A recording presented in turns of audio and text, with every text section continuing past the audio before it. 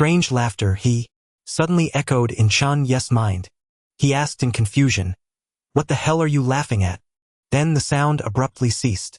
Ding-dong, congratulations to the host for awakening the strongest uncivilized system. Newbie rewards are being distributed.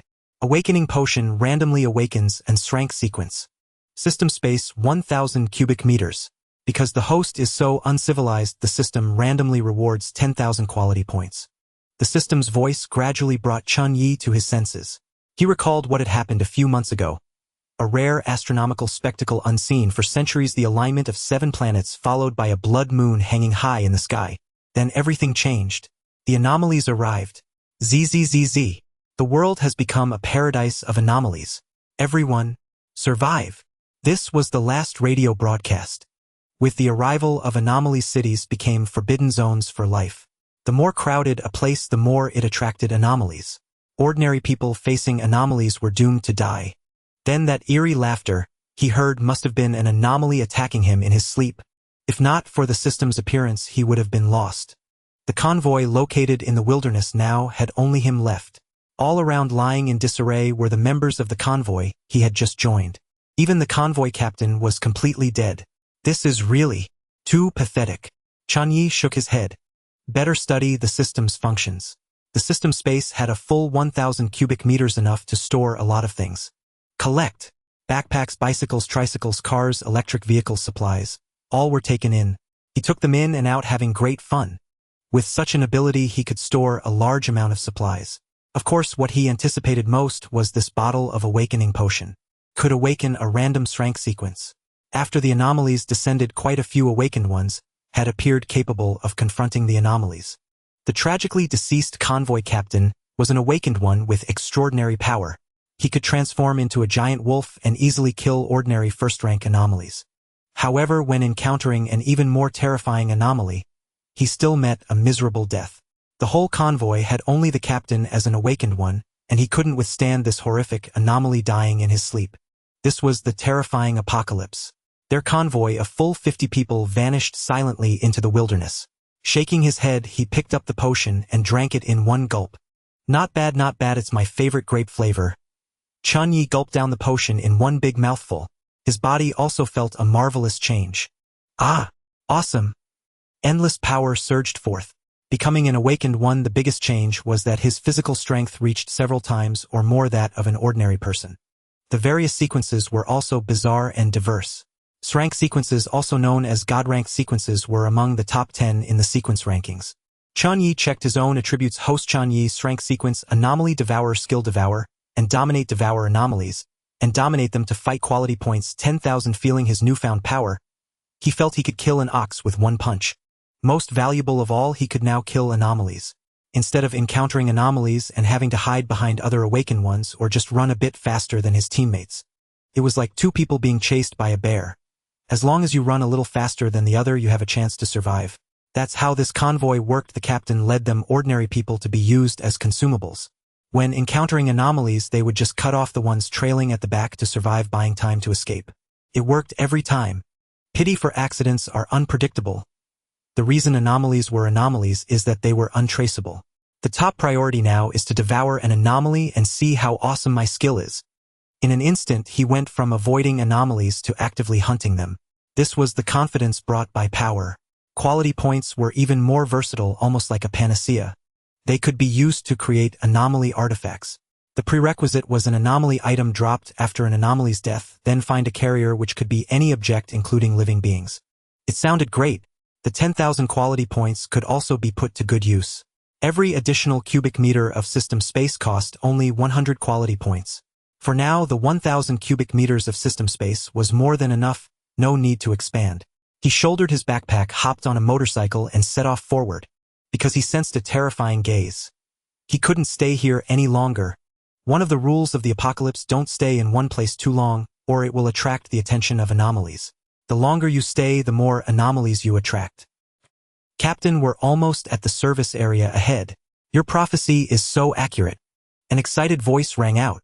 A convoy a full 100 meters long was heading toward a service area on the highway. The speaker was named Lu Xiu, the personal driver of this convoy's captain. He was extremely envious of the captain's ability. Although it wasn't a combat-type awakening ability, it was extremely friendly to ordinary people like them. Mo Chu nodded gently upon hearing this. Shower, get ready to slow down. There's an anomaly inside the service area ahead. Inform Wang Li and the others that they can move in. Yes. Lu Xiao didn't dare delay, immediately taking out a walkie-talkie. ZZZ. Senior Wang Li, Senior Lang Mengming, the captain told me to tell you to move in. Ha ha ha ha ha ha. Good. My big fists have been itching for action. The responses came from a straightforward brainless big guy and a cold little girl's voice. At the same time, two vehicles from behind rushed toward the service area from left and right. The one on the left was a modified giant bus with a 2-meter-tall burly man standing on its roof. His lion-like hair stood upright, swaying like a super scion. He wore animal skins like a savage with extremely thick body hair. I want to fight. Fight? Awesome. A roar seemed to ignite his battle instinct. His body grew even larger, reaching over 3 meters tall. He leaped directly from the roof, charging straight at a terrifying anomaly. He wielded a huge axe, his entire body now 4 meters tall. His head was encased in a cone-shaped torture device covered with dense spikes. Black blood continuously seeped out. With a ferocious roar, the terrifying cone-headed monster raised its massive axe and struck down violently. The force it carried was horrendous. Boom! But Wang Li was no fool. He didn't take the hit heeding. He dodged the strike with a swift sidestep. He evaded it, but the ground took the brunt. A terrifying crater appeared, smashed by the giant axe. Not done yet, the cone-headed monster wasted no time and rammed its pointed horn at Wang Li. Perfect timing! Instead of dodging, Wang Li reached out with his massive hands and grabbed the horn. With a tearing sound, the spikes on the horn pierced his palms. Intense pain shot through him, making Wang Li's head throb. Die now! As if his adrenaline exploded, Wang Li channeled immense strength into his hands, viciously yanked the monster down, and slammed it into the ground. With a thunderous crash, the earth shook. The convoy had stopped several hundred meters away. Everyone watched the shocking scene. Even though it wasn't the first time, they were still dumbfounded. Among the convoy members, the better-off drove cars, SUVs, or electric vehicles, while the less fortunate used tricycles or bicycles. Everyone was covered in dust and hadn't bathed in ages. Several months into the apocalypse, just being alive was a luxury. A group of over 200 people gathered here. The service area had limited resources, but what they cared most about were gasoline and food.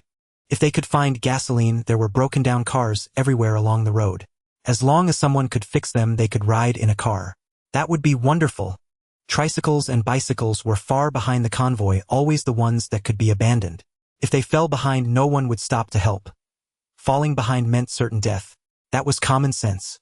Currently, the monster was right there, and everyone was ready. Once Wang Li and the others took it down, everyone could enter the service area to search for supplies. They just had to hand over half of the supplies they found. This was the Awakened's grace to them. Otherwise, none of them would survive. In this world, under the arrival of anomalies, the survival rate for ordinary people was less than 1 in a million. It was nearly a death sentence. Only under the protection of Awakened could they live. Ordinary people were powerless against anomalies unless they obtained a strange artifact to fight back. The battle had reached a fever pitch. Anomalies without special abilities were the easiest to deal with, just bigger and more fearless. Lung Mengmeng leaped from the car window, wielding a fiery red spear. She soared through the air, the spear tip bursting into flames like a fire phoenix, and pierced through the cone-headed monster's body. A furious roar. The cone-headed monster was now completely enraged. It could no longer tolerate the two awakened beings so tempting to it, and with a roar it propped itself up, using its giant axe as a crutch. Wang Li, this monster has some skill. Help me suppress it. All right. The two were accustomed to fighting as a team, cooperating seamlessly. Wang Li was an awakened with the S-Rank Sequence barbarian giant, possessing astonishing combat power as a potent offensive awakened. Lung Mengmeng was also no ordinary. An S-Rank Sequence spearman king, awakened, wielding the strange artifact Sequence 666, Fire Phoenix Spear. She was the top fighter in this convoy with devastating output. Wang Li's eyes were bloodshot, having entered a certain state of the barbarian giant. Strength surging, rationality fading, pain nearly gone. He charged to the cone-headed monster and firmly locked it down. Lung Mengmeng seized the moment, raising her Fire Phoenix Spear for the finishing strike.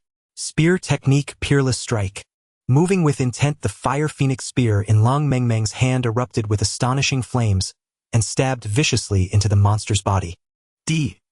With her attack, the monster suffered unprecedented damage, its body charred black by flames with no intact spot left like a shattered doll.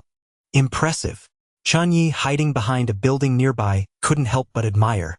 He had just passed by and witnessed this scene, his eyes filled with greed. This monster was a perfect target for devouring. If he could dominate this monster, how much stronger his survival ability would become. He couldn't wait any longer. Devour! Without hesitation, he devoured the dying cone-headed monster. Behind him, a terrifying phantom appeared like his Dharma form, its face indistinct. The phantom opened its giant mouth and swallowed the monster whole. On the ground, a giant axe remained. Sequence 10003 Power Burst Giant Axe Weapon. The user would temporarily gain the strength to wield this axe and could also release all that power in a single burst. After the burst, the user would enter a 1-minute period of weakness, unable to perform strenuous activities. Side effect: the user's temper would become increasingly irritable, easily triggered. Looking at the giant axe, Chen Ye was slightly surprised. Not only had he devoured a cone-headed monster, but he had also obtained a strange artifact. The chances of obtaining a strange artifact were slim. Most dropped items from monsters were difficult to utilize. Wang Li's eyes burned with fury. He had his eyes on that giant axe artifact and someone had stolen it. How could he tolerate that? Who the hell are you? How dare you snatch my spoils? You're asking for death. With a roar, he launched an attack. In the apocalypse, meeting strangers was extremely dangerous, especially awakened ones. Those who survived were all ruthless characters. This young man of about 25 dared to come alone and snatch their artifact. He was asking for death. Lung Mengmeng's expression shifted and she and Wang Li attacked the enemy from left and right. The fire phoenix spear in her hand blazed with flames, eager to devour. Chen Ye saw this and immediately called out, "Stop! I have something to say." This shout stunned Wang Li and Lung Mengmeng. After a moment's hesitation, they actually stopped. Because the voice of team leader Mo Chu came through the walkie-talkie. Wang Li, Lung Mengmeng, don't attack yet. Let's hear what he has to say. In the apocalypse, what mattered most? Naturally, it was the number of awakened individuals. Mo Chu carefully assessed the situation and discovered that the young man before him was indeed alone. Alone awakened. There were many reasons for such a scenario. The most plausible guess was that the rest of his convoy had been annihilated, leaving him to wander alone. This was the best possible outcome. Taking him into the convoy would enhance their own safety. He was in a rank sequence convoy leader awakened. The more awakened and people in the convoy, the stronger his abilities became. Though he was a support type awakened, he was utterly indispensable in this apocalypse. Whether it was evading the attention of the anomalies or seeking a safe direction, his skills were remarkable. Wang Li and Lung Mengmeng, following the leader's orders, ceased their actions decisively. Chen Ye smiled and said, "My name is Chen Ye. I've been wandering for a long time and now I've come across your convoy. I'd like to join you." Wandering alone in an apocalypse teeming with anomalies, he hadn't closed his eyes for a day and a night. He feared that if he shut them, he might never open them again. Encountering this convoy, which seemed free of danger, he decided to join them. However, this situation was both within and beyond the expectations of Wang Li and the others. Soon the entire convoy gathered. The convoy leader Mo Chu stepped down from the modified RV. He appeared to be around 30, dressed in a suit and leather shoes with gold-rimmed glasses. A perfect picture of a refined scoundrel. "Hello, I'm the leader of this convoy. You can call me Mo Chu." Chen Ye. They exchanged brief greetings. Wang Li. Lung Mengmeng. The two fighters, seeing their leader introduce himself, also gave their names. The entire convoy had only 3 awakened, highlighting their rarity. Mo Chu looked at the young man and smiled slightly. "May I ask what sequence you've awakened, young friend?" "Joining our convoy is simple. As long as you bear no hostility, you're welcome." Humanity had suffered immensely under this calamity. Perhaps fewer than 1 in 10,000 had survived. Every person was a vital resource. Mo Chu, whose abilities grew with more people, valued this above all else. Lu Xiu stood by his side as a guard holding a rifle. Firearms and ammunition were useless against anomalies but posed a significant threat to other humans. A first-rank awakened couldn't withstand bullets. After a glance, Chen Ye briefly described his abilities. I'm a support type awakened rank sequence equipment modifier. He casually fabricated a sequence. In this world, identity was self-made. Of course, he had to play the fool. He couldn't simply reveal his S-Rank sequence. After awakening, he could see the sequence rankings. Topping the list was his S-Rank sequence, Anomaly Devourer. Wasn't that absurd? He had accidentally become number 1. The tallest tree catches the wind. Only the top 100 sequences were displayed, the rest were unranked. S-Rank sequences occupied the top 10, the next 50 were all A rank and the remaining 40 were blank. His sequence wasn't even among the top 100. Every sequence was unique. Mochu's A rank sequence convoy leader was ranked 60th, the last among A rank. But that didn't mean his ability was insignificant. It was remarkably powerful. Wang Li's A rank sequence savage giant was ranked 50th, while Lung Mengmeng's A rank sequence spearman king was 12th, quite high. Their combat prowess was formidable. This team was unexpectedly strong. After some questioning, Mochu agreed to his joining and informed the entire convoy. Everyone welcomed the esteemed Chen Ye. Our survival convoy now has a 4th awakened. Let's welcome him. At this announcement, the eyes of all convoy members lit up. These awakened elites enjoyed half the convoy's resources, yet there were only 4 of them. Meanwhile, over 200 ordinary members had to fight over the remaining half. A big tree offers good shade. Mochu, the convoy leader, only had one driver, Lu Xiu, and an RV. Absurdly minimal. Lung Mengmeng similarly had her cousin as her driver. Wang Li, however, was different. His modified bus was crammed with 20 people, all his family and friends. He consumed the most resources. As for the newly joined awakened Chen Ye, who was alone, many young women, mature ladies, and college girls felt their hearts stir. If they seized this opportunity, their chances of survival would greatly increase. Zhang Yuling and Zhang Yushu, 2 sisters, discussed among themselves. Sister, we could invite him to ride in our car. With the protection of such an awakened, we might surely survive. Zhang Yushu shook her sister's hand. This apocalypse was terrifying. They had only joined this convoy a few days ago. Zhang Yuling glanced at the newly joined, awakened, her eyes flickering with contemplation. The convoy they had been in before was horrifying. Its leader was a heartless madwoman who led over 200 members in survival. Every other day she would brutally kill an unfortunate soul. After just a few months, only a few dozen members remained. Yet her strength seemed formidable. It took Wang Li, Lung Mengmeng, and even Mochu's ambush to barely kill her. Zhang Yuling speculated that the dead madwoman leader was at least a rank higher than these awakened. She felt somewhat dismissive of the new awakened. Let's wait and see. I think it's best to join the leader's side. She didn't dislike relying on an awakened, but Mochu was clearly the optimal choice. Lung Mengmeng for some reason seemed eerily similar to that madwoman leader, cold and ruthless in her methods. If they joined her, they might be thrown out as bait without hesitation when danger arose. Others harbored their own plans. A male college student with clear, eager eyes approached Chen Ye and asked impatiently, "Esteemed awakened, my name is Zhou Jie. May I ask how you awakened?" Zhou Jie's question also made Chen Ye pause. How could he possibly know how he awakened? In any case, he was definitely different from the others. He casually fabricated a lie. "I just woke up and found myself awakened." Huh? Is that even possible? Zhou Jie asked, his face full of envy. The other awakened individuals had exceptionally sharp hearing, far surpassing ordinary people by several times, and that was no joke. Wang Li clicked his tongue in admiration. "Tisk, tisk, tisk, just woke up and awakened. Damn, what incredible luck. I was tormented by the aberrations to the brink of death before I barely managed to awaken." Recalling his own awakening experience, it was a tale that would sadden anyone who heard it. Lung Mengmeng trembled in pain, her hand gripping the fire phoenix spear, shaking uncontrollably. It was a memory of unspeakable horror. "Cousin." When Fong immediately interrupted her recollection. "Huff huff." Lung Mengmeng barely managed to suppress herself, her eyes reddening, but thankfully she snapped out of it. "I'm fine, cousin. I'm tired, I'll go rest in the car first." With that, she went straight to the vehicle and fell asleep. Lung Mengmeng's car was a modified off-road vehicle, exuding an imposing presence. Lately she had inexplicably grown fond of sleeping. Seeing her unharmed, when Fong breathed a sigh of relief. After all, her uncle, aunt, and cousin had all. The convoy leader Mochu shouted, "Everyone quickly search for supplies. You have only 20 minutes.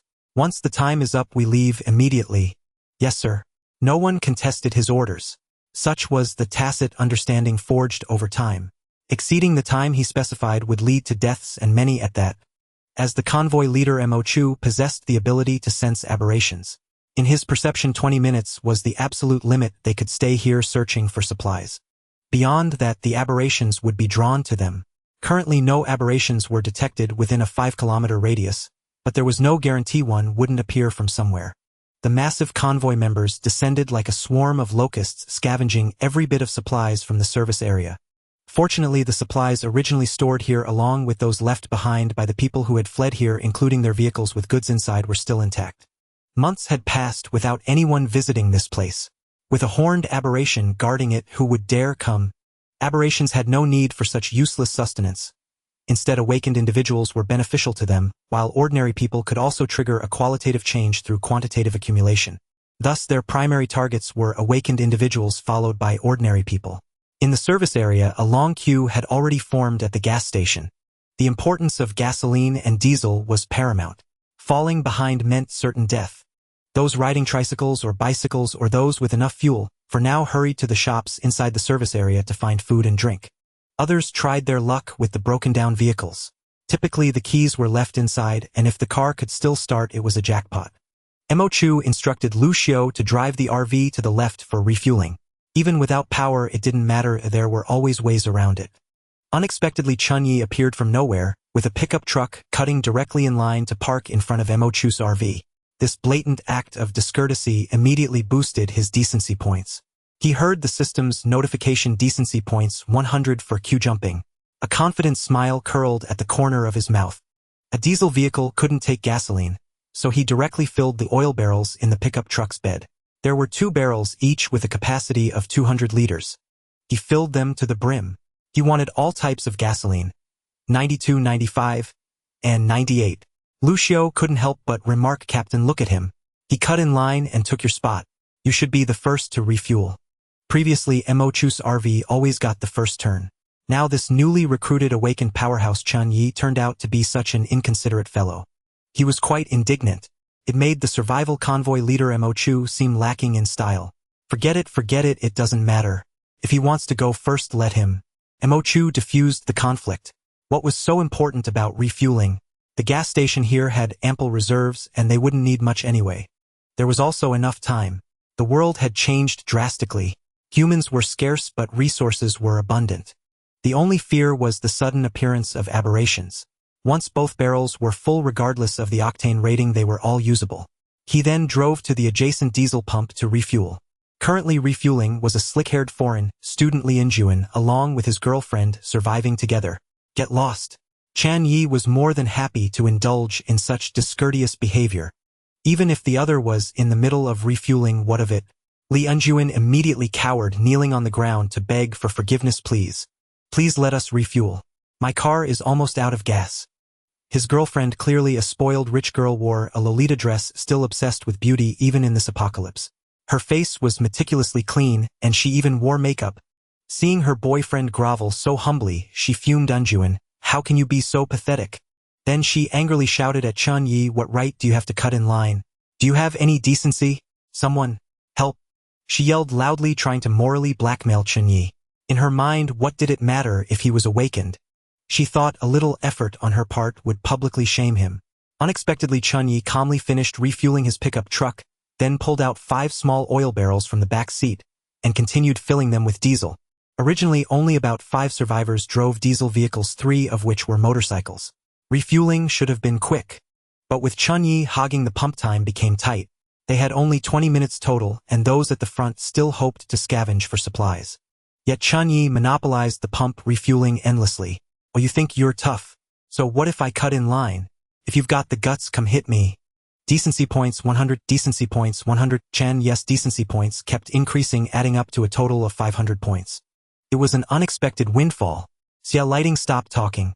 I feel honored to have this awakened powerhouse cut in line. Kneel with me and beg for his forgiveness. Xia Lighting stared in disbelief at her lowly boyfriend, utterly appalled. She had only chosen him because she thought he was a domineering second-generation tycoon. Who would have thought he'd turn out like this? It was simply disgusting. Li Enjuan, I want to break up with you. With that, she abandoned him and ran off to the side. Lighting, Xia Lighting. Li Enjuan tried to hold her back, but she ignored him entirely. Still, he forced a smile and waited for Chen Ye to refuel. This demeanor made Chen Ye regard this Korean with newfound respect. Truly a Korean adept at knowing when to compromise. Extraordinary indeed. Big shot, please go ahead, I have no objections. It's all that clueless woman's fault for offending you. Li Enjuan clearly understood that the world had changed. His family was likely doomed. These aberrations showed no mercy, slaughtering indiscriminately. He was fortunate to have been studying in Dacia. He had escaped the initial catastrophe. Sakura country was the worst hit. A magnitude 15 earthquake triggered a volcanic eruption, sinking the entire island into the sea. Before the aberrations could even act, that nation had already imploded. His own Korea was also a tragic sight, plagued by endless natural disasters and aberrations nearly wiped out by the time radio signals ceased. Hopeless. Now he humbled himself, completely hoping only to survive. Ideally, he would awaken supernatural abilities like these big shots, and then he could be the one throwing his weight around. A mere woman he had grown tired of. Nothing special. Chen Ye paid no attention, leisurely filling all the fuel drums. Then he started the vehicle and drove off. 20 minutes later, Mo Chu used the walkie-talkie to notify everyone move out. The massive convoy began to roll. At the very front was Mo Chu's RV leading the way. He dared to be this bold because he possessed the ability to avoid danger. As the convoy leader, he had some skills. Behind him was Wang Li's bus, followed by Lang Mengmeng's off-road vehicle. The newcomer Chen Ye's pickup truck was in fourth place. Behind them came the cars of the survivors. Some occupied a vehicle alone, others shared with 2 or 3, and some even squeezed 5 people into one car. Truly unbearable. There was no choice, these were usually families. At the back were motorcycles, tricycles, and bicycles. As long as no aberrations chased them, the convoy maintained a speed of around 10 miles per hour, allowing everyone to keep up. If aberrations gave chase, they would accelerate to full speed. Those at the rear would inevitably fall behind, left to follow the tire tracks. If they strayed, they would be doomed. The convoy drove until sunset, stopping only when night was about to fall. This was at the foot of a mountain with a stream flowing by. An ideal temporary campsite. The convoy's water reserves were running dangerously low. Even the shops in the service stations had little water to replenish. This was critical. So after careful consideration, Mo Chu chose this spot as the night's camp. It solved the water issue while avoiding the attention of aberrations. Perfect. During the day, aberrations were confined to their territories and rarely moved. But at night, they went completely wild. With the blood moon hanging high, all aberrations became highly active, rampaging ferociously. This was why human deaths were so horrific. Once the camp was decided, Mo Chu began his operation. As the leader of the survival convoy, his ability had a miraculous function. A transparent barrier centered on his body formed a protective shield that concealed their aura. Phew! Done. Mo Chu looked drained, as if he had been hollowed out, but relieved. This drew a teasing remark from Lang Mengmeng. Captain, look how weak you are. Totally useless. Such a provocative comment made Mo Chu's mouth twitch uncontrollably. Wasn't he doing this for everyone's safety? Yet he was still mocked, he was speechless. Fortunately, Wang Li steered things back on track. Alright, I'm starving. Time to distribute supplies. Right? Mo Chu perked up at the mention. Chen Ye, being a newly joined awakened, was unfamiliar with the rules and stood aside. Seeing this, Mo Chu explained, "Our survival convoy's rule is this: after collecting supplies except for gasoline, everyone hands over 50%. These supplies are then divided among us awakened based on contribution. You and I are support type awakened, so we each get 1.5% of the supplies. Wang Li and Lang Mengmeng are combat type, so they get 3.5% each. Do you have any objections?" Mo Chu's RV only had 2 people, so their supply consumption was low. Wang Li, on the other hand, was a huge consumer. Lang Mengmeng's off-road vehicle also had only 2 occupants, so their consumption was minimal. Chen Ye had even less. He was alone. I have no objections. He didn't have high demands for supplies, just enough to eat. 1.5% of half of the supplies collected by over 200 people was still substantial. It was more than enough for him. Seeing his agreement, Wang Li picked up a loudspeaker. "Everyone come over and hand in your supplies. Hurry up." Inside, the protective barrier sound couldn't escape, so Wang Li could shout without restraint. Collecting supplies was an unpopular task, so Mo Chu never personally pressured them. Only Wang Li didn't care about the backlash. The camp members had just stopped when they heard the shout, and their faces instantly darkened. Damn it! We risked our lives to gather these supplies, and now we have to hand over half of them. It's infuriating. Exactly. We barely collected anything with our lives on the line, and with one word they take half. What kind of logic is that? Sigh. Don't say that. If we don't hand them over, they'll find out and banish us. No one wanted to give up their hard-earned supplies. But there was no choice. They weren't awakened. Against aberrations they were utterly helpless. Only under the convoy's protection could they barely survive. The survival convoy's collection rate was still reasonable, only half. Many members had been in other convoys where they endured a 99% slave-like existence. Compared to that, this was much better. At least they could keep their gasoline and trade it for supplies. You are not being honest. Just as everything was proceeding orderly, Mo Chu's words abruptly shattered the tranquility. It turned out that an old woman had handed in the wrong supplies. Upon hearing this, old Madame Ma immediately began to throw a tantrum. Wrong? How could it be wrong? I handed in exactly what was due. You young folks don't go too far. It's pitiful. An old woman like me can barely get enough to eat while you have plenty. What kind of logic is that? What kind of world is this? Her voice was piercingly harsh. Hearing the commotion, her son immediately began agitating from the sidelines. How can you bully my mother? She's over 60 years old. She's already handed in enough. You're just never satisfied. They're bullying my mother. Bullying my mother. Oh, my dear mother. The two, true to being mother and son, played off each other, hoping to sway the argument in their favor by sheer numbers. Old Madame Ma had only handed in one box of instant noodles. In reality, she had hauled several large bags of supplies, simply unwilling to let Mo Chu and his group benefit. Previously, they had been with a convoy led by 2 female teachers. How comfortable that was. Both were awakened, one in the combat sequence, the other in the support sequence, both rank powerhouses. Those awakened always led the charge, gathering large amounts of supplies and distributing them equally. If you made a fuss, you could even get extra. Thus, in the apocalypse, old Madame Ma and her son had actually gained some weight. That was until the 2 female teachers sacrificed themselves to hold off a terrifying aberration, giving them a chance to escape. They happened upon the survival convoy and joined in. During the last supply run, they behaved themselves. This time, thinking they had figured things out, they planned to use moral leverage to gain the most benefit. Lately, the food had been much worse and they had grown thin. Seeing this, Mo Chu frowned slightly. This matter couldn't involve him directly. If Wang Li were to handle it, there would be no issue. As for Long Mengming, she stood there coldly, the fire phoenix long spear on her back flickering faintly. Slap! Without warning, a heavy palm landed on old Madame Ma's face and then on her son's. Ouch! They're hitting people. Look, they're actually hitting people. I can't live like this. They're trying to kill me. Old Madame Ma rolled on the ground, throwing a shameless fit. That slap was a tremendous humiliation to her. Her son, enraged, shouted, You dare hit my mother? I'll fight you. With that, he charged at Chen Ye. Amused, Chen Ye said coldly, So I hit her and forgot about you, huh? You too. Take this. Slap. Another heavy palm slammed across his face, sending him reeling with stars in his eyes.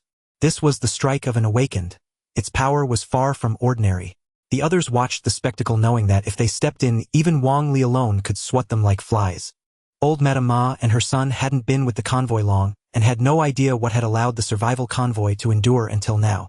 Soon, seeing everyone else keeping their distance, old Madame Ma was stunned, and began cursing loudly.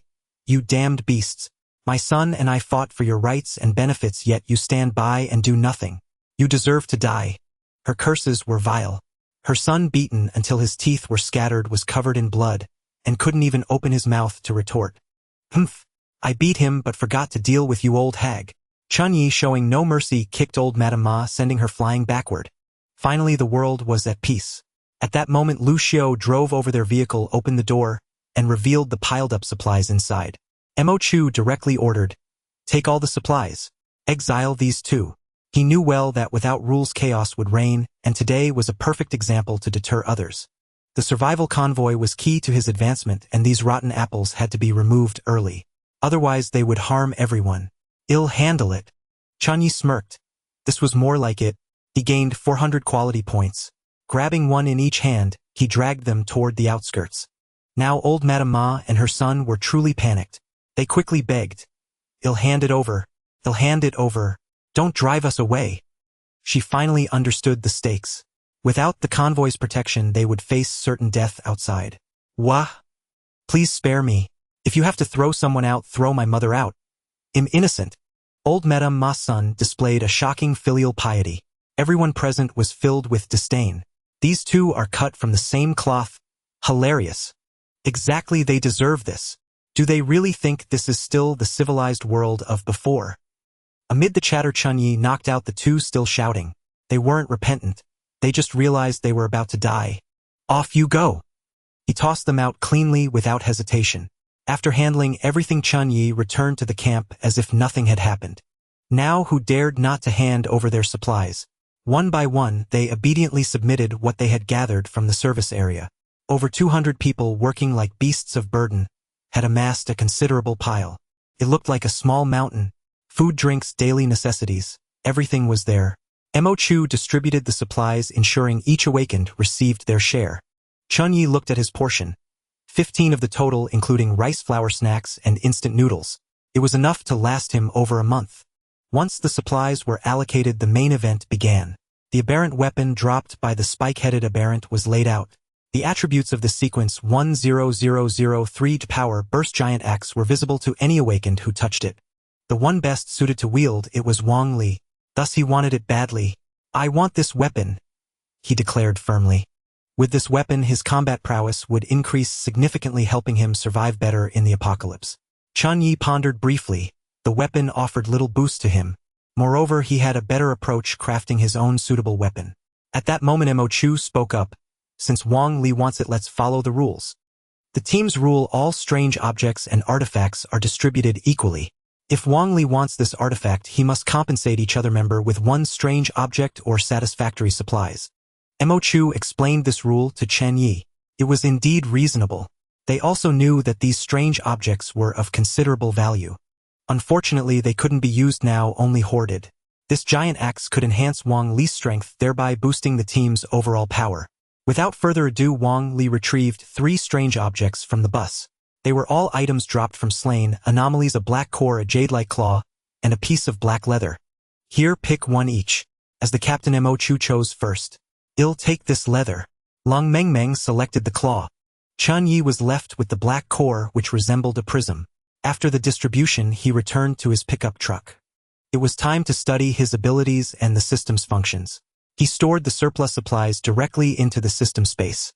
The system space was quite remarkable. Food stored inside remained unchanged, perfectly preserved. With that settled, he focused on the devoured conehead anomaly. According to his ability, it would take a full day to complete the devouring and domination process, after which he would fully control the anomaly's power. All that power would be channeled into himself. Imagine how formidable his physique would become when combined with the conehead anomaly's strength. His previous surge in power only felt like he could kill an ox with one punch. Once the devouring was complete, he could kill a whole herd of oxen with a single blow. Now it's time to witness a miracle. Chen Ye produced a tang saber, a weapon salvaged from the destroyed convoy. It felt perfectly balanced in his hand, so he decided to keep it. System, fuse it for me. Do you wish to consume 1,000 quality points to fuse the strange object into the tang saber? Yes. With his confirmation, an incredible sight unfolded. A mysterious force emerged, melting the strange black core and enveloping the tang saber. In mere breaths, a brand new jet black tang saber appeared. Chen Ye eagerly inspected it. Sequence 8000, Soul Calming Tang Saber. Each attack that strikes an enemy will suppress them for 1 second. Side effect: the user will suffer nightmares for an hour. Special note: creator Chen Ye is unaffected. An excellent blade, truly excellent. This Soul Calming Tang Saber was perfect for him.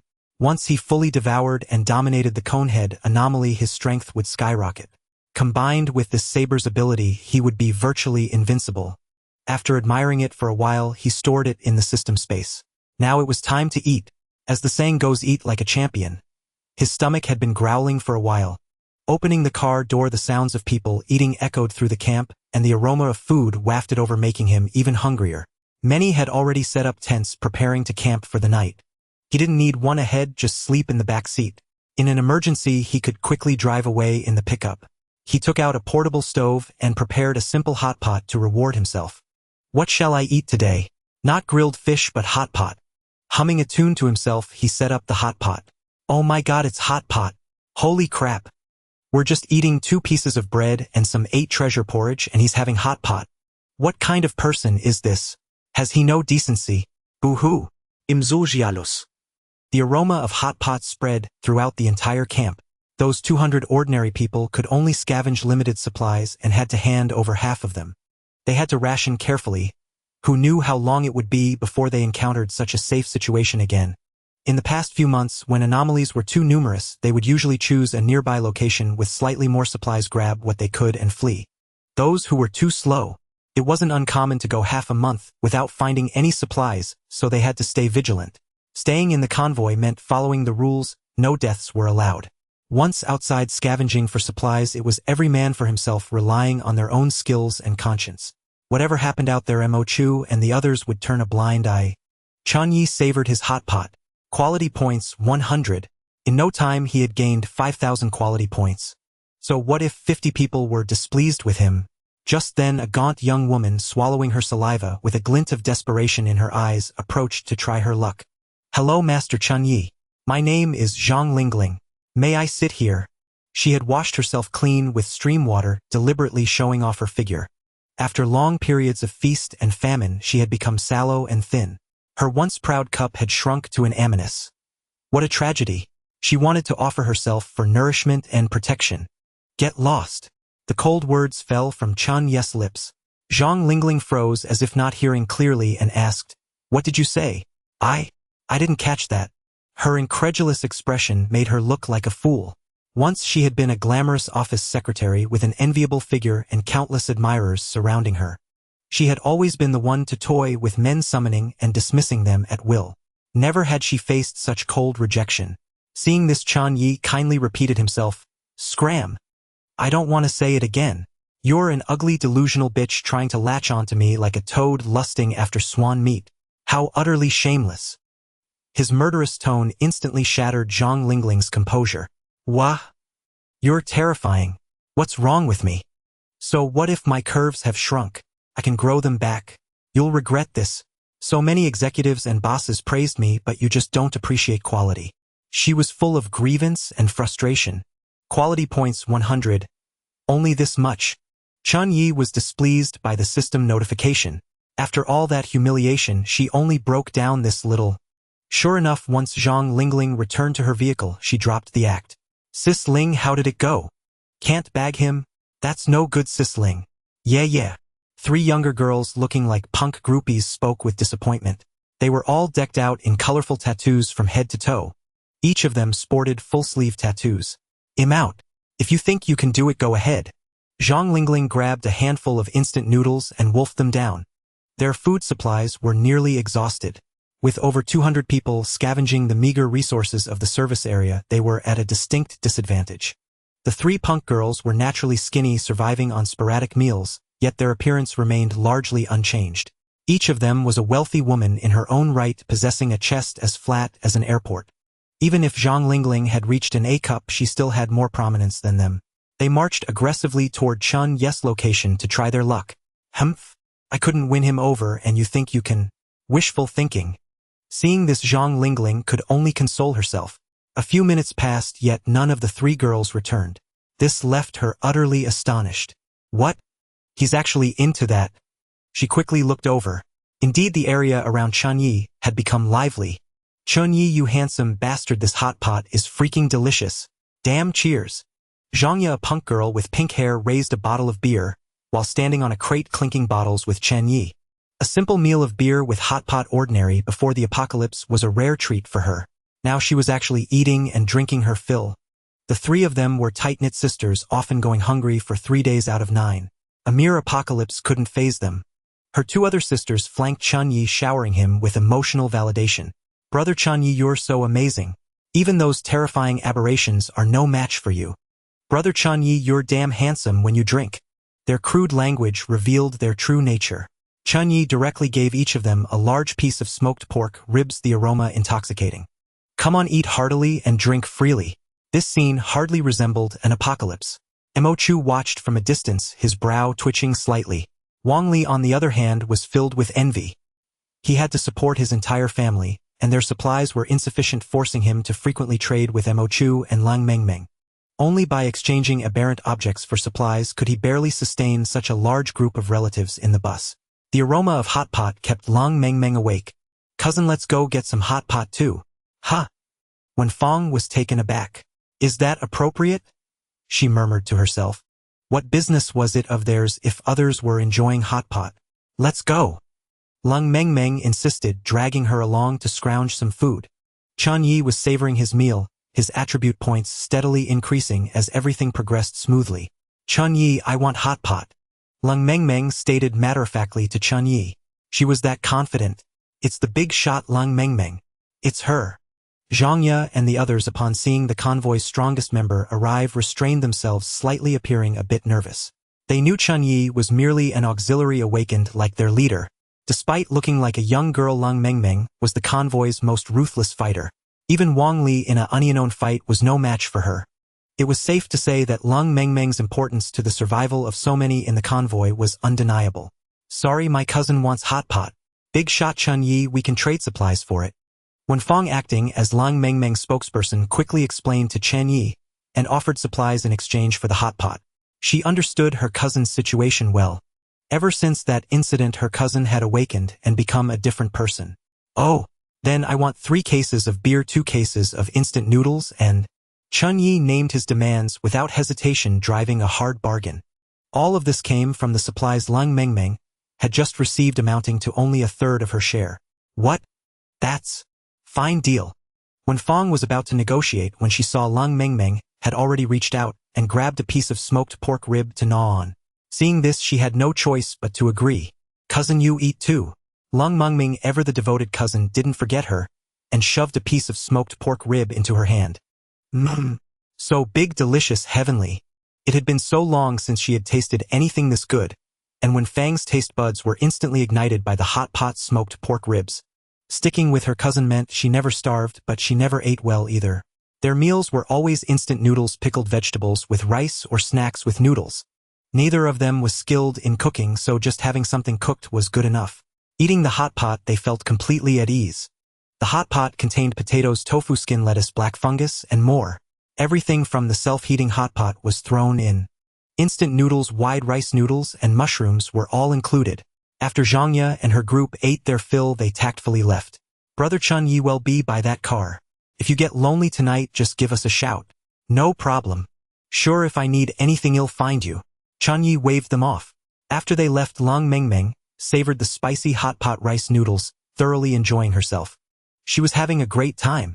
Then she asked, Chen Ye, can your ability modify those things? Can you create aberrant weapons? At this question, a flicker of light passed through Chen Ye's eyes. Hey, yes, but it requires a considerable amount of my energy. He wasn't surprised she asked about his ability. In fact, he was thinking about acquiring aberrant objects from these people. Based on his judgment, these people must have a significant number of aberrant objects. 2 a rank awakened with astonishing combat strength could easily kill aberrations of the same rank, right? Especially with Mo Chu also an a rank awakened and the convoy leader showing the way, they had an advantage. Lung Mengmeng had long sensed this guy was no ordinary person. Surviving alone in the apocalypse meant he had skills. I want to create a defensive aberrant weapon for my cousin. What's the price? There's no free lunch in the world, so Lung Mengmeng cut to the chase. Cousin. Wenfeng was deeply moved by her words. The apocalypse was growing more dangerous, and no matter how strong Lung Mengmeng was, she couldn't protect her all the time. Besides, according to Lung Mengmeng's speculation, ordinary people had a certain chance of awakening while battling aberrations. Unlike natural awakens like them who awakened right at the start of the apocalypse, these later awakens often required extreme stimulation to awaken. Of course, when ordinary people encountered aberrations, they couldn't even fight. Escaping took all their strength. It was almost certain death. So how could they awaken? If they could obtain an aberrant weapon, there would be hope. Lung Mengmeng did have the powerful aberrant weapon, the Fire Phoenix Spear, but its side effects were too great for Wenfeng, an ordinary person. Chen Ye felt no sympathy. In the apocalypse, he never trusted anyone else. 10 aberrant objects. What? Faced with Chen Ye's exorbitant demand, even the usually stoic Lung Mengmeng was taken aback. Behind each of the 10 eerie objects lay 10 grotesque deaths. Even Lung Mengmeng didn't possess that many. Eerie beings were not like pigs or sheep, easy to slaughter. 3 eerie objects for 1 eerie artifact. No, you have no idea how much it costs me to craft an eerie artifact. At least 8 eerie objects. 4 or forget it. Deal. After a fierce round of haggling, Chen Ye reluctantly agreed. Earning attribute points was far too easy. But eerie objects were hard to come by. Now he had a vast fortune he couldn't utilize, which left him quite frustrated. Lung Mengmeng returned to her off-road vehicle and brought over 4 eerie objects: a massive eerie horn, a black gem, a tail, and a sinew. Here are the items. How long will it take? 3 days. Lung Mengmeng naturally hoped it would be done quickly, so her cousin could equip it soon. She had a feeling she might fall into a deep sleep soon, and that would be disastrous. Chen Ye of course couldn't tell the truth. If others knew he could craft an eerie artifact in an instant, it would be trouble. Fine, it'll come back in 3 days. With that, Lung Mengmeng led Wenfeng back to her off-road vehicle. After they left, a grin spread across Chen Ye's face. He had gained for more eerie objects enough to craft 4 eerie artifacts. Using artifacts he made himself cost him nothing. Absolutely exhilarating. Returning to his pickup truck, he began the fusion crafting process. What carrier should I choose? He selected the pickup truck in the system space. Consume 1,000 attribute points to fuse and craft. Yes. Soon a pickup truck with a sharp horn, an eerie artifact appeared in the system space. Sequence 8888 Her Doom Charge Pickup Truck. It can plow through any obstacle. Side effect: the user will gradually lose the emotion of fear. Special note: unaffected for creator Chen Ye. So fusing a first-tier eerie object only cost 1,000 attribute points, no big deal. This Doom Charge Pickup Truck eerie artifact was excellent. When faced with obstacles, he could just drive right through. A perfect escape tool. Continue. Without any hesitation, he fused the remaining 3 eerie objects into a trench coat, a longsword, and a pair of shoes. Sequence 10255 Gliding Trench Coat. When worn, it allows short-term gliding for 3 minutes. Side effect: the user will grow a small tail. Special note: unaffected for creator Chen Ye. Sequence 10202 Surging Longsword Incantation. Shoot him dead. Longsword. The longsword will instantly expand tenfold in length. Side effect: the most protruding fatty area will swell to double. Special note: unaffected for creator Chen Ye. Sequence 9996 Binding Running Shoes. When used, a long sinew will shoot out to bind the enemy. Side effect: the mind becomes single track. Special note: unaffected for creator Chen Ye. He was quite satisfied with these 3 eerie artifacts. He stored them in the system space. That night, most of the convoy members were asleep, with only a few on watch. Drip drop. A light rain began to fall, gradually intensifying. A violent storm descended. Chu suddenly awoke as an alarm blared in his mind, signaling that something terrifying was approaching. Shower, sound the alarm immediately. Notify everyone to get out of here. Yes. The situation was urgent. They had to evacuate at once. His ability could only prevent detection by eerie beings, not stop other calamities. The raging storm alone was devastating, let alone the natural disaster he sensed. Woo woo. The piercing alarm blared, waking the entire convoy. Even Lung Mengmeng stirred awake. Lately she had been growing increasingly drowsy, easily falling into deep sleep. What's going on? Lung Mengmeng asked Wenfeng, who had already started the off-road vehicle. Captain Chu is ordering everyone to move out. A mudslide is coming. The voice from the walkie-talkie instantly made her face turn grim. In the apocalypse, besides the threat of eerie beings, the terrifying climate changes were also a massive disaster. Especially here in a basin with hilly terrain, the threat of mudslides was utterly dreadful. Without any hesitation, everyone braved the storm and went into escape mode. Those with cars fared better, but those on motorcycles, tricycles, or bicycles suffered greatly. The icy rain pelted their faces, cold and painful, making it utterly miserable. Some rushed to the cars, offering supplies or their bodies in exchange for a seat. A woman in her 30s gritted her teeth and ran toward a sedan occupied by 2 brothers. Please let me in. I'll do anything. She was drenched, her figure subtly tempting. Hehe bro, this slut can't take it anymore. She's ours for the taking. Not bad, Huang Yan. Weren't you aloof? Weren't you so proud on your crappy bike? Hehe, get in. The 2 brothers exchanged a knowing, lecherous chuckle that echoed through the rain in Huang Yan's ears. Huang Yan felt no shame anymore. After holding onto her dignity for so long, it meant nothing in the face of death. She quickly tossed her bag into the car. The car sped along the muddy road in a frantic escape. Some managed to get on board while others couldn't.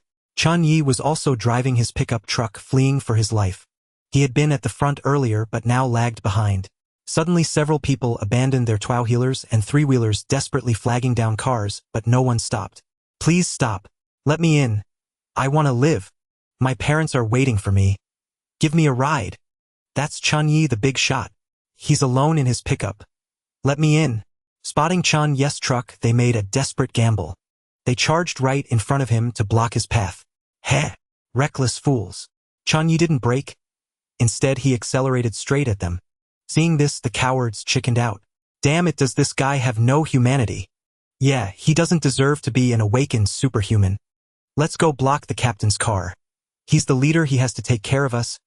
Mo Chu's expression shifted dramatically as he saw these people blocking the vehicle. As the convoy leader, he indeed needed as many members as possible. However, this was a life-or-death escape and burdens were utterly unnecessary. Abandoning them was the only option. Sure, my heart is too kind to witness this. You handle it. With that, he closed his eyes and feigned sleep. Understood. Lu Xiu's gaze hardened as well. Better others die than himself. He had already seen the chaotic scene in the rearview mirror. A monstrous mud dragon was charging toward them with wild ferocity. He floored the accelerator. Vroom. The modified RV roared thunderously, its speed surging instantly unstoppable in its advance. Damn it! Move aside, the leader's no saint. How infuriating! The stranded survivors had lost all hope. Boom! The terrifying mudslide swallowed them in an instant, silencing all sounds. Above the torrent of mud, a colossal snake-like aberration writhed ominously. It had been drawn here by Chen Ye and the others. Everyone wished they could floor the accelerator and flee faster. Yet, with the raging storm, pitch-black night, and slippery roads, many unlucky souls skidded out of control. Screech! Crash! Aya! Some slammed into guardrails, others slid off the road, and a few collided with multiple vehicles. In an instant, massive casualties ensued. Boom! 2 cars even exploded outright. Seeing this, Chen Ye pulled his vehicle over to the side. Whoosh! Crash! A car that couldn't brake in time plowed through, causing even more devastation. The road was completely blocked. 7 or 8 vehicles were trapped in their path. Mo Chu and his group arrived, their faces darkening at the grim sight before them. Flames soared into the sky, engulfing many. People writhed in fire that refused to be extinguished, collapsing after a few agonized cries. Those unconscious inside the cars faced a slow death. Others, severely injured, were pinned in their vehicles, unable to struggle free. The raging storm couldn't quench the gasoline-fed flames. Let me handle this. Wang Li leaped down, transforming into a 3-meter barbarian giant. His massive hands seized 2 cars and swept them aside, clearing the obstruction. Move! With a thunderous roar, everyone resumed their flight. Chen Ye stored away the pickup truck and retrieved the Doomsday Assault pickup from his system space. Charge! This pickup was different. If confronted with another blockage, it could simply plow through. Now that they were fleeing for their lives, there was no need to hold back. Ouch! No! As they sped along, cars kept skidding. Motorcycles fared even worse. 9 out of 10 couldn't stay upright. A biker girl fell hard, but her will to survive remained fierce. She struggled to her feet, limping as she tried to flag down a car. Please, save me. I don't want to die yet. Her pleas were desperate. In this apocalypse she had survived so long. She couldn't fall here. Alas, the only response was vehicles speeding past her. Yet there was always some lust-driven fool. An electric car pulled up beside her. A leering, obese, middle-aged man saw his chance. This biker girl had been his covert obsession for ages. Today, she had finally fallen into his hands. HAHAHA. Zhang Ru, not so aloof now, are you? Fallen on hard times. Get in my car and you'll have to serve me well. You. Fine. A wise woman knows when to yield. Survival came first. Zhang Ru swallowed her pride, yanked open the door, and dragged her broken leg inside. Vroom. The electric car shot forward at breakneck speed. The faster it went, the quicker the battery drained. Without solar charging, this car would be worthless. Even now, it had only half its range left, depleting rapidly. Boom! The terrifying mudslide continued to surge from behind. Since the apocalypse began, natural disasters struck without warning. Clear skies could suddenly turn into hailstorms. Earthquakes, torrential rains, tornadoes. All were common. Soon they spotted a tunnel ahead. Great! If we get through this tunnel, we can escape the mudslide. A motorcycle led the pack. A bleach-blonde man with his blue-haired girlfriend shot into the tunnel first. Soaked to the bone, they were still ecstatic. Babe, you're amazing. First one in. The blue-haired girl's syrupy voice boosted the blonde's confidence. Of course, everyone knows I'm. Crash. The tunnel was pitch black. He didn't see the abandoned car blocking the way. They died instantly. After all, those who flaunt love die young. Brake, brake. It's blocked ahead, stop. No, no. Ah. The unlucky souls behind couldn't stop in time, piling into the wreck. 6 or 7 cars slammed in at over 100 kilometers per hour, creating a gruesome scene of explosions. And it was inside the tunnel. Those who had been slower managed to halt. Only about 10 cars remained stopped at the tunnel entrance stunned. A sea of fire raged ahead. The explosions ignited the fuel tanks of the trapped cars, triggering a chain of blasts. Terrifying flames spewed from the tunnel mouth, unstoppable even by the storm. The mudslide surged ever closer, an overwhelming tide. Above the mudslide, a horrifying aberration bore down on them. Even Wang Li was at a loss. He stared at the tunnel helplessly. It was filled with flames. Even as a barbarian giant, he would be roasted alive in no time. Is this the end? Despair painted every face. Only Long Mengmeng gripped her vermilion phoenix spear, ready to gamble everything. She could force her way through, but her cousin would surely die. Mo Chu felt equally powerless before the tunnel. Was this his final destination? Just one more week and he could advance. Yet he faced such a hopeless predicament. Vroom. Unexpectedly, a uniquely designed pickup roared to life, charging toward the tunnel like a rampaging rhino. The sight left everyone stunned. Holy crap, is Chen Ye that crazy? He dares to charge. What kind of pickup is that? Why does it have a horn? Wait, this is seriously off. Could it be an anomalous artifact? Chen Ye fixed his gaze on the tunnel ahead, his eyes turning resolute, trying to block his path to survival. That wouldn't do. The Doomsday Charge pickup truck fearlessly launched a terrifying assault. With a thunderous roar, everything, flames and all, was obliterated, clearing a path instantly. What are you waiting for? Hurry up and follow. Move out. Mo Chu and the others snapped back to reality, urging their drivers to proceed. The mudslide behind them wouldn't wait. Several vehicles followed in line behind Chen Ye's pickup. However, an electric car suddenly broke down. Damn, my car's malfunctioning. I need to run. With that, he abandoned the injured biker girl without a second thought. You! The biker girl was utterly dismayed. The mudslide's rumbling grew louder, threatening to engulf them. Biting back the pain, she got out of the car, ready to fight for her life. But in an instant, she was gone. Ah! The overweight, middle-aged man fleeing ahead was also swept away by the mudslide without resistance. With a deafening roar, countless torrents of mud surged through the tunnel, and among them a mud serpent anomaly slithered in. The escaping convoy ahead sped forward frantically. At the very rear were Chen Ye and her group. Damn it! Damn it all! How is there such an anomaly? Zhang Lingling's right foot seemed welded to the accelerator, not daring to ease up. The speed had already soared to 150 miles per hour, nearly taking flight. Yet the mud serpent behind showed no intention of letting them go, pursuing relentlessly. No wonder. They had left Mo Chu's protective barrier, and at night anomalies were terrifyingly active. It was a fight to the death. Who could blame them for being targeted? The 3 punk girls were deathly pale. Damn it, I haven't even done what I want to do. I'm still a virgin. I don't want to die here. I feel an instant connection with Brother Chen Ye. I must give him my first time. Well said, I support you. Sister Zhang Lingling, step on it. Listening to their chatter, Zhang Lingling had no time to respond, focusing solely on steering the car to catch up with those ahead. At last, just before the mud serpent anomaly could pounce, they escaped the tunnel. Instantly, the sky was clear, the air fresh. The moon shone bright, stars scattered, and the road lay open. With a thunderous roar, the mud serpent burst out of the tunnel, causing a tremendous commotion. Everyone, the mudslide crisis is over. Now let's join forces to destroy this anomaly. Mo Chu's voice rang out. He knew clearly that this mud serpent had to be eliminated, or otherwise it would attract more anomalies with greater disturbances. The cost would outweigh the gain. All right, tonight has been too frustrating. This damned little mud loach dares to act wild. Watch me split it apart. Wang Li roared, leaping off the bus. His form instantly swelled, wielding a strength-boosting battle axe with an imposing aura as he executed a mountain-splitting strike. Simultaneously, his power surged, explosively charging forward like a meteor in flight. The mud serpent let out a hissing roar, its 10-meter-long massive body slamming into them with force. A deafening collision echoed across the area. "I'll help you." A cold shout rang out, followed by a glint of frigid light. Long Mengmeng thrust the tip of her fire phoenix spear directly at the mud serpent. With a piercing sound, the spear plunged into the anomaly's body.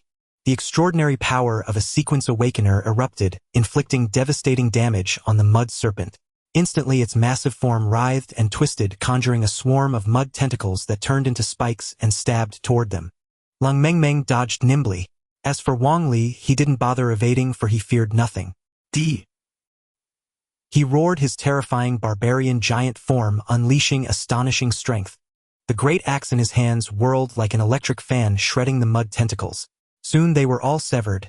The mud serpent, relentless, opened its massive maw filled with sharp fangs, lunging at Wang Li to tear him apart and devour him. Humph! Wang Li thrust his axe, vertically wedging it between the serpent's upper and lower jaws. At that moment Lang Mengmeng's eyes sharpened. Blazing Phoenix scorches the prairie. With a domineering spear technique, the Fire Phoenix spear blazed with flames piercing straight through the mud serpent. With a final gurgle and a thunderous crash, the mud serpent anomaly was utterly annihilated, gradually dissipating and leaving behind a serpent gall anomalous item. Lang Mengmeng picked it up and returned to the group with Wang Li. The crowd gathered. Mo Chu glanced around briefly, his expression turning grim. The casualties from this mudslide disaster were immense. Of the convoy of over 200 people, only 9 vehicles remained, most carrying just 1 or 2 passengers, totaling fewer than 40. The losses were catastrophic. If not for Wang Li's bus carrying about 20 people, the situation would have been unimaginable. Captain, Lang Mengmeng presented the serpent gall anomalous item. Mo Chu nodded slightly. As per the previous distribution plan, does anyone want this anomalous item?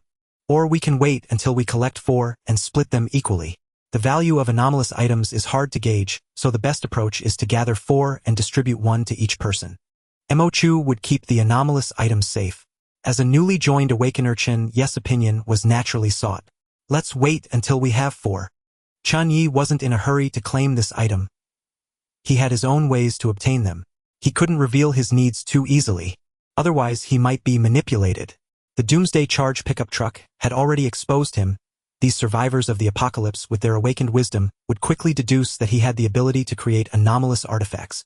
In time, they would willingly hand over their anomalous items. Indeed, Mo Chu was already pondering this. He had clearly seen Lang Mengmeng seeking out Chen Ye, and the fact that Lang Mengmeng had produced 4 anomalous items. There must have been some secret transaction. Moreover, Chen Ye's ability to make supplies vanish and conjure this pickup truck had left him profoundly astonished. As for the man's self-introduction as a Brank Sequence Awakener, Mo Chu no longer believed a single word or punctuation mark. Still, the stronger his teammates, the better for him. Wang Li had no objections either. When he transformed into the barbarian giant form, it was manageable, but upon returning to normal, the side effects of the strength-boosting battle axe kicked in. He grew weak and irritable. Damn anomalies, damn mudslide. Wang Li will definitely protect my family. The foremost priority was to keep moving, not to linger in place. Mo Chu's ability had already been activated once. For a short time, he would remain in a weakened state. The anomalies would not show you any leniency. They only coveted your life force, seeking to devour you. We're moving out, Mo Chu commanded. No one had time for grief. Only by keeping pace was there a chance to survive. Dawn was not far off.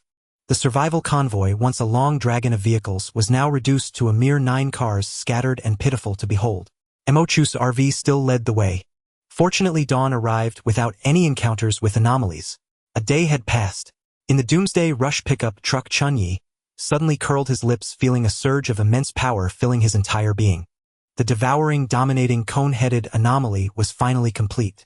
The power was overwhelming. It was indeed enough to fell a herd of oxen. Just then snowflakes began to drift down from the sky outside. The weather was truly capricious. One must know this was a basin and hilly terrain where snowfall was a rare sight. Damn it, it's snowing.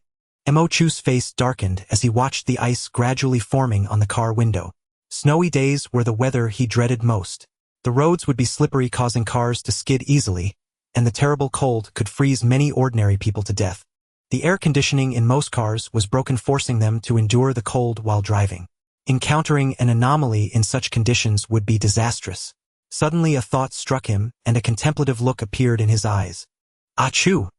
When Fong sneezed heavily, causing the modified off-road vehicle to swerve in shape. The sound startled Lang Mengmeng from her slumber. What's this? She opened her eyes, still hazy with sleep, and looked out at the vast expanse of white, a hint of surprise in her gaze. Seeing Wen Fong shivering from the cold, she immediately became displeased. Cousin, why are you dressed so lightly on such a freezing day? With that, she turned and jumped into the back seat to rummage for thick clothing. Cousin, I'm fine. Just a bit cold. Wen Fong didn't want to disturb Lang Mengmeng's rest. so she forced herself to stay alert, thinking she could endure the slight chill. As it turned out, she was mistaken. Soon Long Meng brought her a thick coat to put on. The car was crawling along at a snail's pace, barely 10 miles per hour. It was practically sliding forward. Their modified off-road vehicle had no problems, equipped with all-terrain tires that could handle the ice. But for the others, progress was arduous. Damn it! Ice shit, I'm freezing to death. Li Injuan shivered as he drove. Having only refueled for 1 minute, the gasoline was far from sufficient. Running the air conditioner was absolutely forbidden, so he drove with the windows open. He was wrapped in countless layers of clothing. Yet he still shivered uncontrollably. In the car behind Xie, lighting was pressed between two burly men, tears streaming down her face. Ever since she left Li Engine's car in a fit of pique, she had been taken in by these 3 lustful men. The situation was utterly wretched. There was no stopping it. In a short time she had even gained 2 pounds. Strangely, her figure showed no signs of weight gain. Now she too was shivering violently from the cold. The air conditioning in the car she was riding in was also broken. One by one, they began to endure the frozen wilderness. Finally, someone could bear it no longer. Sister, I'm so hot. Zhang Yushu was burning with fever, delirious and confused. Yushu, hang in there. I'm going to find brother Chen Ye. Zhang Yuling, seeing her sister's suffering, gritted her teeth and stepped on the gas quickly, pulling up beside Chen Ye's pickup truck. Soon they were parallel. Brother Chen Ye, I have a favor to ask of you. She knew he was an awakener specializing in machinery, and perhaps he could fix her car's air conditioner. She had cold and fever medicine on hand, but if this cold continued, even that wouldn't be enough. Chen Ye heard her plea and pondered for a moment. He rolled down the window a crack. What is it? His tone was as cold and indifferent as ever, keeping people at a distance. I'd like to ask you to fix my car's air conditioner. Half of your supplies. What? Faced with Chen Ye's outrageous demand, Zhang Yuling was on the verge of cursing. Half their supplies would be a death sentence. The apocalypse itself was already a grueling struggle for survival, yet the people they encountered were also selfish and utterly indifferent to others' suffering. Gritting her teeth, she said, "Fine." Zhang Yuling agreed through clenched teeth.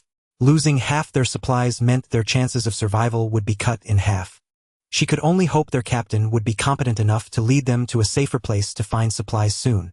Hearing her agreement, Chen Ye pulled his pickup truck to the side. Zhang Yuling was momentarily stunned, then overjoyed. Half the supplies were a steep price, but seeing him ready to fix her air conditioner on the spot was fantastic.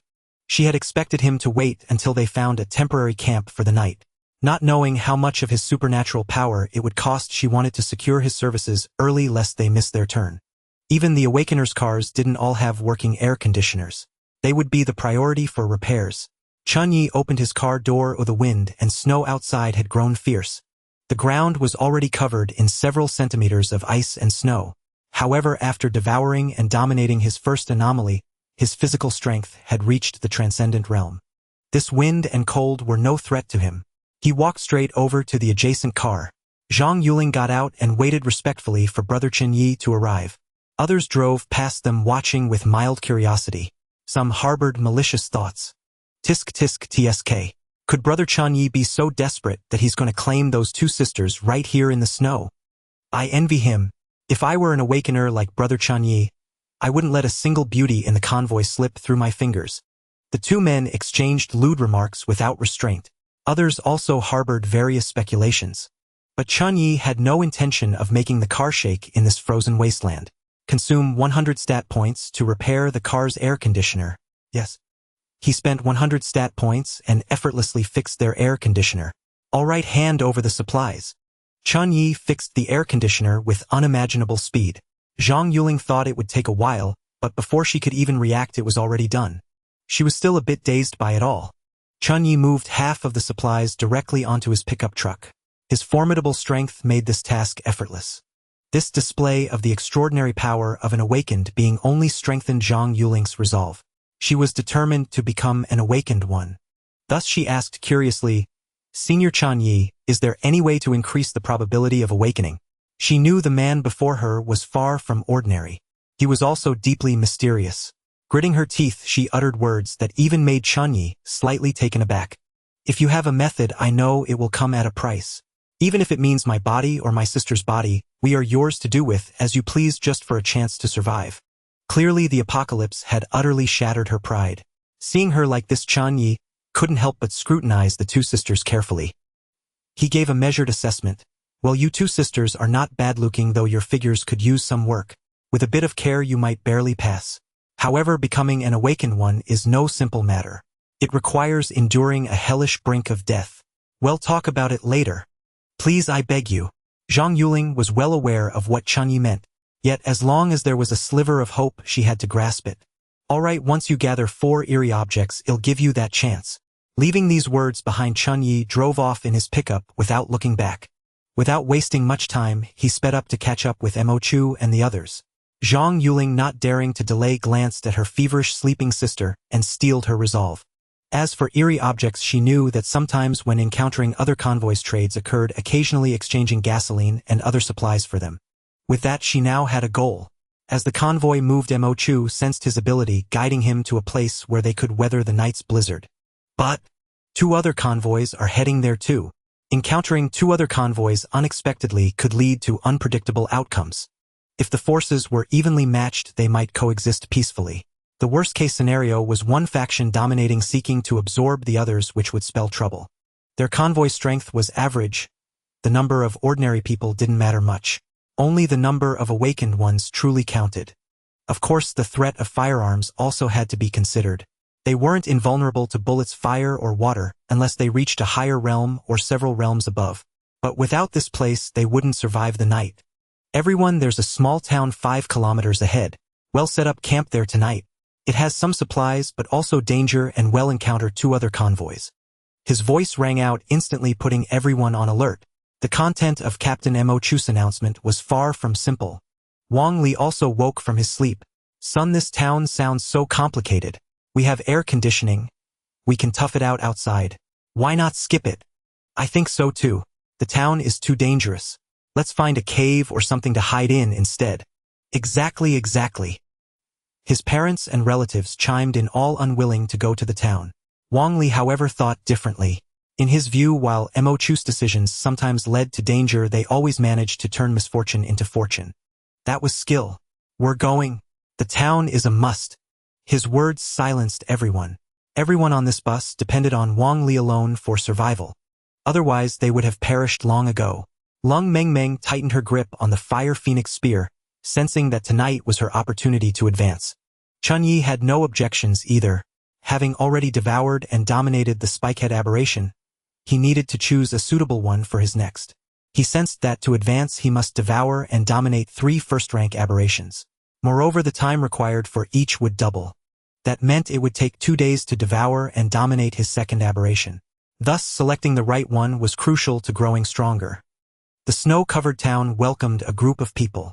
Captain Mo Chu arrived first and stopped. Everyone disembarked and gathered around. As usual, Wang Li and Lung Mengmeng will lead the team. I'm going too. Before Mo Chu could finish, Chen Ye interrupted. Propriety points 100. Interrupting someone was very impolite, so Chen Ye did it. However, Mo Chu wasn't angry. Instead, he gave Chen Ye a meaningful glance. This was the support type awakened. Yeah, right. Fine, since Chen Ye wants to join this operation, let's change the distribution rule. You 3 each get 30% and he'll only take 10%. Any objections? Fine. Agreed. Wang Li and Lung Mengmeng were slightly surprised but consented. Then Mo Chu asked the ordinary people, who's willing to join them? Supplies are first come first served. Even if they had to hand over 50%, they still needed to gather some first. This town didn't look big, supplies were uncertain. Those who arrived late would miss out. I'm in. Count me in. Soon 5 ordinary people volunteered. Among them was only one woman, Zhang Yuling. She had to take a gamble to gather supplies and trade for eerie objects. Especially hearing that 2 other convoys were coming to this town, it was both a crisis and an opportunity. Though curious, no one asked further. Every supply run was a brush with death. Even the most beautiful person was just a skeleton of pink bones once dead. Whether they could even leave a complete corpse was uncertain. These aberrations showed no mercy to humans. Wang Li shouted, "Move out!" He charged straight into the town. The barbaric giant, true to his nature, feared nothing. Lung Mengming, holding her Fire Phoenix spear, had a face as cold as frost. Chen Ye gripped his Tang saber, ever vigilant. Entering the town, the first thing that caught their eyes was the largest supermarket. At that moment, the pitch-black supermarket resembled a monster with its maw wide open waiting for them to walk into the trap. Since the apocalypse, global power had been destroyed. The entire town was shrouded in darkness like a lurking beast awaiting their arrival. Wang Li, who needed supplies the most to support his large family, raised his battle axe. Let's search this supermarket first. If luck is on our side, we'll hit the jackpot. Wait! Lung Mengmeng suddenly called out. Then she acted, striking the wood beside her, splitting it into 2 simple torches. Light appeared, dispelling the darkness. You're so thoughtful. Wang Li took one torch and Chen Ye picked up the other. The surroundings were revealed. The supermarket sign emerged under the torchlight. First Supermarket. Chen Ye read the name aloud. It was clearly a confidence store.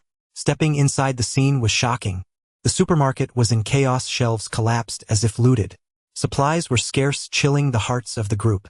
If it was like this here, other places wouldn't be any better. The floor was stained with dried black blood, sending a chill up everyone's spines. Ah! A sudden scream rang out. Everyone's faces turned grim. Brother! Damn it! That freak killed my brother. It's terrifying. I have to leave this place. One man broke down. He had come with his brother to search for supplies alongside the awakened, and now one was dead. It was utterly horrifying. Petrified, he turned and ran. Not good. Lung Mengmeng immediately sensed something amiss. A shadow descended from the sky, instantly devouring the fleeing brother. Beneath the frost, a snow-white figure appeared. A gigantic crystalline spider. It stared at them, savoring its meal. Damn you, bold spider freak. How dare you kill before me? Wang Li was furious. He transformed into a savage giant and charged, swinging his giant axe. Whoosh! The jade-white spider's strange movements were far more agile, easily dodging. Despite its size comparable to a small room, it moved with astonishing grace. It was fast, but Lung Mengmeng was no slower. Peerless spear strike. A cold glint arrived at the fire phoenix spear thrust forward. Spit! But the jade-white spider was no ordinary foe.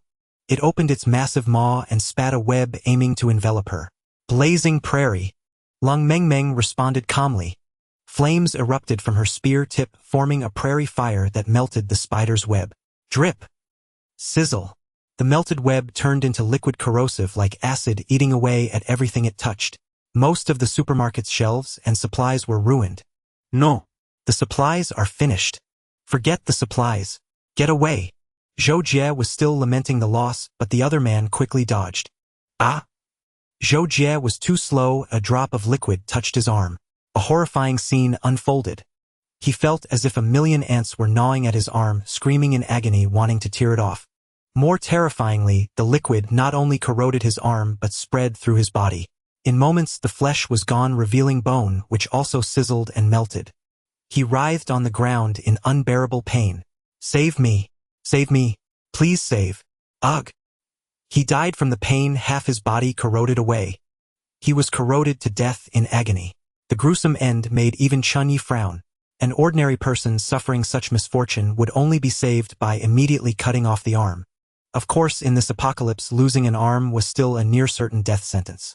Without medicine or medical care, survival was nearly impossible. At that moment, the jade-white spider vanished from the air and reappeared above Chen Ye, ready to ambush him. Hess, seeking death. A mocking smile curled on Chen Ye's lips. Ambush him. It had chosen the wrong target. D. Like a thunderclap, Chen Ye exploded with incredible speed. He stomped the ground, launching himself upward with a slash. Rip! The soul-calming Tang Dao struck the jade-white spider. The 1-second soul-calming effect activated. The spider was instantly stunned. Chen Ye wouldn't let the opportunity slip. His Tang Dao became a blur, his strikes relentless. After dominating the conehead freak, his physical strength rivaled Wang Li's savage giant form. He was like a humanoid tyrannosaurus. Thud! The jade-white spider was helpless, completely at Chen Ye's mercy. Wang Li and Lung Mengmeng watched frozen in place. This is a support-type awakener. Something's not right. Not right. Ha! It's exactly right. That guy's a total schemer, rotten to the core. Wang Li was skeptical while Lung Mengmeng couldn't help but complain. If this was a support sequence awakener, they'd eat a car. There was no way they believed it. They watched as Chen Ye nearly dismembered the jade-white spider. Then came the eerie part. A blurry silhouette appeared behind Chen Ye, opening its maw to swallow the spider whole. Done! In his hand was a jade cocoon, the strange object dropped by the spider. He stashed it directly into his system space. While others might hand it over to Mo Chu for distribution, he wouldn't. Why should he give away something he earned by killing a freak himself? Seeing them still staring, Chen Ye spoke up. What are you waiting for? Continue exploring the town. His words snapped everyone back to reality. Their mission was to search for supplies and eliminate nearby dangers, wasn't it? True enough. Let's get to work. Even scraps were worth taking. Wang Li in particular had many mouths to feed and couldn't afford to stop. He carried a pile of bags and pockets, stuffing everything he saw inside. They cleared the surrounding buildings, scavenging cured meat, potatoes, sweet potatoes, flour, and rice. A decent haul. Seeing the situation was under control, Mo Chu and the others entered the town and chose a spacious building as their temporary camp. Soon a campfire was lit inside. The group gathered together.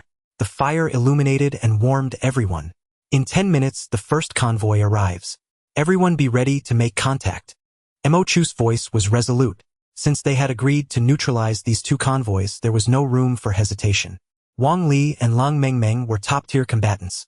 And hearing about the terrifying feats of the newly joined Chen Ye, his confidence only grew. The sound of thunder rumbled as a tractor swaggered ahead, followed by a long line of people. Men and women dressed in tattered clothes followed behind like slaves, numb to their surroundings.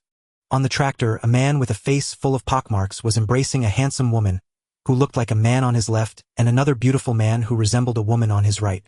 Ah, Lu Ruyen, Lu Ruchun, look, a convoy is already waiting for us in that small town. Let's go take a look. If there's a chance, let's kill them all. It's all up to you, brother Pockmark.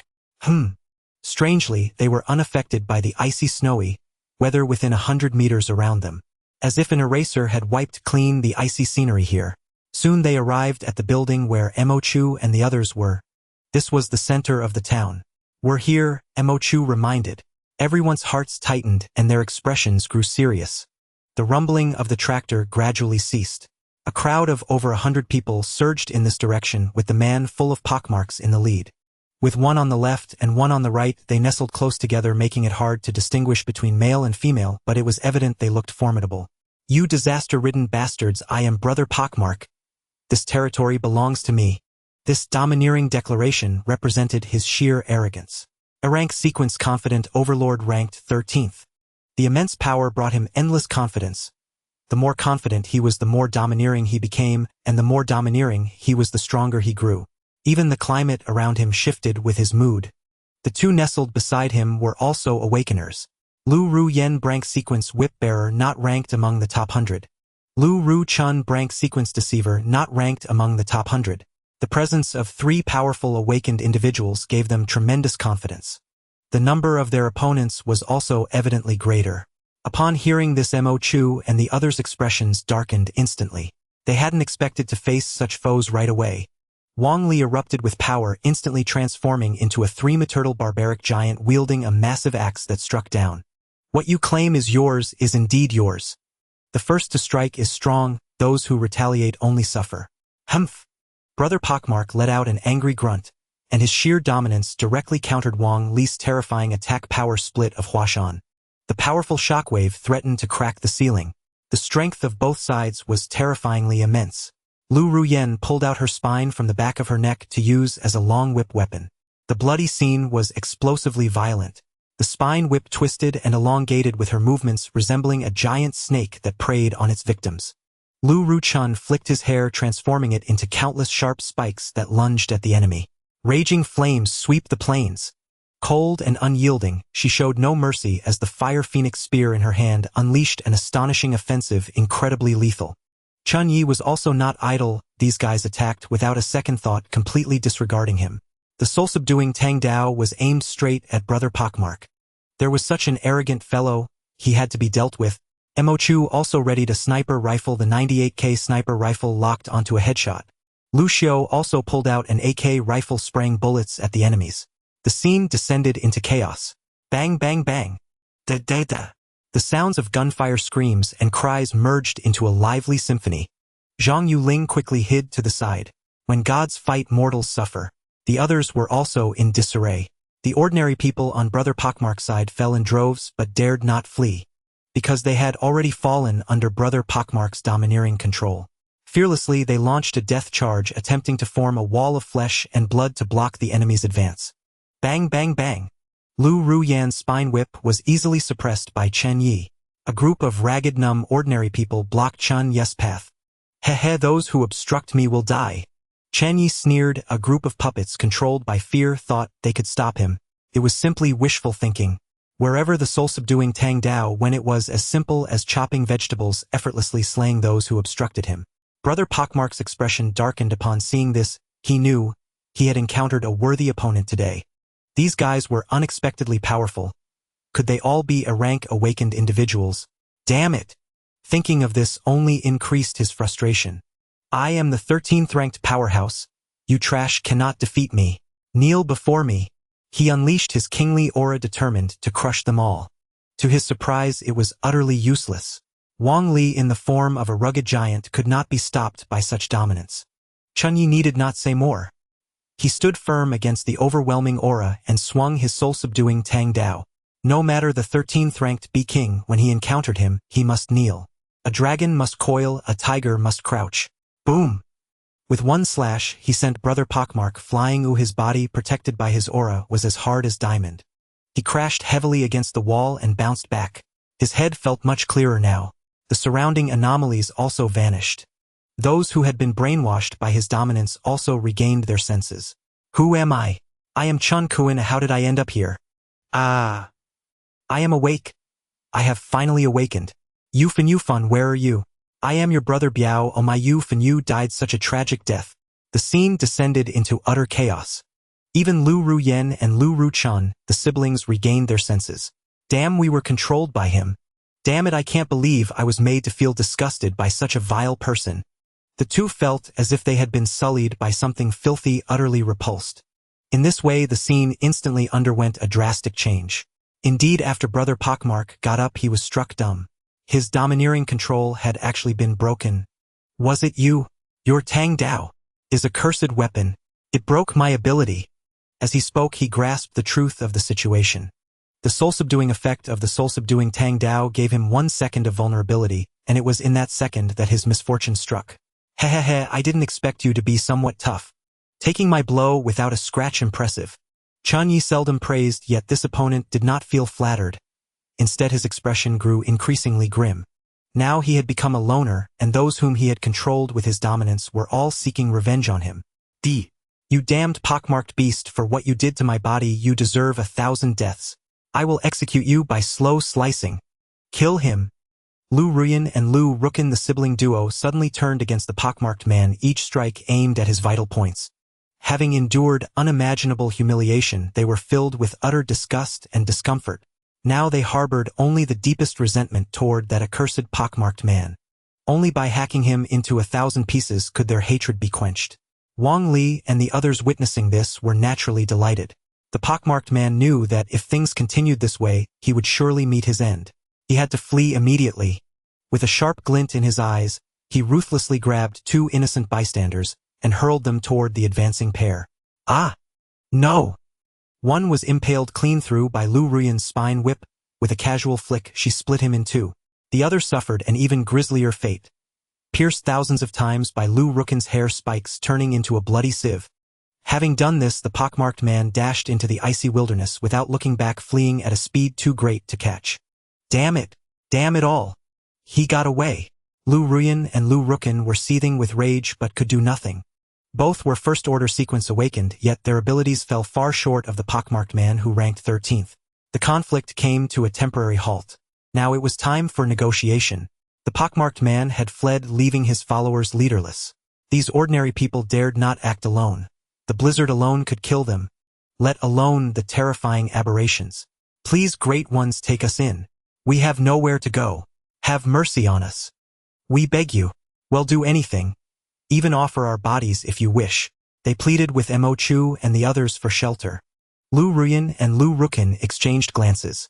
With their strength, they couldn't lead this group alone, so they too had no choice but to request to join.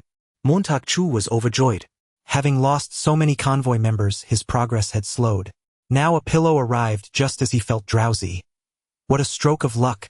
Still, he had to maintain some restraint, ensuring no one suspected his ulterior motives. I am Mo Chu, captain of this convoy. I've received your requests, but I need to discuss with the other awakened leaders. Only with their unanimous agreement can you join.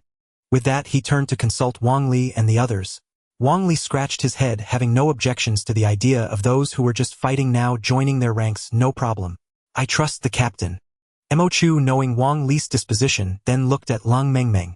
True to form, she had a cold yet adorable face. A chilly beauty with a charming innocence. Whatever. She lifted her chin, haughtily grabbed her blazing phoenix spear, and went off to roast sweet potatoes. That was what she craved. Her cousin Wenfang was down with a fever, resting in the adjacent room. Finally, it was Chen Ye's turn. When Mo Chu looked at him, Chen Ye simply said, "Up to you." Then he proceeded to roast spicy sausages over the fire. The sizzling fat crackled in the flames, and the tantalizing aroma filled the entire space. The scent made everyone's taste buds explode involuntarily. Their throats bobbed as they swallowed. Heaven knows how long it had been since they'd had a decent meal. Chen Ye had found plenty of such spicy sausages and stored them in his system space. Roasting just one was enough. Quality points 100 as the scent spread. His uncouth behavior earned him several thousand more quality points. Indeed, more members meant more quality points. He naturally had no objections. Mo Chu was also confident of the outcome. As convoy captain, he announced, "Very well. The survival convoy welcomes all new members. I am Captain Mo Chu, and these awakened are the convoy's officers. Lu Ruyan and Lu Rukin. As sequence awakened, you will also become officers entitled to a proportional share of half the supplies scavenged by the convoy along with other benefits. As for the ordinary people, half of the supplies you scavenge must be handed over to us awakened. In return, we will provide you with some protection. When facing aberrations, the awakened will engage first. The most important rule of the convoy: do not fall behind. Fall behind and you will die." Captain Mo Chu explained the rules and benefits to the newly joined awakened and ordinary people. Lu Ruyan and Lu Rukin listened without objection and nodded in agreement to join the survival convoy. As for the ordinary people, they had no choice. Previously, under the pockmarked man's control, they were given only the bare minimum to survive. All other supplies were enjoyed by him alone. Now handing over only 50% to the survival convoy felt like a blessing. Indeed, happiness is measured by comparison. Apart from the supplies damaged in battle, these people carried backpacks of various sizes, and a tractor trailer was piled high with rice flour, cured meat, cured ribs, and other goods. What a windfall! After a round of tallying, they followed the survival convoy's rules. The supplies on their backs belonged to them personally. The rest was split, half for the awakened, half for the ordinary people. Chen Ye, this is your 1/5 share. Mo Chu delivered Chen Ye's portion. It amounted to 3 sacks of rice, 2 sacks of flour, 5 pieces of cured meat, 3 slabs of cured ribs, and a pile of miscellaneous items. As for Chen Ye receiving a 1/5 share, Mo Chu explained, "Given your displayed combat prowess, you're on par with a combat sequence awakened. So all 5 of you, including the newly joined Lu Ruyan and Lu Rukin, get 1/5 shares. I get 1 share." He said this with a smile, showing no sign of wanting more despite being captain. This made Chen Ye slightly suspicious. "Tell me, Captain, what's your angle? We all get half a share more than you. You taking less? Could there be some hidden agenda?" He always assumed the worst in others. The question made even the usually composed Mo Chu's face twitch. "Not at all. What I seek is fairness within the convoy. I'm merely a support sequence awakened. Taking a little less while you combat sequence awakened take more. It's nothing. But I'm also a brank support sequence awakened." Chen Ye insisted, still playing the part. Even Mo Chu no longer believed this fraud. Always pretending, always scheming. As long as you fight, you'll be treated as a combat sequence awakened. With that, Mo Chu left the area. He feared that if he stayed any longer, he'd start cursing. Outside the small town, another convoy arrived. This convoy was slightly more normal, consisting of 10 vehicles. The leader of the convoy was a young man clad in dog fur. "I smell it. I smell the scent of food ahead. Everyone perk up. Tonight we'll settle in the town ahead. Oh, and one more thing. There are plenty of women inside." He spoke these words through the walkie-talkie, instantly igniting the fervor of his men. "Ha ha ha ha ha. Captain Mad Dog, you're the best." Exactly. It's been so long since we've had fresh goods. The last batch couldn't even take the fun. Then what are we waiting for? Charge." Their moral compasses had completely shattered, leaving only boundless desires growing unchecked. Just then a voice doused them with a bit of cold water, making them slightly more cautious. This group seems formidable. I've sensed several fluctuations of awakened abilities. A calm, steady man with glasses warned them. He was Chen Ye, the deputy captain of this convoy. The entire convoy had 2 awakened beings: Captain Mad Dog of the Mad Convoy, with an S-Rank Sequence Frenzied Berserker ranked 40th, granting him endless madness, and Deputy Captain Chen Ye with a Brank Sequence Transcendent Perceiver unranked, bestowing him with far-reaching perception. The entire Mad Convoy numbered only 28, all broken survivors of madness. Captain Mad Dog paid no heed. He only grew more frenzied. He floored the accelerator, driving his unrecognizable off-road vehicle wildly toward the town center. Boom! He crashed straight through the gate, charging inside. His teammates followed suit. Ah! An unlucky one lost control of his car, skidding violently. The 3 inside screamed in thrill. Then, rumble! They slammed into the wall, wrecked, and exploded in a massive blast. Flames rose. Not good. The commotion alerted those inside. Mo Chu's face darkened as he quickly warned, "This convoy is off. They're those beasts who've completely abandoned their humanity. Attack now." He knew well that some still deserved the name of human with limits. Others were no longer human, dangerous beyond measure. No sooner had he spoken than a grenade rolled in. Instantly, everyone's eyes dilated in shock. No! Dodge! It's going to blow! Panicked cries filled the air. Boom! A terrifying explosion erupted. Captain Mad Dog of the Mad Convoy had found a grenade from somewhere and tossed it in, seeking to add a bang to his madness. Chen Ye sensed the danger and swiftly hid behind Wang Li. Coincidentally, Mo Chu did the same. Roar! Wang Li let out a furious bellow, his body swelling, as he transformed into a savage giant bearing the brunt of the grenade's assault. His skin was torn and bleeding. Fortunately, his thick hide made the damage manageable. The ordinary people, however, suffered. With the grenade detonating indoors, over a dozen unlucky souls were hit by shrapnel, while more clutched their ears, blood streaming from their noses and mouths, concussed by the shockwave. Lu Ruyan and Lu Rukan's siblings, who were farther away, emerged unscathed thanks to their awakened superhuman physiques. They glared at the intruders with grim faces. A young man clad in dog fur appeared at the entrance. Ha ha ha ha ha. How was that? Fun. Exciting. Your dog granddaddy loves seeing you scared like this. Come on, hit me. In his hand he held a bizarre weapon shaped like a bone, gleaming with an eerie light. Damn it, you're disturbing me. Lung Mengming, awakened by the explosion, erupted in a terrifying rage. She grabbed her crimson phoenix spear, her form blurring, as she unleashed a violent spear technique. One spear to dominate. What? Boom! Mad Dog barely reacted, crossing his bone weapon to block the fiery figure's assault. The immense force sent him flying backward over 10 meters, crashing heavily into the swarm of Mad Convoy members rushing in. Ah! 5 unlucky souls were crushed, their bones shattered, blood and organs spilling from their mouths. A certain death. Only then did Mad Dog come to a halt. This sight made Chen Ye, who had narrowly dodged, narrow his eyes. Today they had bitten off more than they could chew. The overwhelmingly powerful Captain Mad Dog had been blasted out the moment he entered. No way. When has our captain ever been this humiliated? Is this convoy's awakened one so strong? Damn, we've hit a steel plate. The surrounding members were terrified. Snow fell around them, biting cold and piercing, yet it couldn't match the chill in their hearts. Eft! Mad Dog spat blood, rising with a face full of exhilaration. Pa! Wahahaha! Awesome, truly awesome. I want this woman. She's fiery enough, thrilling enough. He stood there, wild and arrogant. A wave of madness radiated from him, instantly enveloping the convoy members, including Chen Ye. Yeah, Captain Mad Dog, charge. Tear them apart. With so many women tonight, we go all out. Ha ha ha ha ha. Even if we die tonight, let's die in ecstasy. In an instant, everyone's eyes turned bloodshot, consumed by madness without a trace of fear. This sight made all members of the survival convoy's faces twist with disgust. Captain Mo Chu's gaze turned icy. Adjusting his glasses, he gave the order, "Kill them all. These creatures have no right to live." They had utterly lost the most basic human morality, becoming slaves to their desires, committing heinous acts that defied heaven and man. Why show any mercy? Wang Li erupted, brandishing his giant axe, charging forward with immense strength. His towering form, over 3 meters tall, covered in blood, charged like a demon god. Lung Mengmeng's killing intent surged, her crimson phoenix spear blazing with startling flames. Lu Ruyan and Lu Rukin joined the fray, attacking the enemy. Bang! Bang!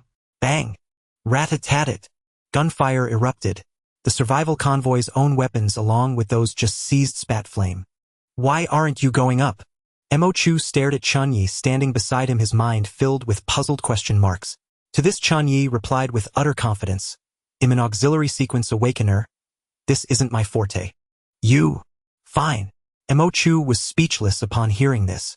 However, with so many awakeners, suppressing the opposition was a piece of cake. Sure enough, the frenzied convoy soon faced a heavy blow. The ordinary members of the convoy were swiftly and thoroughly slaughtered. Some were cleaved down by Wang Li's axe a dozen at a time, while others were shot dead by gunfire. In the blink of an eye, only 2 remained. Boom! Mad Dog hurled a bone weapon, sending the caught-off guard Wang Li flying through the air. The eerie bone weapon unleashed astonishing power. On the other side, he also flung several scalpels, striking the weak points of Lu Ruyan and Lu Rukin's attacks, sealing them off. They were temporarily unable to use their abilities. Yet the moment Lung Mengmeng made her move, they fell into absolute disadvantage. Blazing wildfire. Wielding the Fire Phoenix spear, Lung Mengmeng exuded killing intent. Flames danced at the spear's tip, blazing brilliantly amidst the icy snow. Even the wind and snow couldn't extinguish such flames. Mad Dog, however, showed no fear, or his eyes were filled with nothing but madness. The madder he grew, the more terrifying his power became. A woo! He let out a spine-chilling howl, then vanished and reappeared swinging his bone weapon. Sizzle, sizzle, sizzle. Flames licked his body, producing the sound of roasting meat as they consumed him. Yet he remained undaunted, enduring the scorching heat to strike at Lung Mengmeng with insane ferocity. Boom! Beft! Lung Mengmeng was struck by his frenzied assault, sent flying backward as blood sprayed freely as if it cost nothing. She crashed into a room nearby, her fate unknown. This only made Mad Dog more triumphant. His body was covered in burn marks, hideous and grotesque, then shrouded by the blizzard alternating between heat and cold, emitting terrifying white steam. Damn it, this guy is completely insane. Fall back. Lu Ruyan and Lu Rukin, their bodies, sealed by the enemy's scalpels, found themselves unable to resist for the moment. They desperately tried to retreat. You bastards, die. Wang Li charged forward with his massive frame, swinging his giant axe in a sweeping motion aimed at the 2 enemies. He intended to take them both out. With so many on their side, being at a disadvantage against just 2 scoundrels was utterly unbelievable. Just then, an uninvited guest arrived. After Pockmark fled, he encountered a terrifying anomaly in the darkness, one that even his domineering aura couldn't withstand. He ran back, planning to divert the trouble. He deeply hated this convoy, which had cost him his entire crew, especially his favorites Lu Ruyan and Lu Rukin. He couldn't let it end like this. Roar! A thunderous bellow shattered the tense battlefield atmosphere. In the snowy expanse, 2 figures moved one after the other. The first was Pockmark. The second was a 5-meter behemoth, resembling a giant white gorilla. It swung a massive stone pillar, and there was no doubt the entire town couldn't withstand its rampage. Ha ha ha ha ha. Didn't expect this, you bastards. Pockmark, am back. Now savor the terror of this second-tier anomaly. Pockmark laughed maniacally. He wanted to watch these people meet their doom. Hoping for mutual destruction, he could then swoop in for the spoils. The white gorilla-like anomaly was also drawn to the crowd of awakeners and ordinary people relentlessly chasing Pockmark into the area. Pockmark, ever cunning, dashed into a building amid the chaos. Rumble! The white gorilla anomaly paid no heed, hoisting its stone pillar and slamming it down at the crowd without mercy. Damn it! Wang Li had no time to battle Mad Dog anymore. The anomaly now targeted him, his massive build too conspicuous to ignore. His once large axe now seemed like a toy compared to the creature's colossal form. Boom! With one blow, Wang Li felt the true gap in power. He was sent flying by the white gorilla. His 3-meter body crashed back, crushing many ordinary people into pulp before they even knew what hit them. Retreat! Now! Mo Chu's pupils dilated in shock. Such an anomaly was beyond their capacity. Survival was the only priority. Yet, in this critical moment, Pockmark had no intention of letting them go. Leaving? Heh! Don't count on it. Pockmark might struggle against others, but dealing with those behind was effortless. Those who betrayed me die. He roared with hatred, grabbing 2 former teammates and snapping their necks. His eyes, however, fixed on Mo Chu and Chen Ye, filled with a murderous desire to eliminate them. Mo Chu felt deeply troubled, never expecting to encounter such crazed convoys, not a single sane person among them. Before he could plan an escape, Pockmark charged at him, his domineering aura radiating, as if none could stand in his way. Boom! What? To everyone's surprise, Chen Ye delivered a stunning blow. The soul-calming Tang Dao struck Pockmark again, sending him flying into a wall before he slowly slid down. Pockmark, you dare come back and even bring an anomaly? Hilarious. You're just being chased by it, trying to fish in troubled waters and use others to do your dirty work. Today I'll show you who you shouldn't mess with. Chen Ye made his move. This man's repeated provocations were nothing short of suicidal. Seeing this, Mo Chu felt a slight relief. He knew this mysterious young man who had recently joined them couldn't be an ordinary auxiliary awakener. His sequence was undoubtedly extraordinary. Could he be a legendary S-Rank sequence awakener? After all, S-Rank sequences, also known as divine sequences, each possessed incredible abilities. Moreover, Mo Chu knew some hidden secrets. His gaze toward Chen Ye grew enigmatic. At that moment, Pockmark slowly rose his domineering aura, protecting him from an easy fall. The corners of Ma Zi's mouth were stained with blood, clearly indicating that he had also suffered considerable injuries. Braving Chen Ye's attacks had left him feeling somewhat weakened. Having already experienced a fierce battle, he had fled in a disheveled manner. Even the convoy he controlled with his dominance had been completely handed over to others. Especially for Lu Ruyen and Lu Ruchun, it was simply heart-wrenching. After fleeing for a long time in the dark night and the snowstorm, he encountered a white bizarre creature and was being pursued. The consumption was terrifying. Had he not been near the first-tier limit with the next step within reach, he could never have endured for so long. Seeing that the situation was about to deviate from his expectations, he prepared to run away again. All right, I admit you are formidable. But let me tell you, you cannot remain this formidable forever. I will return, just wait. After finishing his words, Ma Zi surprisingly gathered the few remaining aura and prepared to break through the building, casually choosing a vehicle to make his escape. Anyway, with a second-tier white bizarre creature rampaging here, they had no time to stop him. Boom! The aura shattered the wall and he rushed to escape. Little did he know Chen Ye would not tolerate him time and again. Seeking death. Watching Ma Zi's desperate flight, Chen Ye activated a rope from his shoe, instantly binding Ma Zi. This sudden binding was swift, and before Ma Zi could react, he was successfully captured. Ouch! In an instant, he was tied up like a caterpillar, heavily falling forward and smashing into the snow, biting into a large pile of it. This was not over. Chen Ye conjured a long sword out of thin air and directly chanted, "Pierce him with the long sword." Whoosh! The long sword instantly elongated, tenfold, piercing through Ma Zi's heart. Ugh! Ma Zi bit into the snow, his pupils shaking, feeling the emptiness of his heart, realizing he had been stabbed. Life force was continuously fading away. In the ranking of awakened entities, one attire entity was missing and all those behind advanced one tier. Ding dong! Congratulations to the host for acquiring an attire sequence. You can spend 100,000 quality points to create an attire awakening potion. Chen Ye was slightly surprised upon hearing the system notification. He did not expect that the awakening potion was made this way. Of course, this was not the time to study that. The white bizarre creature outside was simply terrifying. As the series of events inside came to a conclusion, the outside was extremely brutal. The vice-captain of the mad convoy, Chu, he was crushed by the white bizarre creature, without any ability to fight back, and was about to be devoured. Seeing this, the mad dog captain completely erupted, landing a blow on the white bizarre creature's calf. Boom! One strike shattered its leg bones. Hopping around while holding its foot, it crashed heavily to the ground. Seizing the moment, Lung Mengmeng also recovered, realizing it was not the time for infighting, and they all dealt with the bizarre creature. Humans' primary targets for attack were these bizarre creatures.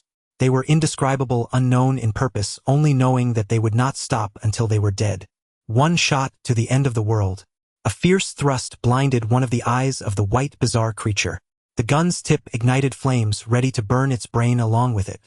Little did he know, before the effect could complete, the enraged white bizarre creature interrupted him. Rolling in the snow, it managed to save its life. Lung Mengmeng also planted her gun's tip on the ground, leaping onto the rooftop, searching for an opportunity from a higher vantage point. Lu Ruyen and Lu Ruchun also broke through the surgical knife's blockade and regained their strength. However, facing such a terrifying bizarre creature, their expressions were extremely grim. Damn it, this creature is too terrifying. We might not even be able to break through its defenses. Be careful, sister, let's not get too close. Let that big fool hold it off first. Lu Ruchun held back his sister who was about to advance. The big fool he referred to was naturally Wang Li. After a long while Wang Li finally got up, his eyes filled with fury. He had been utterly helpless against the white bizarre creature, feeling utterly humiliated. He gathered all his strength into the giant axe. Die for me! The power erupted and the giant axe unleashed all his strength. With a powerful strike, the giant axe emitted a terrifying light, violently breaking through the defenses of the white bizarre creature. Poochie! A deep wound visible to the bone was cut from the shoulder to the thigh. Roar! A shocking scream echoed here, sending chills down one's spine. Ha ha ha ha ha ha ha, weren't you arrogant? This axe strike wasn't bad, right? Wang Li was quite satisfied with this blow. At this moment, Lung Mengming, observing from the rooftop, noticed something unusual. Her eyes immediately sharpened. Then, wielding the Fire Phoenix spear, she leaped. Blazing fire sweeps the plains. The spear tip ignited, forming a raging inferno aimed directly at the white bizarre creature. At this moment, the white bizarre creature was also driven mad, completely disregarding the large wound on its body, bizarrely healing. It only wanted to annihilate the one who had harmed it and devour him. Grabbing a stone pillar, it smashed it violently. Although Wang Li had knocked the creature down and was a bit arrogant, he still did not forget to guard against this terrifying bizarre being. The giant axe also met the attack. Boom! Oh! Unsurprisingly, he was sent flying again, rolling multiple times before crashing against the wall and finally coming to a stop. At this moment, the white bizarre creature was precisely at the point where its old strength had exhausted and new strength had not yet been born, and it was struck by Lung Mengmeng's attack. As the flames burned fiercely on its body, emitting a chilling sound of burning. Little by little it gnawed away at the bizarre power within it. However, it was undeterred, still bearing such injuries, determined to kill Lung Mengmeng. At this moment, a figure flew over. It was Chen Ye, using his gliding ability from the gliding wind coat. He spoke to Lu Ruyen and Lu Ruchun. Then he struck the white bizarre creature on the head with a knife. The soul guarding effect immediately activated. Now the white bizarre creature was completely immobilized. The two siblings were also invigorated upon seeing this. They immediately teamed up to attack, one wielding a spine whip, targeting the white bizarre creature's torn area and ruthlessly expanding their gains. The other transformed his hair into countless sharp spikes, piercing through the white bizarre creature's body. One more cut. Awake.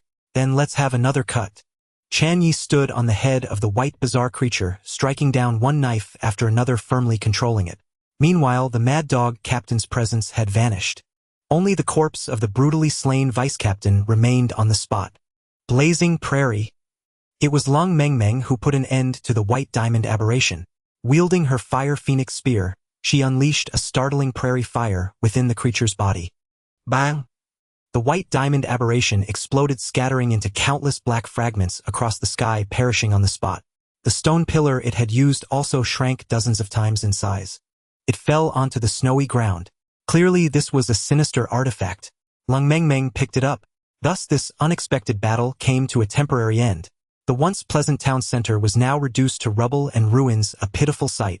Yet the group had no choice. Outside was the night, far more perilous. They could only make do here for the night. This great battle had resulted in heavy casualties. Even Wang Li's relatives had lost half their number. His younger brother Wang Jie had lost a hand. It was fortunate he had survived at all. Losing limbs in this apocalypse was a cruel fate. Without a vehicle, they would have to be abandoned.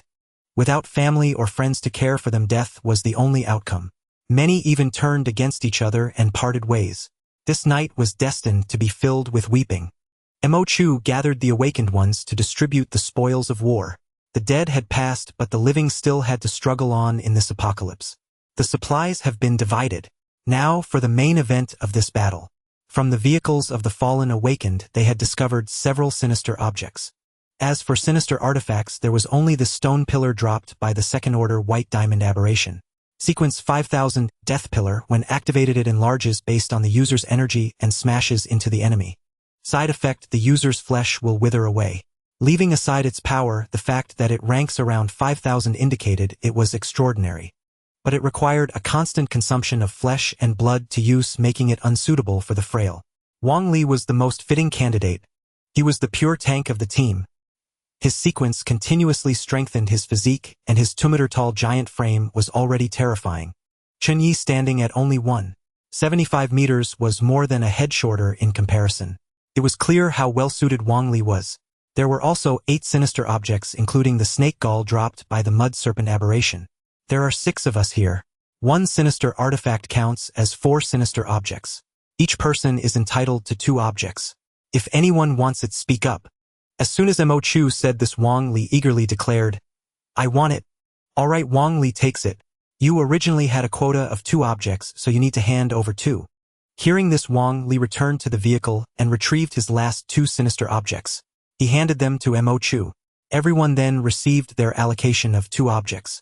Chen Ye chose an eye and a snake gall. Well, stay here for the night and leave tomorrow. After Mo Chu stated the decision, the group found places to rest. Chen Ye also needed to properly craft some sinister artifacts. The situation he had encountered today was utterly terrifying. Danger lurked not only from fellow survivors, but also from the horrific aberrations. When a person gains extraordinary power, their strength swells, leading to incredible changes. Their desires inflate uncontrollably. As if they were the protagonist, they arbitrarily control others devoid of humanity, especially that pockmarked guy, ugly and depraved. He had controlled 2 awakened individuals. It was simply unbelievable. This time Chen Ye had also acquired many good things.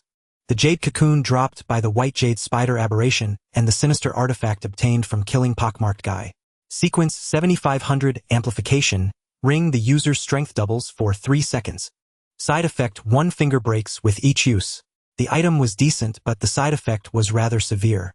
Chen Ye then planned his next experiment, fusing a sinister object into this finished artifact. Would it create an even more formidable piece? As soon as the thought crossed his mind, the system sent a prompt. Consume 10000 quality points to fuse the white jade spider cocoon into the amplification ring. It works. Chen Ye's spirits lifted at the sight. With a remaining balance of 25000 quality points, he felt confident. These quality points were easy to earn, just required a lack of decency. In this apocalypse, who cared about that? Besides, he had none. Yes, he decisively initiated the fusion. As the system merged the 2 items, a brand new ring appeared in his hand. Sequence 3000 amplification web ring. Upon use, it enhances strength by 1.5 times. It can expend supernatural energy to fire a web that corrodes enemies caught within. Side effect: 1 of the user's arms will gradually rot. Special note: the creator Chen Ye is unaffected.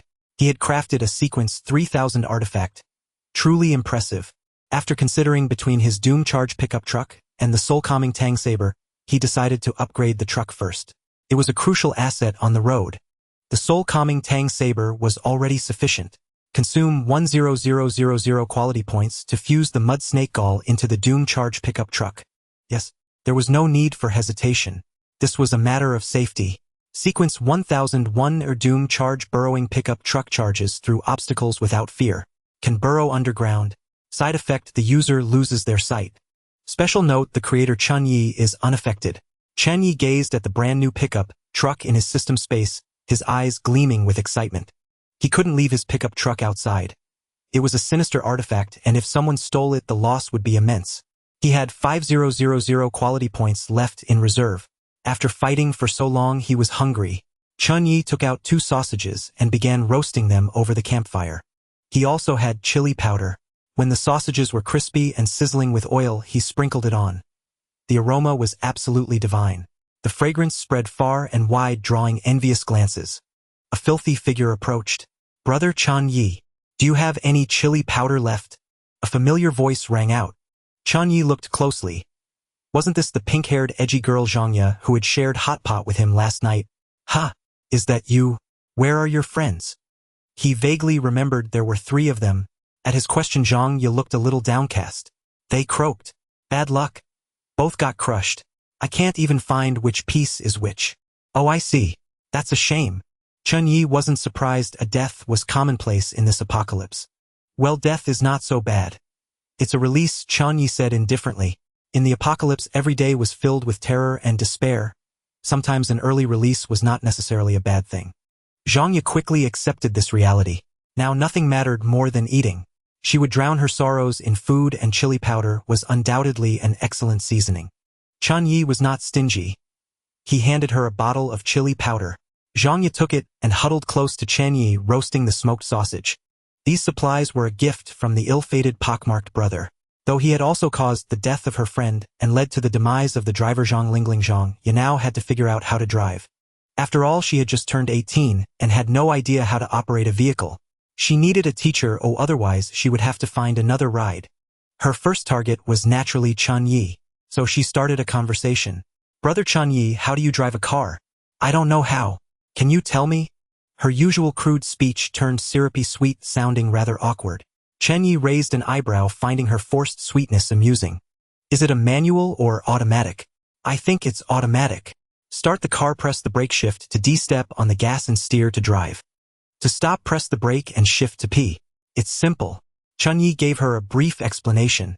Zhang Ya's small mind went blank. What were D and P gears? She had no clue.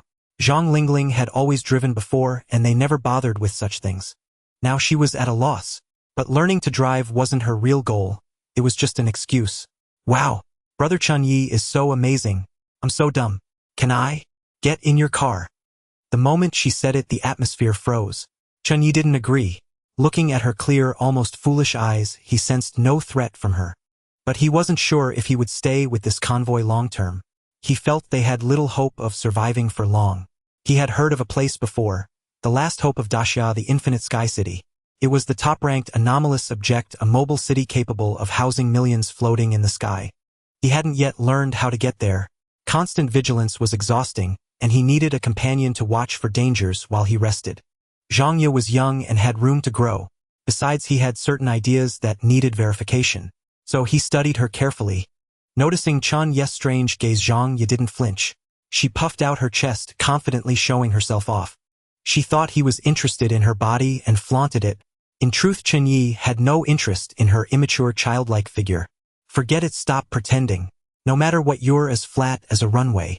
A mosquito bite would be more impressive than what you've got." He shook his head. "Quality points 100. Oh, Zhang Ye sighed, deflated. Hearing this, a well-proportioned woman nearby suddenly felt a surge of confidence. She was a survivor from pockmarked brothers Convoy who had joined this group. After regaining her memories, she was terrified. This apocalypse was utterly hopeless. Once a famous internet influencer, known as Little Sweetheart, she knew how to use her advantages to secure a path to survival. Chen Ye seemed mysterious. Instead of probing others about him, she decided to target the most enigmatic figure herself. "Brother Chen Ye, what about me?" Tian flaunted her assets. At 165 meters tall, she had curves, fair skin, and beauty. Thanks to pockmarked brother's peculiar hobbies and his ability to control the climate, the survivors, though ragged, had well-maintained skin. Food was scarce and others had grown thin, but her proudest features remained largely intact. Chen Ye glanced at her. 2 ample granaries and a curvaceous rear. Confidence needed no words. Her face was also striking. Little Sweetheart. He suddenly recognized her and called out her influencer name. Tian was surprised he knew her. "Wouldn't that make things easier? Little Sweetheart, is it really you? I'm your biggest fan." Zhang Ye squealed beside him. She adored her. Tian grew even more confident, delighted to have encountered 2 fans. She thought smugly she just needed to use a bit of charm and Chen Ye would become her devoted follower. Life would improve, wouldn't it? But then Chen Ye asked, "Little Sweetheart, why didn't you respond when I called you back then?" The question caught her off guard. "Oh, Brother Chen Ye means a phone call, but I never shared my number. How could you call me?" "No, not a phone call." Tian quickly understood. Blushing, she said coyly, "Brother Chen Ye, you're so naughty. I thought you meant a call, but you meant... Well, I really don't know." Seeing her act that way, Chen Ye's expression hardened. "Since that's the case, why aren't you gone? If you show up in front of me again, it'll really hit you." "You." Quality points 100. Tian was furious but dared not defy him. An awakened being was far beyond mere survivors struggling to stay alive. She stormed off, her next target being Lu Ruyan, whose scent of lilies drew her in. After she left, Zhang Ye stood there nervously. The smoking sausage she was roasting gave off an enticing aroma. Chen Ye pondered something. After a long pause, he nodded. "Fine, I'll take you on as my apprentice driver. You'll also need to wash my clothes, cook, keep watch, be on call, and serve me well. Can you do that?" The words were calm, but their content was daunting. Yet Zhang Ye agreed without hesitation. I can do it all, Brother Chen Ye. I promise." In the adjacent room, though it appeared somewhat dilapidated, the overall structure remained largely intact save for a massive gaping hole in the wall that seemed to tell the tale of a violent impact it had once endured. In stark contrast, the scene in the hall was far more devastating. The walls had mostly collapsed, and the once spacious and bright space was now fragmented and teetering, giving the impression that it might completely crumble with the slightest breeze. In such harsh conditions, having a place to temporarily shelter oneself was already a blessing. Lang Mengmeng was quietly keeping vigil there, guarding her beloved cousin Wenfeng. Time ticked by, and Lang Mengmeng never left her post. Yet as the night deepened, weariness surged like a tide, ultimately overcoming her tenacious will and plunging her into a deep slumber. At this moment her body was scorching hot like fire, with even wisps of steam rising from her forehead, resembling a volcano on the verge of eruption. "Why is it so hot?" A startled cry shattered the night's tranquility, as Zhang Yuling was jolted awake from her sweet dreams by this abnormal heat. She had been diligently tending to her feverish sister earlier, and exhaustion had unknowingly caused her to drift off as well. Looking around the room, there were only the four of them. Zhang Yuling first checked on her sister's well-being, and upon seeing that her temperature had returned to normal and she was sleeping soundly, she breathed a slight sigh of relief. However, her sister was also drenched in sweat, evidently disturbed by the strange heat. Her gaze swept across every corner of the room, and when it finally rested on Lang Mengmeng, Zhang Yuling's heart tightened. Indeed, the problem lay with this formidable figure. Lang Mengmeng lay with her eyes tightly shut, her face flushed crimson like the evening glow, her breathing rapid and irregular, radiating an astonishing amount of heat from head to toe like a blazing inferno. Without a moment to lose, Zhang Yuling knew she must inform the captain immediately. So without bothering to put on shoes, she dashed out barefoot, searching for the captain while calling out anxiously, "Captain Mo Chu! Captain Mo Chu! Something terrible has happened. Lang Mengmeng, the formidable Lang Mengmeng, is burning with a severe fever hotter than a furnace." This news struck like a thunderbolt across the sky, sending chills down everyone's spine. It spread through every corner with astonishing speed, capturing the attention of everyone present. Lang Mengmeng was the primary combat force of the survival convoy. Her strength was unmatched, unrivaled by anyone. Should such a crucial figure suffer any mishap, the consequences would be unimaginable. "Wang Li, Chen Ye, Lu Rian, Lu Rukan, follow me immediately to check on Lang Mengmeng and see what has happened." The speaker's tone was filled with urgency, indicating that the situation had reached a point of no delay. It was deep in the night, with the surrounding environment being intricate and fraught with dangers. Moreover, Mo Chu had just exerted his extraordinary ability to its fullest, creating a sturdy protective barrier, which had drained him greatly, leaving him exceptionally weak. Should an unexpected incident truly occur, he would likely be unable to handle it alone, and would require the assistance of others. Upon hearing this, Chen Ye did not hesitate for a moment. He turned around resolutely and softly instructed Zhang Ye, who stood beside him, "Zhang Ye, stay here and enjoy your meal quietly and comfortably without worrying about anything. As for me, I need to go over there first to see what has happened." Zhang Ye nodded obediently and gently replying in a soft voice, "I'm okay. I'll wait for you to return." From her tone and expression, it was evident she fully grasped the peril of their current situation and completely understood and supported Chen Ye's decision. In truth, trapped in such an extremely dangerous and harsh environment, everyone understood that the primary task was to protect their own lives by any means necessary. Only by escaping alive could they consider anything else, or otherwise, if they lost their lives, what else could be discussed? The moment they stepped into this area, they felt as if they had been plunged into a colossal furnace, scorching and unbearable. Undoubtedly, everything Zhang Yuling had said earlier was true. Then everyone noticed the unusual changes occurring in Lang Mengmeng. However, unexpectedly, Mo Chu showed no signs of panic or worry. Instead, his face lit up with excitement as he shouted, "Wow! It's an advancement! Look, Lang Mengmeng is advancing! How amazing!" His words struck the crowd like a thunderbolt, leaving everyone utterly astonished. They had personally experienced the overwhelming power of a second-tier white Vajra aberration, a terror that left them helpless and despairing. And now even Lang Mengmeng, hailed as the strongest of the survival convoy, was beginning to advance. This was truly exhilarating. "HAHAHA! Lang Mengmeng is incredible.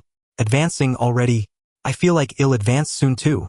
Wang Li laughed heartily, high-fiving Lang Mengmeng beside him. The two had fought side by side for a long time, and seeing her succeed filled him with immense joy.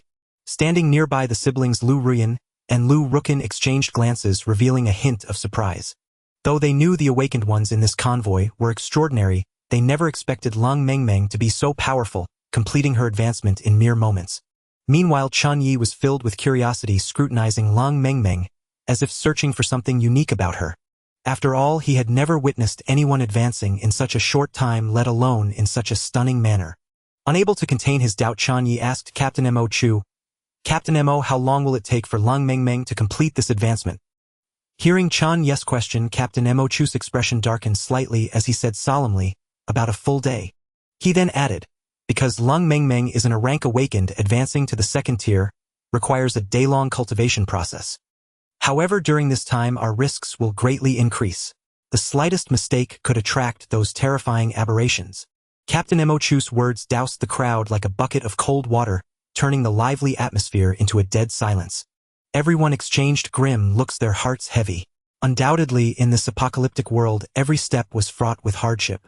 The convoy had already suffered heavy casualties, as the bizarre attack of the second stage White Vajra left many wounded and dead.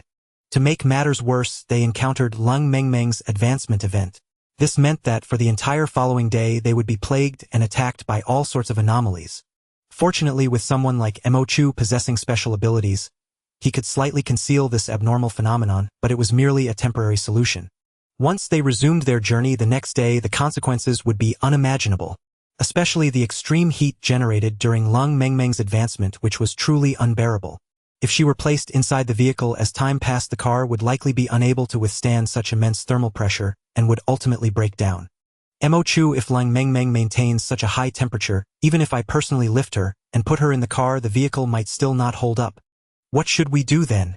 Wang Li voiced the most pressing question in everyone's mind without hesitation. After all, this matter was of utmost importance. If not handled properly, the entire team could face utter annihilation. Just as everyone was at a loss, Lu Ruyan, who bore a striking resemblance to a handsome young man, had a brilliant idea. "In my opinion, why not pile some stones on the car roof? These stones can provide some degree of insulation, and since it's snowing heavily outside, perhaps they can withstand the intense heat radiating from Lung Mengmeng." One had to admit this was a fantastic idea. It was not only simple and practical, but also a purely physical cooling method that required no complex equipment or techniques to achieve the desired effect. After a moment's thought, Mo Chu decided to give it a try. He then turned to Wang Li and instructed, "Place Lung Mengmeng on that wall, then move the wall together with her to the ground outside and see what happens." "Got it." Wang Li immediately put the instruction into practice. The onlookers cast curious glances, eager to see the outcome. However, the moment Wang Li's hand touched Lung Mengmeng, a wave of searing heat surged over him, causing him to cry out in surprise, "Ouch! So hot!" In the blink of an eye, several bright red blisters appeared on his hand, clearly from burns. Despite the excruciating pain, Wang Li did not flinch or abandon his teammate. On the contrary, he unhesitatingly activated a mysterious ability, and in an instant his form grew enormous, like a savage giant over 3 meters tall. He stood as immovable as a mountain, extending his thick, powerful arms to firmly grip Lung Mengmeng, and dashed like lightning toward the fallen wall outside. Since his left arm could hardly bear the scorching heat, Wang Li quickly switched to his right arm to continue the task. Alternating between arms, he constantly changed his grip and posture to alleviate the pain in his hands. Such a conspicuous commotion could not escape the notice of those still awake in the hall. Moreover, even those huddling by the fire felt a wave of heat rolling in, as if the entire space were filled with this blazing aura. Why has it stopped?" Someone muttered in confusion.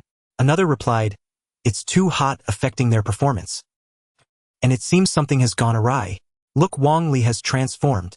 The speaker's tone carried a hint of surprise and concern. "Enough, enough. You've already performed admirably. Let me see." Wang Li seems to be clutching the mighty Lung Mengmeng tightly. "What on earth is happening?" Another voice interjected. The scene before them was so bizarre and abrupt that it sparked curiosity among the onlookers, who turned to watch, plunging the area into chaos. It was well known that the awakened were the backbone of this convoy. Each one represented hope and a lifeline for the ordinary people. Thus, everyone kept a close watch on the awakens, every move never daring to be careless. After all, if one were to leave or meet with misfortune, the consequences would be unimaginable. At that moment, Wang Li gritted his teeth, enduring the extreme heat scorching his body, and painstakingly placed the unconscious Lung Mengmeng onto a collapsed wall covered in ice and snow. Yet the moment he let go, a sharp, sizzling sound echoed. The intense heat radiating from Wang Li's body caused the snow on the wall to melt instantly, leaving a puddle shaped like a human silhouette. Not only that, but as time passed, the ice in this area continued to melt at an accelerating pace. Meanwhile, snowflakes drifting down from the sky plunged into the hot air like moths to a flame, instantly transforming into wisps of white vapor rising upward. Isn't this steam too conspicuous? And it's making noise. Want to attract attention? Lu Rukin frowned, asking with confusion. Following his gaze, the crowd saw a plume of white vapor erupting from a massive metal container, curling like a dragon dancing in the air.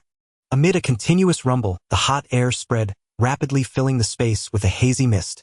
Standing nearby, Lu Rukin looked as delicate and radiant as a blooming flower. His exquisitely beautiful face, almost ethereal, captivated all who saw him, making it hard to believe that such a stunning figure was indeed a man. In stark contrast, his sister Mo Chu presented a different picture. She wore a pair of gold-rimmed glasses exuding an air of refinement and intelligence. Her glossy black hair was neatly coiled at the back, enhancing her elegant and dignified demeanor. The siblings seemed perfectly complementary, like a match made in heaven, yet also oddly out of sync, as if their roles should have been reversed. In response to her brother's doubt, Mo Chu gently adjusted her glasses and explained calmly, "You must understand, the aberrations are drawn here not just because of the noise and commotion we created.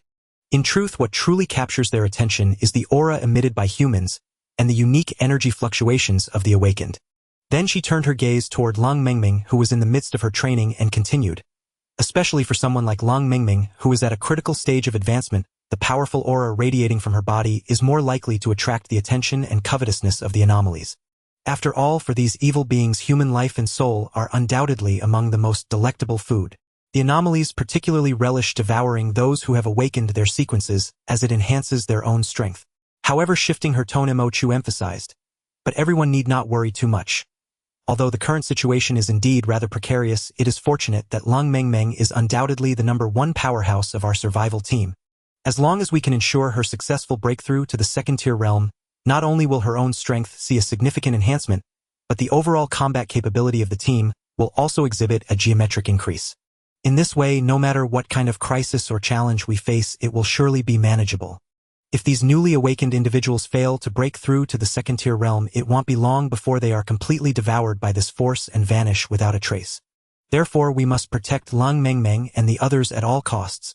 At this moment, the surrounding temperature was frighteningly low, as if it could freeze a person's blood into ice.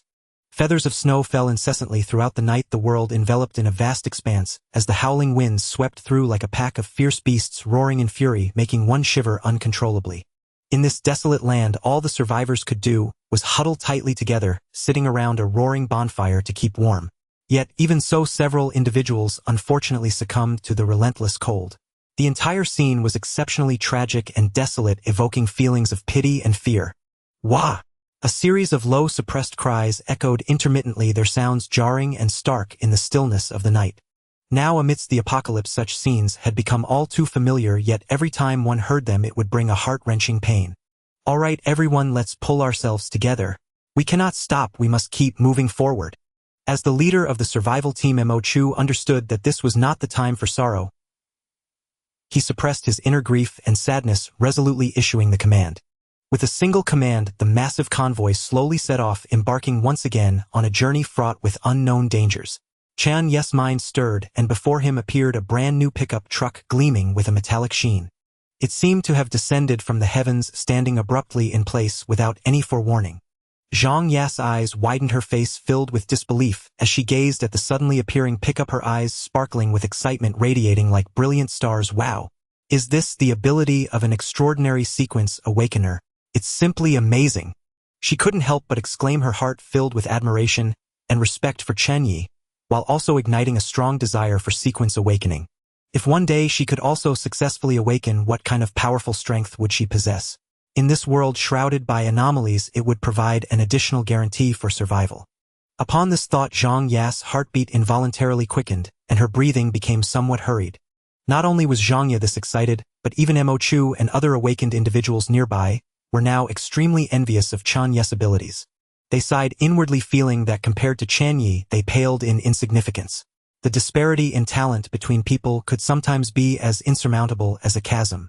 "Get in the car," Chen Ye urged softly, his tone calm and steady, yet carrying an unquestionable authority. After all, time was as precious as gold. Every second of delay could intensify the looming crisis. Hearing Chen Ye's words, Zhang Ye snapped back to reality and quickly replied, "Oh, okay, I'm coming." She hurried to the car in quick steps nimbly, got into the passenger seat, fastened her seatbelt, and looked nervously at Chen Ye awaiting the next move. The massive convoy moved forward toward an unknown destination. Amidst the icy snow, a colossal fleet struggled to advance. The biting wind made everyone shiver, yet the vehicles pressed on resolutely. In this vast frozen world, every step was fraught with hardship and danger. Most vehicles lacked even basic air conditioning, forcing passengers to grit their teeth and endure the harsh cold as they pushed forward with all their might. However, in stark contrast to the other vehicles, the pickup truck Chen Ye drove was exceptionally comfortable. The interior air conditioning maintained a constant temperature, providing an endless sense of warmth. "Let's grab something to eat first," Chen Ye said casually, then handed a braised chicken leg to Zhang Ye in the passenger seat as breakfast. This gesture delighted Zhang Ye, who immediately beamed. "Wow, thank you, big shot Chen Ye. You're so thoughtful." Overjoyed, Zhang Ye took the braised chicken leg, openly expressing her admiration for Chen Ye. She quickly tore open the packaging and eagerly stuffed the delicacy into her mouth as her first meal of the day. In response to Zhang Ye's praise, Chen Ye simply nodded. His focus remained on the road ahead, never relaxing for a moment. He knew well that with Long Mengmeng successfully advancing to the second stage, a series of unexpected events were bound to unfold.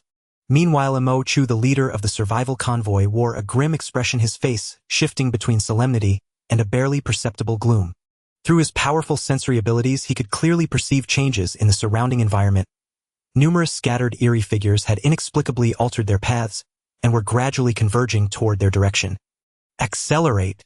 With this roar, the convoy seemed injected with a surge of power, suddenly hurtling forward at breakneck speed.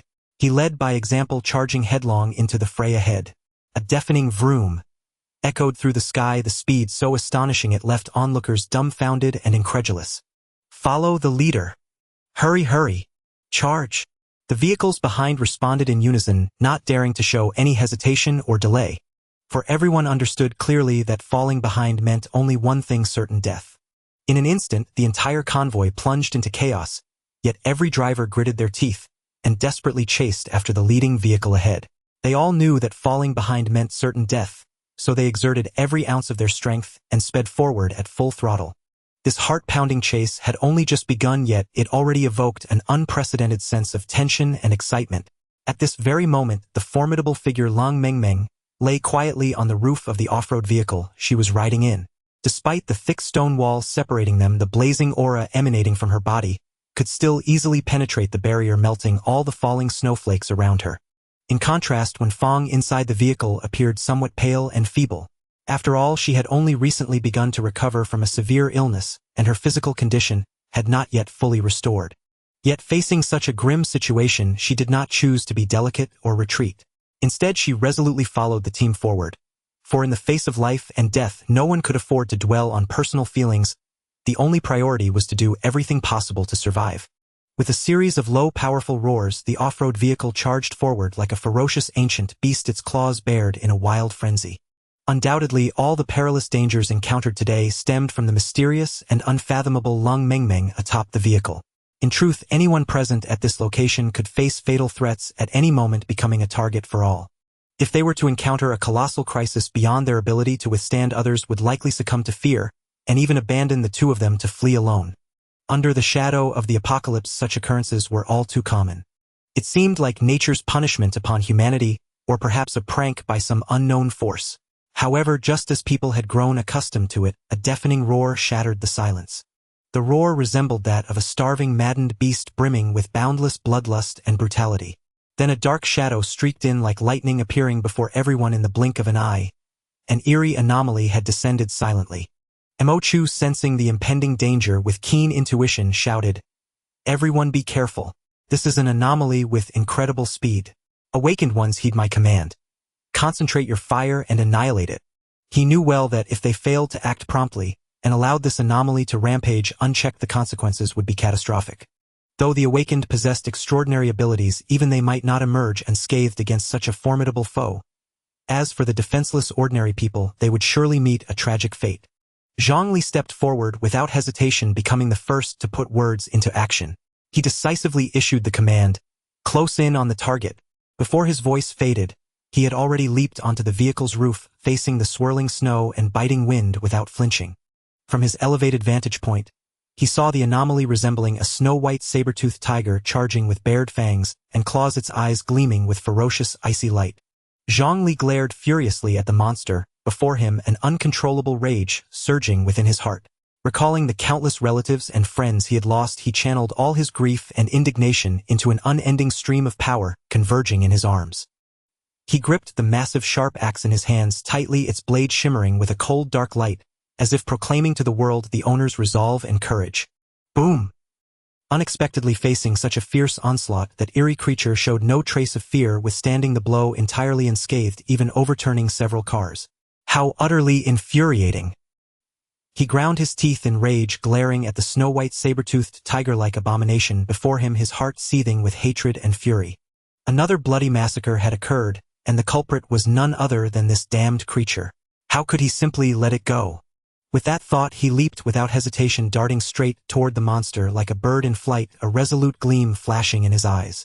At the same time he shouted, "Lu Rukin, hurry and back me up," for at that moment the creature was closest to the Lu siblings, and if he didn't act swiftly the consequences would be dire. Understood. Leave it to us. The two who had recently joined the convoy knew this was their chance to prove their worth and secure their place in the team by giving their all. One of them waved their hands, and countless strands of black hair writhed like serpents, instantly entangling the snow-white saber-toothed tiger. The other brandished a spine whip gleaming with cold light, lashing out with lightning speed. With a roar, the whip accurately pierced the creature's left eye, blood splattering everywhere, triggering a spine-chilling howl. Then a shocking sight unfolded. The once majestic, massive, snow-white saber-toothed tiger vanished into thin air without a trace. But before anyone could recover from their astonishment, a deafening explosion erupted. Boom! In the blink of an eye, the car carrying Lu Ruyan and her brother was sent flying like a broken kite by a tremendous force, triggering a violent explosion. Fortunately, the siblings reacted swiftly, leaping out of the vehicle just before disaster struck. Without hesitation, Lu Ruyan unleashed his unique ability, wrapping his long jet-black hair tightly around his sister Lu Ruyan. Using the strand's elasticity like a swing, he vaulted into the air, with her landing securely on the bus driven by Zhongli. After this harrowing turn of events, the enigmatic snow-white saber-toothed tiger had clearly set its sights on the formidable Chen Ye. After all, Chen Ye was the closest person to it at that moment, and as a sequence awakener, the alluring aura emanating from him was immensely tempting to the ravenous beast. Brother Chen Ye, Luke, it's charging at us.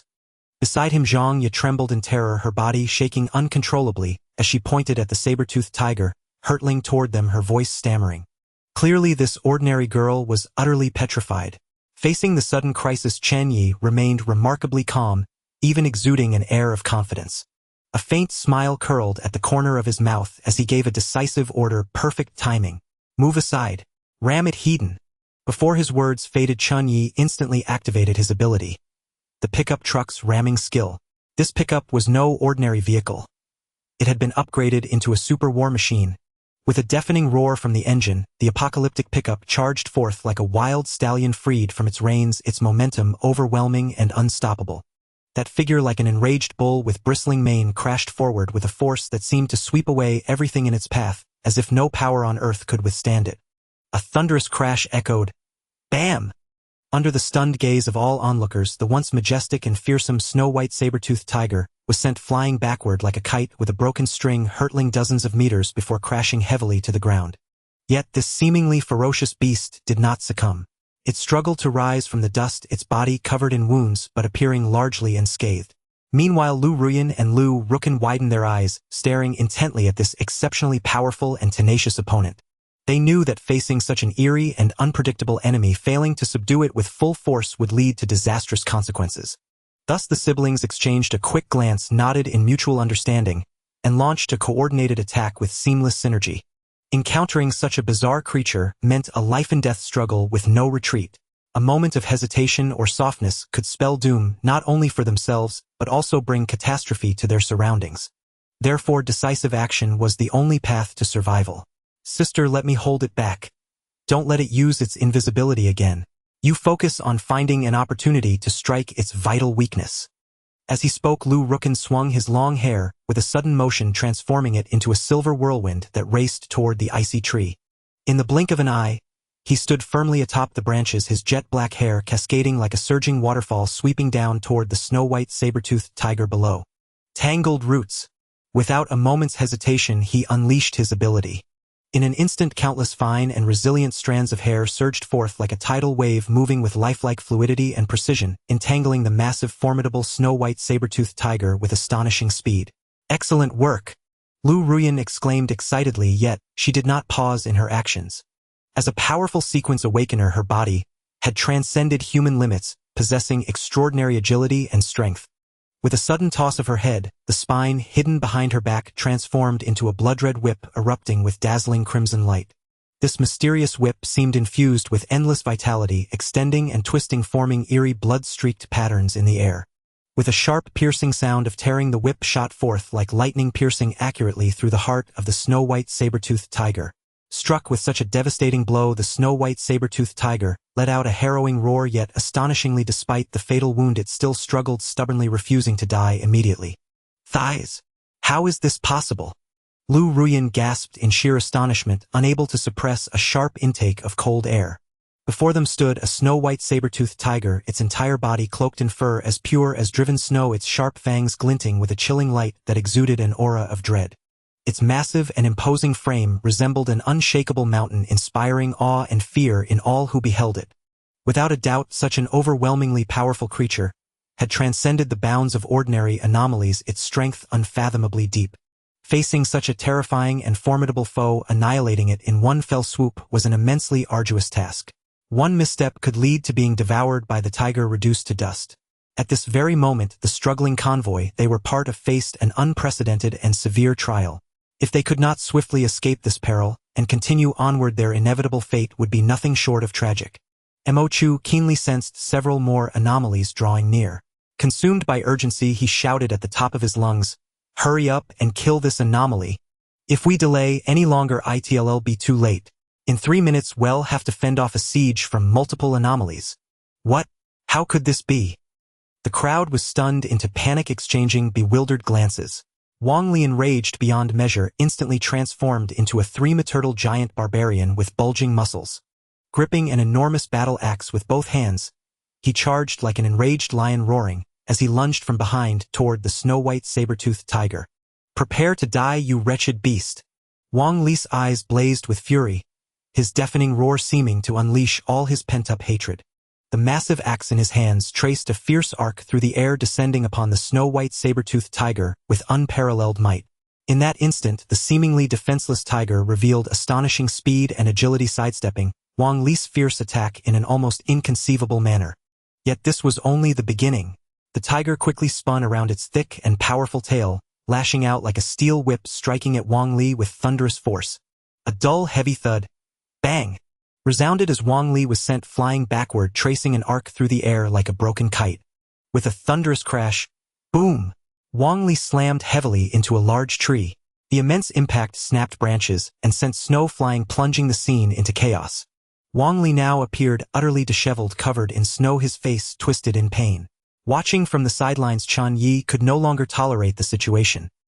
He understood that the exceptionally agile and cunning snow-white saber-toothed tiger was no ordinary foe. Without timely and effective countermeasures, it would only bring more trouble and danger to the group. Thus Chen Ye issued the command without hesitation. "Wang Li, Lu Ruyan, Lu Rukan, prepare for a coordinated assault immediately. We must go all out and eliminate this troublesome enemy." As his words faded, he swiftly activated the hidden special ability of the new pickup truck he was driving. With a low murmur, he uttered, "Burrow." In the blink of an eye, the pickup truck vanished into thin air, as if it had never existed at all. Such a miraculous sight left everyone present utterly astounded, unable to believe their own eyes. At this critical moment, the once majestic and ferocious snow-white saber-toothed tiger suddenly became eerily peculiar. It opened its fang-filled maw, emitting a bone-chilling roar, as if locking onto a specific target, poised to unleash a bloody massacre at any moment. Yet before anyone could react, a thunderous crash resounded. Boom! A battered pickup truck jerked violently, charging out from underground like a runaway stallion, hurtling straight toward the bizarre snow-white saber-toothed tiger with lightning speed. In an instant, sparks flew and dust billowed, plunging the scene into chaos. Struck by such a heavy blow, the snow-white saber-toothed tiger seemed dazed. It blinked its eyes, staring into the air with utter confusion, completely oblivious to what had happened and why it had inexplicably been sent flying. Quick as a flash, Wang Li who had been watching from the sidelines, was overjoyed and thought to himself, "Ha! Heaven helps me. I've been bullied by this beast all along and now it's finally my turn to shine." With this thought, a sharp glint flashed in his eyes and his strength surged forth in an instant. Then Wang Li roared, "Take this! Axe split the mountain!" As his words faded, he swung his axe, unleashing a fierce attack that howled through the air, slicing downward toward the bizarre snow-white saber-toothed tiger. This strike was as unstoppable as a mountain crushing an egg, as if it would tear apart the very space itself. Meanwhile, Lu Rukin showed no weakness, letting out a delicate shout, "Rain of pear blossoms!" With her motion, countless fine and soft strands of hair suddenly danced into motion like fluttering butterflies. In the blink of an eye, these strands transformed into sharp steel needles, hurtling toward the bizarre snow-white saber-toothed tiger like a relentless storm. Faced with such a terrifying pincer attack, the bizarre snow-white saber-toothed tiger was thrown into a defensive position, but its formidable strength meant it did not resign itself to defeat. It let out a furious roar, exerting all its might to withstand this tempestuous assault. Yet how could Lu Ruyin let it succeed? She parted her crimson lips and said coldly, "Roar chaos, spine annihilation." As she spoke, she gripped a blood-red spine whip and swung it fiercely. The whip lashed out like a ferocious venomous snake, lunging at the bizarre snow-white saber-toothed tiger with bared fangs. In an instant, the battlefield was filled with surging energy crisscrossing and forming a powerful shockwave. Amidst the piercing sounds of tearing and explosions, the bizarre snow-white saber-toothed tiger was covered in wounds, drenched in blood, a gruesome sight to behold. After a fierce struggle, it ultimately met a tragic end under their combined assault. A dull thud echoed. Thump! The corpse instantly disintegrated into dust, vanishing without a trace, but leaving behind a mysterious and terrifying object, a snow-white razor-sharp fang-like monstrosity. It seemed to possess a life of its own, writhing and struggling in the air. Yet this fang-like entity could not escape its destined fate.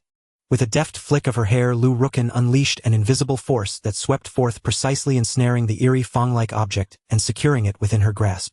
At this moment, a considerable distance had already opened between them and the convoy behind. Time was of the essence. Every second was extraordinarily precious. Mo Chu did not hesitate, shouting at the top of his lungs, "Everyone retreat immediately. We must get away from this place as fast as possible." For he knew well that if they delayed any longer, within mere 30 seconds this area would become a terrifying zone teeming with countless aberrant creatures. Faced with such a dire situation, no one dared to be negligent.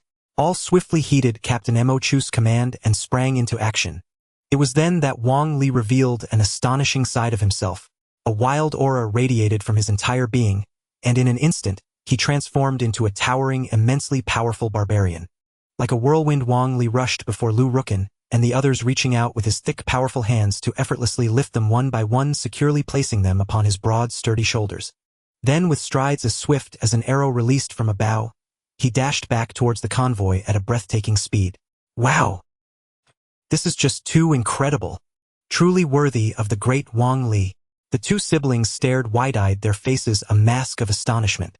They had never imagined that the ordinarily simple-minded Wang Li possessed such formidable prowess. Now, witnessing his awe-inspiring performance as a barbarian, their hearts were filled with utmost admiration for this big brother.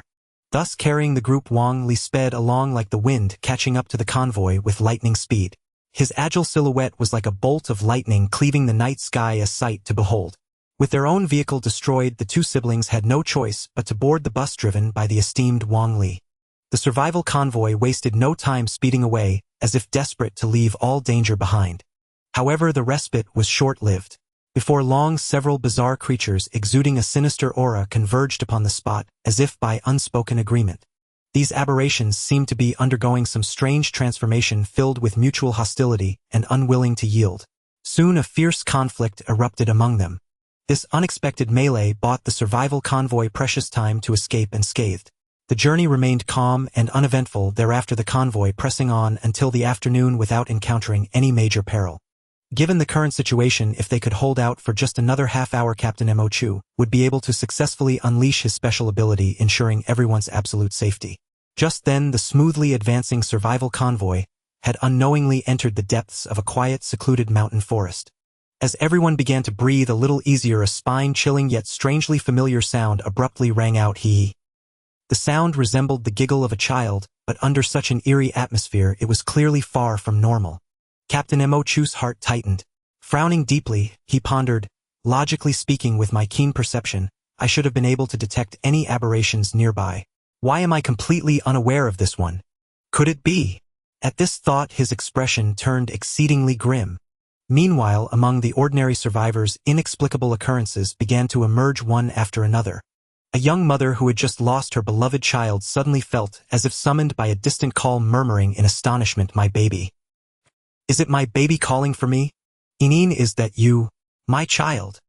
As if these words had drained every ounce of her strength, she collapsed limply onto the seat, letting out only a faint, indistinct groan. Before losing consciousness, the one who had just been calling her child's name fainted without warning. The two men sitting in the car with her were instantly thrown into panic. What the hell's wrong with this woman? Did she kick the bucket? One of them, a burly thug with a fierce, menacing face, was the first to snap out of it. Cursing under his breath, he moved to check on her, yet hesitated with visible reluctance. The other man, who had been focused on driving, was startled by his companion's words. He quickly pulled the car over and turned around, asking, "What's going on? Who's calling out like that? I'm telling you, this woman might already be dead." The burly thug replied gruffly, then lunged toward the back seat without a second thought. If the woman had indeed breathed her last, he figured it best to toss the corpse by the roadside to avoid any ill fortune. However, when he reached out to feel for her breath, he was astonished to find that she still had a faint, lingering trace of life. "She's fine uno guess. Probably just passed out from hunger. Still breathing." "Hey, wait a minute." The burly thug, who had just begun to relax, suddenly sensed something amiss. His face twisted into an expression of sheer terror and dread. The next moment, a blood-curdling scream erupted, echoing through the entire carriage, sending chills down everyone's spine. The driver, who had been asking what was happening, was now paralyzed with fear, for the scene before him was utterly incomprehensible and horrifying. Captain Mo Chu's low, solemn voice suddenly rang out, "Everyone be alert. We have stepped into an anomalous domain. Moreover, this is the most peculiar and dangerous kind of anomalous domain. Remember this above all else, never trust any sound that comes from within this domain." His words struck like a bombshell, instantly igniting chaos among the convoy. People stirred in panic, fear and unease spreading like a plague. Even Chen Ye, who was usually calm and composed, felt a knot tighten in his heart. For an anomaly that possessed its own unique domain was truly an indestructible horror. Within such a domain, death could descend at any moment, and one misstep would lead to utter ruin. Countless tragic lessons had been learned. Once bustling populous cities, when shrouded by such an anomalous domain, would fall into deathly silence in the blink of an eye, devoid of any trace of life. At the same time, the blizzard that had been raging for so long seemed to sense a certain threat and gradually subsided. Yet in its place, the surroundings plunged into an extreme desolation and stillness, as if time itself had frozen. At that moment, a piercing screech of brakes suddenly shattered the dreadful silence. It was Captain Mo Chu who, leading by example, brought the vehicle to a steady halt right on the spot. Following suit, the other vehicles behind swiftly imitated the action, halting their advance. Faced with such a dire predicament, everyone knew there was no escape. The only glimmer of hope lay in finding the domain's exit as quickly as possible. Thus, several powerful sequence awakeners instinctively gathered together to deliberate on a countermeasure. Wang Li, being a simpleton, couldn't possibly devise a solution with his limited intellect for such a thorny problem. It would be faster to just go ask Mo Chu. Chen Ye, Lu Ruyan, and Lu Rukin shared the same sentiment, their gazes converging on Mo Chu in unison. Confronted with this bizarre and unfathomable situation, everyone was momentarily at a loss, utterly clueless about where to even begin. At this point, Lu Ruyan suddenly proposed, "How about we use these useless fellows to probe the pattern of this eerie thing? Once we locate its true form, we can concentrate our fire and obliterate it together." Lu Rukin immediately chimed in, "Yeah, my sister's right. That's exactly what I was thinking." After all, to those with special abilities, ordinary humans were nothing more than expendable resources to be used at will. However, Mo Chu remained silent, his eyes blinking incessantly, as if he were mulling over something of great importance. Seeing Mo Chu's lack of response, Zhang Li grew displeased and shouted loudly, "No way, how can we do that? Watch me, I'll smash that freakish thing with my own hands." Before his words had even faded, he swiftly produced a brand new anomalous artifact and activated it without a moment's hesitation.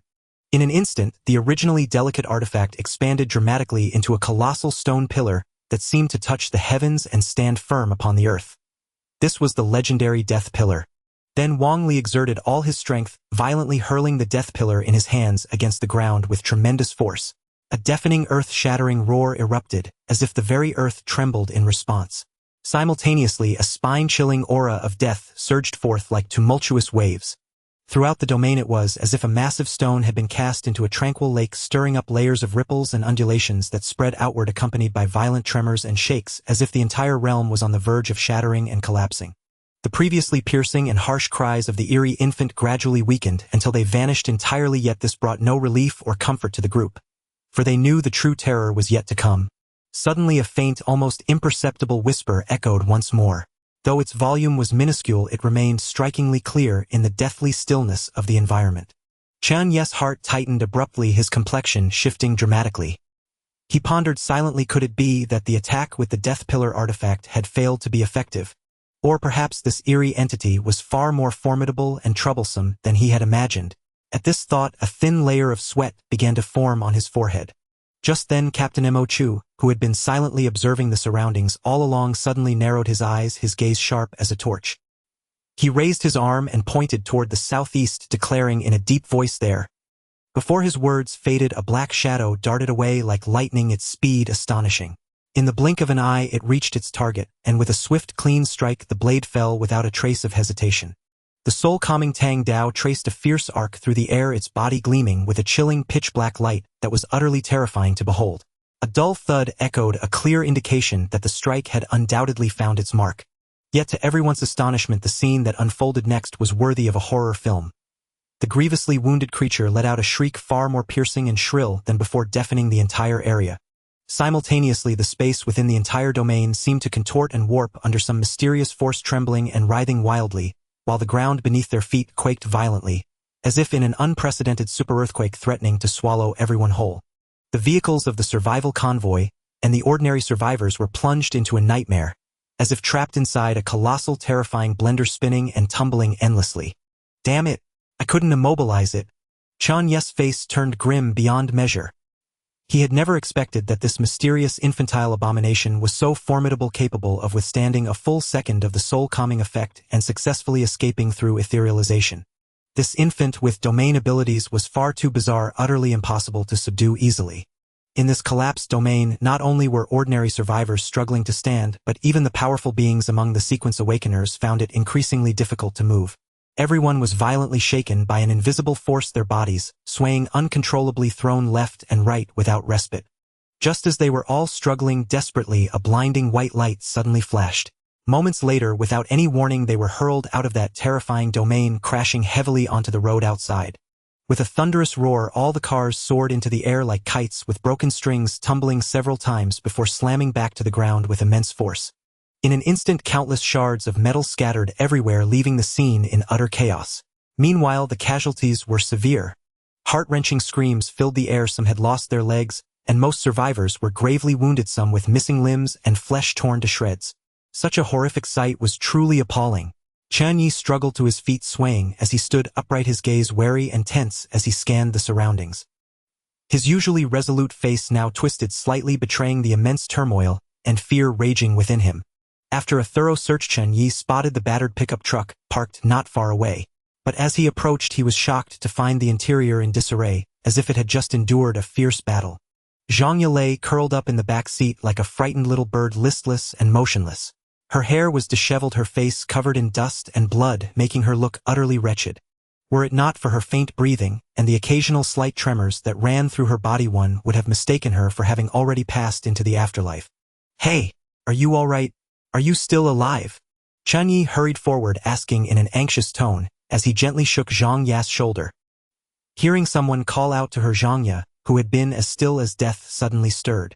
She slowly lifted her head, her bloodshot and vacant eyes meeting Chen Ye's gaze before she managed to force a faint smile and utter, "I'm fine."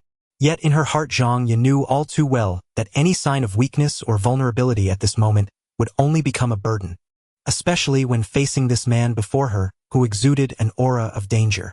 If she failed to appear strong and courageous, it would likely only bring more trouble to them both, perhaps even lead to their deaths. Thus, despite the excruciating pain racking her entire body, Zhang Ye clenched her teeth, forcing herself to stay conscious and appear as composed as possible. The gruesome state of the others was as horrifying as being trapped in a living hell. Some vehicles were completely mangled, the corpses within twisted into grotesque, contorted shapes like wrung-out rags with flesh and blood splattered everywhere, a sight both chilling and shocking. Those who still clung to life let out heart-wrenching cries that echoed all around. Even worse, some were pinned by severed limbs, unable to move clearly beyond any hope of survival. Wang Li, a formidable man, was now overwhelmed with grief. He knelt on both knees before the shattered bus, his heart shattered as if struck by a heavy blow, his sorrow plain for all to see. Ah! Suddenly a piercing roar tore through the skies, reverberating long in the air. Captain Mo Chu's face was dark and terrifying. This catastrophe was a devastating blow to them all. Just when things had begun to improve, everything had plummeted back to the depths. After careful observation, he realized that fewer than 20 ordinary survivors could still keep pace with the group. Moreover, even his own driver had tragically perished. It was clear now that a new driver must be found as soon as possible. In contrast, Wen Fong had been exceptionally fortunate. Thanks to her sturdy vehicle and its seemingly innate, coldly adorable self-protective features, she had miraculously survived, sustaining only minor injuries. Even more astonishing, a mysterious transformation seemed to be taking place within her body. Her wounds were beginning to heal at an incredible speed. Unexpectedly, she had turned misfortune into fortune, seizing the perfect opportunity to unlock her latent potential and achieve awakening. Everyone listen up. Immediately search for any still operable vehicles and evacuate this place at once. A large number of aberrations are approaching. Captain Mo Chu's shout struck like a heavy hammer, pounding against everyone's hearts. The situation, already a scene of utter devastation, had now become even more dire. People had no time even to catch their breath, let alone wallow in their grief. Mo Chu strode directly toward Wang Li and said to him, "Wang Li, the situation is critical now. We still cannot do without you." But at this moment, Wang Li could no longer contain the turbulent emotions surging within him. He was like a volcano on the verge of eruption, seething with rage. His eyes blazing with fury, his body trembling, he roared, "No! I have to let off some steam today. You all go on ahead. Don't worry about me." Before his words faded, Wang Li charged straight toward the gradually manifesting eerie figures like a frenzied beast. At the same time, Mo Chu's face turned deathly pale as he attempted to intervene, but it was far too late. The anomalies had already revealed themselves, and instead of fleeing, Wang Li was actively confronting them. Wang Li wielded a colossal gleaming battle-axe in his left hand, and a thick sturdy stone pillar exuding an aura of mystery in his right, resembling an ancient demon god, descending upon the world, radiating an awe-inspiring pressure. In the blink of an eye, his form swelled several times over, transforming into a towering, heaven-defying giant barbarian, who charged forward with overwhelming momentum as if nothing could obstruct his advance. This scene was so breathtaking that it left everyone stunned, struggling to believe their own eyes. The eerie creatures, upon witnessing this, swarmed in from all directions, surrounding Zhang Li like a tidal wave launching a heart-stopping assault. "Ah! All of you die! You despicable beasts, watch as I slaughter every last one of you." Amidst a series of ear-splitting roars, Wang Li, like an enraged lion, brandished his weapons and clashed with the multitude of eerie beings. For a moment, flashes of blades and shadows interwove, and the stench of blood permeated the surroundings. Meanwhile, the other companions swiftly sprang into action, working together to right the overturned vehicles, and carefully locating a few cars that were still operational, along with some survivors who retained their mobility. After a brief rest, the group resumed their journey.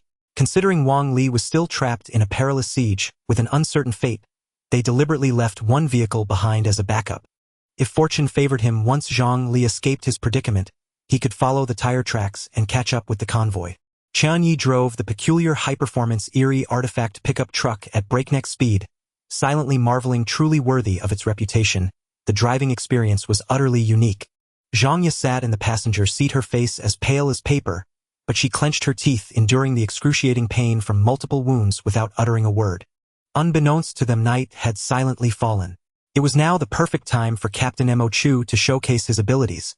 After some searching, the group finally selected a refuge inside a tunnel as their temporary resting spot. Not only could it shield them from the cold, but it also allowed for a peaceful rest. The relentless stream of events was truly overwhelming and hard to cope with. At this moment, there was an urgent need to calmly recuperate both body and spirit. After using his skills, Captain Mo Chu also felt a wave of fatigue. He gazed at Lung Mengming, who was in the final stages of her advancement, and a flood of emotions surged within his heart. Wang Li's situation was likely dire. Facing such a horde of bizarre monsters escaping unscathed seemed nearly impossible. However, if Lung Mengming, the most formidable warrior of the survival convoy, successfully ascended to the second-order realm, their entire team's chances of survival would undoubtedly soar. Pft, crackle. With the familiar sound, the campfire was lit as usual. Everyone gathered around the fire in a circle preparing to cook a hearty dinner. The smoked cured meat and sausages emitted an enticing aroma, instantly filling the air. Wow, what a delightful aroma! The taste is simply exquisite. Finally, we've survived another ordeal. It's been utterly unbearable. As the people chewed heartily on their food, they recalled the myriad dangers and hardships they had endured over the past 2 days. A wave of sorrow washed over them, yet no tears fell, for death had become an altofamiliar companion. Suddenly, a thunderous crash shook the entire gathering, leaving everyone stunned and speechless.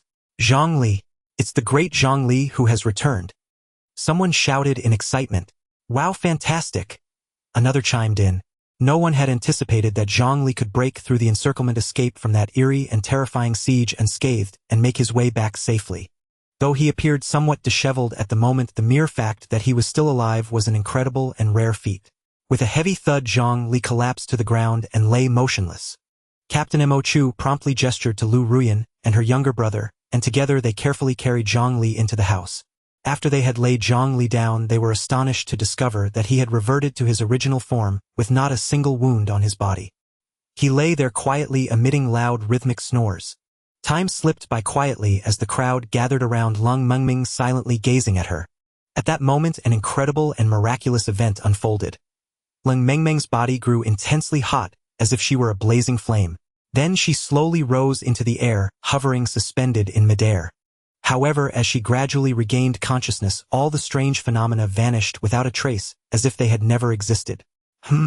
Why are you all staring at me like that? Is there a flower blooming on my face? Lung Mengming asked, looking at the others with a dazed expression and blinking her big eyes. At this moment she was a completely different person from before, as if her very nature had undergone a cataclysmic transformation.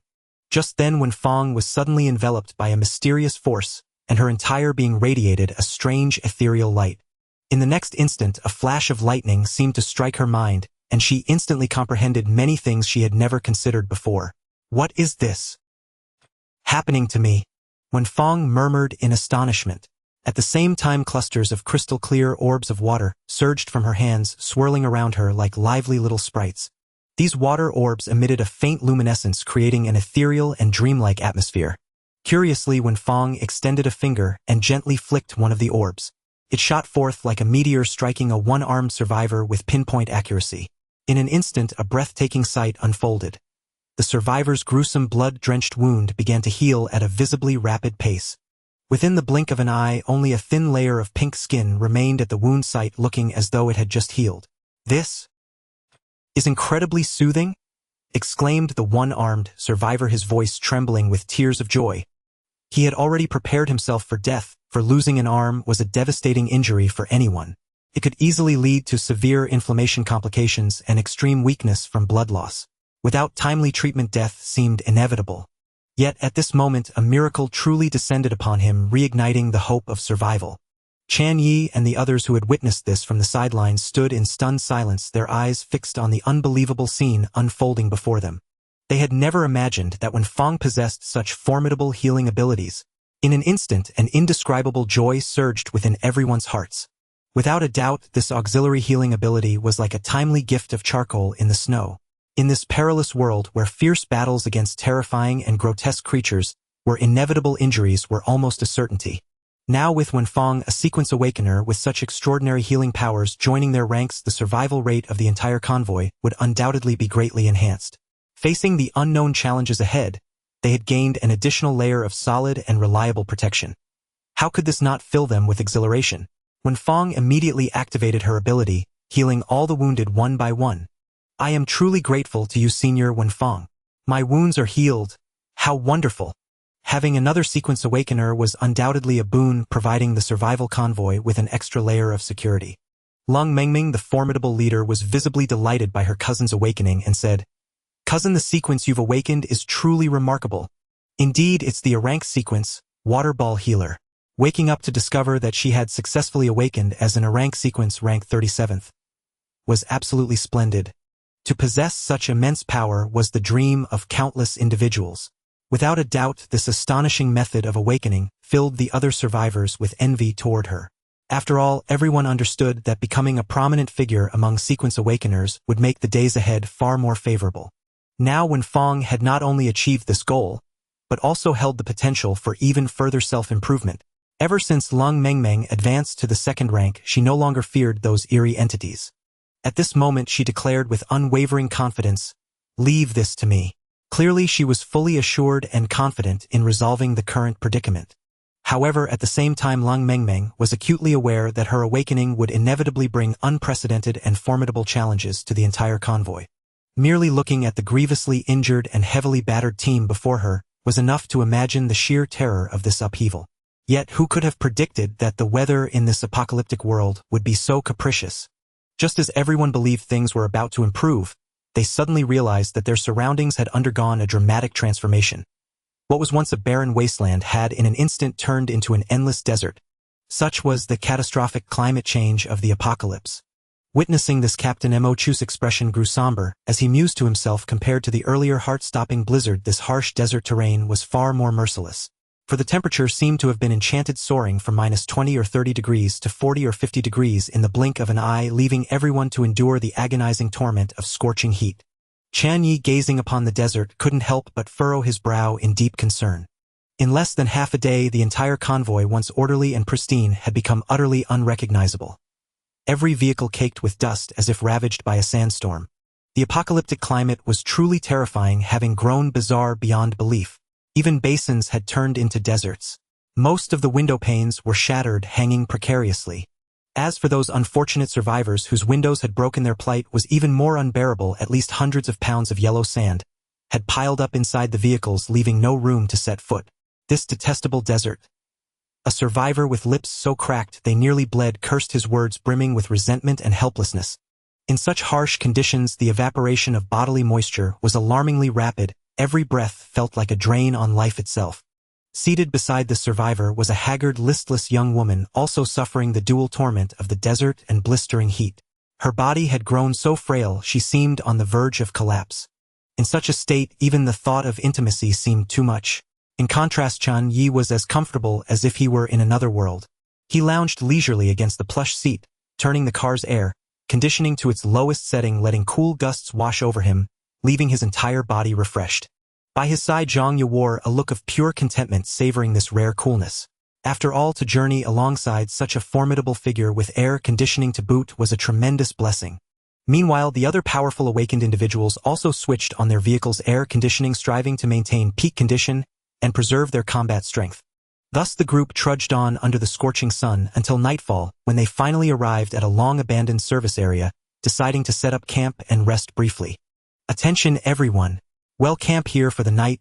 Mo Chu's low, resolute voice rang out like a tolling bell, tightening every heart yet also bringing a wave of relief. After all, in this world of peril and uncertainty, to pause and catch one's breath was nothing short of a luxury. Because once the vehicles stopped, they would easily attract the attention of those eerie creatures lurking in the shadows, biding their time. Thus, until now, everyone had remained in a state of extreme tension, their nerves stretched almost to the breaking point. Upon hearing Mo Chu's order, the group let out a long, relieved sigh. "Great, it's finally cooling down a bit. I was about to melt." Exactly. How could anyone endure this godforsaken place if it stays this hot? What else can we do? Compared to the harsher climates we've encountered before, this heat is nothing. We just have to grit our teeth and tough it out through this difficult period. As the words faded, the survivors of the convoy eagerly disembarked and busied themselves. Some swiftly unloaded tents and camping gear from the vehicles, others hurriedly inspected the cars and replenished fuel and other essentials, while still others gathered in small groups to chat and laugh, trying to alleviate the weariness of the long journey. The scene, though slightly chaotic, was nonetheless orderly. Meanwhile, Mo Chu, the captain, was not idle either. He gently raised his hands and a faint glow shimmered in his palms. As the radiance gradually expanded, an invisible force spread outward from him, eventually forming a transparent barrier that enveloped the camp. Clearly this was one of Mo Chu's special abilities, creating a relatively safe zone for his teammates to rest and recuperate by releasing energy. However, not all survivors were content to merely wait within the camp for dawn. Some still clung to hope, believing they could use this precious time to venture into nearby buildings, gambling on the chance to find much-needed supplies or equipment. Thus, under the cover of night, these individuals quietly slipped away from the camp and made their way toward the nearby ruins. Alas, their hopes were dashed. When they jubilantly entered the buildings already looted by other survivors, they discovered nothing but swirling dust. Any resources that might have existed had either been exhausted or were buried deep beneath the sand, making excavation an arduous task. Captain Mo Chu stood before the group, his expression solemn, and said, "Now all of our awakened ones have been gathered here." He looked around, his gaze sweeping over each face, then continued, "As you all know, Lung Mengmeng has successfully advanced to a second sequence awakened. This means our convoy's overall strength has been greatly enhanced." Pausing for a moment, Mo Chu added, "Furthermore, Wen Fong has also completed her awakening, becoming a crucial support sequence awakened. These are all achievements worthy of celebration." He took a deep breath, a glint of determination flashing in his eyes. "Therefore, after careful consideration, I have decided to hold a grand banquet to honor and commemorate our accomplishments." Mo Chu understood all too well that recent events had been nothing short of extraordinary. The entire convoy felt as though it had weathered a storm, especially the ordinary survivors. Many had faced life-and-death trials, and it was as if their ranks had been completely reshuffled. In such a harsh environment, the priority was to offer them hope. Only by igniting in each heart a longing and confidence for the future could the convoy maintain relative stability. Upon hearing the news, cheers erupted on the spot. The first to respond was Lung Mengmeng, who danced with excitement and made an adorable gesture. Yet the observant might notice that since her advancement to a second sequence awakened, some peculiar side effects had begun to emerge. When Fong, standing nearby, showed no objection, she smiled at Mo Chu in support. Zhongli also nodded without hesitation, fully endorsing the proposal for a banquet, and shouted, "Hooray! Let the banquet begin." Finally, even the usually taciturn siblings Lu Ruyan and her brother revealed satisfied smiles, indicating their willingness to attend the feast. As for Chen Ye, he maintained his usual indifferent demeanor, but inwardly, he had long been looking forward to it. When the ordinary survivors learned of this, they too were brimming with excitement. To host a grand banquet, an indispensable element was of course a dazzling array of delectable cuisine.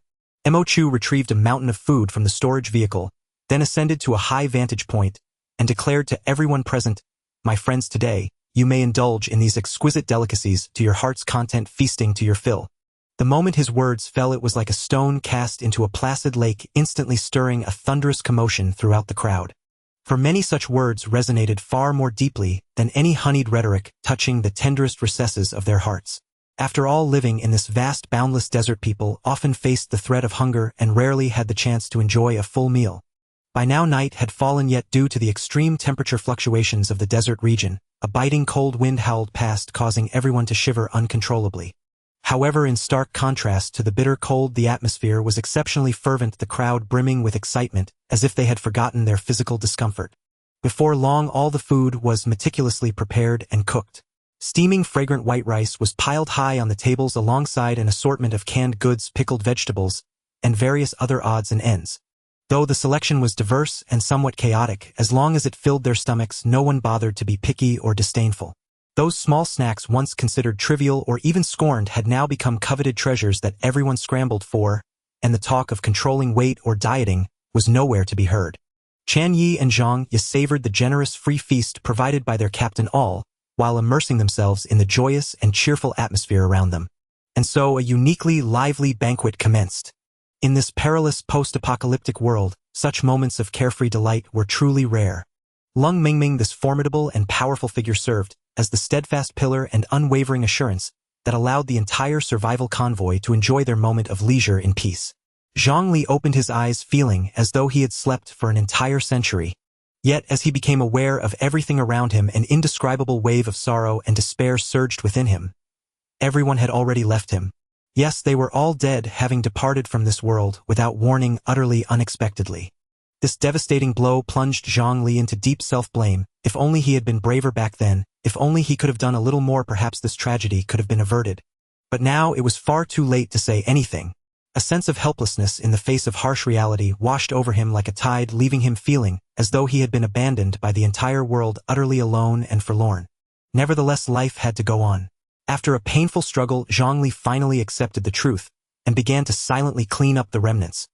Filling his stomach became one of the most pressing tasks at hand. Thus, after addressing the issue of sustenance, Chen Ye returned to the pickup truck to rest. Meanwhile, the well-behaved Zhang Ye slipped into the vehicle ready to enjoy a moment of tranquil repose. The night sky was exceptionally clear and bright with twinkling stars embedded like resplendent gems. Moonlight cascaded upon the earth, draping this desolate desert in a veil of silver. A gentle breeze brushed against the car windows, producing a crisp sound, as if whispering an untold story. The atmosphere inside the vehicle was serene and peaceful, broken only by the occasional low hum of the engine. As the saying goes, when the belly is full, the mind turns to higher pursuits. At this moment, people no longer worried about survival, and instead found leisure to ponder the meaning of life. Just then, the battered yet stubbornly advancing pickup truck suddenly jolted violently, as if it too shared in the collective joy, bouncing merrily along. This night was destined to be extraordinary, for it brought not only physical satisfaction but also solace and warmth to the depths of the soul. Yet, at the same time, the frigid darkness of the desert did not spare these weary survivors. Hiss! It's so cold. Someone couldn't help but shiver and complain. It must be at least -20 degrees. If it weren't for these service station buildings blocking the wind in such freezing weather, we'd probably be frozen stiff by now. Another person chimed in, expressing gratitude to Mo Chu, who had generously provided food earlier. Thanks to Boss Missouri Chu, otherwise, I really don't know how we would have made it through tonight. As time passed, the number of survivors dwindled, filling Captain Mo Chu with deep concern. Because his sequence ability relied entirely on the number of survivors in the convoy to unleash its maximum power, if too many died, his own strength would be greatly diminished. Yet faced with such a dire situation, Captain Mo Chu did not lose heart. He had absolute confidence in acquiring these food resources. After all, with his current strength, obtaining them was as easy as turning his hand. Moreover, even if he consumed more food, his body could not bear the burden. So rather than waste the surplus food, it was better to distribute it to the other survivors, thereby demonstrating his goodwill and kindness as the captain of the survival convoy. Before long, the long, silent desert night quietly departed. The first rays of morning sunlight bathed the earth, but within moments the temperature soared to an unbearable height. The immense temperature difference between day and night left many listless and exhausted, as if they had not slept a wink. Despite the group's poor condition, Captain Mo Chu unhesitatingly picked up his megaphone and shouted, "Move out." At this moment he knew they could not afford to linger any longer, or the consequences would be disastrous. Last night several eerie entities had been drawn to the vicinity. If they did not evacuate quickly, the entire convoy would be plunged into an abyss of doom. Thus the vehicles slowly started embarking on a new journey along the winding desert highway. Bathed in the morning sun, Chen Ye had already woken up in the pickup truck. Beside him, Zhang Ye was equally radiant. Her already beautiful face now glowed with captivating charm, especially her eyes, which sparkled like stars, irresistibly enchanting. "Here, have breakfast," Chen Ye said softly. With a gentle flick of his finger, a steaming piece of bread and a fresh bottle of milk instantly appeared before Zhang Ye. Every time she witnessed this magical sleight-of-hand-like scene, Zhang Ye was filled with awe and envy. Her eyes wide, she stared at the bread and milk, muttering to herself, "If only I could possess such wondrous abilities. To become a sequence awakener, mastering all kinds of astonishing skills." This was truly her dream. Across the vast, boundless desert, a convoy of battered vehicles trudged forward arduously, as if forsaken in this desolate land. The oppressive heat enveloped the entire area, causing unbearable suffering. "It's scorching hot, damn it," complained a bare-chested, sweat-drenched man inside a dilapidated car. Sweat gushed from his body like a spring, rapidly draining moisture and salt. His lips were parched and cracked, revealing deep fissures. Every sip of water was precious, for once consumed the bottle would be empty. So they had to ration their intake carefully, yet even so it was hard to withstand the heat's assault. Moreover, the car windows were long shattered, and the air conditioner, which should have brought relief, had failed, plunging them into deeper agony. Prolonged exposure to the high temperature left everyone's body exceptionally weak, further exacerbating the severity of their plight. Just then, a strange noise suddenly erupted. One of the vehicles had broken down, halting without warning, completely losing power. A man and a woman from the stalled car quickly jumped out, trying to flag down the vehicles behind for help. Yet, in this vast sea of sand, time seemed frozen, with nothing but scorching sand all around. "Brother, please let us hitch a ride. We have plenty of food and water to share," the man shouted anxiously as he hurried forward to explain. The stopped vehicle already held 3 burly men, leaving little space. Adding 2 more would make it unbearably cramped and stifling. Especially in such sweltering weather, it was nearly intolerable. Sorry, but we really can't take any more. You two decide quickly who wants to come up, or else when the sun gets fiercer, don't regret it. The bespectacled man in the driver's seat spoke coldly, yet a hint of barely concealed excitement flickered in his eyes as he cast a mocking glance at the young woman standing outside. Clearly, if the man boarded first, the woman would have to face the unknown alone. If the woman boarded, it might spark emotional entanglements. After all, a lone man and woman sharing a car could lead to unexpected events. At that thought, the bespectacled man secretly rejoiced. But then an unforeseen scene unfolded. The man, after a moment of silence, spoke without hesitation. Then, "I'll go up." As his words fell, the woman beside him froze, her face a mix of shock and fury. She stared wide-eyed at the man who had once sworn to love her forever, as if unable to believe what she had heard. Hearing this, Wan Hai wore a look of self-righteousness, declaring plausibly, "As the saying goes, husband and wife are like birds in the same forest, each flying their own way when trouble strikes. I'm just trying to save my own skin. How can that be wrong?" Without further ado, he scooped up piles of supplies and strode toward the dilapidated off-road vehicle. These supplies were abundant and diverse, including not only fragrant smoked sausages and enticing cured meats, but also a wide variety of other foods. Clearly, those who had survived this catastrophe possessed considerable resources. At that moment, Lin Yan was weeping bitterly, her heart wrenched with sorrow. Between sobs, she cried out hoarsely, "Please, Wan Hai, don't abandon me, you heartless wretch." Yet faced with Lin Yan's pitiful pleas, Wan Hai remained unmoved, as if his heart were made of stone, not even glancing at her. While this heartbreaking scene unfolded between them, none noticed that the three men in the off-road vehicle were staring at Wan Hai with an eerie, sinister gaze, as if they wanted to devour him alive. It seemed time had frozen and the world had become blurred. In this post-apocalyptic ruin, humanity itself appeared twisted and distorted. At that moment, Lin Yan was immersed in endless grief and despair, tears streaming down like a burst dam. Suddenly, the roar of an engine shattered the deathly silence. A battered yet still functional off-road vehicle slowly came to a halt, stopping right beside Lin Yan. The door opened and a burly, stubbled man, Wang Li, stepped out. "Get in my car. Be my woman." His voice was low and firm, carrying an undeniable tone. The words struck like a thunderbolt, leaving everyone stunned. Who could have imagined that in such harsh conditions someone would speak so bluntly, even rudely? Yet this simple phrase, as plain as could be, pierced through the heavy fog like a sword, illuminating the darkness of Lin Yan's heart. In that instant, she felt as if she had found an oasis in a vast desert or a safe harbor amidst raging storms. What she had believed to be the end of her road had taken an unexpected turn, bringing new hope. Perhaps the old saying held true, a blessing in disguise. Having just rid herself of that despicable scoundrel, a powerful awakener now extended a helping hand, vowing to care for her for life. Faced with such sudden fortune, Lin Yan nodded without hesitation. Upon receiving her affirmative answer, Wang Li wasted no time and acted swiftly. He deftly loaded all of Lin Yan's belongings into the off-road vehicle, then carefully helped her into the passenger seat. As the engine restarted, a refreshing blast of air conditioning washed over Lin Yan, making her shiver.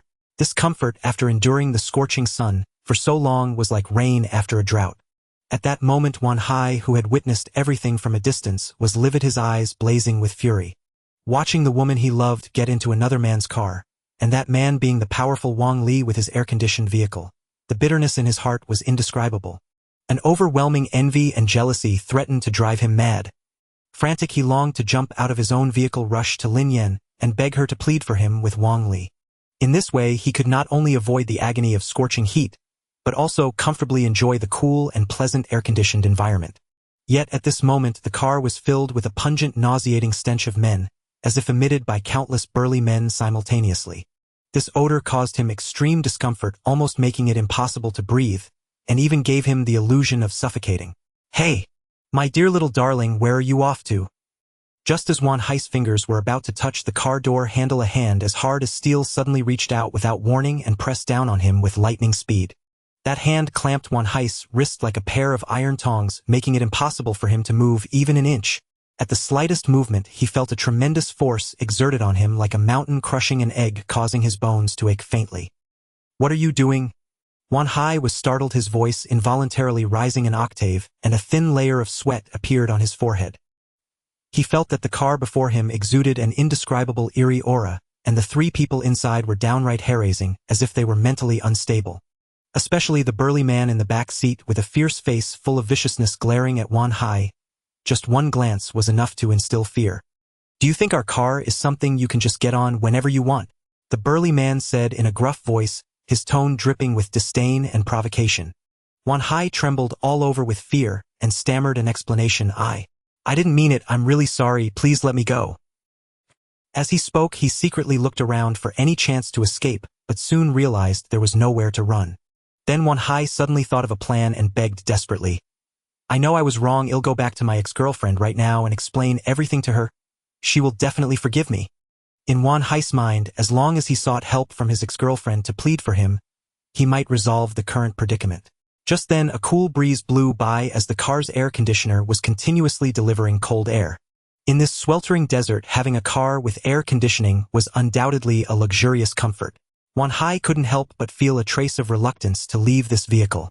However, in response to Wan Hai's pleas, the other two merely let out a few cold laughs, and one of them said mockingly, "Get off. That's impossible.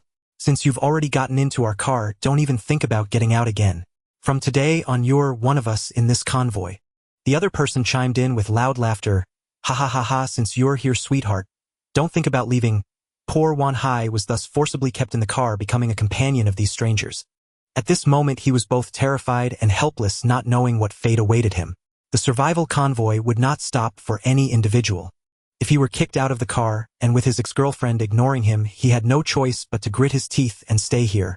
The reason Brother Wang Li took in this young woman was entirely because he needed a psychological anchor and a way to vent his loneliness and helplessness. Losing so many family members had dealt him an immense blow. The survival convoy trudged arduously through the boundless desert, each step fraught with uncertainty and peril. Accidents occurred without warning. Vehicles would inexplicably break down, leaving the team stranded, or the scorching sun would claim a member to heatstroke, delivering a heavy blow to the entire group. Confronted with such harsh conditions and frequent mishaps, everyone was consumed by anxiety yet utterly helpless. However, just as despair set in, a miracle occurred. Captain Mo Chu, who had been silent and vigilantly scanning their surroundings, suddenly widened his eyes and blurted out in astonishment, "Attention, everyone. An oasis lies hidden not far ahead." The excitement in his voice was barely containable, as if he had discovered the very source of life. This startling news exploded like a thunderclap through the convoy, and the weary members instantly perked up. For everyone knew that an oasis meant an abundance of precious water, a lifeline that could rescue the desperate team from the brink of doom. At that moment, a flame of hope kindled in every heart, and they longed to reach that mysterious land as soon as possible. After prolonged exposure to the sun and the torment of thirst, the convoy members had suffered severe dehydration beyond imagination. Even those with extraordinary abilities the sequence awakened began to succumb to this ordeal. Upon hearing the joyous news of a water source, they could not help but cheer and leap with delight. "Wow, this is amazing. Finally, a glimmer of survival. When I see that oasis, I'm going to drink my fill and replenish every drop I've lost." A team member shouted in excitement. Another chimed in, right. I feel like I'm about to dry up into a piece of jerky. Ha ha ha. The thought of having water again is just wonderful. Before the words faded, the other survivors echoed their sentiments, eager to race toward the long-awaited oasis. Thus the remaining vehicles quickly adjusted their speed and sped toward the oasis. Meanwhile, at the other end of the same route, a mysterious group was slowly advancing in their direction. It was a vast and magnificent camel caravan, numbering over 100 beasts. They were lined up in perfect formation, forming a long procession that wound like a sinuous dragon across the endless desert. At the head of this camel train rode a young woman exuding a rich, exotic charm. With a graceful figure and a beautiful face, her flowing, ornate robes fluttered in the wind as if she had stepped out of a painting. All right, she murmured softly, communicating with the tall, mighty camel beneath her. Through some special means, she seemed able to understand and convey important information to these animals. A moment later, a delighted smile spread across her face. "Listen, everyone, not far ahead lies an oasis with ample water where we can fully replenish our supplies." Before she finished speaking, the entire caravan erupted in excitement. People cheered and leaped, their eyes sparkling with joy. "Wow, great! Finally we can drink. If we couldn't find water, I'd surely die of thirst. Absolutely, we've been trapped in this desert for half a year now, surrounded by endless sand with no escape. It's been unbearable. But it's okay now. As long as we find water, all difficulties will be resolved."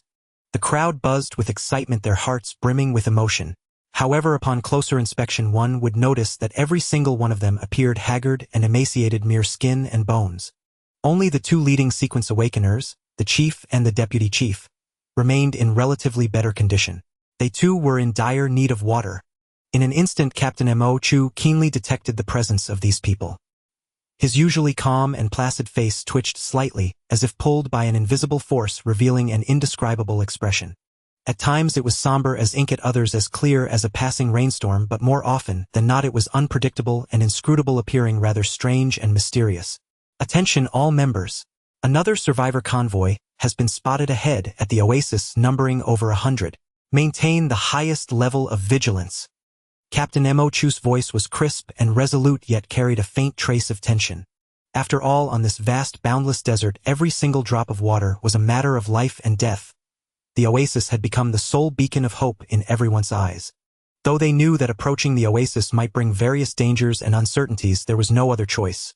If they stayed put and waited for death, only doom awaited them all. Yet, recalling their previous encounters with other survivor convoys, a chill crept into their hearts. Those bloody, brutal scenes were still vivid in their minds, haunting them to this day. Even the usually composed and steady Chen Ye was secretly astonished. Ever since joining this survival convoy, why had they been running into other convoys so frequently? Could it be that this desolate land truly held something special? However, after a brief moment of shock, the group quickly gathered together. They exchanged glances, conveying silent understanding and trust. Though the road ahead was fraught with peril and uncertainty, relying on their formidable strength and unwavering unity, they firmly believed that no matter what difficulties or challenges they faced, they could turn danger into safety. Especially Lung Mengming, who had already advanced to the second tier. She was undoubtedly the unrivaled pinnacle of combat power, with someone so immensely powerful by their side who was there to fear. Before long, the legendary oasis appeared before their eyes. At the same time, another mysterious and massive convoy also arrived, keenly sensing each other's presence. Captain Mo Chu led Chen Ye and other experts as they jumped off their vehicles and strode with firm, resolute steps directly toward the opposing group. After all, as a group of exceptionally powerful and highly regarded sequence awakeners, this was the moment to showcase their prowess and wisdom. A crucial negotiation concerning the interests and future direction of both sides was about to commence. In the distance, a cloud of dust rose, and then a dark mass of figures slowly emerged. Upon closer inspection, it turned out to be a massive camel caravan advancing toward them. The convoy was quite large, with an estimated 100 or more camels. On each camel sat a survivor, some weary, others nervously gazing ahead. Among these camels, the most striking was the colossal one at the very front. Its body was colossal, stretching over 5 meters in length and reaching an astonishing 3 meters in height. Its fur was coarse and thick, seemingly indestructible, exuding an unparalleled sense of oppression. Without a doubt, this was no ordinary camel. Its size and aura made it the undisputed king of camels. Just then, a clear voice called out from the front of the camel caravan. "Hello, we are the survival convoy. I am the Captain Mo Chu." The speaker was the man leading several awakened individuals forward, Mo Chu. A faint smile curled at the corners of his mouth as he took the initiative to greet those before him. However, despite his efforts to conceal his true feelings, his eyes betrayed a hint of envy, for he noticed that the other party had so many companions. Faced with such a friendly and amicable expression, the exotic woman standing at the forefront did not let her guard down or relax her vigilance. She remained expressionless and said coldly, "My name is Tuoba Lengyu, and I am the leader of this team." In this apocalyptic world, relationships among people were often complex and delicate. Once someone suddenly acquired a powerful ability or strength, everyone would undergo changes more or less. And such changes were not always entirely positive. They could also come with unexpected consequences and impacts, especially for those who had already awakened special abilities. After all, every gain comes with a loss. Who could predict it? At this moment, Mo Chu's camp boasted formidable strength and a wealth of talents. Besides himself, there were 6 other equally formidable individuals: Chen Ye, Wang, Lilang Mengming, Wenfang, and the Lu siblings Lu Ruyan and Lu Rukan. These 7 sequence awakened individuals gathered together formed a remarkably powerful team. Coupled with Lung Mengmeng's astonishing combat prowess, as a second-tier sequence awakened, they naturally felt confident and fearless. Tuoba Lengyu and her people were entirely different from the others. After such a long and arduous journey, they desperately needed rest and recuperation. The dreadful desert environment had taken a heavy toll on them. Their Onseth the Sandstrong team had been reduced to a mere handful. What was even more heartbreaking was that the only sequence-awakened individuals left in the entire team were herself, and the stunningly beautiful deputy leader, a charming young woman dressed in purple. Facing this oasis that seemed full of life yet harbored hidden dangers, Captain Mo Chu proposed after careful consideration. We all crave this precious water source, but we must proceed with caution. From what I can see, the water here is abundant, but it may also conceal unknown risks. Therefore, I believe the two convoys should collaborate to explore this place together. This way we can enhance safety and increase our chances of success. What do you think?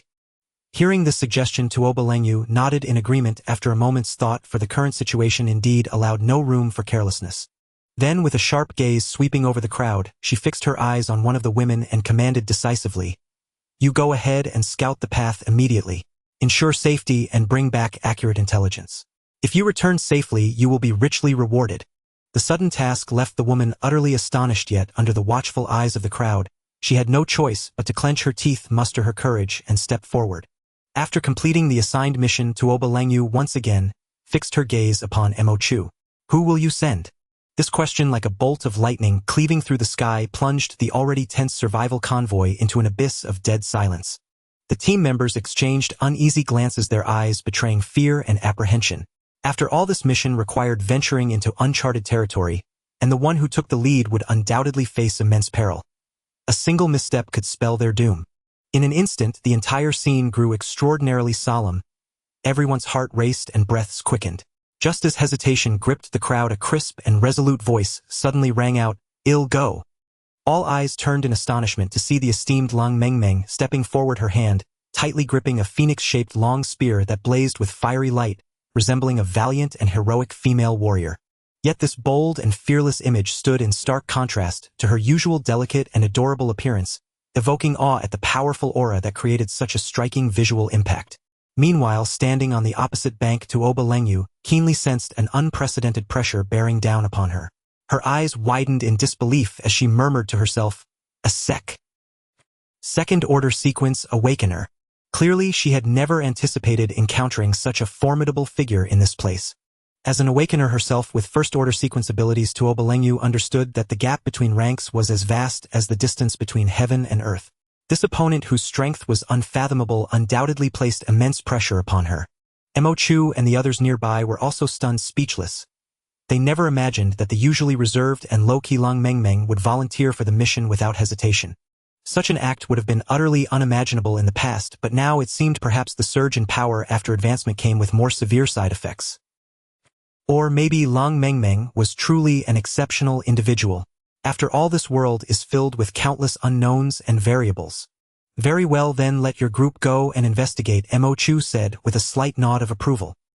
His deep, piercing eyes swept over the crowd, as if able to discern the thoughts within each person's mind.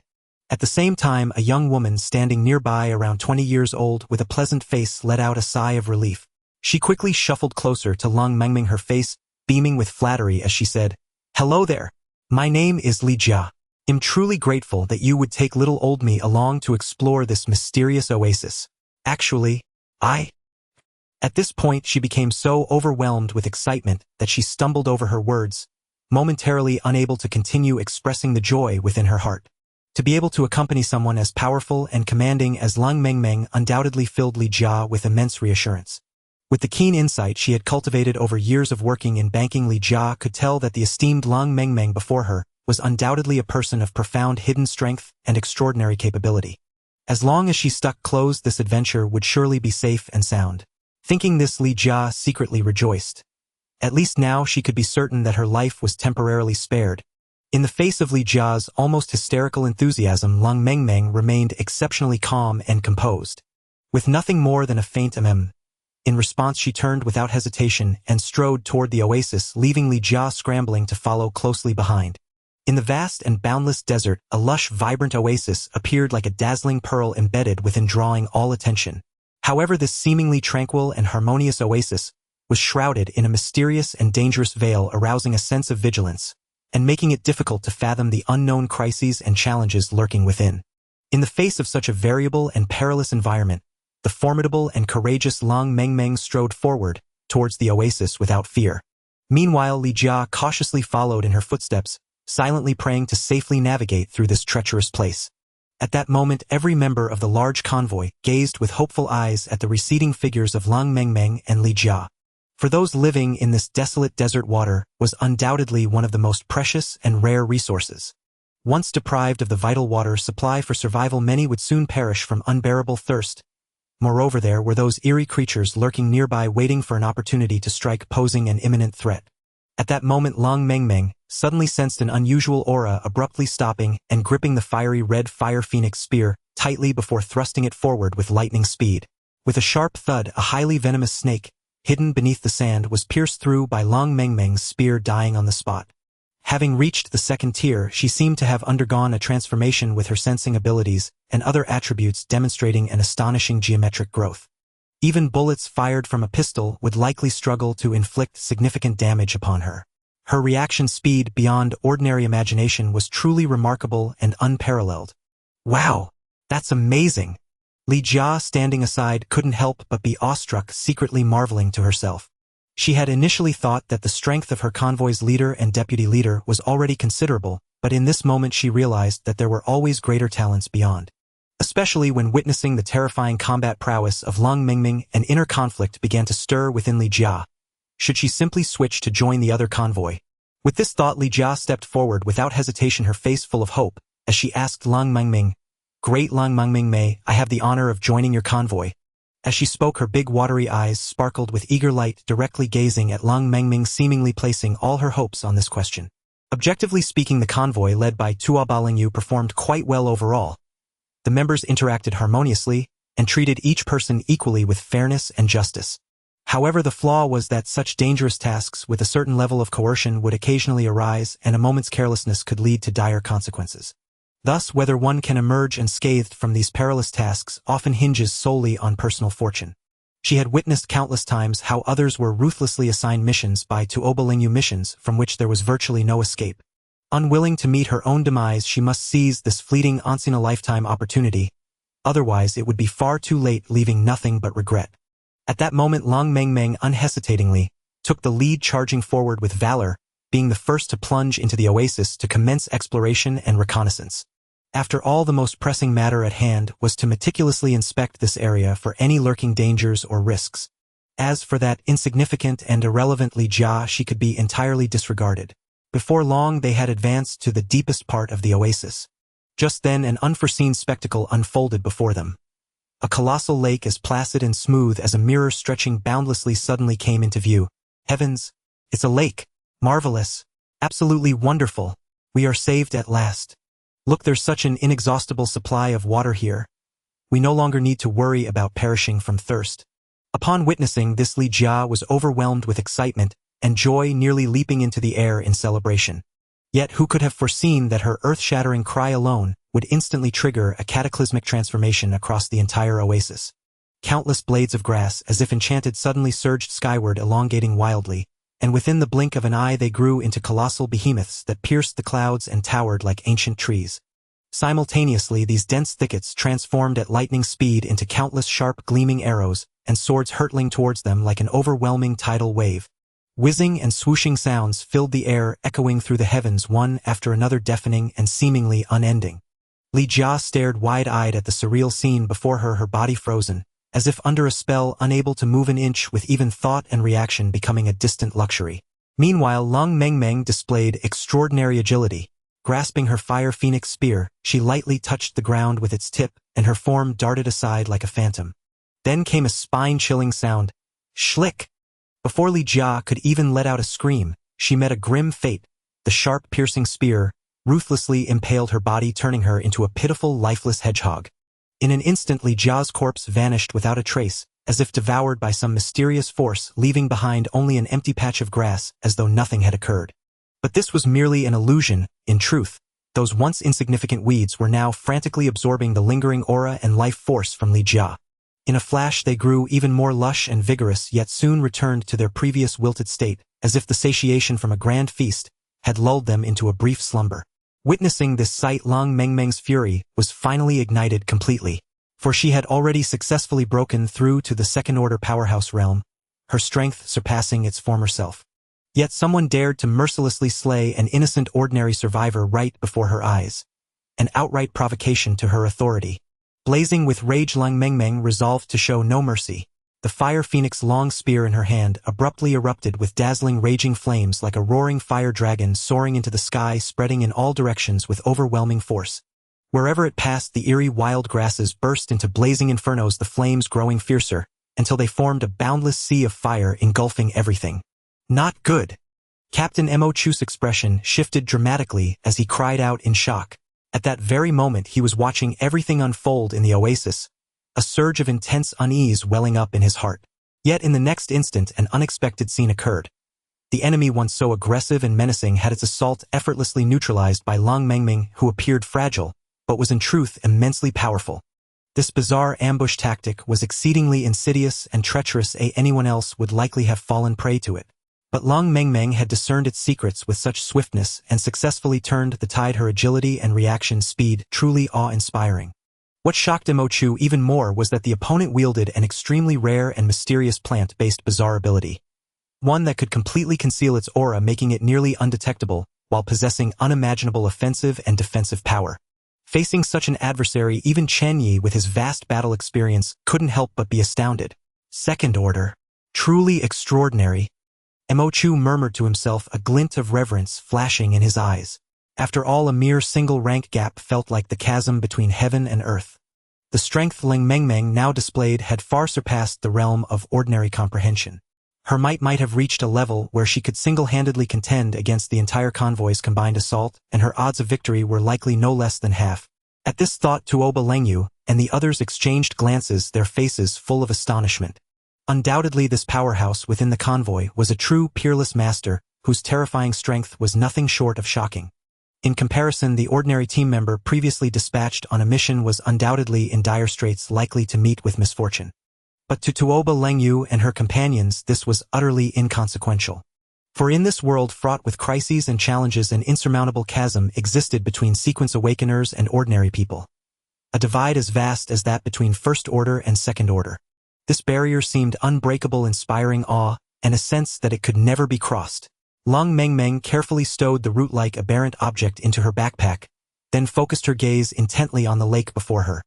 Her keen intuition told her that an immensely terrifying force lurked deep within the lake's waters, seemingly on the verge of bursting forth. As expected, in the next moment, a deafening roar echoed from the lake as if to pierce the clouds. Then a colossal figure burst out of the water. A massive long-horned python. The python was covered in a thick layer of frost, radiating bone-chilling coldness, clearly having just undergone a startling evolution, becoming a formidable second-tier anomaly, the ice spirit Wrm. The ice spirit Wrm, now like an enraged beast, lunged toward Lang Mengmeng with claws bared and fangs exposed, emitting low ferocious roars as a warning to the uninvited intruder.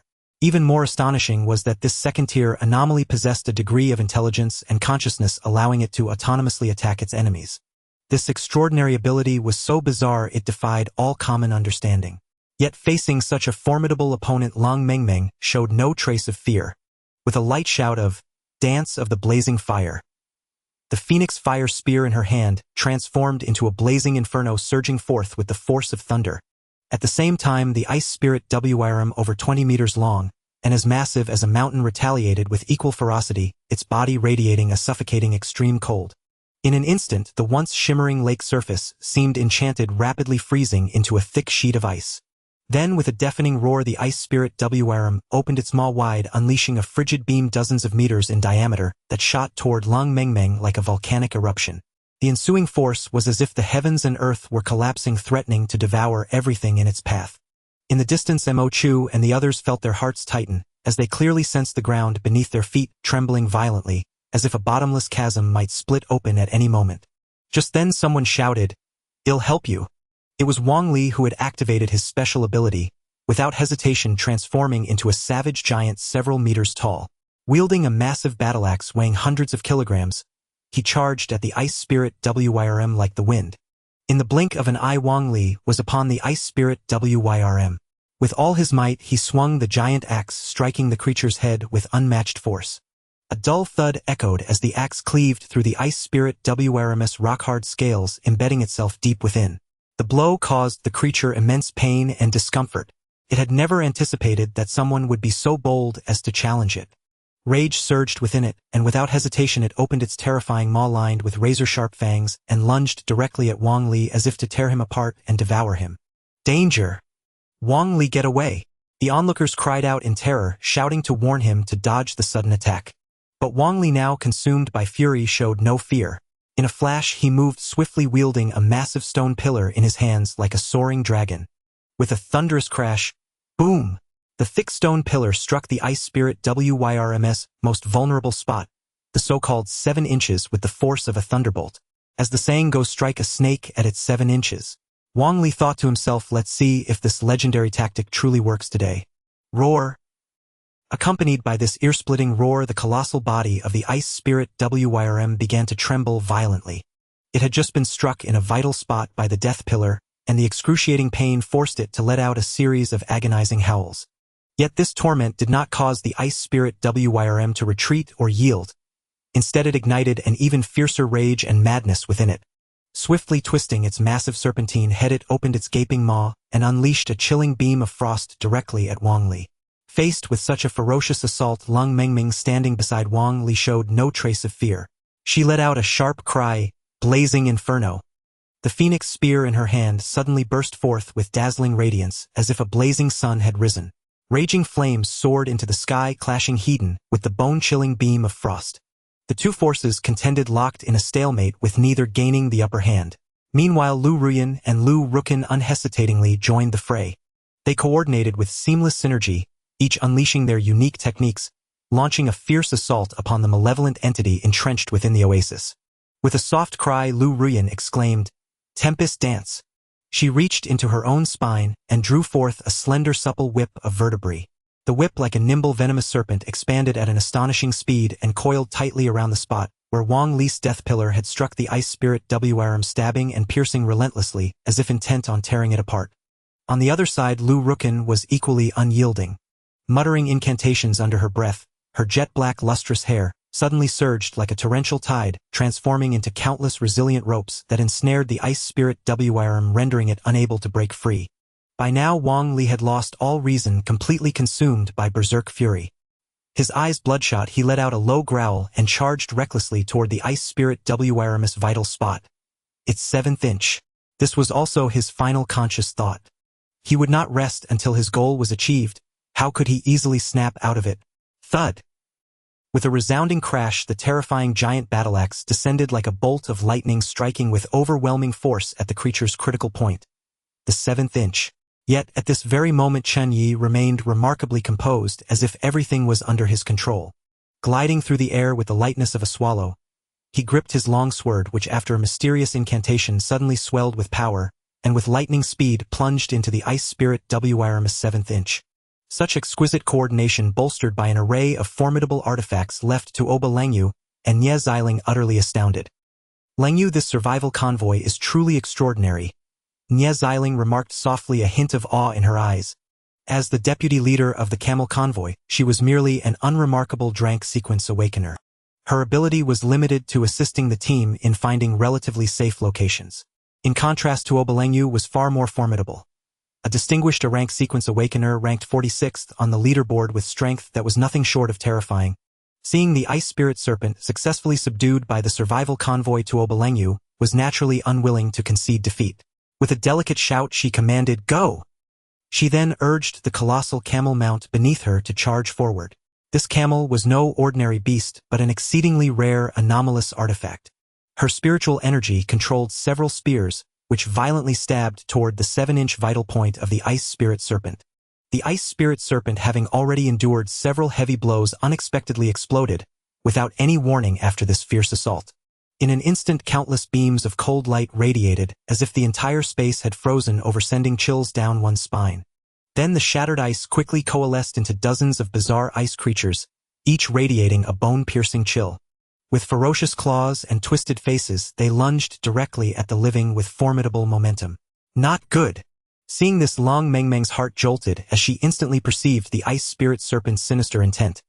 It sought to avoid her, and instead devour the defenseless ordinary humans. These ice creatures were no ordinary foes. Any common person would likely struggle to withstand such a formidable enemy. D. Long Mengmeng shouted, unleashing her full power. Her spear danced like a whirlwind, and with each flash several ice creatures fell, yet many more scattered in all directions. Chen Ye and the others were stunned, never imagining that the ice spirit serpent, after repeated defeats, could still employ such a treacherous tactic. These ice creatures were powerful beings of first-tier strength, their might truly terrifying. A collective shiver ran through the group, cold sweat beating on their brows. But with no room for hesitation or retreat, Chen Ye took a deep breath, gritted his teeth, and brandished his weapon, charging forward alongside his companions to engage in a heart-stopping life-or-death struggle. Just then, a snow-white frost-covered mysterious creature swept across the sky. Without a doubt, it became their primary target for attack. This ice-flying eagle radiated a bone-chilling cold, as if from the deepest abyss. Where it passed, a thin layer of frost permeated the air, evoking a sense of dread. Go! With a soft command, Chen Ye suddenly stomped his foot, and his seemingly ordinary shoes became remarkably agile. In the blink of an eye, a glimmering rope shot out from the sole, swiftly coiling around the ice-flying eagle like a nimble serpent. But this was only the beginning. Chen Ye then began to chant incantations under his breath. Suddenly, his once ordinary long sword expanded at an astonishing speed, its blade becoming enormous, its sharp edge sending chills down the spine. With a piercing screech, the ice-flying eagle, tightly bound by the rope, had no time to react before Chen Ye's giant sword mercilessly pierced its body. Blood splattered as the life flame of the ice-flying eagle extinguished. Armed with such a multitude of powerful, anomalous artifacts, Chen Ye could freely employ his skills to slay enemies with ease. Yet not everyone was fortunate enough to escape unscathed. Especially those ordinary individuals now faced an unprecedented and spine-chilling crisis of immense proportions. Suddenly, a colossal white tiger, its body covered in frost, and ice, charged straight toward the car, carrying one high like a meteor streaking across the sky. Accompanied by a deafening roar. Roar! This white tiger unleashed its astonishing ferocity and unparalleled power. Its body, a full 5 meters tall, resembled a mobile iceberg crashing forward like a massive truck laden with goods at breakneck speed. In an instant, the passengers inside the car were seized with terror, utterly plunged into despair. Screams erupted one after another. Run! Heavens! Save me! In this heart-stopping moment, no one had time for anything else. Only one thought flashed through their minds. Escape from this place as quickly as possible. Thus people scrambled frantically out of the car, sprinting away from the white tiger with all their might. After all, no one could predict that if they were unlucky enough to be struck by this terrifying beast, they would likely be reduced to a lifeless pulp in an instant. Unfortunately, things did not go as hoped, or how could human speed ever match that of this mysterious white tiger? In the blink of an eye, the white tiger brandished its razor-sharp claws, carved as if from exquisite ice, and viciously swiped at the poor ordinary people. Then a pungent, bloody smell filled the air. These innocent souls had become the white tiger's delicious prey, devoured mercilessly without a trace of pity. In the end, after this brutal massacre, only HAHAHA survived from that entire busload of people. But by then he was already terrified out of his wits, his face haggard, stumbling and staggering toward the off-road vehicle driven by Lin Yan. His voice rasped incessantly, "Lin Yan, please save me. I know I was wrong, I won't dare again, please you have to save me. I don't want to die like this. I want to keep living."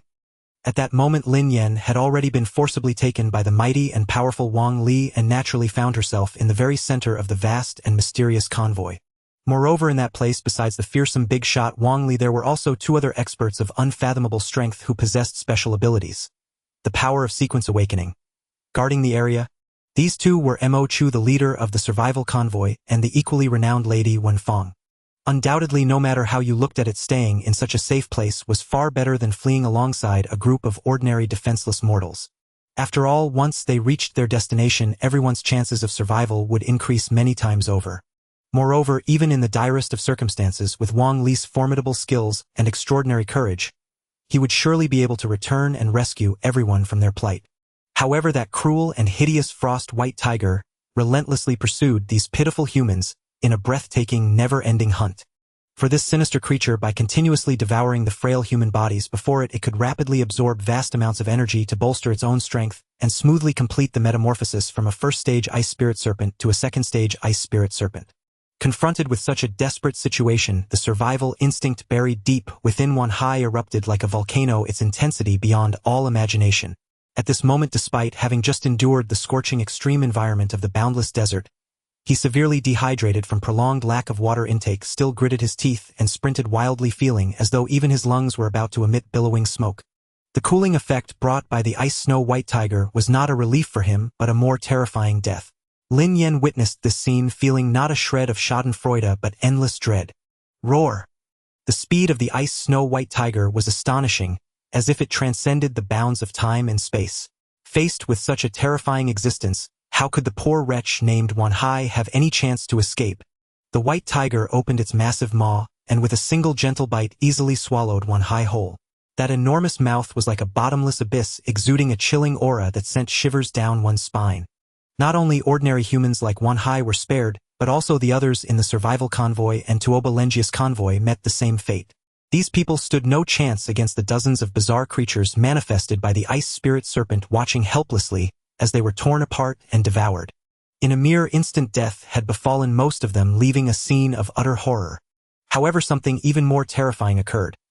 The bizarre creatures that had scattered to attack everyone suddenly began to converge, as if summoned by some mysterious force, and coalesced once again into a complete ice spirit serpent.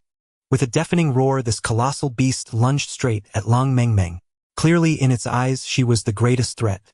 The fire phoenix spear in her hand seemed to resonate with her fury, erupting with a blazing inferno that stirred the heart with dread. The dazzling flames like a burning phoenix spiraled and danced in the air, radiating boundless pressure. Yet facing such a formidable assault, the reformed ice spirit serpent showed no fear. At this moment it was at its peak, emanating a bone-chilling cold like an impregnable iceberg. Given her current state as a newly promoted second-stage sequence awakener, with half her power already depleted, engaging at Hedon was nothing short of a fool's dream. Just then a thunderous crash echoed. Boom! The ice spirit serpent seized the moment and launched a sudden attack, its immense force sweeping toward her like an avalanche.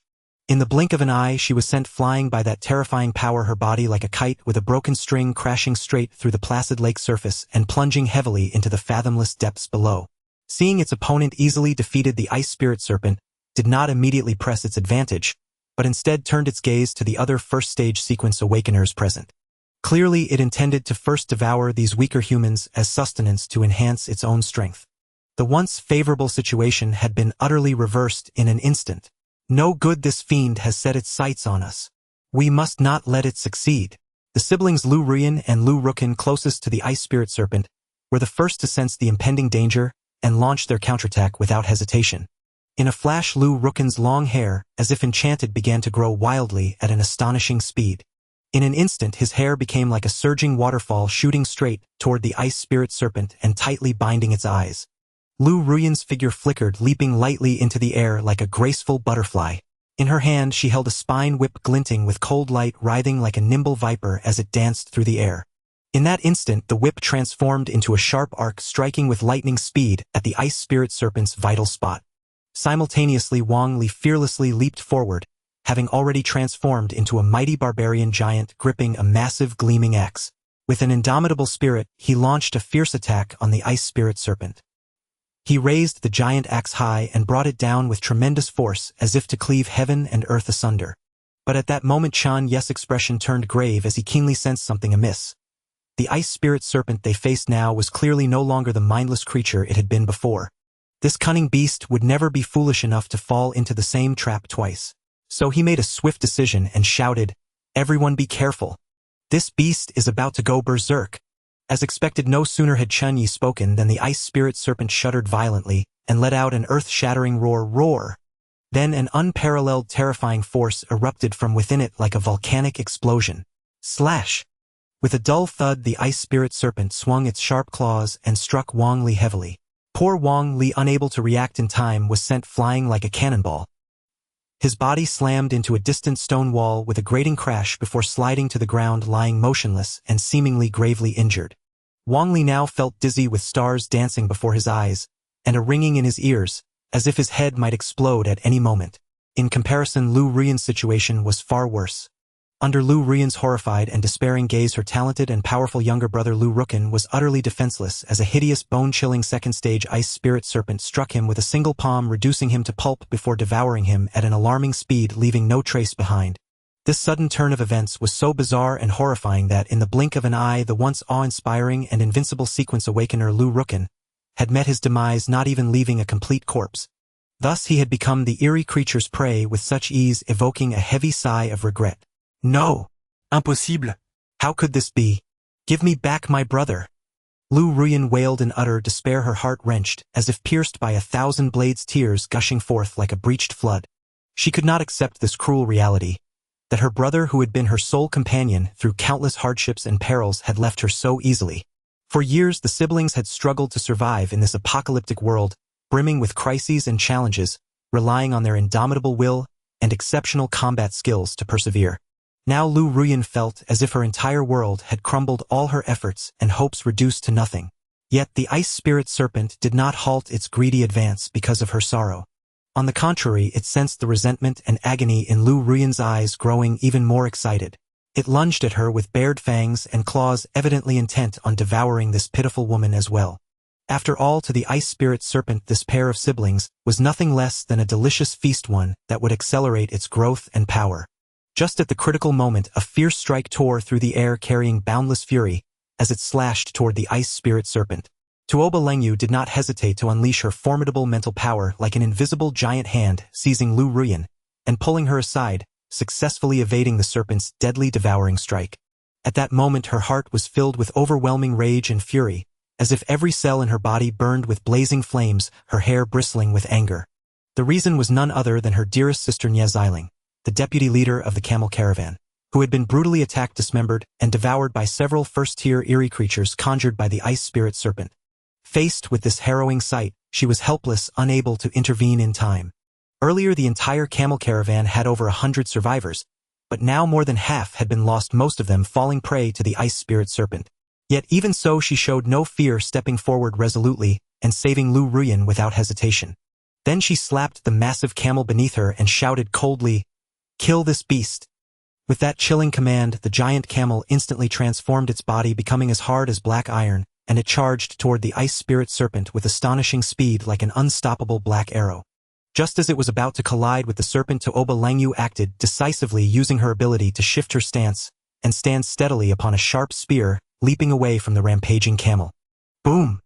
A deafening roar shook the entire space. The 5-meter black iron camel rammed into the ice spirit serpent like a moving mountain, delivering an overwhelming impact. The latter staggered, losing its balance, and fell clumsily onto the icy lake, sliding backward across the slick surface. Great! Now's the chance! Wang Li exclaimed in delight, unleashing the dormant power of the barbarian giant within him. In an instant his eyes turned blood-red, burning like twin flames. Simultaneously the massive battle-axe in his hand gleamed with a chilling light, having gathered its full might. D. Wang Li's eyes blazed with fury as he let out a low guttural roar, swinging the axe with all his strength, slashing down at the ice spirit serpent. This strike carried his boundless wrath and killing intent, and a loud, unstoppable blow. But then an unexpected change occurred. The razor-sharp axe seemed to strike an impenetrable shield, rebounding slightly.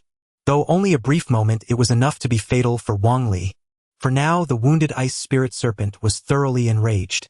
It glared at the insolent enemy before it, its heart seething with uncontrollable fury. How dare these insignificant humans provoke and attack at a mighty one-tailed ice spirit serpent time and again? What utter humiliation! Just as the serpent prepared to exact vengeance, a dazzling blaze erupted from the lake's depths. It was Lung Mengming bursting out of the water, wielding the fire phoenix lance, surrounded by raging flames, like a phoenix reborn, charging at the ice spirit serpent with incredible speed. Sizzle! A terrifying wave of fire surged upward, as if to consume the entire sky. The flames blazed ever brighter, their scorching heat nearly suffocating. Amidst this sea of fire, the once majestic ice spirit serpent finally succumbed, crashing to the ground. Its massive form was quickly engulfed by the flames, reduced to ashes in moments. Soon the thick smoke dissipated, leaving only a crystal-clear, eerie object like a dragon pearl floating alone in the air. Lung Mengmeng carefully reached out, gently grasping the eerie object, and examined it closely. After a thorough inspection, she found it closely resembled other eerie objects dropped by first-tier eerie creatures, seemingly unusable directly. However, these matters were not her primary concern. At this moment, what weighed most on her mind was her cousin Wenfang, whether she was safe. Thus, without a second thought, she leaped and dashed toward Wenfang's location. When she arrived, the sight before her made her gasp. The surrounding vehicles were battered and beyond recognition, The first-tier eerie creatures split from the ice spirit serpent were colossal like ferocious beasts leaving devastation in their wake. Whether sturdy steel cars or solid concrete buildings, they were all as fragile as toy blocks before these behemoths easily crushed to pieces. Fortunately, Wen Fong had been following Captain Mo Chu, thus escaping the calamity. At this moment she was slowly emerging from behind a nearby sand dune. Seeing that Lung Mengmeng was safe and sound, the anxious heart in her chest finally settled. A group of figures followed closely behind. Among them were Mo Chu and his followers, and Zhang Ya's group was also present without exception. These individuals were closest to Captain Mo Chu, and it was precisely by relying on the mysterious means he had employed that they managed to escape unscathed. At this very moment the once massive survival convoy had become sparse and scattered, with ordinary people being as rare as phoenix feathers and unicorn horns.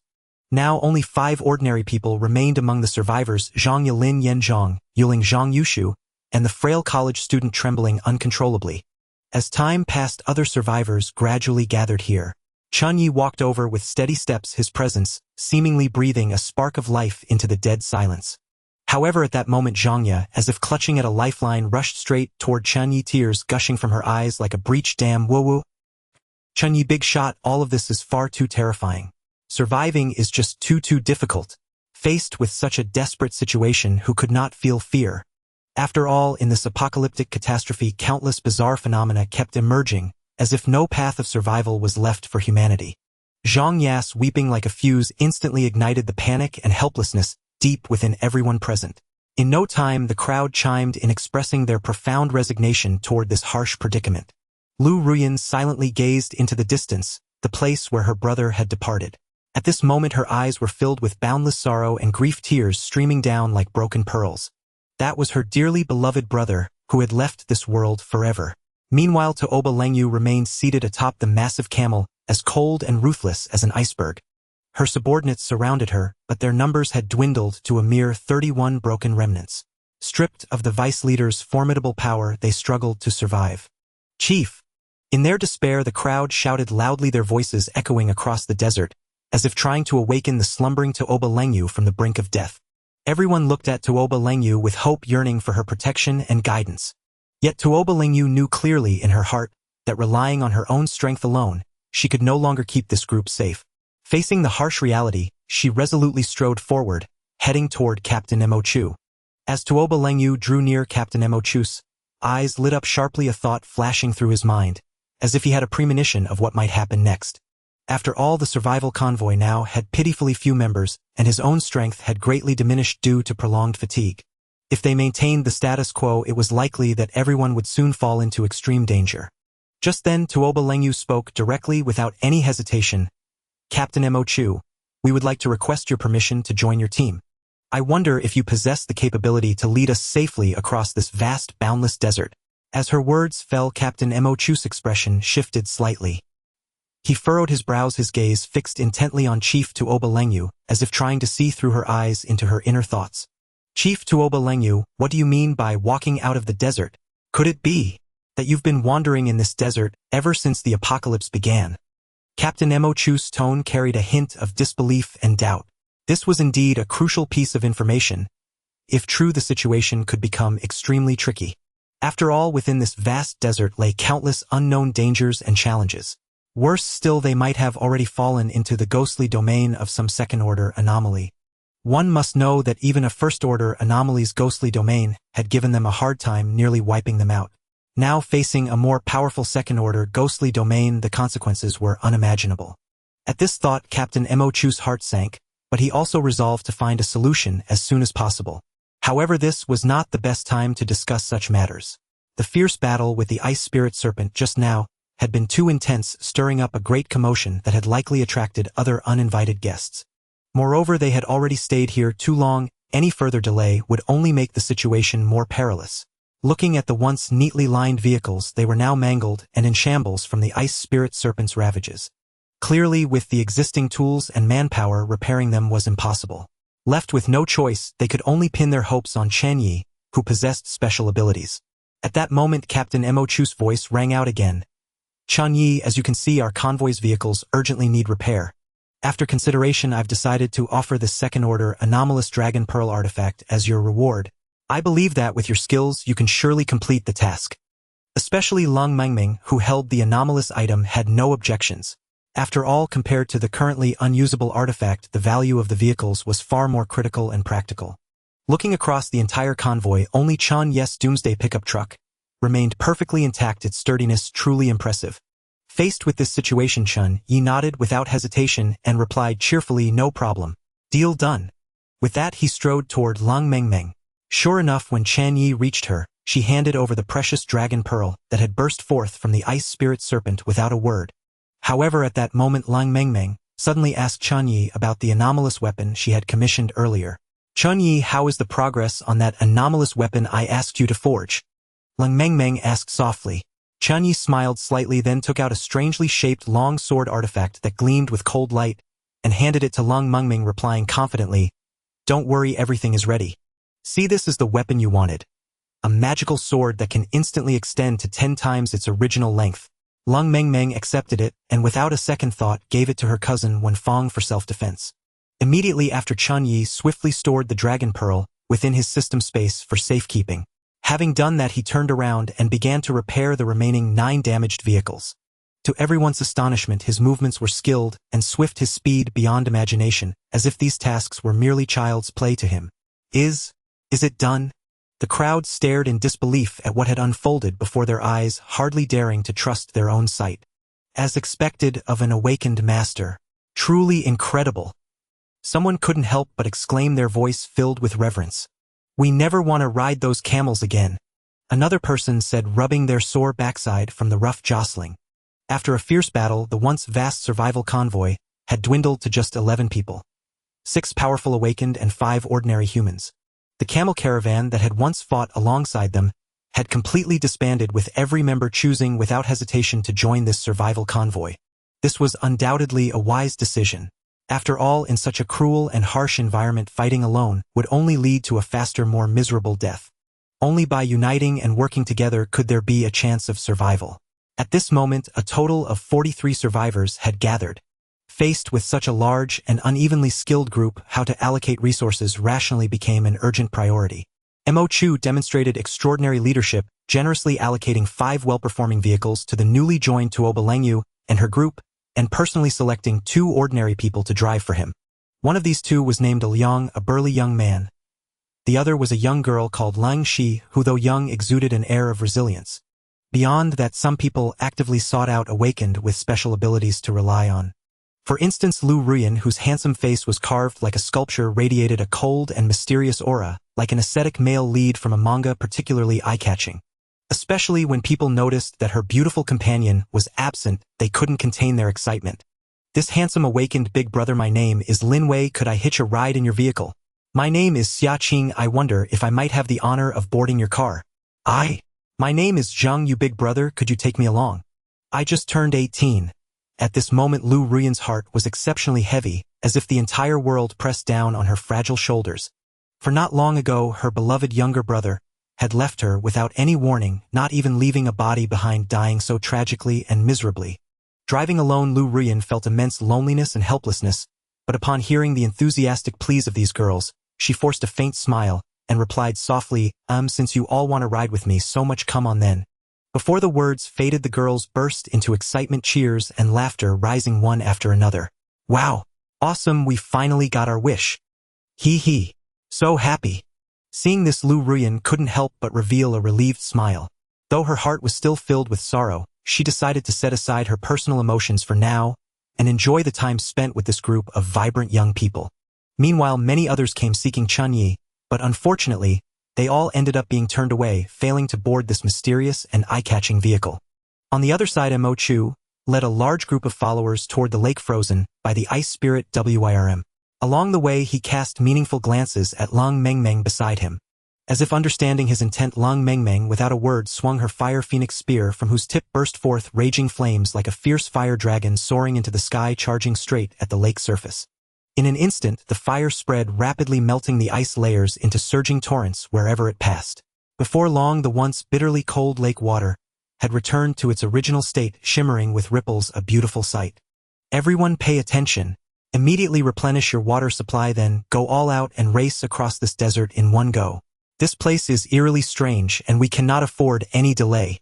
At the captain's command, everyone sprang into action, without a moment's hesitation.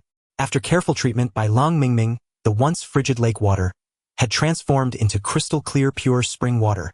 Those who had been tortured by the scorching desert heat and nearly dehydrated now drank freely of this rare cool water, stopping only when their stomachs were bulging. Even the usually cautious Chen Ye indulged without restraint, savoring the sweet moisture. After all, since he had confirmed the water was pure, why waste such precious resources? Thus he too drank his fill, and before departing he specially filled half his spatial storage with water for future needs. In the vast boundless sea of sand, the merged grand caravan set out once more on its journey. As a standout among the newly awakened, Tuoba Langyu attracted much attention. Meanwhile, Mo Chu enthusiastically explained to this new companion the various rules the entire convoy followed. After listening, Tuoba Langyu nodded, indicating she fully understood and was willing to abide by them. At the same time, a surprising scene unfolded. Tuoba Lengia's enormous camel miraculously shrank into a small, delicate pendant securely hanging among her waterfall-like locks. Undoubtedly, this mysterious treasure was extraordinary. As for the other real camels, they had unfortunately been eroded and devoured by the strange forces, vanishing without a trace. Fortunately, with Chen Ye's formidable abilities, he could successfully repair the damaged vehicles. Otherwise, ordinary humans like them would have been in extreme danger. After all, this terrible desert possessed immense lethality, fully capable of baking them into dried corpses under the sun. At this moment, Chen Ye, as usual, stored the Doomsday pickup back into his system space and selected another more common pickup truck for Zhang Ye to drive. As for himself, he lay back leisurely on the vehicle, utterly focused on studying the precious dragon pearl from the second-tier ice spirit WIRM. Just then a sudden chime resounded within his mind. Are you willing to expend 100,000 quality points to fuse this dragon pearl into the long blade? Faced with such exorbitant costs, Chen Ye was taken aback. The materials from a second-tier eerie object were a full 100 times more expensive than those from the first tier. In previous fusion operations, regardless of the materials used, only a fixed 1,000 quality points were required. Yet now, with just a single tier increase, the price had skyrocketed 100-fold. If this trend continued into the third tier or even higher tiers of eerie materials, the mere thought sent chills down one's spine, evoking sheer dread. Evidently, this was a critical moment, demanding full dedication and doubled efforts to earn more quality points. The entire convoy pressed on relentlessly. As nightfall descended silently, they remained deeply enmeshed within the boundless, endless sea of sand. Mo Chu, the convoy leader, with his extraordinary leadership and keen insight, vaguely sensed a path leading outward ahead. Yet, to his dismay, this subtle perception was far from stable. Sometimes clear, sometimes blurred. Moreover, the vast desert was so treacherous and sinister that numerous factors interfered with and obstructed his senses, forcing him to wait until he was very close to the target before he could barely make a relatively accurate judgment. Thus they acted decisively, flooring the accelerator and speeding away, striving to shake off those mysterious and eerie entities. For everyone knew well that any delay or inadvertent fall into their meticulously laid traps would lead to consequences far beyond mere trouble. It could plunge them into an abyss of utter ruin and irreversible dead end.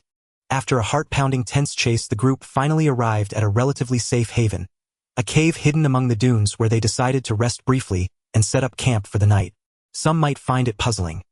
How could such a rare formation as a cave appear deep within this desolate, barren desert? In truth, upon reflection, it was hardly surprising. They were currently traversing an undulating, hilly terrain.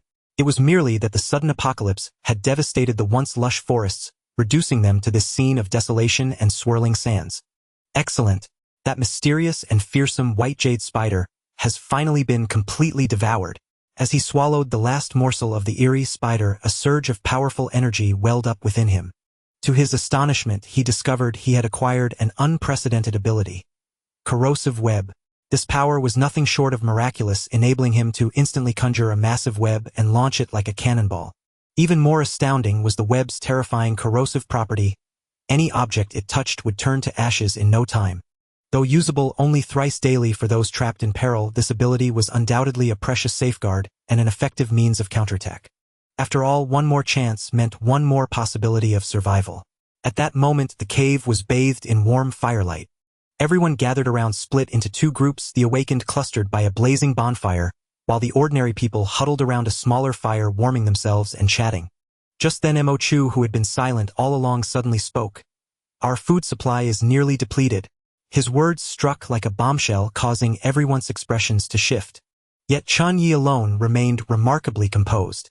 He knew well that his system space still held ample provisions.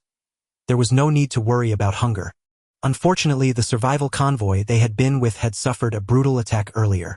Those vile ice spirit serpents had inexplicably split into dozens of first-tier eerie beings launching a fierce assault on the entire convoy. Though they ultimately triumphed after a grueling battle, the vehicles were severely damaged. Fortunately, thanks to the formidable Chen Ye's intervention, the damaged vehicles were successfully repaired. Yet, even so, most of the originally ample food inside the vehicles had been destroyed, leaving a grim situation. Perhaps it now lay buried deep beneath the boundless desert, vanished without a trace. Now the group still had 43 survivors, and the daily food consumption was no small matter. Wang Li turned his gaze to Mo Chu and asked, "Captain Mo Chu, with your abilities, you should be able to locate traces of food, shouldn't you? After all, many of our companions have unfortunately perished, and food supplies must remain in various places. If you exert your power, you can surely lead our convoy to successfully retrieve these resources." However, reality proved far from simple. When he saw Captain Mo Chu slowly shaking his head, Wang Li's heart sank. He had long anticipated that this experienced leader would not give an affirmative answer easily. Mo Chu's expression grew somewhat grave as he explained in a low voice, "After fully utilizing my ability to probe, I discovered a bizarre anomaly in this desert. All pre-existing food has been inexplicably buried without warning." The moment he finished, the entire group erupted in clamor, faces marked with a mix of shock and confusion. It was clear that without sufficient food supplies, even the sequence awakened could barely hold out for long. At that moment, Tuoba Langyu, the recently joined and powerful sequence awakened, could no longer contain her anxiety and prepared to voice her thoughts. She slowly rose, her gaze firm and confident, and declared, "I know where food can be found in that area." "Oh!" Mo Chu let out a note of surprise. With his own capabilities, he had yet to detect where the food was hidden, yet this woman named Tuoba Langyu claimed to have already pinpointed its location. Tuoba Langyu had managed to lead a group of over 100 people to survive. She was certainly no ordinary individual. This turn of events was indeed intriguing. After all, Mo Chu had personally experienced the treacherous peculiarities of this desert. Perhaps this Tuoba Langyu, who had managed to survive until now, was indeed a formidable awakened master, as the rumor suggested, making it not entirely impossible for her to know the exact location of food. Mo Chu knew that his own abilities were terrifyingly suppressed in this desert, so he could only rely on this local. At this moment, the others, including Lu Ruyan, also cast curious glances at her. Facing the complex gazes of doubt and anticipation from the crowd, Tuoba Langyu first cleared her throat twice, then unhurriedly explained to everyone, "This desert is quite bizarre. Sometimes inexplicable and illogical architectural clusters abruptly appear, and within these mysterious structures, there are often endless food resources and various essential daily necessities." After a brief pause, Tuoba Langyu added, "Tomorrow happens to be when such a peculiar phenomenon occurs. Those inexplicable buildings will manifest here, accompanied by ample food and other supplies for us to take." Tuoba Langyu is absolutely right. In this post-apocalyptic era, such strange events happen often, so it's not surprising. Captain Mo Chu nodded in agreement, acknowledging Tuoba Langyi's point. Then his gaze swept over the crowd, and he said in a loud voice, "In that case, everyone rest well tonight and conserve your energy. Tomorrow we will delve deeper to uncover whatever secrets lie hidden here." With that, Captain Mo Chu nodded slightly, signaling that everyone could disperse. Thus the brief but intense gathering came to an end. People rose one after another, some leaving in small groups, engaged in hushed conversation, others silently returning to their camps. Chen Ye followed the crowd step by step toward the simple tent he had pitched himself. As he stepped inside, he saw Zhang Ye busily preparing dinner. On the table were several skewers of fragrant golden crisp grilled sausages, accompanied by a few bottles of delicious beverages. Even more surprising, there were 2 steaming cups of instant noodles, both spicy flavor, their rich and tempting aroma instantly filling the air and making one's mouth water. Compared to the gritty wind-blown food the other team members had to endure, this was a veritable paradise of cuisine, a world of difference between heaven and earth. Chen Ye sat down without ceremony and began to wolf down the food. After the thrilling battle with the ice spirit cunning Wyrm, he was utterly exhausted. Coupled with the relentless journey, even though he had rested briefly along the way, he had not fully recovered. Now faced with this feast, he only wanted to indulge heartily and sweep away all his fatigue. His watch duty tonight was scheduled for the latter half of the night, which he felt was fortunate as it allowed ample time to rest and recuperate. "Senior Chen Ye, please eat." Zhang Ye dutifully handed the carefully prepared food to Chen Ye and bowed slightly in respect. Chen Ye took the plate and began devouring the food without hesitation, as if he hadn't eaten in ages. He ate with relish, occasionally making sounds of satisfaction. Seeing Chen Ye enjoy the food so much, Zhang Ye breathed a sigh of relief and said softly, "Thank you, Senior Chen Ye. He'll start eating too." With that, she quickly picked up her utensils and joined the delicious feast. For Zhang Ye, having dinner with someone as formidable as Chen Ye was a rare honor. Moreover, in this extremely dangerous post-apocalyptic environment where survival was no easy feat for anyone, she had miraculously lived to this day. An immense stroke of luck. More importantly, when the dozens of first-rank aberrations spawned by the Ice Spirit Cunning WIRM attacked, she was inside the Doomsday pickup truck driven by Chen Ye. This vehicle not boasted formidable defensive capabilities, but also followed closely behind Captain Mo Chu and other exceptionally powerful individuals as they retreated. Thus, whether facing the terrifying assaults of those first-rank aberrations or traveling to safety, they held a unique advantage. Recalling that heart-stopping battle when the first-rank aberrations lunged ferociously, Zhang Ye had believed she was doomed. Yet, unexpectedly, this seemingly ordinary Doomsday pickup truck withstood several fierce attacks from the enemy without a scratch. This stunned her, filling her with admiration for Chen Ye and this miraculous vehicle. She had to escape immediately. She acted swiftly, joining Captain Mo Chu and hiding among them for safety. After doing so, Zhang Ye finally managed to survive. Similarly, Lin Yan had gone through the same ordeal.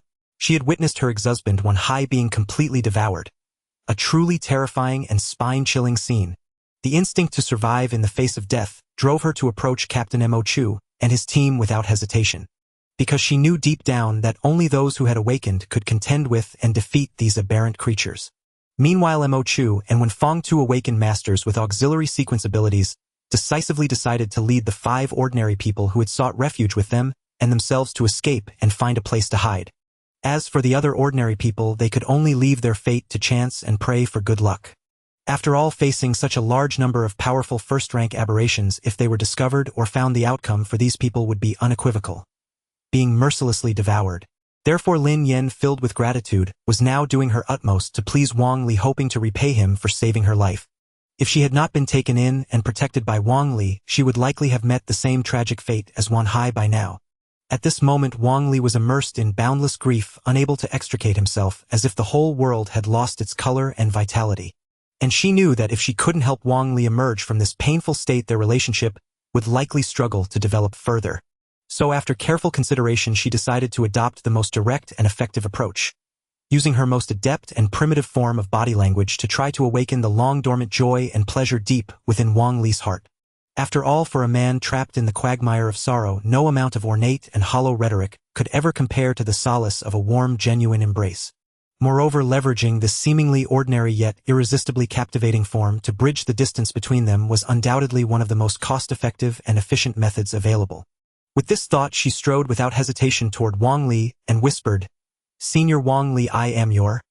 Before she could finish, she lunged into his arms, clasping him tightly, her cheek pressed against his chest, savoring a long-lost sense of security. Caught off guard by this sudden gesture, Wang Li was visibly startled, yet soon a faint trace of tenderness imperceptibly replaced the rigid coldness on his face. After a moment of silence, he murmured to himself, "How wonderful!"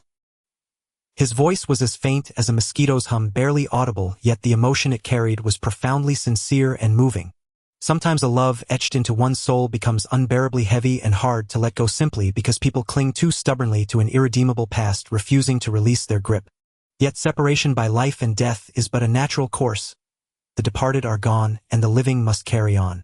Rather than wallowing in self-pity over memories of the deceased, it is far wiser and more liberated to set down the burden and embrace a new beginning. A surge of overwhelming power flooded her heart, as if about to shatter the confines of her body. Lin Yan felt her vision darken, and she collapsed into unconsciousness. This? Wang Li scratched his head in bewilderment as he watched Lin Yan suddenly faint, a slightly awkward expression creeping onto his face.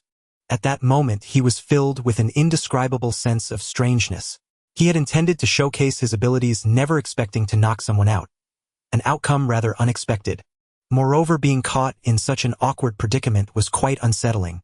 Fortunately, in these times of apocalypse, such occurrences were not uncommon. Just then, hearing the commotion, several other women gathered around and unabashedly expressed their desires to Wang Li. "Senior Wang Li, please allow us to board your vehicle." I will serve you wholeheartedly, ensuring you experience unparalleled comfort and delight. Indeed, indeed, you are an awakener of extraordinary power. Not only that, but your charm is unmatched, truly formidable. So please accept us ordinary women. Yes, yes. If you are willing to take us in, we will spare no effort in caring for you with utmost devotion. Faced with this fervent group of women throwing themselves at him, Wang Li naturally harbored no hesitation or resistance. After all, who would easily pass up such an opportunity? Thus a slight smile curled at the corners of his mouth, as he said with satisfaction, "Haha, in that case you've come at just the right time. I happen to need some company, so you can all join my convoy." The camp buzzed with activity. Just as Chen Ye was drifting off to sleep, he caught a glimpse of Zhang Ya's adorable, dazed expression beside him. A wave of tenderness surged within him, prompting him to gently stroke her hair before shifting slightly to find a more comfortable sleeping position. After this brief and pleasant respite, Chen Ye felt invigorated and refreshed, as if all fatigue had been swept away. Then, when the time came, he rose and approached Lu Ruyan, ready to take over the night watch. Lu Ruyan had been on duty for the first half of the night, during which no anomalies or incidents had occurred. Although Captain Mo Chu's strength had greatly diminished, he still managed to protect everyone with his exceptional skills, shielding them from any eerie attacks. "Lu Ruyan, it's truly regrettable about your brother's death." Chen Ye blurted out this remark abruptly, his tone flat and seemingly indifferent. Yet these words struck Lu Ruyan's heart like a heavy hammer. Her usually taut face instantly turned pale, her lips trembling, as she struggled to utter a single word. Without a doubt, Chen Ye's words lacked basic decency and empathy. After all, Lu Ruyan had made a heroic sacrifice, and as his sister Lu Ruyan was naturally overwhelmed with grief. Having barely recovered from the immense pain, her spirits had just begun to settle when Chen Ye ruthlessly reawakened those deep-seated memories. Tears gushed forth like a breached dam. "I'll take my leave now, the second half of the night is yours to handle." With that, Lu Ruyan turned and walked away, leaving Chen Ye standing there alone as he began his night watch duty. Lu Ruyan couldn't be bothered to exchange another word with this man.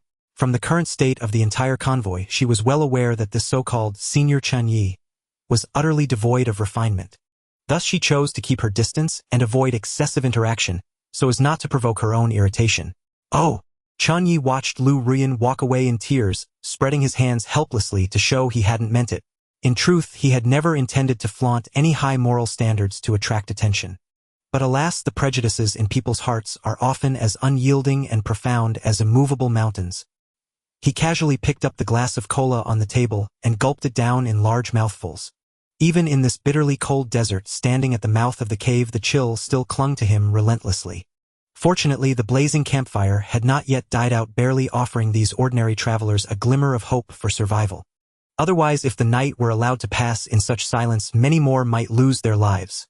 The already scarce number of survivors now faced an even greater crisis, the situation growing perilous and unstable. Just then, as he leisurely savored his cola, a figure slowly approached him. Upon closer look, it was Tuoba Lengyu, who had just woken up. She was already awake and intended to find Chen Ye. She gazed at him quietly, a contemplative expression flickering in her eyes. In this struggling convoy, Captain Mo Chu undoubtedly played a crucial role. As for Lung Mengmeng's astonishing combat prowess, she had witnessed it with her own eyes. As for Wang Li, he was nothing more than a brutish giant devoid of intellect whom she dismissed as a reckless fool. Still, she had a clear grasp of his true strength. Then there was Lu Ruyan, who had lost her brother. Her combat abilities were merely average at best. In contrast, what truly astonished her was Wenfeng. Her exceptional medical skills were truly admirable, for she had successfully healed everyone, drawing the attention of the entire convoy. However, for Tuoba Lengyu, the most enigmatic figure was undoubtedly the esteemed Chen Ye. Though everyone claimed he was a powerful support sequence awakener, she harbored doubts about this assertion. After all, judging solely from the strength Chen Ye had displayed, it was absolutely terrifying and fearsome to behold. Especially that strange artifact he had given to Lung Mengmeng. After some inquiries, she finally learned the inside story. Truly remarkable. As one who wielded the Black Iron Camel artifact, she knew all too well how powerful the enhancement provided by an artifact could be. No one ever had too many artifacts. Thus, she was preparing to discuss the matter of artifact forging with Chen Ye in detail. At that very moment, Chen Ye from afar spotted the beautiful woman, exuding an exotic charm, sitting by the campfire walking toward him. This vast, boundless desert was unbearably hot. Especially during the day when the weather was simply suffocating. Thus during the day this woman always wore light scant clothing. Fortunately, as a sequence awakener, she possessed extraordinary physical abilities to easily withstand the discomfort of such high temperatures. However, the desert also featured extreme temperature differences between day and night. Daytime could reach over 50 or 60 degrees Celsius, but once night fell the temperature would plummet by several degrees, or more, sometimes dropping to minus 10 or 20 degrees. Yet despite such harsh climatic conditions this woman still maintained skin as white and delicate as snow, appearing even more hazy and alluring under the blazing campfire, stirring endless reverie. "Excuse me, are you Mr. Chen Ye?" Before she even approached, a sweet seductive voice reached Chen Ye's ears. In truth, Chen Ye knew full well this woman had come to see him for an important discussion. However, he would never do something that only brought loss without gain. And to be honest, he himself was no saint. "What? Is there anyone else named Chen Ye besides me?" Chen Ye raised the corner of his mouth in a faint, ambiguous smile and replied coolly, "Ding! Congratulations to the host for obtaining an additional reward. Quality points 100. The increase in quality points brought immense joy."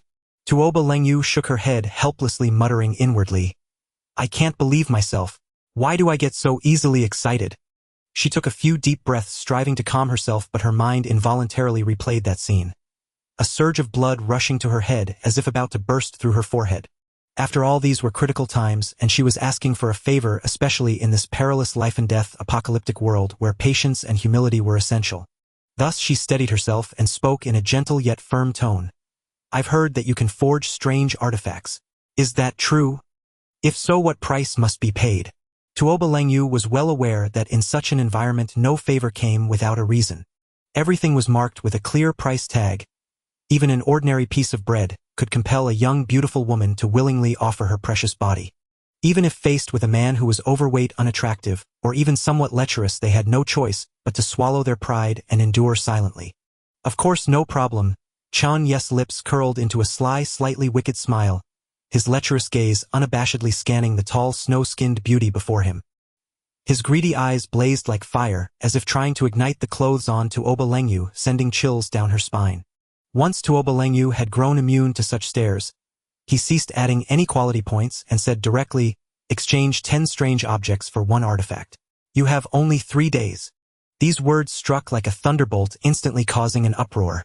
Especially upon hearing this, Tuoba Lengyu couldn't help but narrow her eyes, her gaze sharpening. After all, she had previously inquired about the strange artifact sword when Fong had obtained. Back then she had secured it for just a few strange objects. Yet now, when it was her turn, she had to pay several times that price for a similar item. The differential treatment was absolutely ruthless. Simply because she was a newly joined sequence awakener, this was practically robbery.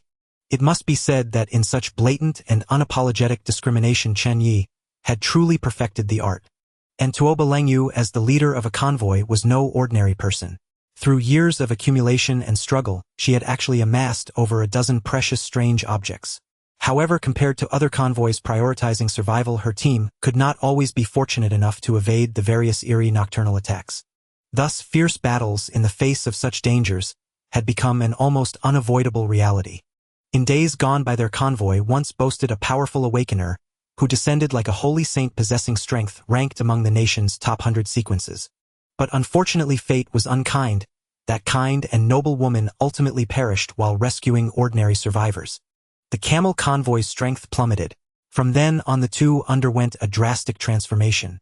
When faced with a truly life-or-death situation, they would not hesitate to abandon some ordinary survivors in exchange for a slim chance of their own survival.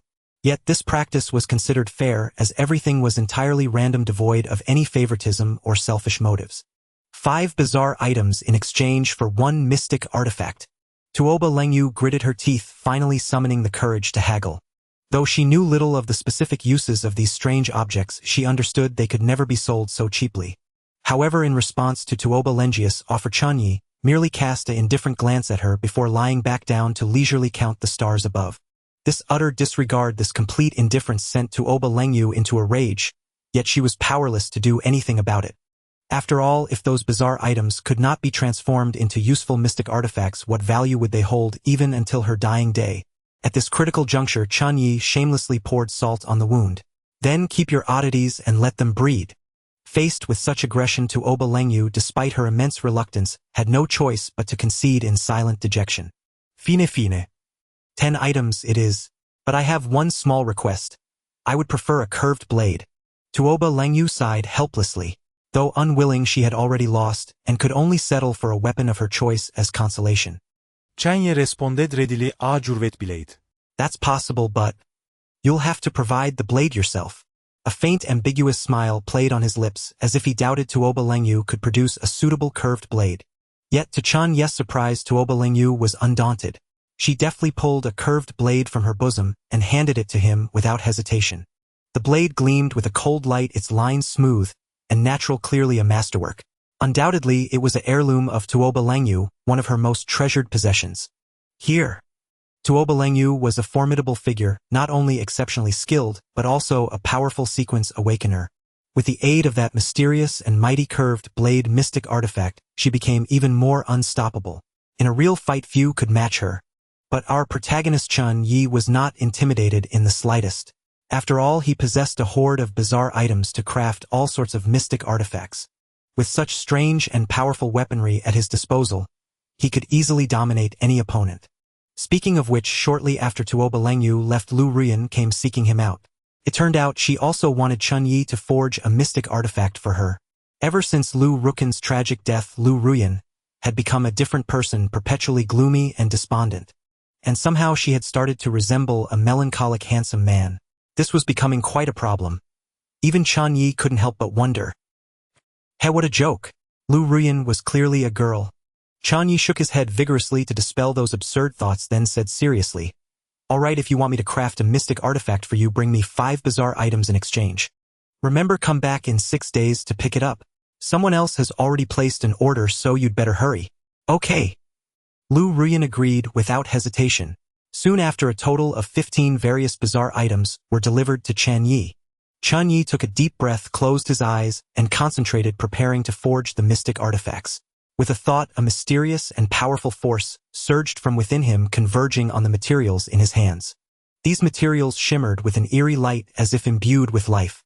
Time passed as Chen Ye focused intently, manipulating the force to shape and adjust the materials. Every minute change demanded immense effort, but he bore it without complaint, knowing that only through such toil could truly powerful mystic artifacts be created. Finally, after long and arduous work, Chen Ye completed the last mystic artifact. Exhausted, with sweat beading on his brow, his eyes still sparkled with excitement and anticipation. Though the system had done the heavy lifting, his demeanor suggested he was thrilled.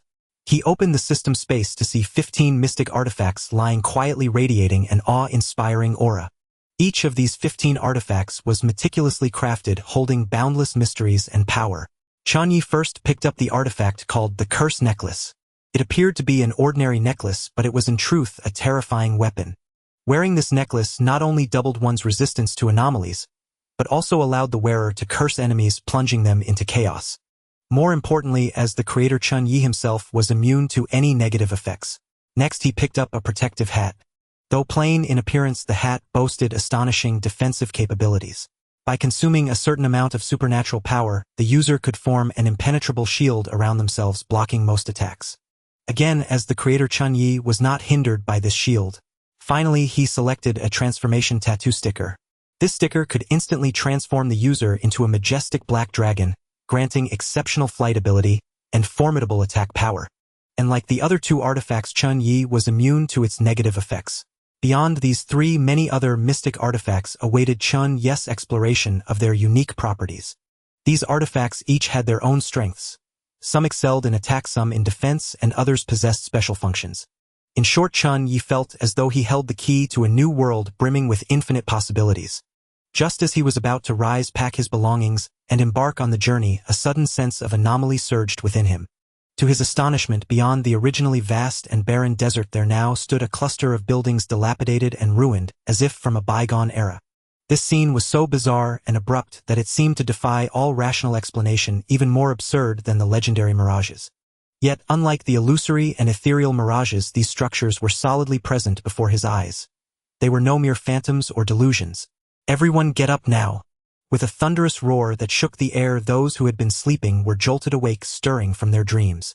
Especially the awakened ones, who possessed extraordinary abilities, reacted with remarkable swiftness. In their daily slumber, they often dared to close only one eye, keeping the other vigilant, ready to awaken at the slightest sign of disturbance. After all, this was a world of apocalypse fraught with peril, and the uncanny, where any negligence could lead to a gruesome death. Captain Mo Chu, the leader of the team, was the first to rush to the scene, his face etched with anxiety as he demanded, "What on earth has happened, Chen Ye?"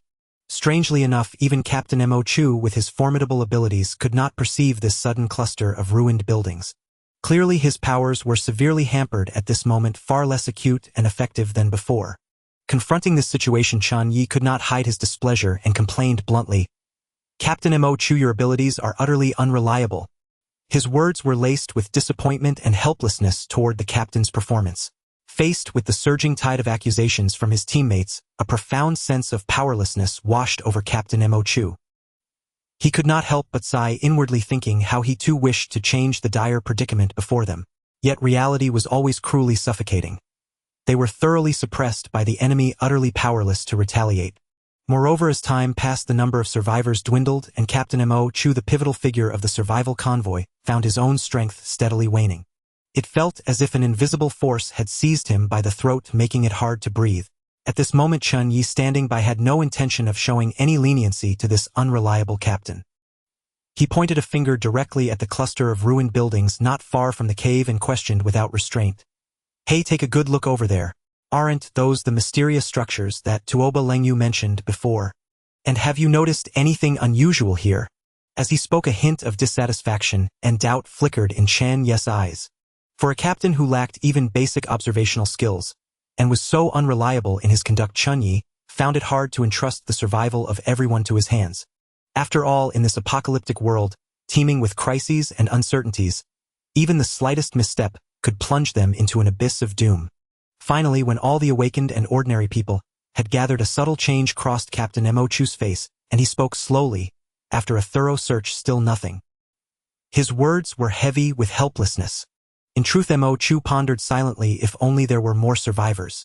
With his unique abilities, perhaps he could uncover the secrets hidden within this cluster of buildings.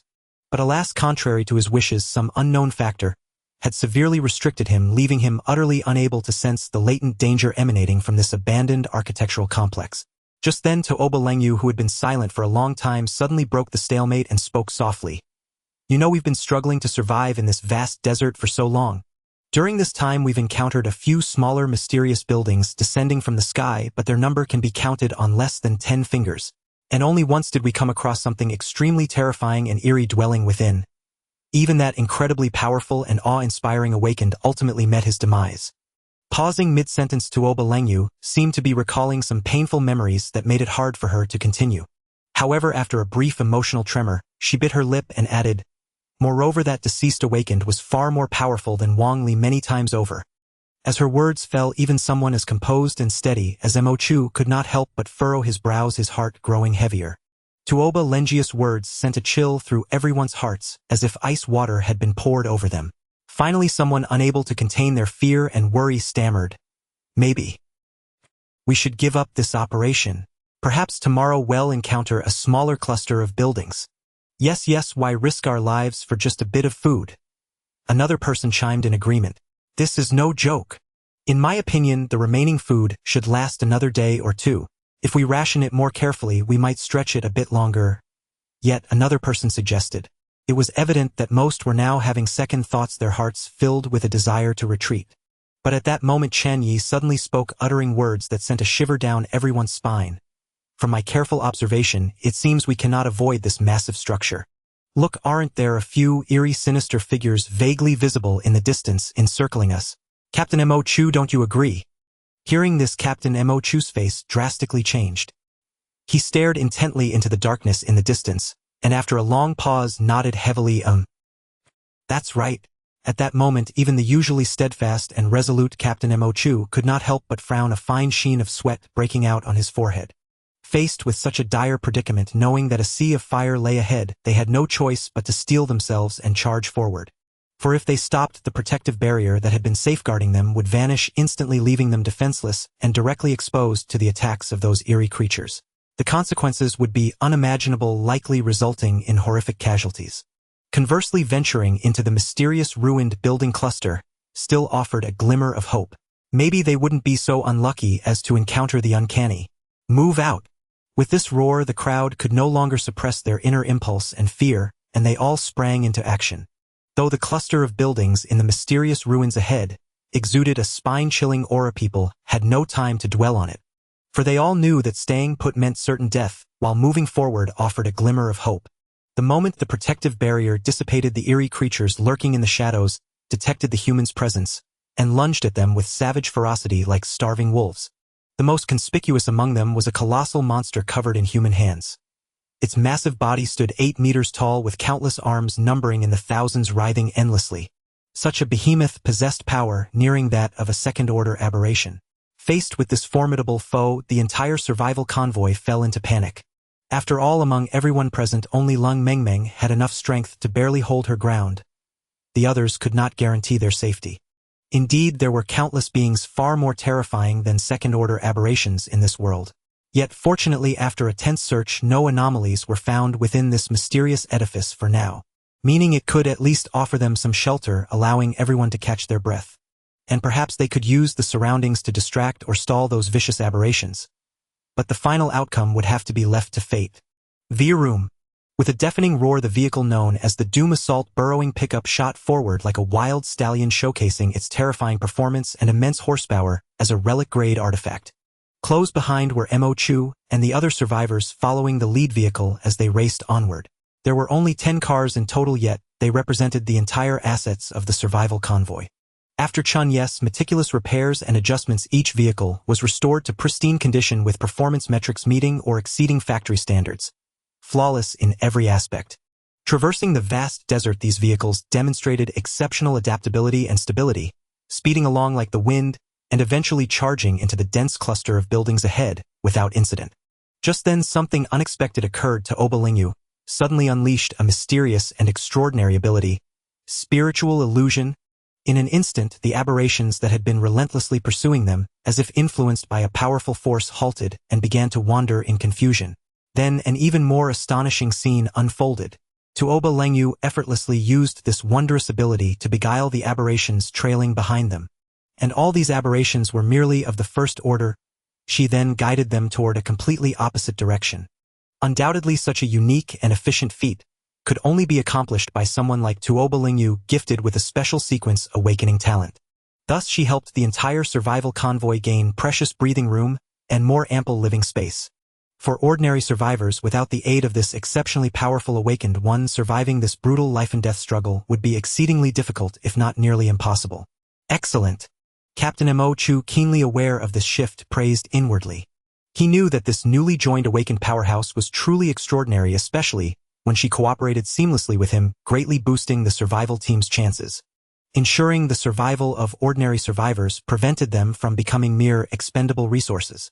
After replacing batch after batch of people, the team could scarcely find any locals left. The vehicle sped along until it finally came to a halt before a tall building. This was not due to any special reason, but because the fuel had run out. Though Chen Ye had the skill to repair vehicle malfunctions, conjuring gasoline was beyond his ability.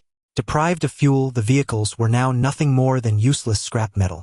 Seeing this, Captain Mo Chu's expression darkened, and he commanded sternly, "Attention everyone. Launch an immediate operation to search for nearby gas stations and gather as many supplies as possible. I'm giving you 10 minutes. Once time is up, regardless of the outcome, we must evacuate swiftly." Surprisingly, at this critical moment, Captain Mo Chu's previously restricted special ability miraculously returned to full functionality. Understood. Responding to the captain's orders, everyone pledged to do their utmost. After all, the situation was dire. Remaining idle in the vehicles would be a death sentence. At that moment, only the pickup driven by Chen Ye was still operational. Thus, he naturally took on the task of scouting for information and locating a gas station. Captain Mo Chu let out a long sigh filled with endless emotion and helplessness. The once prosperous place had now fallen into such poverty and despair, catching everyone off guard. Yet faced with this situation, Chen Ye showed no sign of retreat. Instead, he unhesitatingly volunteered to drive, taking Zhang Ye along on this unknown journey. As they entered the cluster of buildings, the sight before them was astonishing. The area had not been invaded by the desert at all. Though a desolate and decaying atmosphere pervaded the surroundings, strangely, not a single grain of sand could be seen. The entire scene exuded an indescribable eeriness, as if time had stood still. Boom! With a thunderous crash, the Doom pickup charged forward like a fierce beast. To ensure safety here, driving a relic-grade Doom assault burrowing pickup was essential, ready to react to danger at any moment. Whether it was hard rocks or shattered building debris, it ruthlessly crushed everything in its path, demonstrating unparalleled durability. At this moment, Chen Ye remained oblivious to a pair of piercing eyes that had stealthily locked onto the vehicle he was driving. The owner of that gaze was none other than a mysterious woman clad in a striking red dress, standing atop a towering skyscraper. She silently gazed at the pickup truck, receding into the distance below, a sinister smile suddenly curling at the corners of her lips. Hee. Crisis lurked everywhere within this cluster of buildings devoid of any trace of human life. Aberrations drawn by the living aura of the city would swarm in to slaughter, only to then coil and linger there. Within this mysteriously appearing architectural complex, unimaginable aberrations naturally dwelled. For Chen Ye and the others to enter here was not necessarily any safer than the outside. Yet the aberrations outside had already closed in on them, leaving them with no choice but to enter and gamble on luck. Clearly fortune was not on their side. Immediately after, a crimson figure like a phantom streaked across the sky, at an astonishing speed, vanishing without a trace in the blink of an eye. After wandering for a while, Chen Ye suddenly seemed to sense something amiss. She whipped her head around, her gaze fixed intently on a certain direction. A look of sheer terror spread across her face. Her lips began to tremble uncontrollably as she addressed Chen Ye, in a voice thick with fear and quivers. Chen Ye, big shot. Did a shadow just flash over there? At this moment, Chen Ye's heart raced as if it would leap out of her throat. She could feel every hair on her body standing on end, an overwhelming sense of dread enveloping her. This feeling was ominous, as if a colossal danger was about to descend. And that fleeting red afterimage darting among the ruins of the buildings only added to the eerie and spine-chilling atmosphere. Although Chen Ye had the backing of numerous strange artifacts from his system space, and those he carried himself, he couldn't help but feel a jolt of surprise upon hearing Chen Ye's words. After all, such a bizarre occurrence in a place so sinister and terrifying was far too abnormal. Thus he followed Chen Ye's line of sight, peering ahead to find out what was happening. Yet the moment he laid eyes on the scene before him, a wave of horror surged within his heart. Holy shit! Relying on the keen visual prowess of a powerful sequence awakener, Chen Ye instantly discerned the exact silhouette of that figure. It turned out to be a monster clad in a vivid red wedding gown, its face as pale as paper with blood-red eyeballs. Its claws were alarmingly long, a sight that would make anyone's skin crawl. Without a doubt, this was an extremely fearsome red wedding gown aberration. Faced with such a malevolent entity, Chen Ye dared not show the slightest hesitation. He floored the accelerator without a second thought. The vehicle roared to life, weaving through the ruins at breakneck speed, in a desperate bid to evade the pursuit of this red wedding gown aberration. A horrifying laugh like that of a demon echoed through the air, as if it intended to devour the entire world. Not to mention Chen Ye, who was already firmly targeted by the eerie presence emanating from the bride in its striking red attire. Even Mo Chu and the others nearby felt a wave of goosebumps instantly prickle across their skin upon hearing this ghastly laughter from the depths of hell. Even Long Mengming, who had remained calm and composed, now furrowed her delicate brows. It seems this aberration is far more troublesome than we imagined. Even for someone as powerful and experienced as her, facing this mysterious and malevolent aberration stirred an indescribable sense of wariness within her heart. Let alone the other ordinary survivors who had followed them into this abandoned building seeking refuge. Everyone had been overjoyed, thinking they could finally temporarily escape the pursuit of the ferocious aberrations outside. But who would have expected that upon stepping into the so-called safe zone, they would immediately encounter another, even more dangerous and troublesome aberration lurking here? Just as everyone was stunned, a bone-chilling cackle of hee suddenly rang out again. Before Long Mengmeng could even react, her body like a kite with a broken string plummeted straight downwards, and in the next second was forcibly dragged deep into the earth by an invisible force. Long Mengmeng, seeing the strongest member of their team vanish in the blink of an eye, when Fong let out a startled cry. How could a living, breathing person, the undisputed strongest awakener in the survival convoy, suddenly, and without warning, be dragged into the ground? The atmosphere of terror instantly caused the team to collapse into chaos. Even Captain Mo Chu broke out in a cold sweat. This truly was a land of great peril. To the left. There's a building over there, we can take shelter inside. Captain Mo Chu shouted, quickly activating his special ability, and sensing that only the building on the left offered a glimmer of hope. With no other choice, the group frantically followed him. Fear gripped their hearts, for no one could predict the tragic fate that awaited them if they remained where they were. When they arrived before the building on the left, the sight before them was shocking. What should have been a magnificent structure now lay in ruins. Nearly half of the entire building had suffered severe damage, as if it had been brutally severed by a powerful force, with scenes of devastation everywhere. However, relying on his keen intuition and precise perception of the surrounding environment, Captain Mo Chu firmly believed that this place was far safer than the outside. Damn aberrations! Wang Li was furious, his eyes blazing with rage, burning with anxiety to rescue the trapped Long Mengmeng as quickly as possible. But reality was brutally cruel. Even someone as powerful as him could hardly contend with Long Mengmeng, let alone deal with the mysterious aberration that had so stealthily abducted her. And so the group stumbled and fled in terror to the main entrance of the towering building. But at that very moment, a sudden change occurred. A slippery loach-like aberrant creature suddenly erupted from the ground, lunging at the crowd with flailing claws and emitting a fierce, terrifying roar. Ah! A piercing scream rang out as an ordinary person, a fraction too slow to react, was caught by the sudden aberrant monster, viciously bitten and swallowed whole, vanishing without a trace in an instant. Husband! A heart-wrenching scream echoed throughout the space, as if it were about to shatter the clouds. The one who uttered this cry was a young and beautiful woman, seemingly in her 20s, but her face was streaked with tears filled with profound sorrow. It turned out that just moments ago this woman had witnessed a heartbreaking scene. The man she had known since childhood, with whom she had shared innocent moments, had fallen into a pool of blood, leaving this world forever. They were not just husband and wife, but also neighbors, having spent countless wonderful moments together from elementary school all the way to college graduation, forming an incredibly deep emotional bond that lasted over 20 years. However, this deep affection was abruptly cut short by an unforeseen calamity, plunging the woman into deep despair and grief. Fan Ruorua felt as if her heart was shattering into pieces. She could not accept such a cruel reality, and wished to rush forward immediately to exact vengeance on the perpetrator of this tragedy.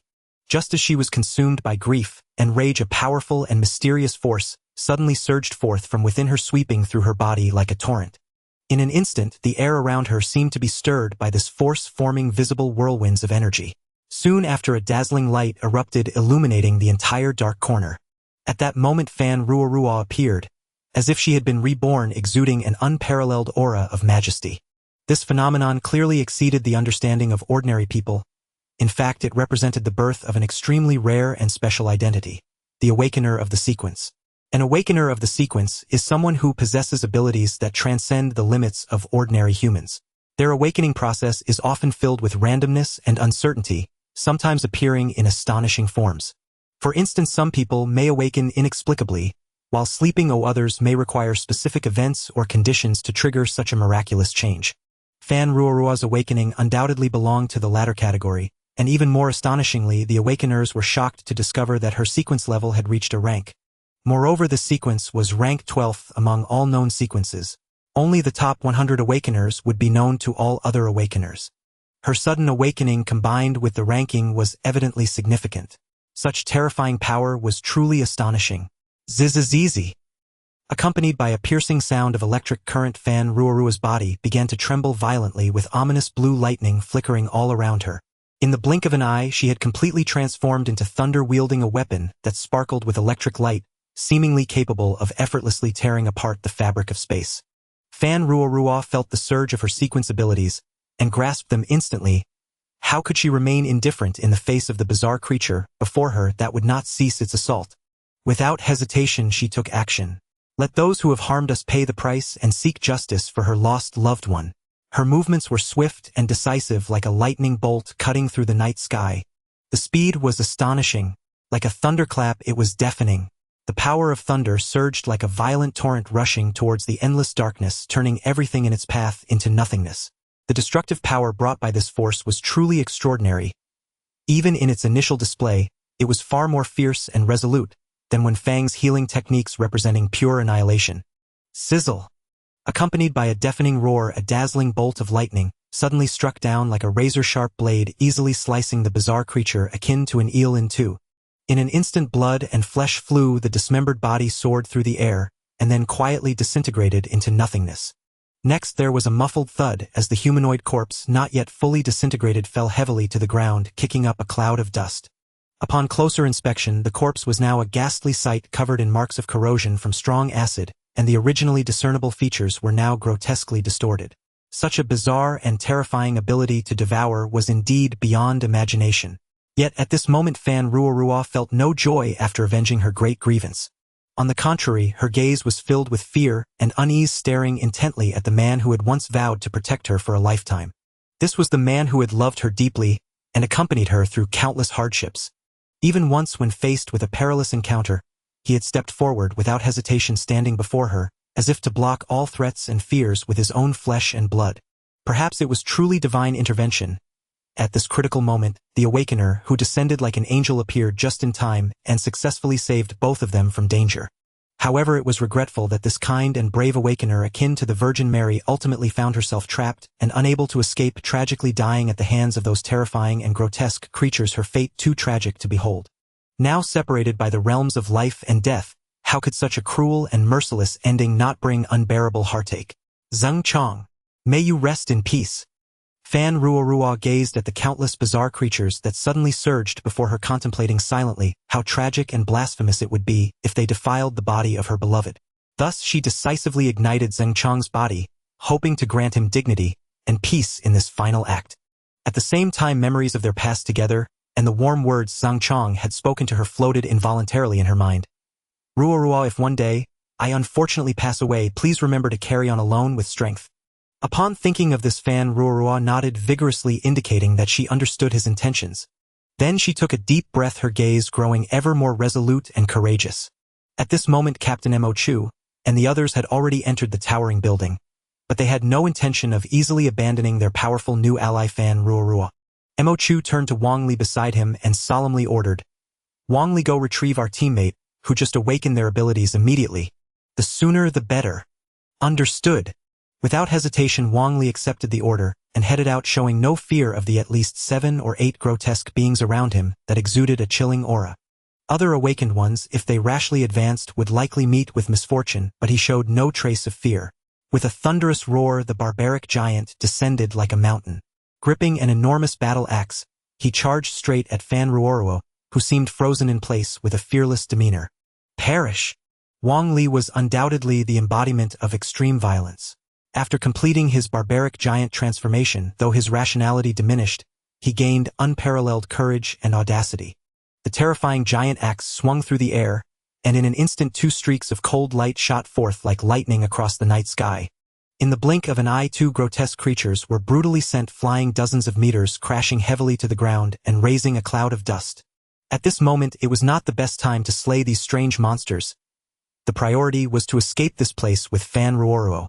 After all, Fan Ruorua, having just awakened her abilities, could not yet control her power. A mere attempt had already exhausted over half of her extraordinary energy.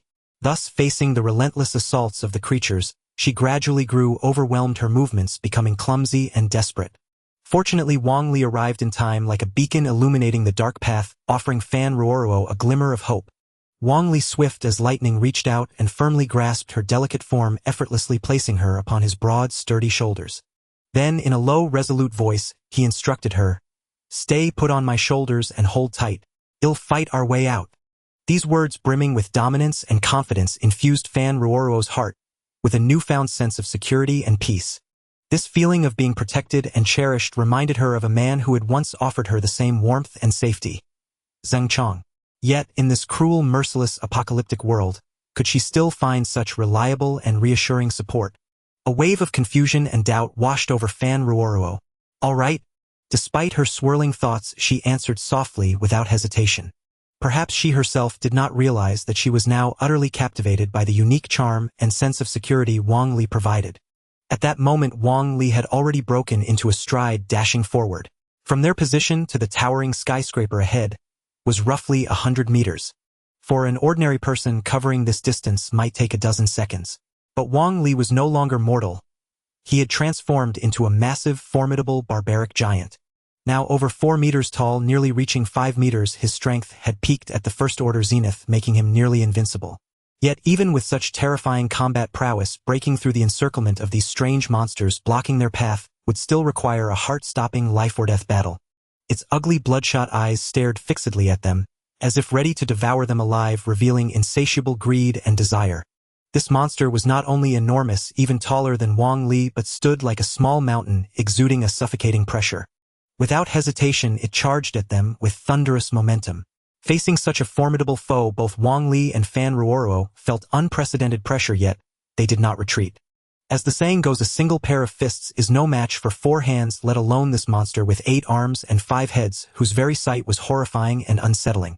Fan Ruoruo clung tightly to Wang Li's earlobe, afraid of slipping off his body. Meanwhile, Wang Li, like an enraged lion, wildly swung his giant axe, unleashing various powerful axe techniques to strike the terrifying enemy. With a dull, heavy thud, the 8-armed 5-headed ape was cleaved by Wang Li's earth-shattering blow, its flesh and blood flying in a gruesome scene. Of its original 5 heads, only 1 remained intact, and only 2 of its 8 sturdy arms could still move freely. At the same time, the several strange creatures following behind were also severely injured, unable to advance for a moment. However, just as Wang Li repelled these horrors, a wave of intense fatigue suddenly overwhelmed him. It turned out that his excessive exertion had plunged him into a brief period of weakness, making his body feel incredibly heavy. Yet even so, Wang Li displayed unparalleled strength. Using his last ounce of energy, he grabbed one of the fish-headed creatures and hurled it like a cannonball far to the side. The poor fish-head monster traced an arc through the air before crashing heavily into other creatures, sending them flying. Then, taking a deep breath and clenching his teeth, Wang Li continued charging toward the nearby high-rise. The behemoth, as tall as 2 stories, collided with the building with unmatched force. Captain Mo Chu and the others, having anticipated this, had already dodged to the side, watching as Wang Li, like a cannonball, crashed through the window and burst into the room. Yet a surprising scene unfolded. Wang Li instantly reverted to his original form, his once battered body now fully restored, as if his injuries had been nothing but an illusion. Meanwhile, Fan Ruoruo, startled, fell to the ground, but fortunately she had survived and nothing else seemed to matter. Those creatures. Will they come after us? Fan Ruoruo looked fearfully toward the door, silently praying not to be discovered by those terrors. The shadow of death loomed again, overshadowing the excitement of her recently awakened sequence ability. Just as she worried, she caught sight of Tuoba Langyu, unleashing his ultimate technique without hesitation. Spiritual illusion. With a soft cry, a mysterious light burst forth, instantly enveloping the surrounding space. As expected, those eerie beings were once again disoriented by the familiar tactic, completely losing their sense of direction. Seizing the moment, Captain Mo Chu shouted, "Everyone follow me quickly. Run upstairs to the 18th floor. That is our only path to survival." With his keen intuition, he clearly sensed that the 18th floor of this towering building was the key to escaping death. Staying on the ground floor was nothing short of courting death. One misstep could lead to a tragic end.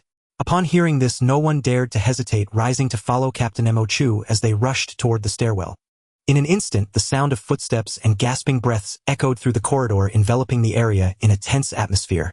The entire building complex had no electricity, forcing them to climb the stairs on foot, as the elevators were non-functional. Compared to the others, the one truly trapped in dire straits at this moment was Chen Ye.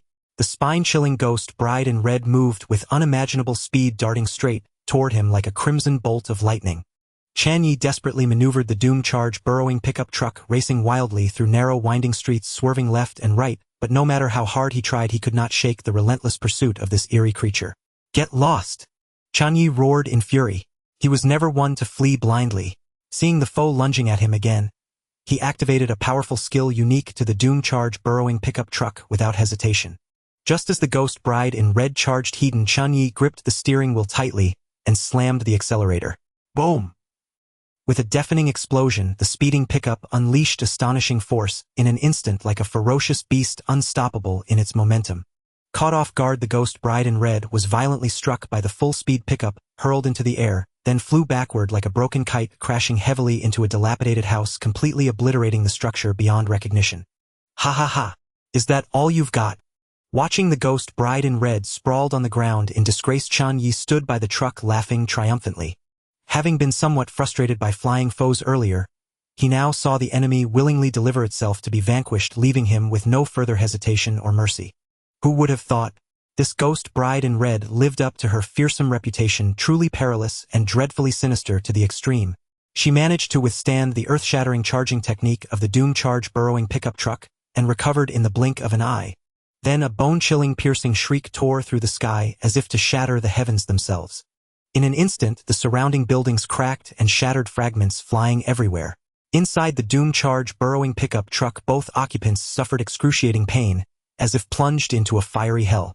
Comparatively, Chen Ye fared slightly better, enduring the intense discomfort through gritted teeth. But poor Chen Ye was in agony, her eyes, nose, mouth, and ears all stained with blood, swaying on the brink of death, as if she might perish at any moment. Burrow now. In this critical moment, Chen Ye made a swift decision, activating another unique skill of the pickup, the burrowing technique, instantly diving with the vehicle deep into the earth. At that moment, Chen Ye, who had been unconscious and lifeless, vanished like magic along with the truck. After a long while, the surroundings gradually returned to calm, no longer as chaotic as before. Only then did Chen Ye finally relax his tense nerves, letting out a long sigh. He quickly drove the pickup into a nearby underground parking garage and parked it securely. Next, Chen Ye got out of the truck alone, walking with firm, determined steps, as he slowly made his way to the surface. At this moment, he pondered silently. I possess so many astonishingly powerful eerie artifacts. How can I not handle a mere first-rank eerie being? Does this little monster think it's so impressive, acting so arrogantly and disdainfully? Humph, if that's the case, then today it'll teach it a lesson and see who truly prevails. And right now, I desperately need to devour a new eerie creature to enhance my strength. As fate would have it, no sooner had he thought of finding a target than one presented itself. The ghost bride in red appeared before his eyes. Chen Ye fixed his gaze on her, determined to devour this ghost bride. He gripped a soul-calming Tang Dao, radiating a mysterious aura, his eyes gleaming with cold, merciless light, standing as still as a statue. But now Chen Ye was ablaze with fury. He swept his cloak violently, unleashing a powerful gust of air that lifted him into the sky, gliding forward lightly like a bird. Meanwhile, his right hand clutched the gleaming, soul-calming Tang Dao, his gaze sharp as a hawk's, locked onto the staggering, dazed ghost bride in red ahead. D. With a furious shout, Chen Ye lunged forward like an arrow from a bow, charging straight at the ghost bride in red. His speed was like lightning, closing in on her in the blink of an eye. Faced with such a fierce assault, the ghost bride in red did not retreat an inch. She let out a deafening roar. Then her already ghastly face contorted grotesquely, the corners of her mouth stretching all the way to her ears, forming a massive blood-filled maw capable of swallowing an adult's head. Within that enormous mouth, rows of sharp, jagged teeth were clearly visible, exuding a bone-chilling cold. Despite the horrifying sight, Chen Ye showed no fear. He had only one thought: to utterly eradicate this evil existence. So he charged at the ghost bride in red without a moment's hesitation. But unexpectedly, another 100-legged evil ghost, unable to restrain itself, suddenly lunged from the side at lightning speed. In the nick of time, Chen Ye quickly activated the mysterious ring on his finger. A dazzling flash of light erupted and a highly toxic, corrosive spider web shot forth. This web, like a dark cloud covering the sky, swept toward the 100-legged evil ghost with the speed of thunder. A deafening roar, accompanied by the ear-piercing screams, the entire space seemed to be torn apart. It was merely a confrontation, and the seemingly majestic and fearsome creature revealed its true form. Merely a paper tiger, all bark and no bite. Although it appeared intimidating on the surface, in reality it was no match for a single blow, at best scaring ordinary people or slightly weaker awakened beings. However, when faced with a peerless powerhouse like Chen Ye, who possessed class awakening abilities, this so-called creature instantly became dimmed, unable to retaliate. After temporarily dispatching this minor character, Chen Ye focused his attention completely on the more formidable enemy before him, an alluring figure clad in vibrant red. Undoubtedly, this mysterious and dangerous existence was the true challenge that required his utmost effort to confront. After all, for Chen Ye, who was eager to enhance his power, successfully devouring this red-clad figure would grant him unprecedented energy and skills. Thus he drew one step closer to his goal of becoming a top-tier expert.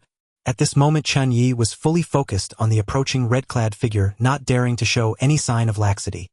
He understood deeply that this opponent was no ordinary foe, with a speed far beyond what common people could imagine. In the blink of an eye, the red-clad figure charged forth like lightning, launching a fierce attack at Chen Ye. From its twisted, grotesque maw seemed to hide endless malice and greed, sending chills down one's spine. Coincidentally, both sides harbored the same intention: to swallow the other whole. A massive web, overwhelming like a mountain, swept toward the red-clad figure with unparalleled might. The densely packed threads seemed to possess infinite resilience and stickiness. Once ensnared, it would be nearly impossible to break free, leaving one at its mercy.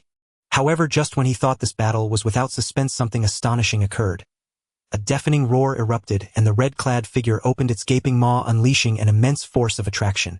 In an instant, the seemingly indestructible web was devoured, as if it had encountered a natural enemy, disappearing without a trace.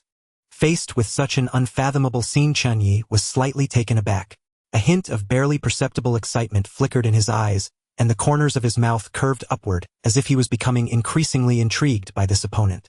He knew very well that the more formidable the enemy, the greater the sense of accomplishment from ultimately defeating them.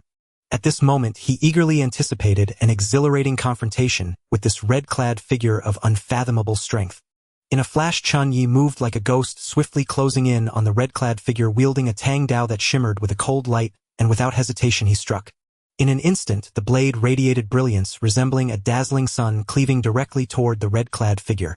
Simultaneously, his entire aura erupted, activating various enhancement skills, and a transparent protective shield suddenly emerged, enveloping him completely.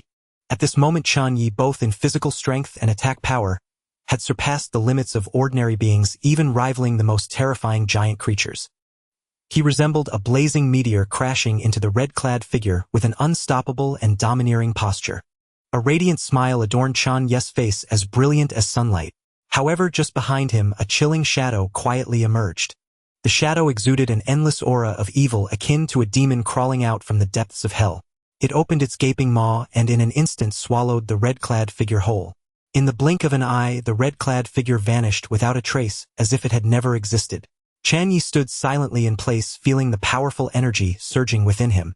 He knew it would take a full 9 days to completely digest this red-clad figure, but once accomplished, he would successfully break through to the second tier, gaining a qualitative enhancement in strength.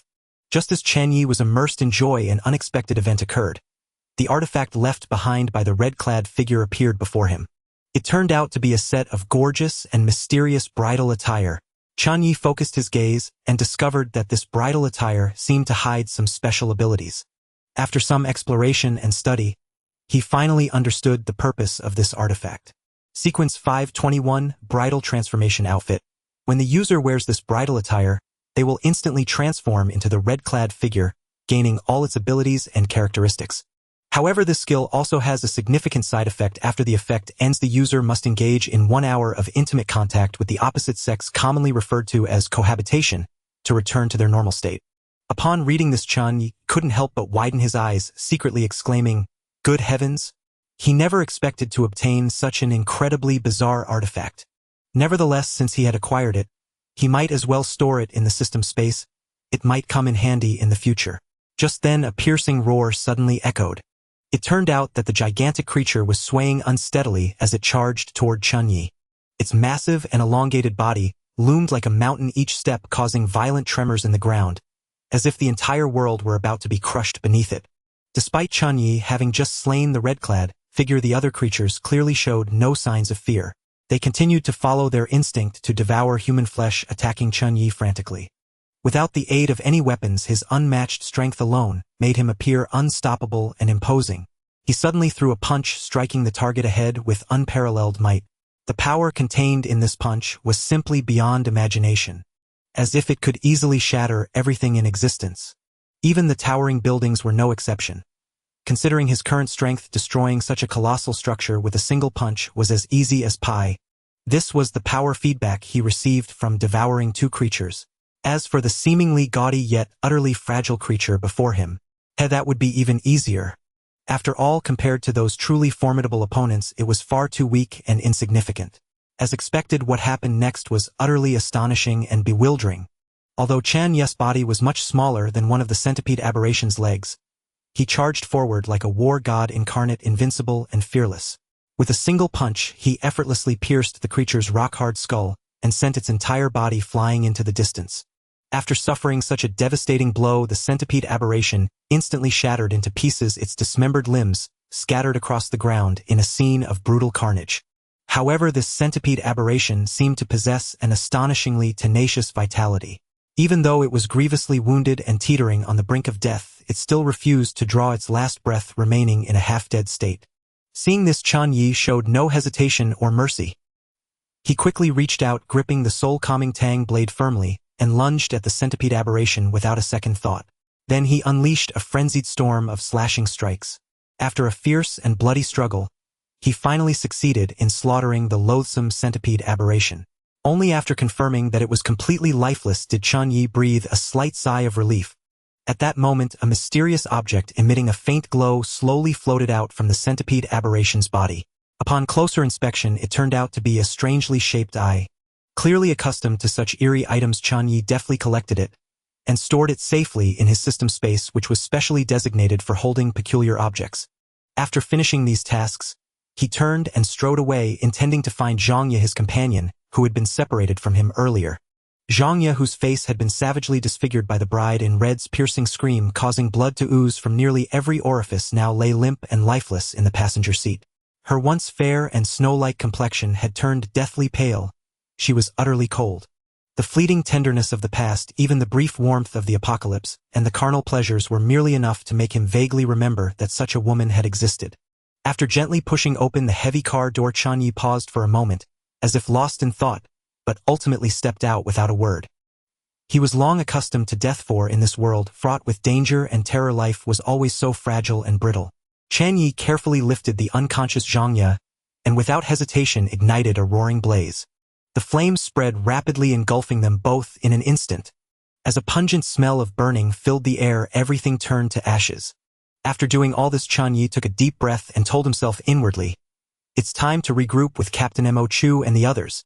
Although he hadn't found a gas station to refuel along the way, this was hardly the time to worry about such matters. Just as he passed a parking lot, he unexpectedly discovered it was filled with all kinds of vehicles, and most of their fuel tanks still contained plenty of gasoline. Thus Chen Ye made a prompt decision, storing several relatively intact cars into his system space for future use. Then he got back into his battered yet familiar Doomsday Assault dugout pickup truck and sped off, racing through the deserted streets as fast as possible. Before long, a towering skyscraper appeared ahead. It was the very place where he had parted ways with the others. From a distance, he could see countless grotesque aberrations surging toward the building like a tidal wave, a dense and horrifying sight. Meanwhile, Mo Chu and the others were trapped in the midst of the siege, desperately climbing toward the rooftop.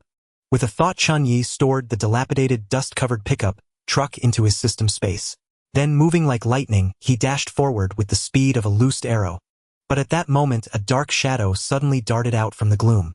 A closer look revealed it to be a grotesquely strange frog. Its head bore a human-like face, its eyes glimmering with a sinister light, and from its mouth extended a tongue as sharp as a blade, stabbing straight toward Chen Ye, clearly aiming to kill and devour him in one strike. Humph! Chen Ye let out a cold snort. Facing such a sudden ambush, not only did he show no fear, but a glint of icy resolve flashed in his eyes. With a swift motion, he swung the soul-calming tang blade, sending a fierce gust of wind slicing toward the strange frog.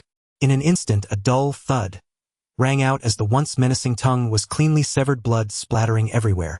The frog seemed terrified by the blow, letting out a shrill scream before rapidly retreating.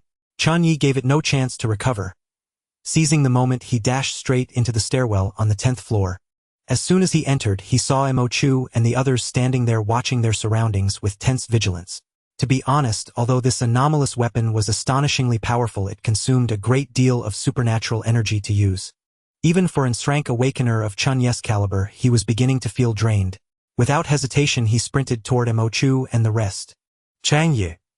When Captain Mo Chu and the others saw that the newcomer was indeed Chen Ye, they were overjoyed, their exhausted faces instantly lighting up with renewed vitality. During this time, they had also paid a heavy price to fend off the relentless onslaught of aberrations. The supernatural energy within each of them was nearly depleted, leaving them at the end of their strength. Now only 8 floors remained before reaching the safe zone on the 18th floor. If they couldn't get there soon, the consequences would be unimaginable. Their once large team had been reduced to a mere 20 people, a testament to the brutal and bloody battles they had endured. Captain Mo Chu, your skills really leave something to be desired.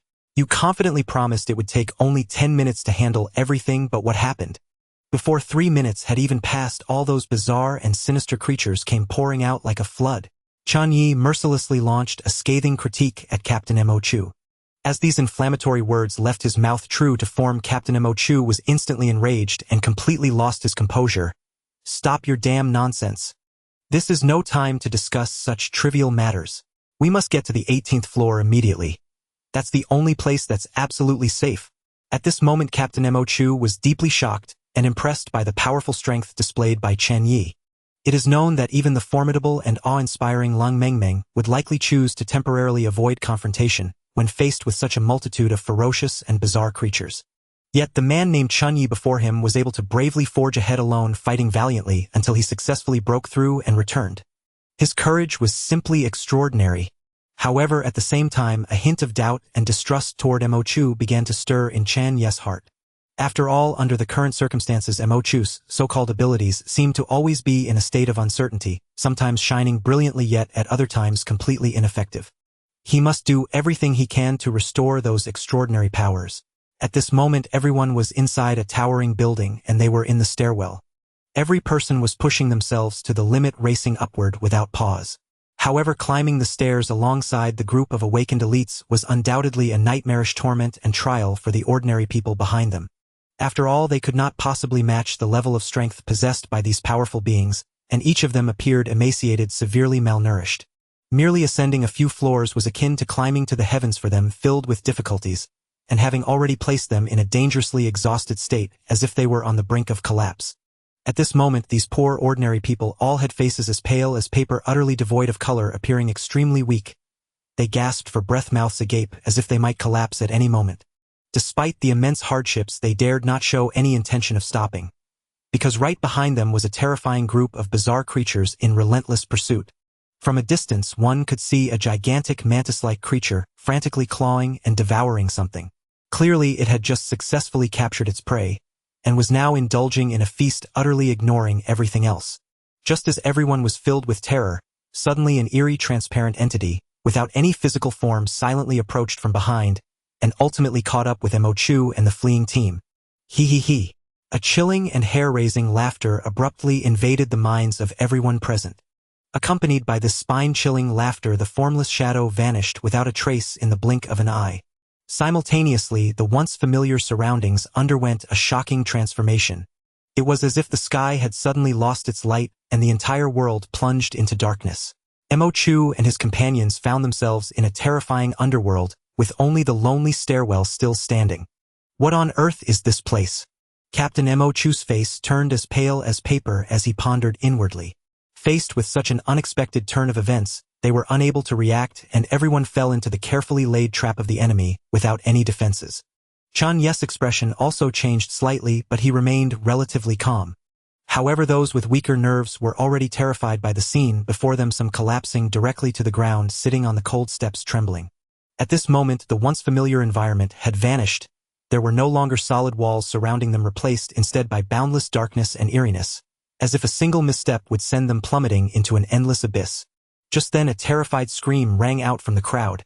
"Is this the legendary bizarre wall?" This statement pierced the night like a sword, sending chills down the spine of everyone present, a bone-chilling cold creeping up their spines, causing hair to stand on end. In an instant, fear spread like a plague, and people began to whisper and speculate. "This can't be real, right? We're just about to escape from here. We've already reached the 10th floor, just a bit more, and we'll reach our destination. I don't want to die here." In that moment, the entire scene descended into chaos, with everyone in a state of panic. The bizarre abilities were truly strange and varied, and given this situation, it matched the legends too closely, which was terrifying enough to pale their faces. Even someone like Tuaba Lungyu, a powerful and esteemed awakened elite, showed an expression of indescribable seriousness. They had already exhausted a significant amount of precious, extraordinary power, relying solely on their remarkably strong physiques to sustain themselves. Everyone's gaze instinctively turned to the leader of the survival convoy, Mo Chu. Being watched by so many people, and with everyone seemingly placing their hopes for survival upon him, Mo Chu felt an immense weight of pressure. However, in the face of such formidable challenges, Mo Chu did not panic. He calmly raised his hand to adjust his glasses, and then surveyed his surroundings, carefully observing the environment, before unleashing his unique ability to sense and probe. After a while, Mo Chu's expression turned slightly grim, but he quickly regained his composure. "In my view, to break this bizarre wall, it is impossible to rely on just a few of us alone. We must work together as a team." Afterward, Mo Chu decisively issued a command. "Everyone listen up. Follow my instructions. Let's all move together, and pay close attention to any subtle changes in the steps. We must find clues to the path of survival." After all, this was not a problem that could be solved by one person alone. It concerned the life and death of every member of the team. Tua Ba Long Yu Lu Ru Yen Wang Li Wen Fong, and the newly awakened Fan Ruorua, all powerful awakened beings, closely followed ahead. Meanwhile, the other ordinary survivors gritted their teeth and desperately chased after them. If they fell behind, death would be their only fate. Time passed second by second, yet half an hour had gone by without any change in the scene before them. According to logic, they should have already reached the 18th level by now. However, the reality was quite the opposite. Many ordinary survivors could no longer hold on and sat down on the steps. One of them gasped, saying, "I can't go on anymore. This is even harder than climbing to the heavens." Another person echoed, "There must be something wrong with this path. It's too strange. I feel like we've been going in circles all this time." Even more despondent individuals began to mumble in despair. "Are we really going to die like this? Perhaps dying would be a kind of relief." In an instant, the atmosphere of pessimism and negativity spread rapidly like a plague. Fortunately, after some rest, Wang Li felt much better and faced the current predicament without fear. Instead, he shouted, "Everyone step aside. Let me try to break through this cursed place." Before his voice faded, his figure flickered, and in the blink of an eye, he transformed into a gigantic and incredibly fierce barbarian, charging forward without hesitation while carrying the stone pillar that symbolized death. It was clearly a desperate attempt. Captain Mo Chu did not stop him upon seeing this. If they continued like this, they would be trapped here without a way out. Perhaps breaking through with force was the best option. In the shadowy place, Wang Li, now a barbaric giant, began his assault while carrying the death stone pillar. With no specific target, Wang Li charged ahead, unafraid even of the endless abyss. At that moment, as thunder flashed, the newly awakened Fan Ruorua decided to assist him in gratitude for his life-saving efforts. "What is this?" Chen Ye asked Captain Mo Chu with some surprise. "When did another sequence awakener emerge?" Captain Mo Chu explained briefly. "This is a member of Tua Ba Lang Ye's camel caravan named Fan Ruorua. In the recent bizarre attack, her husband was consumed by the anomaly triggering her awakening, and she is now the 12th ranked class Thunder Sequence Awakener." It's truly hard to believe. Upon hearing this, Chen Ye couldn't help but exclaim, "Some people are simply extraordinary, seemingly favored by the heavens. With just one awakening, they could become a terrifyingly powerful existence. Such highly ranked sequence awakeners possess potentials beyond imagination. Once they unleash their full power, the strength they display will be nothing short of astonishing and awe-inspiring. Moreover, these individuals have a strong restraining effect on anomalies." As expected, faced with a baffling anomaly that had stumped everyone for over half an hour, it was ultimately resolved successfully by these individuals. Is that light? Yes, that's right. This is the exit." At the spot where Wang Li and Fan Ruorua were fiercely charging out, a bright and dazzling light suddenly appeared. Undoubtedly, it was the way out to the outside world. Seeing this, the previously exhausted crowd instantly regained their spirits, each one energized, as if they had received a boost, rushing towards the exit alongside their companions. Before long, they finally arrived safely back in the stairwell located on the 10th level. However, at this very moment, a fierce battle was underway. Wang Li and Fan Ruorua were teaming up to attack a strange creature floating in midair. It was an eerie monster resembling a staircase, continuously emitting black smoke, exuding a chilling aura. At the same time, it floated steadily in the air, seemingly unaffected by gravity. Wang Li gripped the death stone pillar that radiated a horrific aura tightly, his gaze fixed and cold as he stared at the staircase-like anomaly before him. He took a deep breath and then swung the stone pillar with unparalleled might, slamming it down towards the target. A thunderous sound erupted. Boom! It was as if the entire space had been torn apart. This immense force erupted like a volcano, colliding head-on with the staircase anomaly. In an instant, flames soared, dust swirled, and the surrounding air twisted and contorted due to the violent energy fluctuations. In the dazzling light and the deafening explosion, the staircase anomaly was utterly powerless, instantly shattered into countless fragments that flew in all directions. Such a stunning scene left everyone speechless, filled with awe. When the dust settled, all that remained where the staircase anomaly had been was a jet-black bead, quietly floating in the air, exuding a mysterious aura. Wang Li reached out without hesitation, and the bead flew into his palm as if summoned. He focused his gaze and saw that the bead's surface flickered with a faint glow inscribed with a series of number sequence 2543, Illusion Bead. According to its description, activating this bead would create an illusory environment, trapping enemies within endless illusions, ultimately leading to their mental collapse and death. Of course, such tremendous power does not come without a price. Each use brings a headache lasting an hour, but in comparison this pain is clearly negligible. Without a doubt this was an extremely precious and formidable anomaly artifact. However, Wang Li did not keep it for himself. Instead he turned to Captain Mo Chu and solemnly handed the bead to him, stating, "Captain, please take charge of this anomaly artifact." Upon receiving the bead, Captain Mo Chu felt a surge of information flood into his mind at the moment of contact. He immediately understood the miraculous nature of this artifact and its potential impact. For those like them who primarily assist sequence awakeners, possessing such an artifact that could create illusions and trap enemies was undoubtedly a significant enhancement, greatly boosting the team's combat effectiveness and survival capability. With this thought in mind, Captain Mo Chu silently resolved to keep this artifact in his possession. After all, in a world filled with dangers and challenges, having an extra layer of protection means an extra hope for survival. Sensing more and more small anomalies pouring into the room like a tide, his face turned pale, cold sweat pouring down his forehead as he shouted with a trembling voice, "Everyone listen up. If you want to keep your lives, flee upstairs without hesitation." Before his words had even faded, he led the charge, bolting away like a startled rabbit. However, to his utter astonishment, Chen Ye was already nowhere to be seen.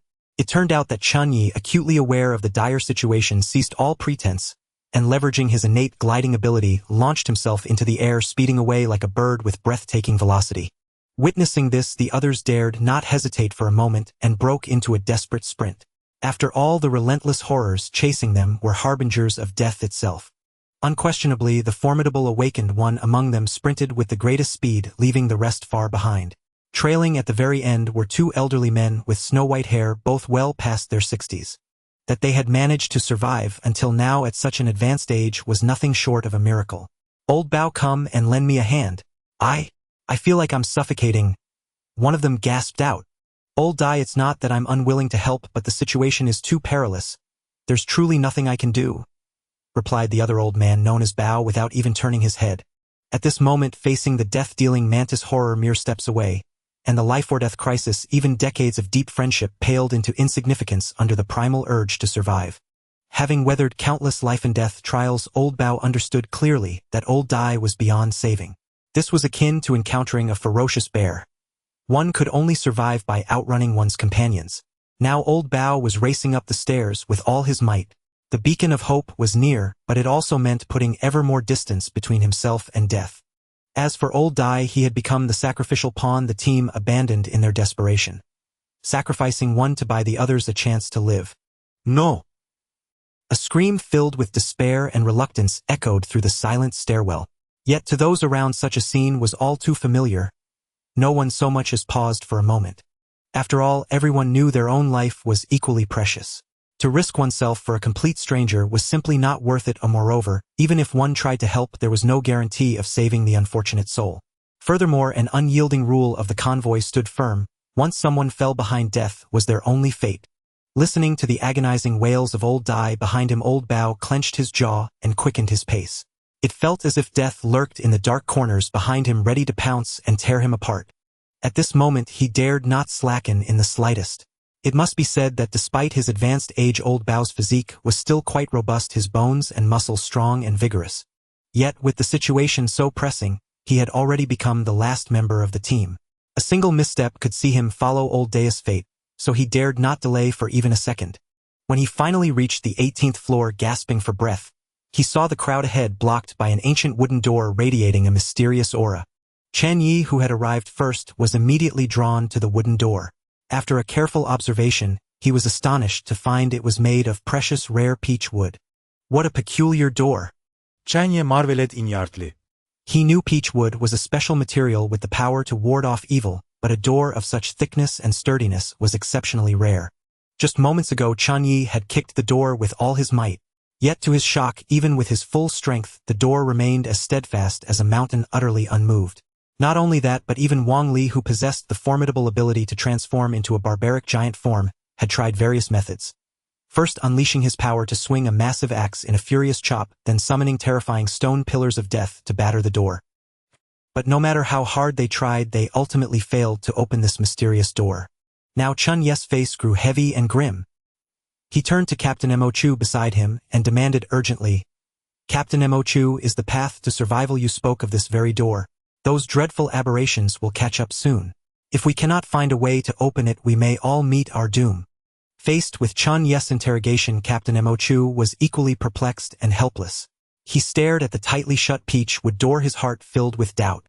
After all, why would such a strange door suddenly appear at the stairwell entrance on the 18th floor of this massive building? It was utterly baffling. Just as the two were lost in thought, a panicked cry suddenly rang out, "Oh no! The aberrations are coming!" Instantly, the previously quiet stairwell erupted into chaos, as people scrambled frantically in all directions. In contrast to their panic, within the peachwood door the commotion outside had been noticed and a discussion was underway. How can this be? There are actually survivors, and they're so formidable, they found the only safe haven in this abandoned city. Don't make me laugh. Such a secluded and remote safe place, and they still found it. So, should we let them in or not? Like hell we should. Haven't you seen the hundreds of aberrations trailing behind them? If even a single second-tier aberration slips into the city, the only outcome awaiting us all is death. At this moment they were engaged in a fiercely intense and heated debate over whether to open the door. Inside the room, the participants in the discussion were 5 powerful beings who had successfully completed their sequence awakening. Additionally, a figure in a Taoist robe with an ethereal aura like an immortal descending to the mortal world sat cross-legged at the very center of the floor space, seemingly fully engaged in casting some mysterious formation, leaving him no attention for other matters. It was truly unexpected that this place harbored a full 6 top-tier awakened masters. Especially the one dressed as a Taoist. The aura emanating from him was clearly not of the first order. In contrast, the ordinary civilians huddled together in terror, trembling and hiding in every corner. A rough estimate put their number at no less than 300. Undoubtedly, these gaunt, ragged and scar-ridden individuals were all that remained of the few survivors in this city, which had been reduced to a desolate graveyard. Yet as these wretched souls bickered vehemently over their next course of action, a low, commanding voice suddenly rang out without warning, cutting through their clamor with an iron finality. All turned their gazes toward the speaker. A middle-aged man clad in a white Taoist robe crowned with a purple-gold headpiece and shod in black cloth shoes. He stood tall and imposing with an ethereal and detached aura. His sword-like brows and starry eyes exuded an innate authority that inspired awe. This man was none other than the undisputed core and leader of this sizable survivor team, the venerable Master Tian Wuzi. Standing with his hands clasped behind his back, his gaze swept across the crowd like a hawk's, sharp and piercing before he spoke slowly. There is no need for further dispute. In this humble priest's view. Before he could finish, someone interjected impatiently, "Captain Tian Wuzi, they." "Well, so be it." Another chimed in hastily, "Indeed, indeed. Following the captain is always the right choice. Those bizarre monsters are so formidable, yet they have failed to breach our defenses for so long. Surely among them are many powerful beings. If we could bring them under our command, they would become great assets." Well said. The rest all nodded in agreement. Since consensus had been reached, there was no need to waste precious time with further words. Thus, without delay, they followed Captain Tian Wuzi's instructions and moved swiftly to the tightly shut peachwood door, pushing it open with force. With a harsh, grating creak, the once seamless peachwood door slowly yielded, revealing a sliver of an opening. At that moment, Chen Ye and his companions, who had been covertly observing the situation from the shadows, were struck with profound shock and astonishment. For none had anticipated that, at this critical juncture of life and death, someone would voluntarily come to the aid of strangers they had never met. Could it be? Even old Bao, the elderly man at the rear, displayed astonishing explosive power and speed. Though advanced in years, it seemed as if every fiber of his being had been galvanized. The bizarrely shaped mantis monster, swift as lightning, was loath to let its imminent prey escape. Like a raging storm, it lunged ferociously at the group. Yet awaiting it was the silver-haired woman's lethal strike, already prepared. Deathly blight. She parted her crimson lips, and a jet of black miasma surged forth like the descent of the grim reaper upon the mortal realm. In an instant, that terrifying aura of death sealed the mantis monster in ice. Then, with a crisp, shattering sound, the creature exploded without resistance, dissolving into motes of ash that scattered into the air and vanished without a trace. The 2 razor-sharp mantis scythes once held in its grasp clattered forlornly to the ground. But the silver-haired woman did not immediately retrieve them. Instead, she turned without hesitation and shut the door with swift, decisive movements. Thus Chen Ye and his group successfully entered the 18th floor of this towering edifice. The space was vast, spanning thousands of square meters, and what was even more astonishing was the presence of hundreds, if not thousands, of people gathered there.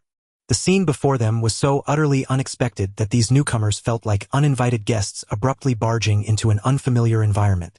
Even just the 5 sequence awakeners before them exuded a sense of extraordinary power and peerless strength. Yet what was even more noteworthy was the mysterious Taoist at the very center, his eyes tightly shut, as he exerted his abilities to the fullest. His bearing and style were strikingly similar to those of Lang Mengmeng. This resemblance brought an inexplicable sense of reassurance, yet simultaneously stirred a profound curiosity deep within their hearts. At this moment, the graceful young woman with flowing silver hair took the lead, accompanied by several other equally formidable sequence awakeners as they advanced menacingly. She issued a sharp command. "Who are you people? State your identities immediately." Clearly, this young woman had no intention of allowing anyone of dubious origin or potential threat to enter this place easily. If any heinous villain managed to infiltrate, she would not hesitate to personally slay these enemies. For with her strength, accomplishing this was no difficult feat. In truth, this woman named Gu Qinghan was a formidable existence in her own right. She held the 13th seat among all sequence awakeners, and her special ability, known as Deathly Blight, granted her a combat prowess that was terrifying and unparalleled. Aside from her, the remaining 4 sequence awakeners, though ranked beyond the 100th place, were all experts of B or C grade. Faced with such a formidable encirclement, Captain Mo Chu remained composed, replying with a calm smile. "I am Mo Chu, leader of this survival convoy. We were arduously trekking through the boundless desert when we were mercilessly pursued by bizarre creatures, eventually stumbling into this desolate city of ruins by chance." Upon hearing this, Gu Qinghan furrowed her brow, slightly pondering inwardly. This ruined city, which should have been a bustling place, appearing in the midst of this vast desert. Truly extraordinary. Indeed, like Captain Mo Chu and his group, they had arrived here by accident. However, the difference lay in that, when they entered this mysterious city, their surroundings were not the barren wasteland before them, but the depths of a secluded, tranquil forest. Now the landscape had undergone a cataclysmic transformation, making it feel as if they were in another world. Yet upon reflection, it was hardly surprising. In this apocalyptic era rife with bizarre phenomena and disasters, anything unfathomable could occur. Not long ago, Gu Qinghan had even witnessed a spine-chilling giant turtle artifact soaring into the sky like a floating island, carrying its master and other survivors. The scene was a living, breathing tableau of an island turtle city, a breathtaking spectacle. At that moment, a voice from the crowd announced, "My name is Wang Li." Another person then introduced themselves, "My name is," and so they all gave their names in turn. When it was Chen Ye's turn, he scanned the unfamiliar yet familiar faces, a flicker of surprise in his eyes. He had never imagined the team would be so vast. Especially the man in a Taoist robe standing at the center of the formation, who exuded an unfathomable aura, clearly a figure of extraordinary power. Compared to Lang Mengming, his strength was even greater. In fact, they were evenly matched neck and neck, likely belonging to the top 10 S-Rank sequence awakeners. This man was named Tian Wuzi, the 7th-ranked S-Rank sequence awakener. His awakened ability was precisely the Dragon Tiger Taoist. Not long after everyone finished their self-introductions, and this Master Tian Wuzi rose to his feet.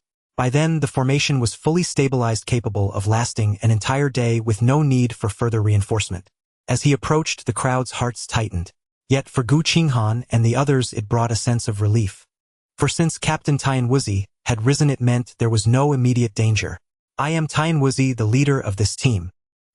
His consistently refined and courteous demeanor put everyone at ease, lessening their wariness. After all, even if they all joined forces, they might not be a match for him alone. Moreover, there were many other allies here. Captain Mo Chu also stepped forward and engaged in lively conversation with him. They were eagerly sharing the intelligence each had gathered. After all, in this apocalyptic world, it was filled with all sorts of bizarre, grotesque beings and entities with unique abilities. Without any prior intelligence to rely on, encountering such beings would pose a danger risk of over 90%, potentially leading directly to death. But if one had prior knowledge and prepared countermeasures, the chances of survival would undoubtedly increase significantly. And these invaluable pieces of intelligence were the most suitable assets for leaders of a convoy of this scale. The two hit it off and reached an immediate agreement. Even the usually cautious and secretive Tian Wuzi couldn't help but reveal their true destination to Mo Chu. They were heading to a bustling provincial capital called Big Sea City. It was said that in this city, a mysterious official organization had already built an impregnable city of hope, attracting over 100,000 survivors to settle there. Thus, it could both effectively fend off those terrifying and eerie attacks and gather such a staggering number of people to live and thrive there. This so-called City of Hope must surely harbor some unknown powerful force or special means. What a cruel twist of fate that they had strayed into this vast, boundless desert. So, with a firm gaze at Captain Tianwuzi, he proposed sincerely, "Why don't our two convoys join forces and travel together? That way we can look out for each other and reach that City of Hope and Dreams." The City of Hope. Captain Tianwuzi smiled, slightly agreeing with the idea. After all, they had no reason to refuse such a reasonable and beneficial proposal. Since the two convoy leaders had reached a consensus, the other members naturally breathed a collective sigh of relief, their tense nerves finally relaxing. It was then that news of Chen Ye's special talent spread like wildfire and quickly reached Gu Qinghan. This quick-witted woman acted without hesitation, seeking out Chen Ye himself. "Hehe, so you're the renowned Chen Ye?" Gu Qinghan said with a frosty face, sizing him up with keen interest. "Indeed it is I," Chen Ye replied, calmly scrutinizing this extraordinary woman with silver hair, his gaze as sharp as an eagle's.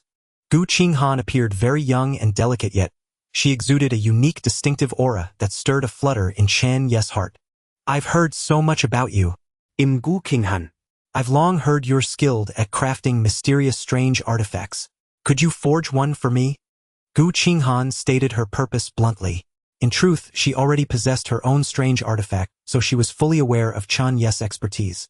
In this perilous world, no one would ever think they had too many strange artifacts, for each one meant an extra layer of safety and another trump card against enemies. Hearing this, Chen Ye did not immediately agree. Instead, he studied Gu Qinghan once more. After a moment, he spoke slowly, "Of course, I can make one, but there's no such thing as a free lunch. If you want a satisfactory piece, you'll have to pay a small price." Gu Qinghan naturally understood the rules and cut to the chase. "As for strange objects, I have plenty. How many do you need to forge a strange artifact for me?" In truth, she had heard that Chen Ye's method of collecting payment was unconventional. He set prices based on the individual. After all, she had just saved their lives, so it wouldn't be unreasonable to leverage that favor for help, would it? Chen Ye pondered briefly, then a warm, mysterious smile spread across his face. But the words that followed struck like a thunderbolt, stunning everyone present, especially Gu Qinghan, who found it intriguing. Chen Ye said softly, "If it were anyone else, they'd have to offer at least 10 strange objects. But since you're asking, just 3 will suffice for one strange artifact. However, there's an additional condition: you have to become my girlfriend." His words plunged the scene into dead silence, everyone stunned by his audacious request. The team leader Tianwuzi and the other members were all dumbfounded, unable to believe what was unfolding before their eyes. After all, although Gu Qinghan possessed a countenance that was ethereally beautiful and icy cold, making her a peerless beauty, she was notoriously known as an aloof goddess. Since the apocalypse descended and anomalies ran rampant, her family had tragically perished, leaving her alone to struggle through endless despair and agony, eventually awakening successfully. Such a sorrowful and desolate life story was truly lamentable. Ordinarily, even powerful sequence awakeners dared not provoke this icy beauty, giving her a wide berth. Even someone as prominent as Captain Tianwuzi had to tread carefully and choose his words when speaking to her before his promotion. Who would have thought that the usually cold and proud Gu Qinghan would act out of character today, responding without hesitation, "You want me to be your girlfriend? Hey, you're quite bold. Fine, I agree." As her words faded, she deftly opened her backpack and pulled out 3 eerie items, handing them to Chen Ye. These 3 items were a damp, writhing tentacle, a tattered umbrella exuding a mysterious aura, and a sharp beast claw gleaming with cold light. Taking these objects, Chen Ye muttered inwardly, but outwardly maintained a composed demeanor, nodding to indicate he had received them. Then Gu Qinghan said coldly, "Now that I've given you the items, when will you hand over that strange artifact? As long as you give it to me, I will naturally fulfill my promise and officially become your girlfriend." Hearing this, Chen Ye wasted no time in pulling a uniquely shaped dagger from his bosom and handed it to Gu Qinghan without hesitation. And the strange artifact that had been resting quietly in his system space was finally taken out for all to see. Sequence 10005. Sealing limb dagger. Upon hitting a target, it can immobilize certain body parts, restricting movement. However, this weapon also had a side effect that could not be ignored. The user's desires would surge like a tidal wave. Though its rank was relatively low, its power was not to be underestimated. If cleverly utilized, it would produce astonishing results. "Great. From now on, I'm your girlfriend." She nodded without hesitation, agreeing to Chen Ye's request and vowing to keep her promise. As for the so-called side effect, it was actually perfect for her. It turned out that after she successfully awakened her sequence, she had lost all her emotions. Now this allowed her to regain a form of emotional sensation. Yet the feeling seemed somewhat subtle. Witnessing this absurd farce conclude so easily, everyone present felt as if they were dreaming, unable to believe it. Especially those teammates familiar with Gu Qinghan's personality were utterly astonished. Who would have thought that someone as cold as Gu Qinghan could actually have someone fall for her? Those unaware might mistake her for a block of ice. The speaker was tall and burly, standing like an iron tower. His body was covered in solid muscular lines, as if each muscle contained boundless strength. Yet in stark contrast was his bald head. This man was Ning Zhongqiang, a top figure among Rank Sequence Awakeners. He was currently chatting enthusiastically with Wang Li, the two simple-minded brawny fellows hitting it off immediately. Standing beside him was a man in a sharp suit with gold-rimmed glasses, appearing refined but with a smirk that made him look like a suave scoundrel. His name was Li Su. Don't be fooled by his harmless appearance. He was actually a big shot among Rank Sequence Awakeners. Li Su said sarcastically, "In my opinion, this Chen Ye guy is anything but simple. Although he's just a support-type Sequence Awakener, his ruthlessness is no less than that of combat-type Sequence Awakeners. Have you heard? The number of anomalies he has slain is said to be second only to that temporarily missing Lang Mengming, a second-rank Sequence Awakener. His strength is no joke." Since this mission required close cooperation between the two teams, they had comprehensive and detailed information about each other's members, with intelligence shared promptly. After all, to successfully break out, one must have a thorough understanding of their teammates. Apart from the big shots mentioned earlier, there were also two crank Sequence Awakeners who stood out. They were a pair of 20-year-old twin sisters. One of them said petulantly, "Humph, Sister Gu Qinghan belongs to us. We can't let this newcomer take advantage." The other chimed in, "Exactly, we have to outdo him." With that, they exchanged a knowing glance, indicating they understood each other's thoughts. These twin sisters were supposed to have died, but were fortunately saved by Gu Qinghan by chance, and awakened their special abilities together with her. Since then, they had felt gratitude and affection for their savior, even developing an intense obsession, hoping to stay by Gu Qinghan's side forever. But now an uninvited guest named Chen Ye had suddenly barged into their lives, appearing before everyone with an overwhelmingly dominant presence. Faced with this unexpected third party, the twin sisters were filled with discontent. Although Gu Qinghan had lost her emotional perception, this did not shake their relentless pursuit of this deep bond. But no matter how hard they tried, they received no response from Gu Qinghan. Murong Qingqing and Murong Lu were utterly hopeless, completely captivated by the icy Gu Qinghan. However, Gu Qinghan felt no such emotion.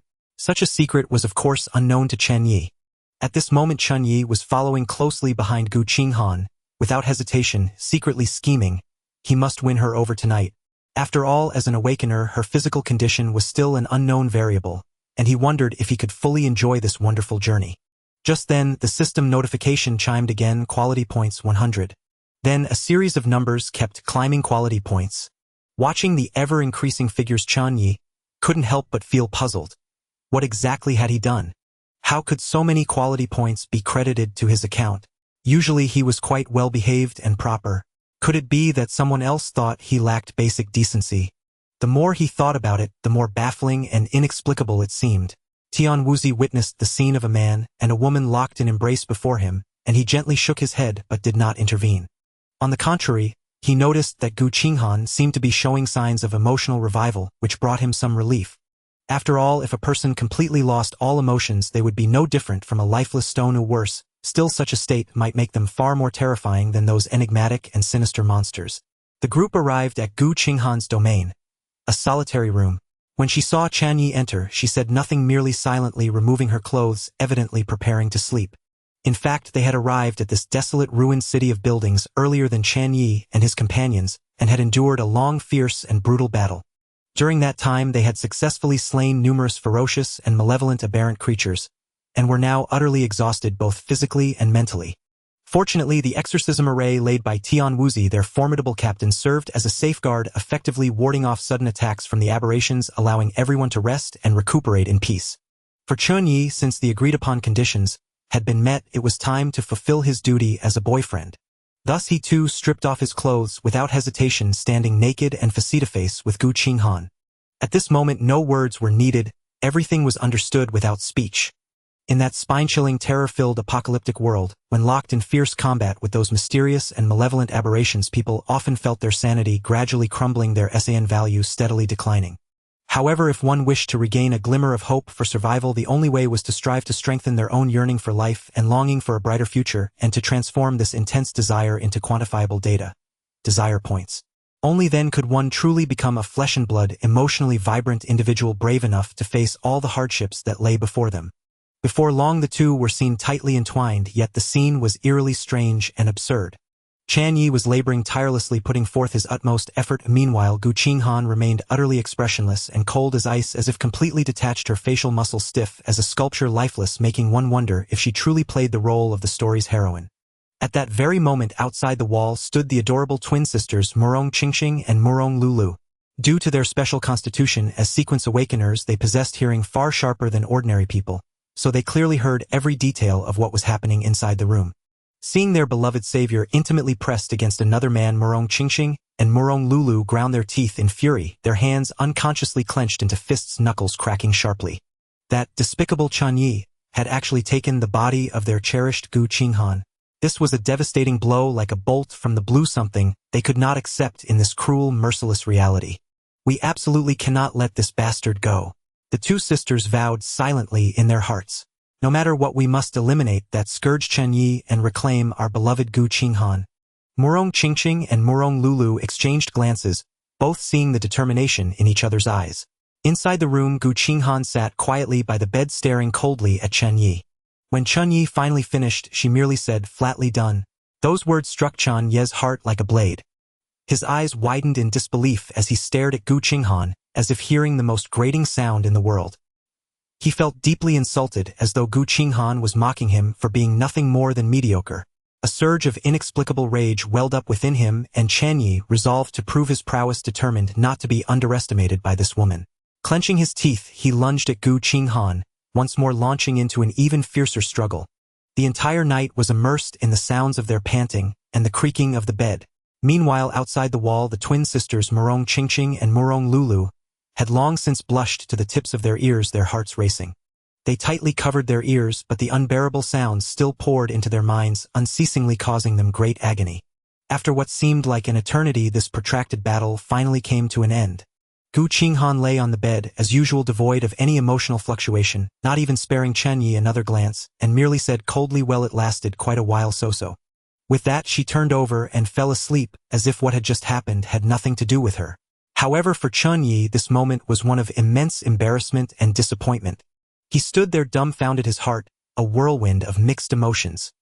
He had thought he could conquer this aloof, icy beauty, only to end up in such a humiliating position. That seemingly offhand remark struck his heart like a heavy hammer, leaving him unable to let go for a long time. Such small words, yet so deeply hurtful. Chen Ye murmured to himself, a wry, helpless smile spreading across his face. He slowly dressed and silently walked out of the room, trudging back to his own quarters with a heavy heart. The formation on the 18th floor possessed powerful energy fluctuations capable of sustaining itself for an entire day, but there was still a long time before it would end. In other words, they had more than enough time to linger in this place. However, the situation outside was worrisome and far from optimistic. Tian Wuzi fixed his gaze on the outside world, seeing that the vast, boundless desert remained utterly still. This meant that the abandoned building complex they were in was firmly rooted in place, not moving an inch. Clearly they were trapped and unable to leave this spot. Captain Mo Chu furrowed his brow in concern, slowly stating after deep contemplation, "In my opinion, we are very likely trapped in an extremely terrifying and enigmatic domain." I share the same suspicion. Tian Wuzi nodded in agreement with his counterpart's viewpoint. At this moment, if they wished to escape successfully, they could only unite all available forces and work together to unravel the bizarre and challenging situation before them.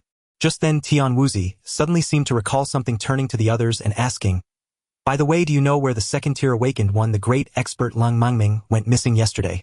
Perhaps after finding her, we could discover a way to escape. After all, her formidable strength might provide us with crucial clues to break through our predicament." Captain Mo Chu fell into contemplation upon hearing this, his brow slightly furrowed, seemingly feeling that the current situation was somewhat tricky.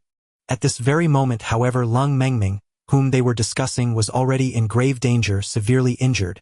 Not long ago, she had unfortunately encountered an incredibly terrifying and strange creature, and was forcefully dragged into a realm filled with nightmares and fear, the land of nightmares. Here Lung Mengmeng endured immense suffering and torment. Keek. Accompanied by a chilling eerie laughter, countless bizarre entities surged towards her like a tidal wave densely swarming to attack. Moreover, this region seemed endless, constantly replaying the horrifying event she had experienced during her awakening. The bloody and brutal scenes played before her eyes like sharp blades, ruthlessly tearing at her soul, becoming an indelible pain in her heart. However, facing the relentless provocation and torment from this nightmarish creature, Lung Mengmeng finally reached her breaking point. Filled with rage, she grasped the fire phoenix lance, radiating a scorching flame aura, akin to a battle god, descending into the mortal realm. At this moment she had already perceived the illusory scenes conjured by the nightmare as real, unhesitatingly unleashing a breathtaking massacre. In this fierce battle, Lung Mengmeng demonstrated astonishing power.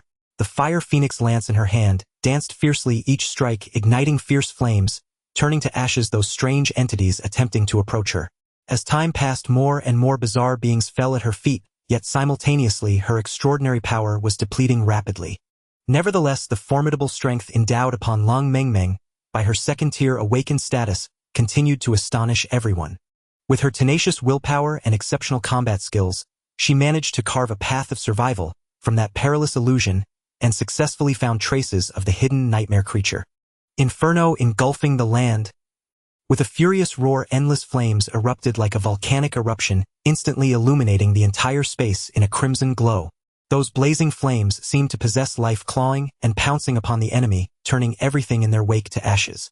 At this moment, the tip of the fire phoenix lance was entirely enveloped in this terrifying flame, resembling a phoenix spreading its wings ready to devour its prey.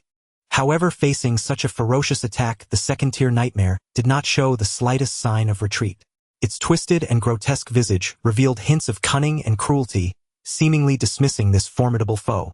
It chanted incantations, and an invisible force surged ceaselessly from its body, rapidly converging into a black beam of light aimed straight at Lung Mengmeng. Simultaneously, the nightmare summoned other bizarre beings to join the assault, and in an instant all manner of grotesque and fearsome monsters flooded in, sending chills down the spine. This fierce battle had been ongoing for a long time, with both sides locked in a chaotic struggle for dominance. Though severely injured, Lung Mengmeng gritted her teeth and held on. She knew all too well that if she fell, the consequences would be unimaginable. As each second ticked by, she felt her body growing heavier, her consciousness beginning to fade. Just then a mysterious voice suddenly echoed in her mind. "Don't be afraid, we're coming." Following this, a group of figures in matching uniforms appeared on the battlefield like divine soldiers. They were the rescue team sent to save Lung Mengmeng, an elite squad led by the second-tier awakened one Tian Wuzi, composed of other awakened individuals. Each member possessed unique skills and worked seamlessly together. They showed no fear of the ferocious bizarre creatures engaging in a breathtaking life-and-death struggle. As Lung Mengmeng's cousin Wenfeng was naturally among them, she gazed steadfastly at her cousin, who was battling fiercely in the distance, silently vowing to rescue her at all costs. In the desolate streets of ruined buildings, a deathly silence enveloped every inch of land, as if time had frozen here. Looking around, there was nothing but crumbling walls and dilapidated ruins bearing witness to past glory and prosperity. Yet beneath this seemingly tranquil surface lay endless dangers and mysteries. Recalling the strange events of yesterday, Chen Ye and the others still felt a lingering fear. Those mysterious and terrifying entities seemed to flit in and out of this ruin, making it difficult to defend against them. Now they had vanished without a trace, like ghosts hiding who knows where. Nevertheless, Chen Ye and the others understood very well that the strange forces in this place were not to be underestimated. Faced with such powerful and numerous enemies, they must give their all, daring not to slacken in the slightest. Of course, this was merely Lung Mengmeng's imagination. In reality, it was quite similar outside. After a brief rest, everyone had adjusted to their optimal combat state, standing ready to face the impending fierce battle. "This is the place." Captain Mo Chu's sharp gaze locked onto a street corner, not far ahead where Lung Mengmeng had been forcibly taken away yesterday. He spoke with determination, his eyes glimmering with resolve. Tian Wuzi beside him nodded slightly in agreement. Then he swiftly reached into his robe and retrieved an ancient and elegant compass. As he softly recited a cryptic spell, an invisible energy surged, making the entire scene exceptionally tense and thrilling. Everyone had long foreseen this outcome, so they were thoroughly prepared, bracing themselves with great vigilance for whatever might unfold next. Just then the two exceptionally formidable warriors, Wang Li and Ning Zhongqiang, exchanged a knowing glance and flashed a sly, confident smile.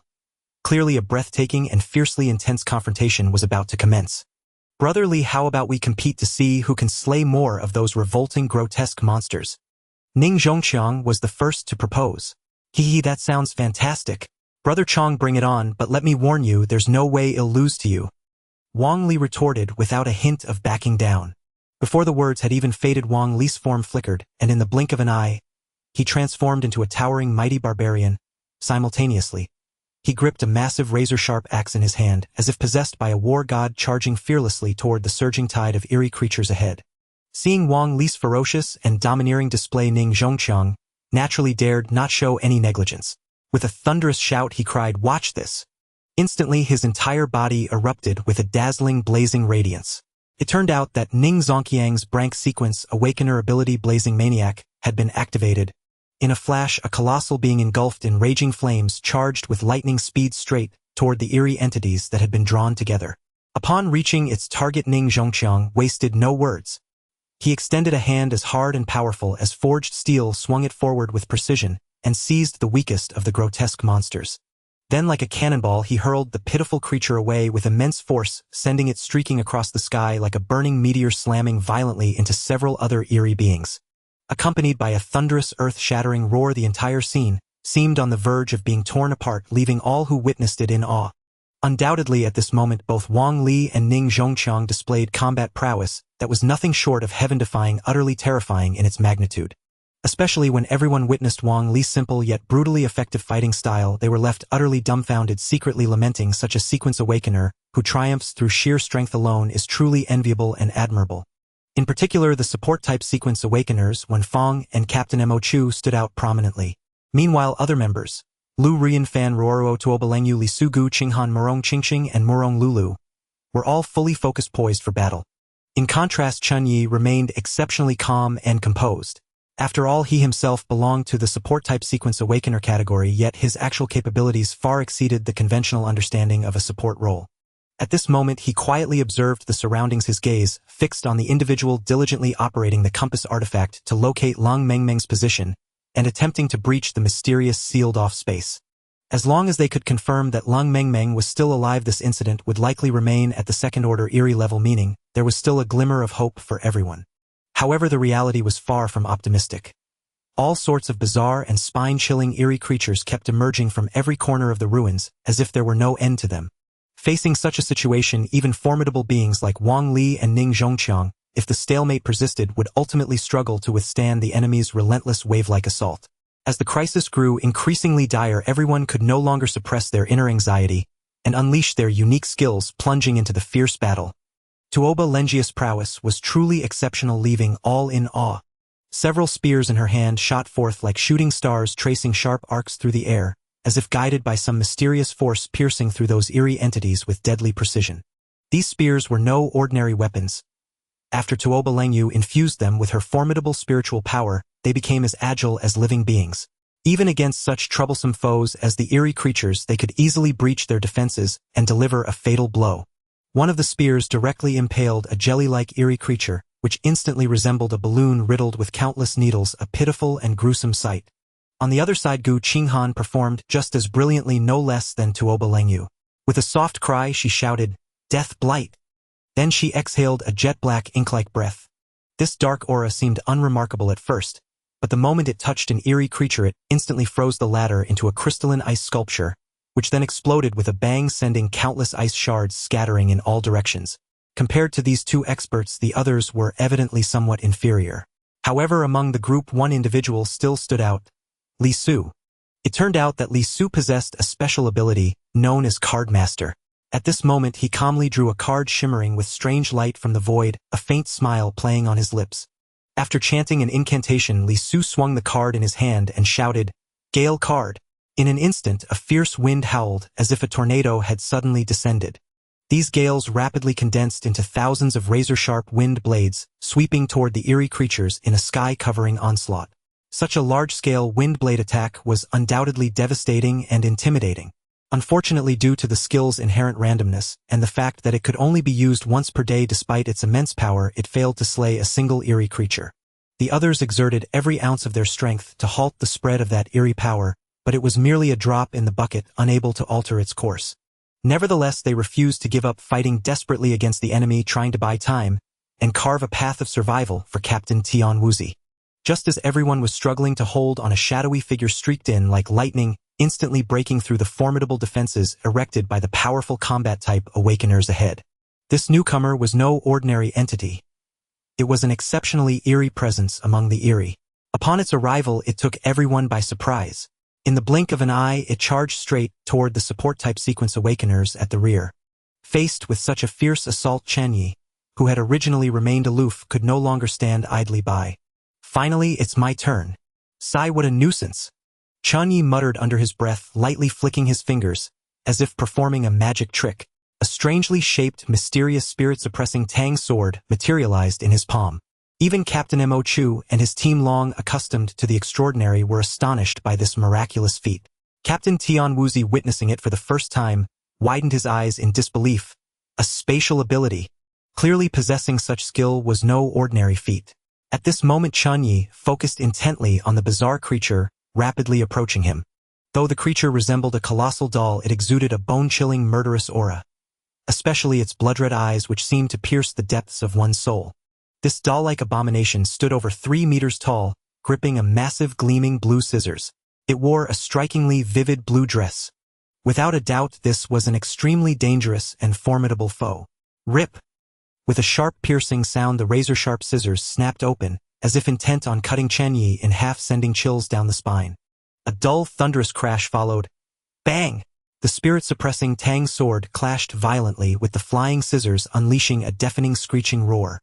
Arg! My ears! The sudden agony spared no one, not even Wen Fong and the others.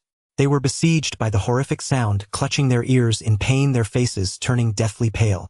In contrast, Tian Wuzi remained relatively composed.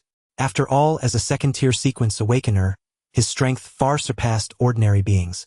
Yet even he couldn't help but furrow his brow against the intense noise, though he didn't succumb like the others. Even the ever-calm Captain Mo Chu showed signs of distress, clearly troubled by the eerie scissors. Without a doubt, this abomination was no easy opponent. Perhaps the mysterious scissors themselves possessed unimaginable power. If anyone suffered the most, it was undoubtedly Chen Ye, who bore the brunt of the attack at close range. At that moment, he felt as if a swarm of bees buzzed inside his head, dizzy and disoriented. It was worth noting that Chen Ye had already devoured 2 abominations, making his physique remarkably formidable. Yet even he was so severely affected, or had an ordinary person faced this blow, the consequences would have been unimaginable. Feeling the surging power within him, Chen Ye seethed with rage. Fine. You dare to ambush me, you reckless fools. You deserve to die 1,000 deaths. Since close combat had become so arduous, he had to take measures to intimidate his opponent. Go! With a furious roar, the mysterious ring suddenly emitted a blinding light, rapidly coalescing into an enormous canopy-like spiderweb. In an instant, the entire space seemed ensnared by the sudden web, and the scissors-wielding abomination was trapped within, unable to move an inch. Then a deadly venom and corrosive power seeped from the web like a torrent, surging toward the ensnared figure. In the blink of an eye, the dual forces of poison and dissolution ravaged its body. Scream! A heart-wrenching cry pierced the sky, deafening and shrill. The sound was not only excruciating, but also carried an eerie energy fluctuation spreading outward at an alarming speed. Aya! Those nearby turned pale with terror, trembling uncontrollably. They covered their ears in agony, trying to fend off the dreadful sound waves, but to little avail. It hurts. It hurts so much. Someone let out a miserable wail, their face filled with horror. Clearly, the bizarre sonic assault left them defenseless, ravaging their minds and bodies. Even the usually composed Wang Li and others were thrown into disarray. After all, who would have thought such a small abomination possessed such fearsome and uncanny abilities? Heavenly Thunderstrike! With a furious shout, a dazzling bolt of lightning tore across the sky, writhing like a silver serpent as it descended. At that moment, something unexpected happened. The newcomer Fan Ruoruo suddenly unleashed her special ability, choosing without hesitation to support the beleaguered Chen Ye. It was well known that lightning elements could inflict severe damage on those mysterious, sinister abominations. Though Fan Ruoruo had only recently awakened, her strike was not to be underestimated, granting Chen Ye a precious opportunity. With a piercing scream, The once ferocious doll abomination was grievously wounded, its body trembling violently before falling into a temporary shutdown like a dead machine. Seeing this, Chen Ye rejoiced, his eyes gleaming with fierce killing intent. Without a word, he grabbed the spirit-suppressing Tang sword and swung it in one fluid, seamless motion. In that instant, flashes of blade and shadow intertwined, bringing forth a series of sharp, whistling gales. Within a single second, the powerful spirit-suppressing effect took hold. The doll abomination seemed bound by an invisible force, unable to move or struggle no matter how it fought. Then, with a flick of his wrist, Chen Ye summoned a sticky spiderweb out of thin air. In the blink of an eye, the web shot toward the doll abomination like lightning, wrapping tightly around its body. As time passed, the web entangled it layer upon layer, finally encasing the entire doll abomination in a massive cocoon-like form. Yet, to everyone's astonishment, even the highly corrosive spider web failed to completely dissolve the eerie puppet in a short span of time. Their every move attracted the attention of countless eerie creatures nearby, which began to gather gradually. If they delayed any longer, they would soon be utterly devoured by this horde of aberrations.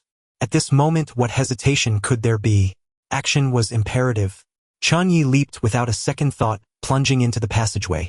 Seeing this, the other companions followed closely, daring not to lag behind in the slightest. Wang Li and Ning Zhongqiang took on the responsibility of guarding the rear, staying close to the group, until everyone had safely entered the passage before stepping in with relief. Yet the very moment they set foot inside the tunnel, the entrance behind them slammed shut with a dull, thunderous roar.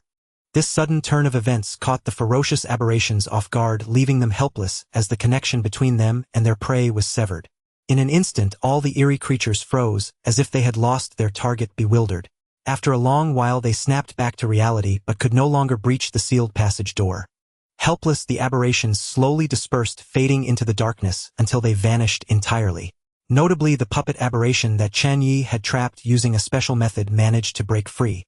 It stood there unsteadily, blinking its eyes, seemingly perplexed by everything that had just transpired. In the end, this puppet aberration, like the other eerie creatures, gradually disappeared from sight without a trace. Upon stepping into the nightmare realm, an immense suffocating pressure bore down upon them, making it hard to breathe. The atmosphere was extraordinarily heavy, as if an invisible giant hand was strangling their throats, rendering them immobile. A spine-chilling sensation surged within them, and they all instinctively realized that in this mysterious realm lurked an extremely dreadful existence, watching their every move with predatory intent. "Cousin!" When Fong cried out in desperation, her gaze fixed on the figure not far away. None other than the severely injured Lung Mengmeng. She rushed toward Lung Mengmeng, without hesitation, her heart brimming with concern and anxiety. Upon reaching her side, when Fong immediately cast the healing techniques she had mastered, pouring all her effort into treating the wounds. However, despite her utmost exertion, even nearly depleting all her supernatural power, within she could only restore Lung Mengmeng's injuries to about half their severity. Clearly, the power emanating from the nightmare realm was far too potent and overbearing, beyond what a fledgling first-order sequence awakener like her could easily contend with or fully heal. At this moment, Lung Mengmeng appeared, haggard, her breath so faint it seemed she might dissipate into nothingness at any moment. After prolonged, fierce combat, she was utterly exhausted. Had it not been for her extraordinary tenacity and profound inner strength, she would have long succumbed to the terrifying erosion of the nightmare power, becoming part of that dreadful realm. Just then, Lung Mengmeng slowly opened her eyes and spoke to the group in an extremely feeble voice. "You have finally come." As she spoke, her body trembled involuntarily, as if she had yet to recover from the harrowing battle she had just endured. And when the others heard Lung Mengmeng's words and followed her gaze, they were stunned to see. Not far ahead, a dense crowd of figures had emerged without warning. These figures moved sluggishly, lifeless, as if devoid of souls. Even more chillingly, they were enveloped in a thick black mist, making their silhouettes blurry and exuding an eerie, sinister atmosphere. Captain Tian Wuzi, with his sharp eyes, discerned the true nature of these walking corpses in an instant. What utterly despicable beasts! They have turned all the innocent citizens of this city into such a horrific sight. His voice was filled with fury and despair, cutting through the air like a sharp blade. These words struck like a thunderbolt among the crowd, wrenching everyone's hearts with grief and agony. Without needing to think, they understood that the people who once lived here numbered at least hundreds of thousands. And now they had been reduced to terrifying walking corpses, becoming accomplices to that second-order nightmare aberration. Without a doubt, it was by devouring so many people that this second-order nightmare aberration had grown so dreadfully powerful. At this thought, an uncontrollable surge of indignation welled up in everyone's hearts. These beasts deserve 1,000 deaths. Someone cursed through gritted teeth. We must never let them off. They must be utterly annihilated. Another cried out in righteous fury. How utterly hateful. Another person echoed in rage. Faced with these cruel life-despising aberrations, humanity had fallen into an unprecedented crisis. Yet at that moment a sinister, eerie laugh suddenly rang out, echoing across the nightmare realm. The laughter sounded like a demon from the abyss, carrying the arrogance of a victor attempting to shatter the group's last psychological defenses. Naturally, Tian Wuzi would not tolerate such provocation. He closed his eyes, slightly murmuring incantations, then abruptly opened them and roared, "Dragon and tiger, manifest your divine might." With his thunderous shout, two figures slowly emerged from the void. A colossal golden dragon and a mighty, majestic crimson tiger. They radiated dazzling brilliance, exuding an aura that made hearts quiver, as if all things in the world must tremble and submit before them. A second-order sequence awakener grandmaster. Truly terrifying beyond measure. The simultaneous appearance of a Tenzhanglong golden dragon and a several Zhangtongtal fierce crimson tiger was a spectacle so magnificent that only a peerless powerhouse like a second-order sequence awakener could command such grandeur and presence. Roar! With the deafening tiger's roar and the sky-piercing dragon's cry, a formidable and terrifying force erupted here, in an instant unstoppable as a volcanic eruption. That mysterious, spine-chilling, eerie laughter was instantly dispelled without a trace. All personnel immediately board the back of the red tiger and prepare for the breakout. A furious shout rang out. Understood. The crowd understood each other and swiftly took action without hesitation. However, time was pressing and the situation was extremely critical. The densely packed army of the undead surged towards them like a roaring tide. Faced with such a massive number of enemies, choosing to resist forcefully would likely lead to endless slaughter until exhaustion and death. Even the formidable Cold Mangming, a second-tier awakened one, faced misfortune. How could they mere first-tier ordinary warriors fare any better? The red tiger charged forward with its strong and powerful limbs. Wherever it passed, the undead were knocked down, unable to impede the advance of this ferocious beast. In the blink of an eye, the red tiger successfully carved out a path through the army of the undead. As the saying goes, capture the king first to catch the thief. Above the golden dragon's head stood Tian Wuzi, his gaze as cold as ice. At this moment he had only one clear goal: to strike directly at the core of the nightmare realm and defeat the second-tier enigmatic creature controlling everything, the nightmare. As he witnessed the unfolding scene, a piercing and deafening explosion suddenly erupted. Screech! The sound sliced through the air like a blade, piercing the clouds, as if it aimed to penetrate the eardrums and even reach the depths of the soul. Immediately an eerie and fierce attack rushed in like lightning, catching everyone off guard. Facing such a ferocious assault, Captain Tian Wuzi was unafraid and shouted, "Tiger roar and dragon chant." As his shout rang out, the golden dragon and red tiger beside him roared, simultaneously unleashing powerful sound waves to fend off the enemy's attack. However, this battle was far more complicated than anticipated. The creature known as Nightmare was evidently not to be underestimated. It suddenly opened its enormous mouth, and a black light surged forth, instantly opening a passage to an unknown world. In an instant, 10 shadows streamed in through the passage, entering the nightmare realm. These shadows emanated a chilling aura, each one distinct and exceptionally eye-catching. Among this group of enigmatic beings, the most eye-catching was a doll holding scissors, standing silently like a statue, yet exuding an indescribable sense of danger. "I will personally deal with this nightmare creature. You all hold them back," Captain Tian Wuzi said firmly. Having said that, he did not hesitate to ride the golden dragon into the sky, charging directly into the black mist-filled horizon to engage in a thrilling life-and-death struggle with the terrifying nightmare creature. At that moment, the entire nightmare realm was engulfed in dazzling golden light, resembling a golden sun hanging in the sky, radiating endless brilliance and heat. On the other hand, thick black mist surged violently, as if driven by some mysterious force threatening to consume the entire world, creating an unimaginable and horrifying spectacle. At this moment, even the usually calm and composed Captain Mo Chu revealed a rare expression of seriousness, but quickly returned to normal and turned to his companions, shouting, "Everyone listen up. Today we find ourselves in an absolute deadlock with no way to retreat.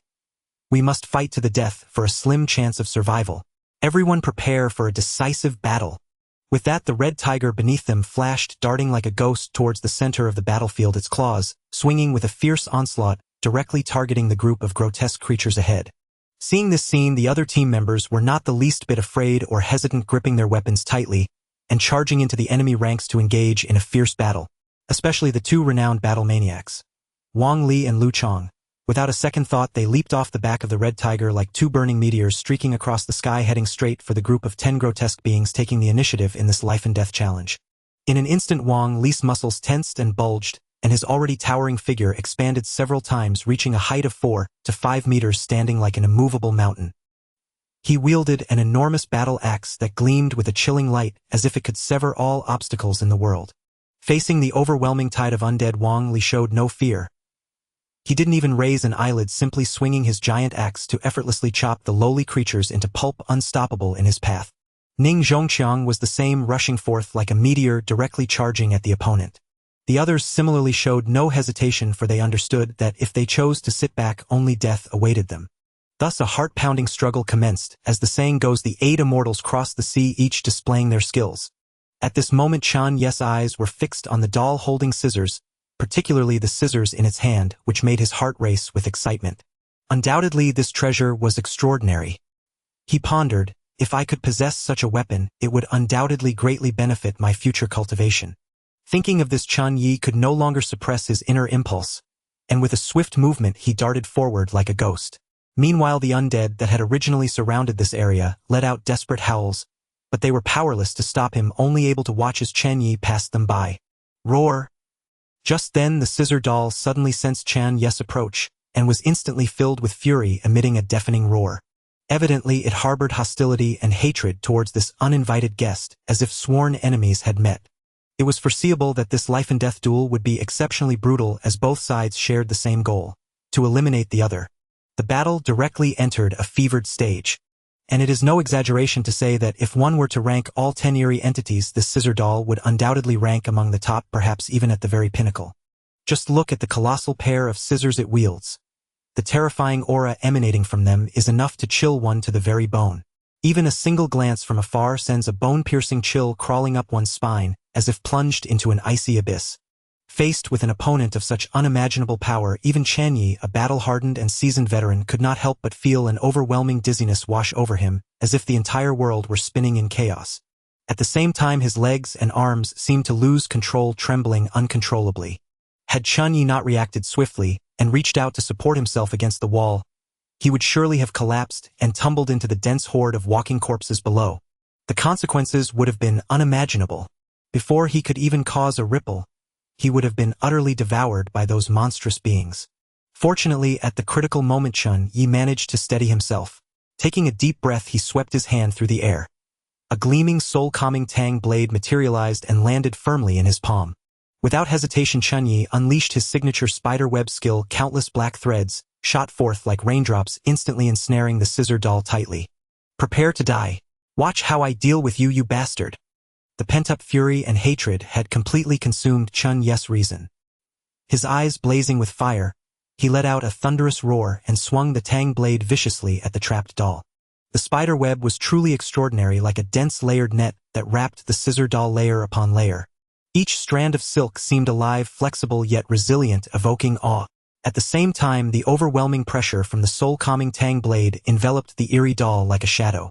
Their synergy was as if ordained by heaven, inflicting unprecedented devastation upon the scissor doll in an instant. Yet the ordeal was far from over. Next, Chen Ye retrieved another mysterious artifact from his bosom. Sequence 3566, Electric Shock Bowl. The uniqueness of this artifact lay in its ability to unleash a relentless surge of electricity upon activation, trapping the target within an inescapable cage of current. Moreover, its full power could only be unleashed when the enemy was completely immobilized. At this moment, the situation perfectly met that condition. Thus, Chen Ye unhesitatingly employed his exceedingly rare and precious supernatural power. In an instant, an unassuming enamel bowl materialized out of thin air, and with lightning speed descended directly upon the scissor doll.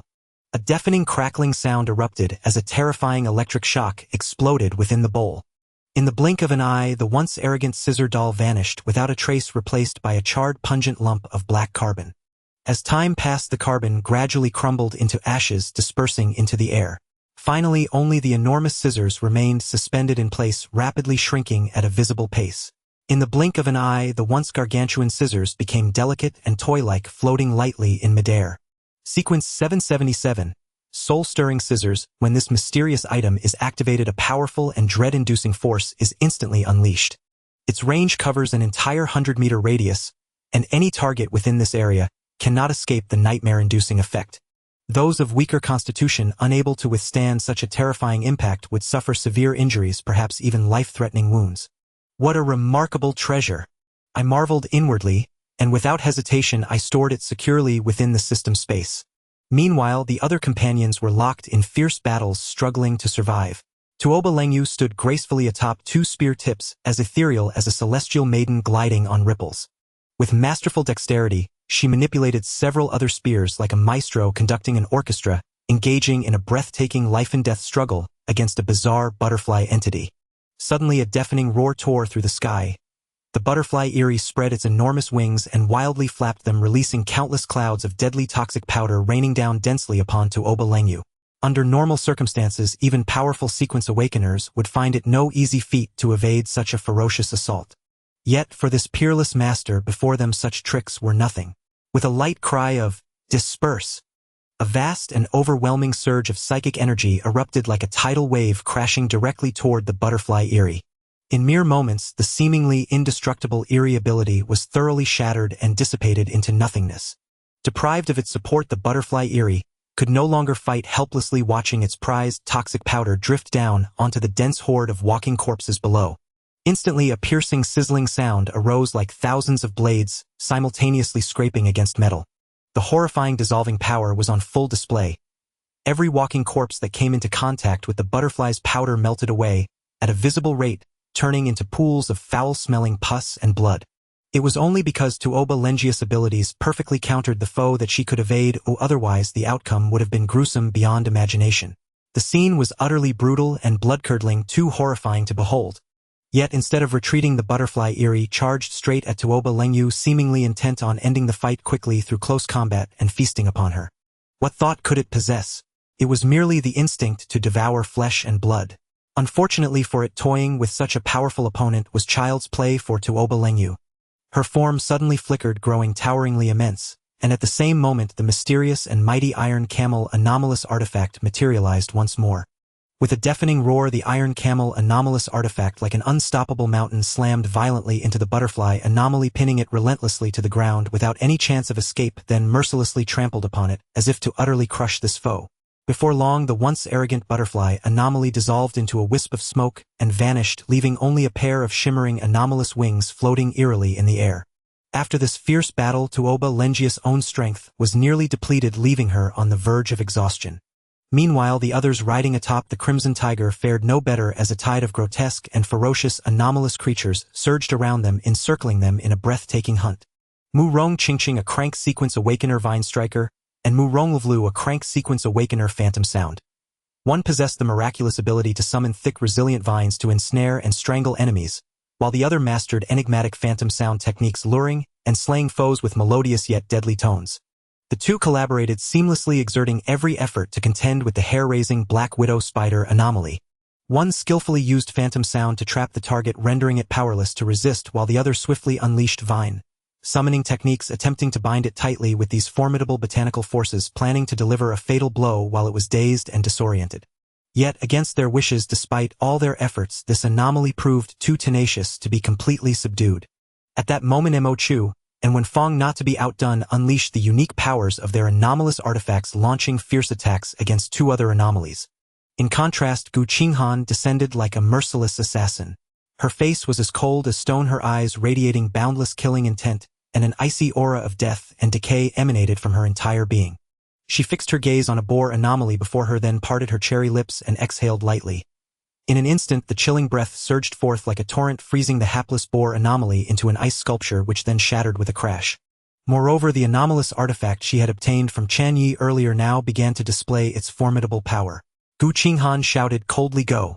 Before her words faded, the anomalous artifact shot forth like an arrow from a bow, striking an octopus anomaly with unerring accuracy. The next moment, the once imposing octopus anomaly seemed paralyzed by a binding spell, its 8 tentacles drooping limply, clearly fully suppressed.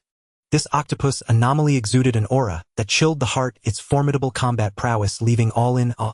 Yet facing such a powerful adversary, she displayed extraordinary strength and cunning. She raised her jade-like hand, lightly employing a mysterious technique that instantly inflicted heavy damage upon the once mighty octopus, anomaly stripping it of most of its combat capability. Then the tide turned abruptly, leaving the octopus anomaly completely on the defensive, battered and disadvantaged. Meanwhile, Gu Qinghan calmly produced a faintly glowing orb from her bosom. This orb was an anomalous artifact with miraculous amplification properties, capable of summoning shadow knights to aid in combat. As the orb blazed with light, countless shadow knights materialized, surging like a tide toward the wounded octopus anomaly. Simultaneously, Gu Qinghan's own power was greatly enhanced by the artifact's effect. In but a moment, the once invincible octopus anomaly was annihilated under the onslaught of the shadow knights. After a fierce and prolonged battle, everyone on their side was grievously wounded and bleeding profusely, with each person's health nearly depleted. After all, as first-rank sequence awakeners, the physical and mental strain they could endure was extremely limited. Especially after such an extended and intensely violent struggle, the once abundant surging supernatural power within them had been almost entirely consumed, teetering on the brink of depletion.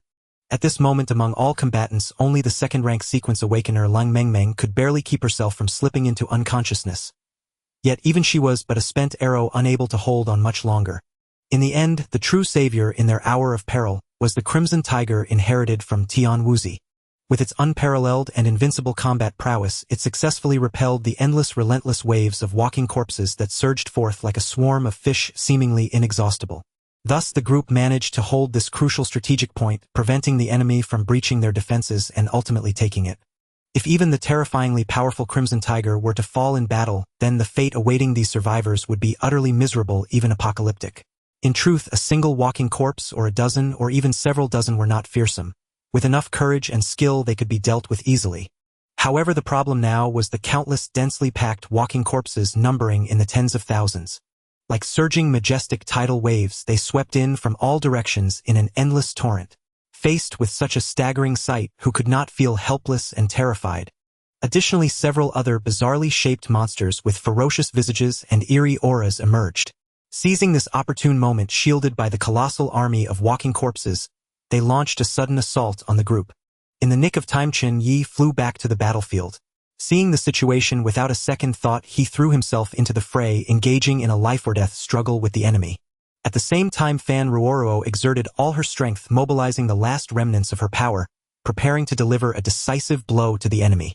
Suddenly, a dazzling lightning bolt streaked across the sky like a ferocious dragon lunging toward the ground with claws bared. Accompanied by a deafening clap of thunder, the bolt struck a massive three-headed monstrous chicken with brutal force. In an instant, the creature was seized by the powerful current, its body stiffening, rendered immobile. Yet, astonishingly, this abomination was no ordinary foe.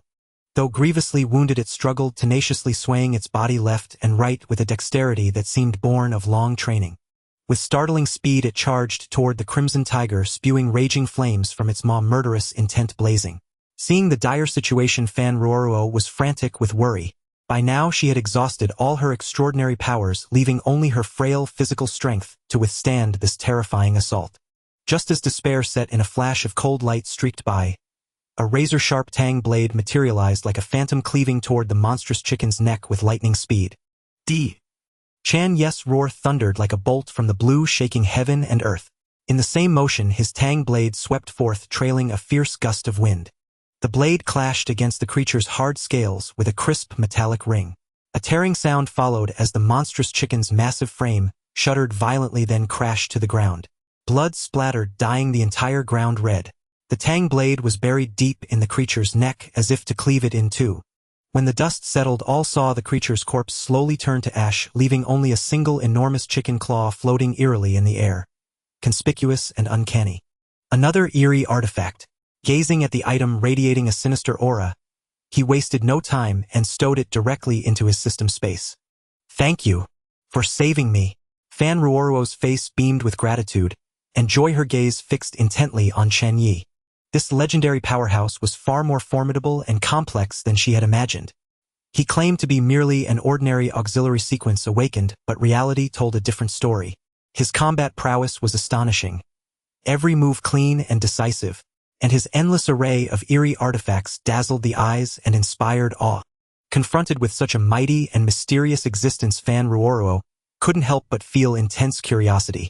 After all, in this apocalyptic world, mere survival was a monumental challenge. To thrive, one needed a reliable patron. Though her own awakened abilities were considerable, they still paled beside those of these long-awakened masters. Thus, from the start, Fan Ruoruo had placed her hopes on Wang Li. After all, he was the one who had first saved her life. But now it was clear that Chen Ye was far more profound and even overwhelmingly dominant.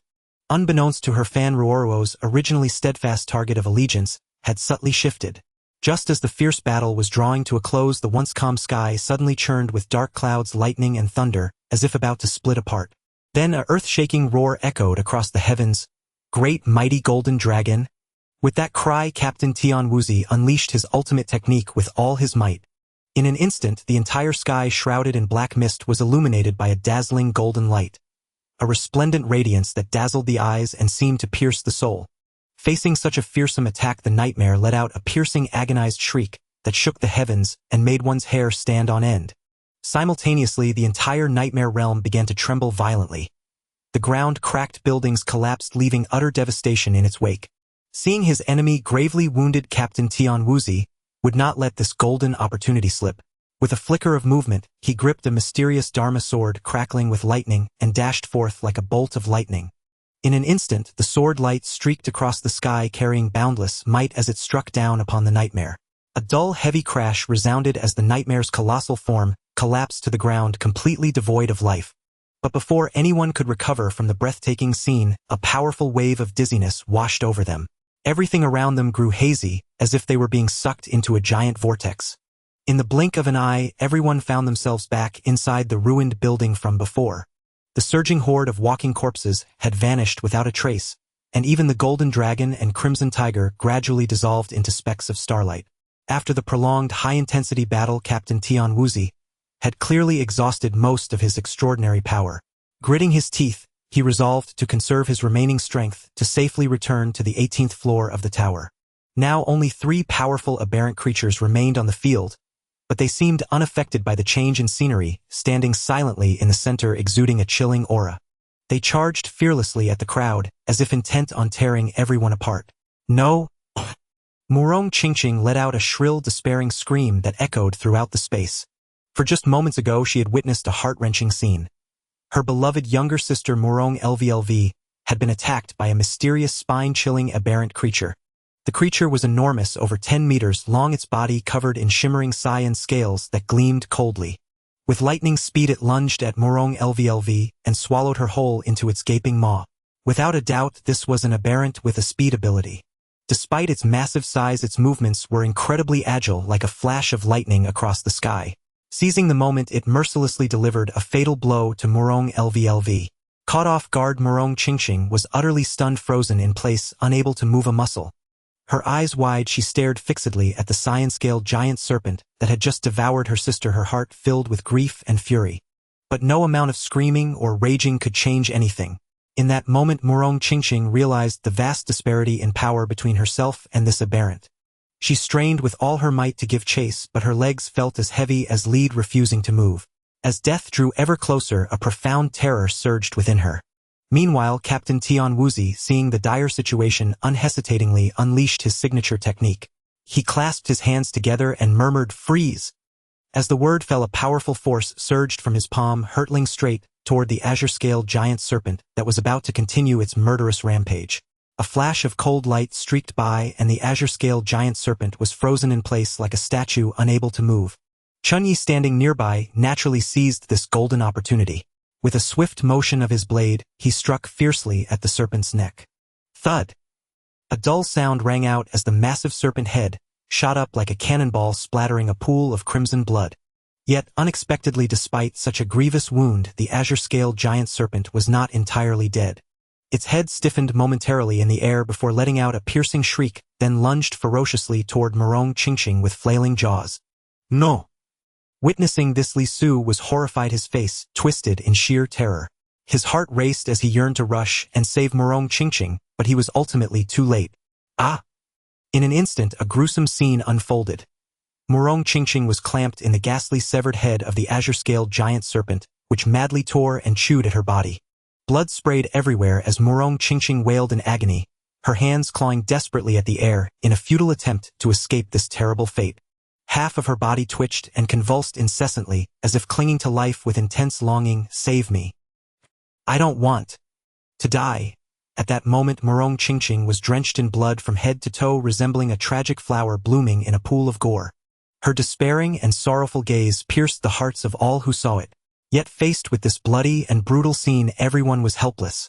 When Fong in particular had overused her extraordinary powers earlier, and was now utterly exhausted, trapped in a state of extreme weakness. As for the other companions, they were too preoccupied to lend a hand in time. Damn beast! Li Su roared in fury, gnashing his teeth, his eyes blazing with boundless anger and hatred. Captain Tian Wuzi's rage surged as if it would erupt, his eyes bulged wide, seemingly spitting fire. The lightning Dharma sword in his hand transformed into a bolt of lightning, racing toward the azure-scaled giant serpent at astonishing speed. With a crisp whoosh, the razor-sharp lightning Dharma sword effortlessly pierced the serpent's tough scales and drove straight through its skull. In an instant blood gushed forth and the colossal body of the azure-scaled giant serpent crashed to the ground, then gradually dissolved into specks of light that faded into the air. With the serpent's demise, Murong Lulu, who had been swallowed and not yet fully digested, along with Murong Qingqing, who had been severed at the waist, both fell to the ground. However, at this moment no one had time to attend to the remains of the two unfortunate victims, as they keenly sensed an eerie aura rapidly approaching from all around. Undoubtedly these aberrant creatures had caught the scent of humans, and were emerging in droves from some unknown corner. On this chaotic battlefield, two exceptionally powerful aberrations remained. One was a man-eating flower resembling a human head. The other was as grotesque as the legendary abomination. They were locked in fierce combat, with Wang Li and Ning Zhongqiang clearly holding the upper hand. Faced with such a dire situation, Tian Wuzi knew they could not linger any longer. He decisively commanded, "Everyone retreat immediately." "Yes, sir." The team members responded in unison, turning to fall back while still slashing at the encroaching aberrations. Only Gu Qinghan remained still, exhaling two streams of cold air from her lips, instantly freezing the fallen Murong Qingqing and Murong Lulu into ice, which then shattered into countless fragments scattered across the ground. After completing this, she unhurriedly caught up with the team, gradually fading into the distance. Captain Tian Wuzi understood well that not everyone could persevere. Limited strength and poor luck were common causes of death. Yet the living must press forward, so he unhesitatingly led the team in a swift retreat. Wang Li and Ning Zhongqiang were on the verge of collapse, but knowing they could afford no further delay, everyone gritted their teeth and sprinted toward that 18-story structure. After a grueling 10-minute trek, relying on the extraordinary physical prowess of Sequence Awakeners, they finally struggled back inside the Peachwood Gate. By then everyone was utterly exhausted, as if all their strength had been drained. They collapsed to the ground, unable even to stand. Wang Li and Ning Zhongqiang were especially spent. The moment they reached their destination, they could no longer support themselves and fell into a deep unconsciousness. This operation had deployed many personnel, yet only one was successfully rescued at the cost of two companions, sparking heated discussions among the crowd. Someone sighed, "What a terrible loss. The powerful awakened sisters from our convoy, the Murong twins, didn't make it back safely. It seems they met their end trying to save that woman. This was a complete disaster. We went through so much trouble to bring her back, and what's the result? She's barely alive. A sight that's both laughable and pitiful. Worse still, even the formidable awakened masters suffered for it. In my opinion, we should never have gone to save that woman. Now not only did we gain nothing, but we've suffered heavy losses. An utter fiasco." These ordinary survivors actually held a deeper fondness for the lovely twin sisters Murong Qingqing and Murong Lulu. After all, it was thanks to Gu Qinghan's help that they were saved. From then on they too underwent transformations and both became formidable Sequence Awakeners. In the days that followed, the sisters often lent a hand, offering various forms of assistance to other ordinary survivors. At times they would even generously share the food and supplies they had arduously obtained with those in need. Such kindness and willingness to help others naturally earned them great goodwill. Yet at this moment, as everyone realized that the beloved pair of sisters had not returned together, a grim understanding dawned upon them. They had likely met their tragic end on the journey back. The thought filled the crowd with profound grief, especially when recalling the dire consequences of saving Lang Mengming the Outsider, who had brought calamity upon the formidable Sequence Awakeners, their steadfast pillars of reliance. The fury and gnashing of teeth among all present knew no bounds. Nevertheless, despite the seething resentment, these ordinary survivors dared not openly defy the immensely powerful Sequence Awakeners, whose strength was nothing short of terrifying. After all they had witnessed the awe-inspiring supernatural abilities of the latter firsthand, and thus could only choose to remain docile lest they court disaster. Chen Ye wasted not a single moment frantically channeling the remnants of his inner strength to fully restore his extraordinary power. He understood that in such a perilous place even the slightest misstep could lead to utter ruin, and only formidable might could enhance his chances of survival. As night fell after a long wait, all the Sequence Awakener masters gradually regained consciousness and gathered together. Their faces were solemn and pallid, as though they had endured a tremendous shock. Undoubtedly, the eerie atmosphere of this place was enough to send chills down one's spine. Countless grotesque and bizarre entities surged forth from all directions like an unending tide seemingly without end. If this situation persisted, the consequences would be unimaginable. This exorcism array can hold out for at most one more night. At dawn tomorrow we must break free from the confines of these ruined buildings and fight our way out to the desert beyond. Captain Tian Wuzi swept his gaze resolutely over the crowd, his tone firm as he issued the command. Gu Qinghan and the other masters nodded in agreement, signaling their willingness to follow his lead. Then all eyes turned to the people of the survival convoy, for a successful breakout required not only ample food and transportation but also the effort and cooperation of every individual. Captain Mo Chu spoke with a grave expression. The situation is now critical. The ruins are teeming with anomalies, and without a strategy we have no hope of escaping alive. Therefore, I believe we need someone to step forward and draw the attention of these anomalies, allowing the others to carry out their actions smoothly. After careful consideration, I think Lung Mengmeng is best suited for this role. Meanwhile, Wang Li Ning Zhongqiang and Tuoba Lengyu can assist her in executing this arduous task. The rest of you will be responsible for gathering as many supplies as possible. As the words faded, Lung Mengmeng nodded without hesitation and declared firmly, "Very well, in that case, I am willing to lead the team to distract the anomalies. After all, I have fully recovered now and can devote myself entirely to this operation. It also serves as a way to repay the assistance you all have given me." Upon hearing this, Wang Li and Ning Zhongqiang, the battle-hardened fanatics, naturally had no objections. For them, only through constant combat and the accumulation of practical experience could they enhance their strength and achieve higher levels of sequence advancement. Thus, participating in this perilous yet highly challenging mission suited them perfectly. Next, the crowd turned their gaze to Tuoba Lengyu, the woman of remarkable abilities and considerable attention. For, in a sense, her cooperation would directly determine the success of the entire plan. Facing the expectant looks, Tuoba Lengyu pondered briefly before replying decisively, "No problem. I will fully support Lung Mengmeng's decision and do my utmost to leverage my strengths." With her affirmative response, the weight that had hung over everyone's hearts finally lifted. Yet despite the plan being set that night left many restless and unable to sleep. Meanwhile, Chen Ye quietly slipped out of his room and made his way alone to Gu Qinghan's quarters. He was as clear as crystal, fully aware that the other party had employed that insidious and cunning artifact, but he also knew the terrifying repercussions it entailed. Fortunately, Gu Qinghan possessed a unique skill whose side effects could subtly and imperceptibly counteract the opponent's power. He would only act without hesitation when necessary. Sure enough, the moment Chen Ye set foot in the place, Gu Qinghan subdued him with overwhelming force like a thunderbolt. Thus the entire night passed in peace and tranquility. At dawn, as the sky began to pale and the first rays of light emerged, everyone eagerly rose to stretch their limbs. This massive team of hundreds was about to face a life-or-death challenge, breaking through the cluster of crumbling buildings before them. Though the vast desert beyond was fraught with dangers, its safety was incomparable to the ceaseless emergence of eerie phenomena here. Captain Tian Wuzi and Captain Mo Chu stood shoulder to shoulder, shouting in unison, "Attention everyone! Prepare to move out!"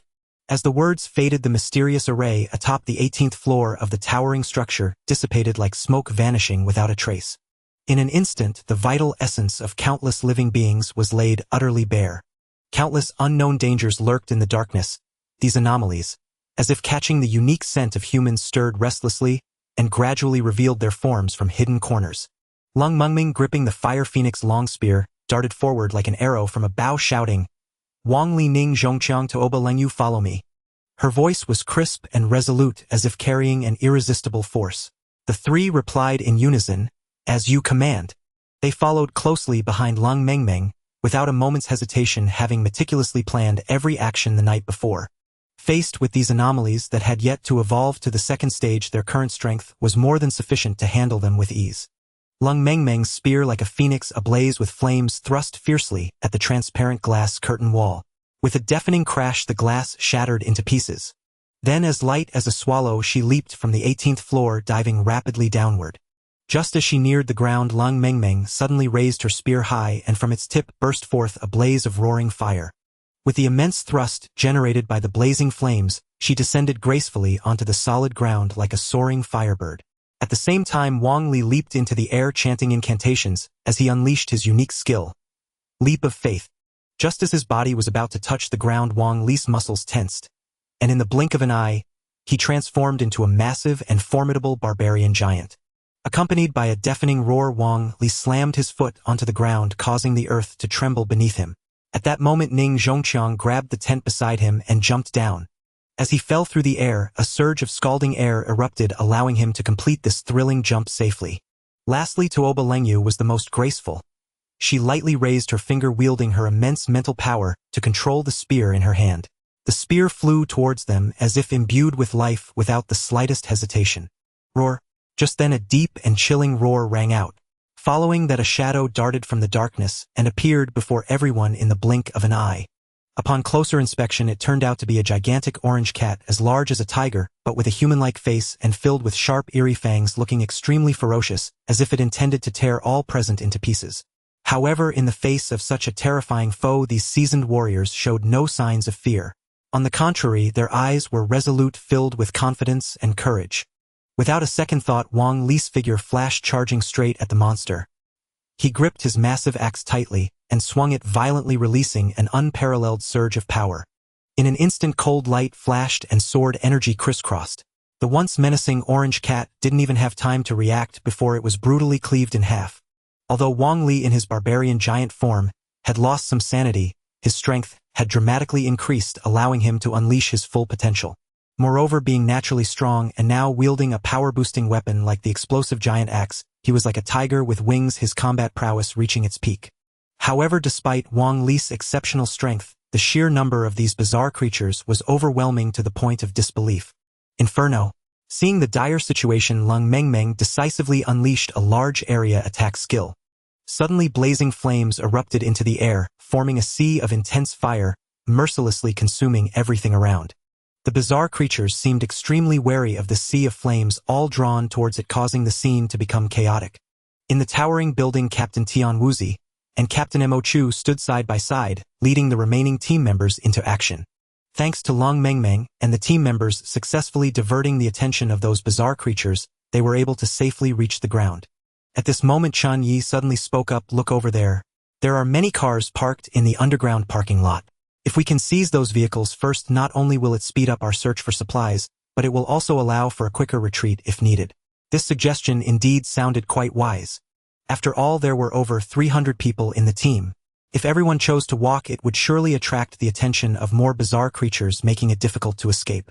Right, well said. Captain Tian Wuzi and Captain Mo Chu nodded in agreement, immediately deciding to implement Chen Ye's plan.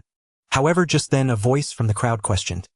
None other than Li Su. Even if those cars have some fuel left, the problem is how do we start them? In response to Li Su's doubts, Chen Ye appeared exceptionally calm. He smiled slightly and confidently replied, "Don't worry, this is a piece of cake for me." Then he began to explain in detail how to start the engines and drive the vehicles. Hurry up. Everyone be alert and closely follow Captain Tian Wuzi. We must not fall behind. If anyone gets separated, the consequences will be unimaginable. They will surely meet a dreadful demise. Someone shouted loudly. Another voice quickly followed, but is this suggestion from the great Chen Ye really reliable? What if the cars can't be started at all? That would be disastrous. At this moment, someone interjected, "Actually, I do know a bit about how to start these keyless vehicles, but the problem is I can't get all of them ready at once. So everyone should hurry up and not dawdle. We need to speed up and push forward. After all, the ones leading us are the Sequence Awakeners. They might possess some extraordinary abilities to handle all this easily." At this moment, over 300 people crowded the street like ants, each putting forth all their strength to desperately chase after the immensely powerful Sequence Awakeners ahead. Although many of them had just run down from the 18th floor already exhausted and drenched in sweat, none dared to slacken or stop. for they all understood very well that if they fell behind, a ruthless death awaited them. Meanwhile, at the front, Long Meng Meng and others had successfully drawn the attention and attacks of the majority of the bizarre creatures, leaving them unable to look back. However, even so, quite a number of bizarre beings had noticed the fleeing team behind and swiftly changed direction to target the group of survivors led by Captain Tian Wuzi. Humph! Have they finally come? Captain Tian Wuzi snorted coldly, his gaze sharp, as a blade exuding a powerful and commanding aura. He was not someone to be trifled with. Much more formidable than Lang Mengming, his combat power was that of a peerless expert. With a light command, he proclaimed, "Show the red tiger." In an instant, a massive, imposing red tiger appeared before everyone. Captain Tian Wuzi, acutely aware of the dire situation, dared not show the slightest negligence. He made a swift decision, ordering Red Tiger to stay behind as a rearguard to guard against potential enemy attacks. Meanwhile, he turned to the other sequence awakeners and shouted, "Attention! Some of the aberrations have caught up. Prepare for battle." Hearing the captain's command, the group's hearts tightened, yet they did not panic. After all, those who had reached the second-order sequence were no ordinary individuals. True to expectations, the Red Tiger, summoned personally by the mighty second-order sequence awakener Captain Tian Wuzi, displayed unparalleled prowess. Facing a sudden sneak attack from several aberrations, it charged fearlessly into the enemy ranks, engaging in a breathtaking life-and-death struggle. The Red Tiger moved with lightning speed, reaching the aberrations in the blink of an eye. It opened its massive maw, unleashing a deafening roar, then swung its sharp claws fiercely at the first-order aberrations. A series of crackling sounds echoed as the seemingly ferocious first-order aberrations were effortlessly torn to shreds by the Red Tiger, dissipating into specks of starlight in the air. In mere moments, the Red Tiger had secured 5 kills, its might rivaling that of a war god. Yet, as the saying goes, the higher the virtue, the deeper the evil. Just as cheers erupted for the Red Tiger's heroic feats, a sudden change occurred. The once stable ground split open like a spiderweb, forming a colossal chasm right at the center of the crowd. Immediately after, accompanied by a low guttural roar, a sky-covering giant mouth burst forth from beneath the earth, spewing countless rubble along with it. That gargantuan maw descended like an abyssal beast, sending chills down everyone's spines. The event was so sudden that many had no time to react, watching helplessly as they and their companions were swallowed whole by the terrifying mouth. In an instant, cries of agony rose to the heavens. Blood gushed forth like a spring, forming a crimson river that splattered everywhere. Suddenly, the once bustling crowd was engulfed by an invisible terror, plunging into utter panic. "Freeze!" Without hesitation, Tian Wuzi unleashed a mysterious and powerful spell. A beam of light shot forth, striking the aberrant creature with unerring accuracy. In the blink of an eye, it was immobilized as if frozen in time. Simultaneously, Tian Wuzi shouted, "Everyone, do not linger here. Start running immediately." His voice, resonant as a great bell, echoed through the chaos. Upon hearing this, those who had been stunned into inaction snapped awake, letting out terrified screams. "Ah! Run! Don't just stand there. If we stay, we'll all become food for these monsters. I don't want to die. I have a wife and kids waiting for me at home." In an instant, the panicked crowd pushed and shoved, fleeing desperately. Some, disregarding their own safety, scrambled and crawled to escape this dreadful place. At that moment, Chen Ye's figure flickered, leaping lightly into the air like a bird, spreading his wings and flying into the distance. He knew well that danger lurked everywhere here. A single misstep could lead to disaster. Especially when facing such insidious foes from the underworld, extra caution was paramount. As for those who could not fly, they could only grip their weapons or tools, tightly watching their surroundings, warily ready to face any danger at any moment. In truth, even if one chose to travel on foot and ran without rest, it would take at least 10 minutes to reach the destination. This seemingly short journey had become an insurmountable chasm between life and death. In this world fraught with crisis and the unknown, every step could be a decisive choice toward the abyss of death. Only the fortunate or those with special abilities stood a chance of surviving this brutal struggle for existence. Yet, facing such a perilous environment and endless aberrant threats, most ordinary survivors could only become sacrifices meeting their end. In contrast, the seasoned awakeners who had successfully unlocked their sequence power appeared far more composed. Relying on their extraordinary strength, they effortlessly repelled various bizarre creatures' attacks and smoothly passed this trial of life and death. When they finally arrived at their destination, the once large group had dwindled to just over 100 people. A devastating loss. Yet at this moment, there was no time to dwell in sorrow. For even greater challenges lay ahead, waiting to be conquered. Just then Chen Ye noticed his teammates casting glances his way, including Captain Tian Wuzi, and several other core figures who hinted at something with their eyes. Chen Ye understood the situation perfectly. Since the burden had fallen on him, he would not shirk his duty. Without hesitation he began repairing the vehicles, rapidly consuming a large number of attribute points. In the blink of an eye, the damaged cars were miraculously restored, their engines roaring back to life. After finishing, Chen Ye let out a long breath, then turned to the others and said, "Alright, you can pick any vehicle from here. As far as I know, there's a large shopping mall to the north that should still have some food supplies to solve our immediate hunger." Good. No one dared to hesitate or delay any longer. Over 100 men, women, and children quickly sprang into action, carefully selecting their vehicles. After a flurry of activity, they finally settled on about 30 vehicles of various types. Though some were battered, they were still drivable. Then this vast and imposing convoy set off like a whirlwind, roaring forward. Accompanied by the deafening roar of car engines, the entire scene instantly became a cacophony of noise. Especially amidst the original silence and devastation of the ruins, the sound seemed even more jarring, as if it would pierce the heavens. At that moment, Captain Tian Wuzi unhesitatingly unleashed his powerful ability, summoning a colossal golden divine dragon. The golden dragon radiated a dazzling, awe-inspiring light, majestic and commanding respect. Then Tian Wuzi's figure flickered, landing steadily atop the dragon's head. Leveraging its keen perception and swift speed, he delivered fatal strikes to any aberrant creatures attempting to ambush the convoy. By this time, the number of ordinary survivors in the convoy had dwindled to a mere handful. Moreover, having acquired this precious cache of automobiles, Tian Wuzi deemed it entirely worthwhile to expend a significant amount of his extraordinary power to ensure the safety of those who remained.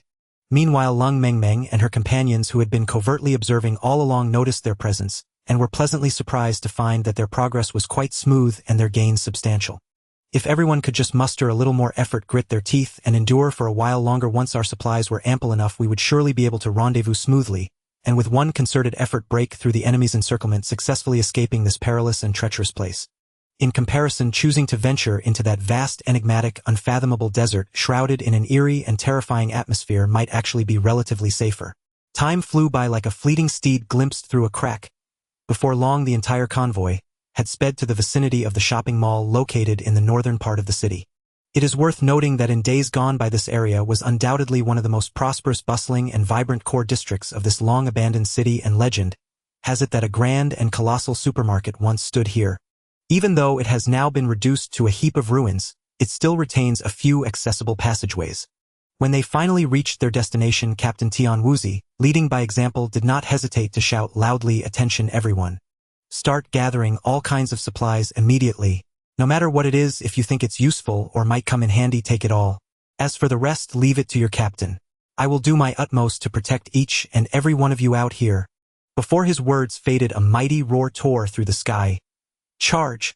Immediately after, everyone present seemed to be infused with boundless energy, their spirits high and morale soaring, as if injected with a potent stimulant, and they swarmed towards the large supermarket inside the mall. It must be said that Captain Tian Wuzi exuded an unparalleled aura, one that instilled an indescribable sense of reassurance and trust.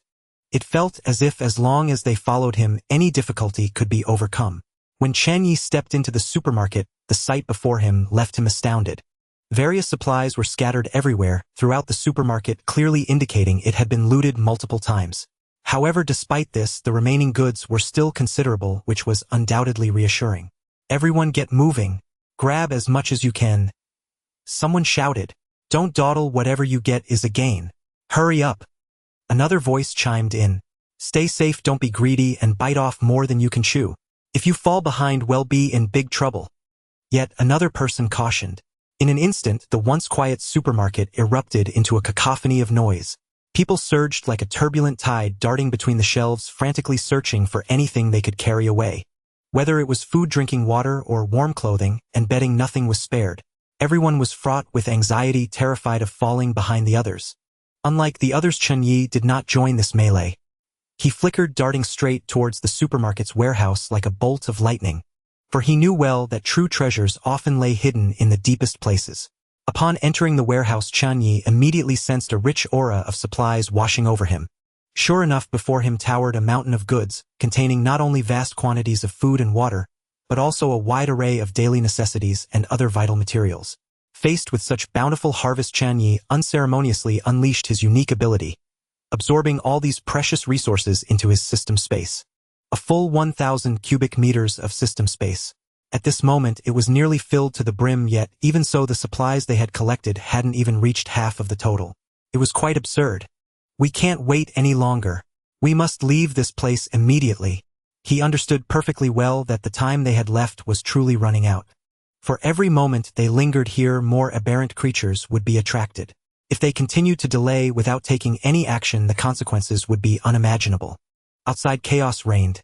Captain Tian Wuzi, standing atop a golden dragon's head, was engaged in a fierce battle against wave after wave of surging aberrant beings. Looking around, the place was densely packed with grotesque creatures, their numbers staggering. Due to the pressing time, there was no chance to bother with the spoils of war scattered on the ground.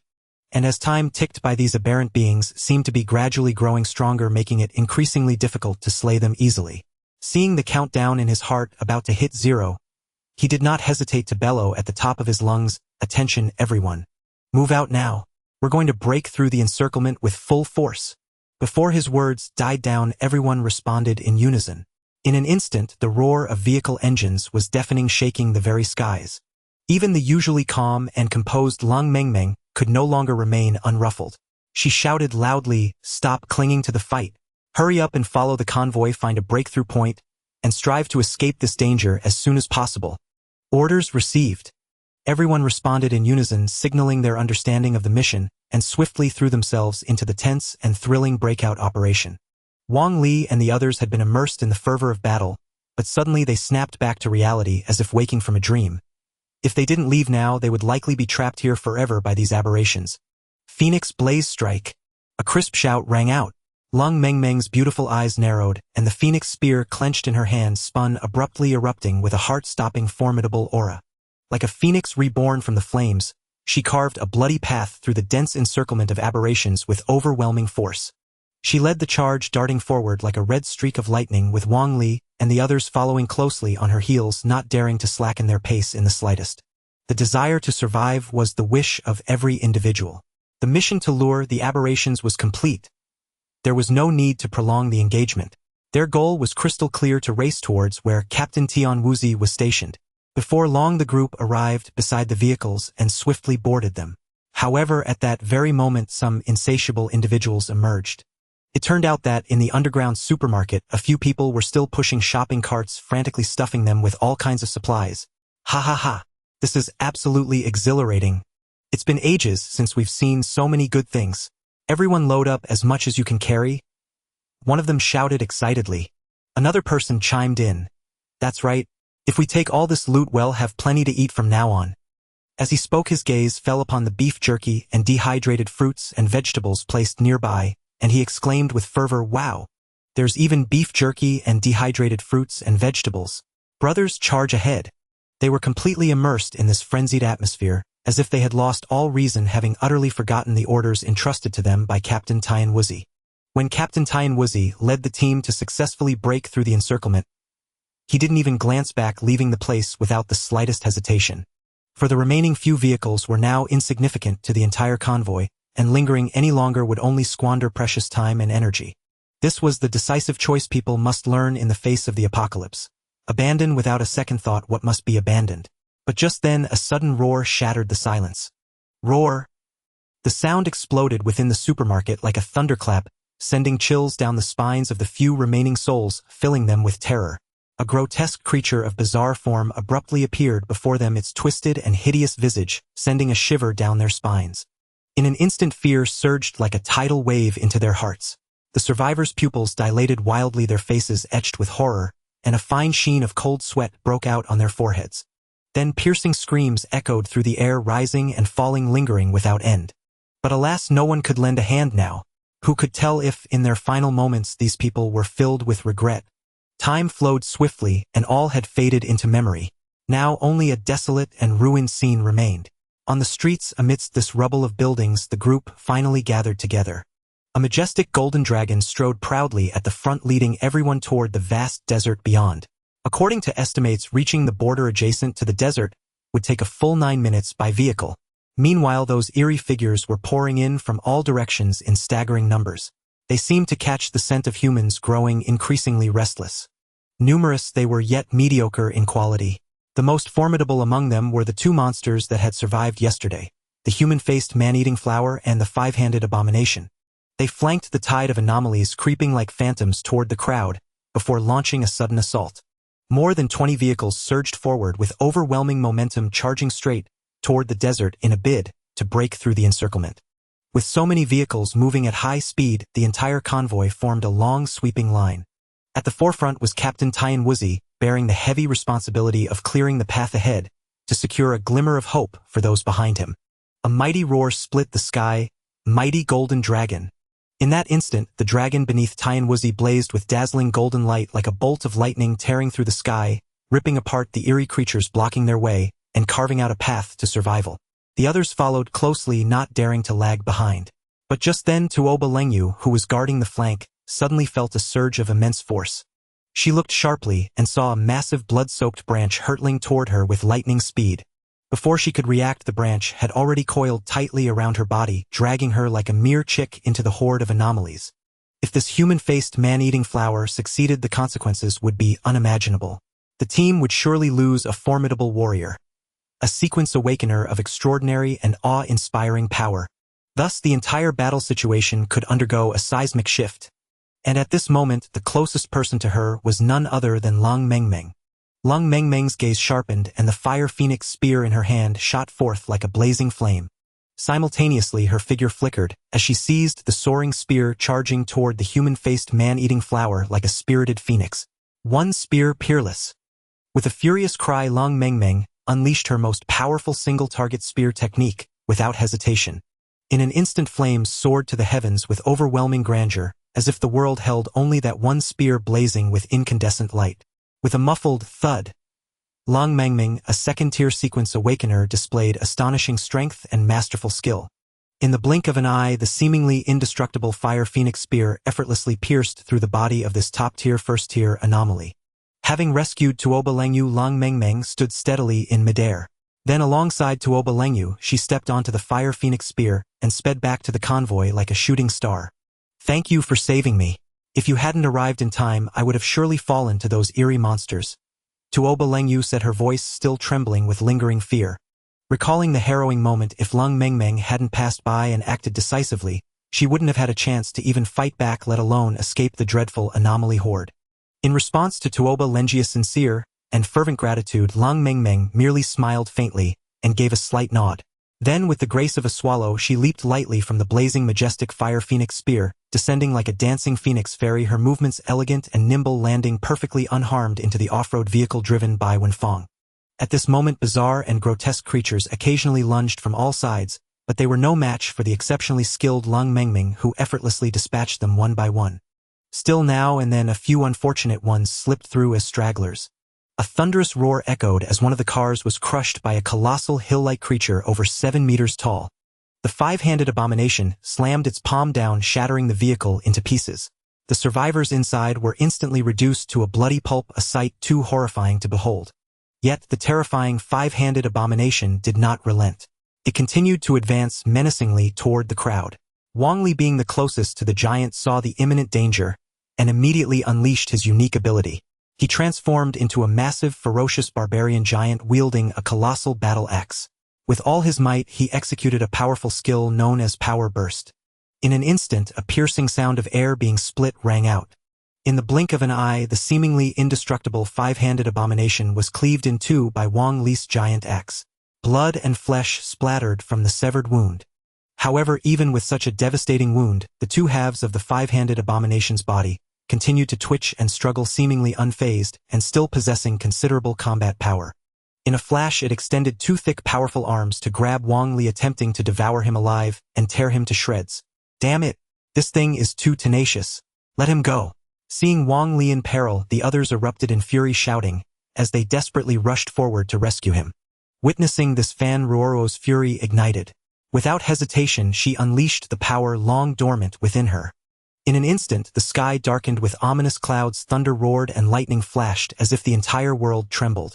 A dazzling colossal bolt of lightning streaked across the sky, striking directly at the fearsome five-handed abomination like a divine sword.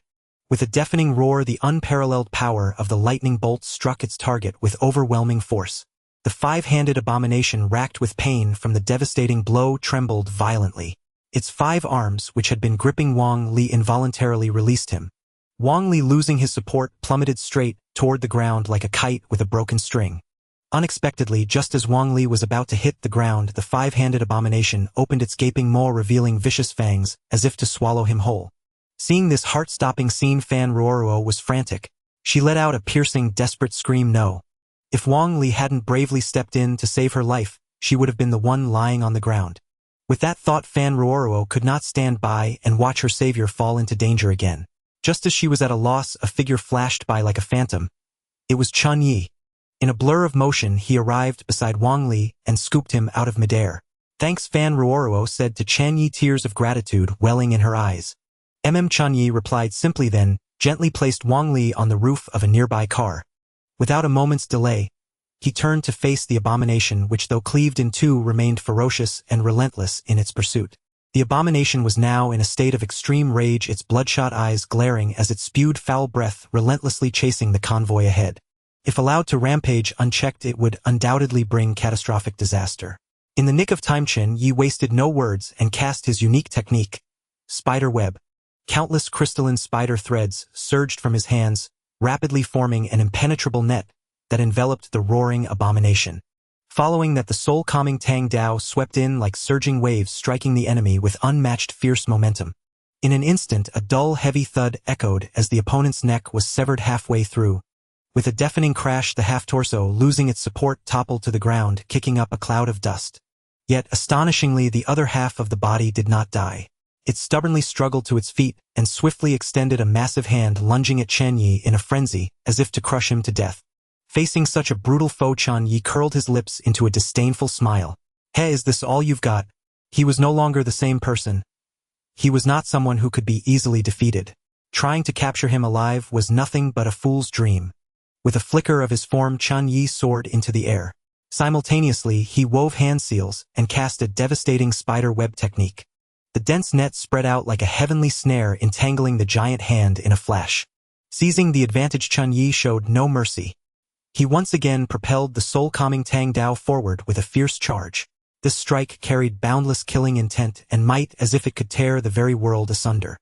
In the blink of an eye, the terrifying five-handed abomination was utterly obliterated by this earth-shattering blow, vanishing without a trace. Only a strange hand-shaped object remained floating in place, emitting a faint and mysterious aura. Unfortunately, due to the overwhelming number of eerie creatures surging in like a tide, the precious relic was instantly swallowed up and lost among them. Seeing the treasure vanish before his eyes, a pang of regret tugged at Chen Ye's heart. However, the situation was dire, allowing no delay. He made a swift decision and turned to race back toward the convoy.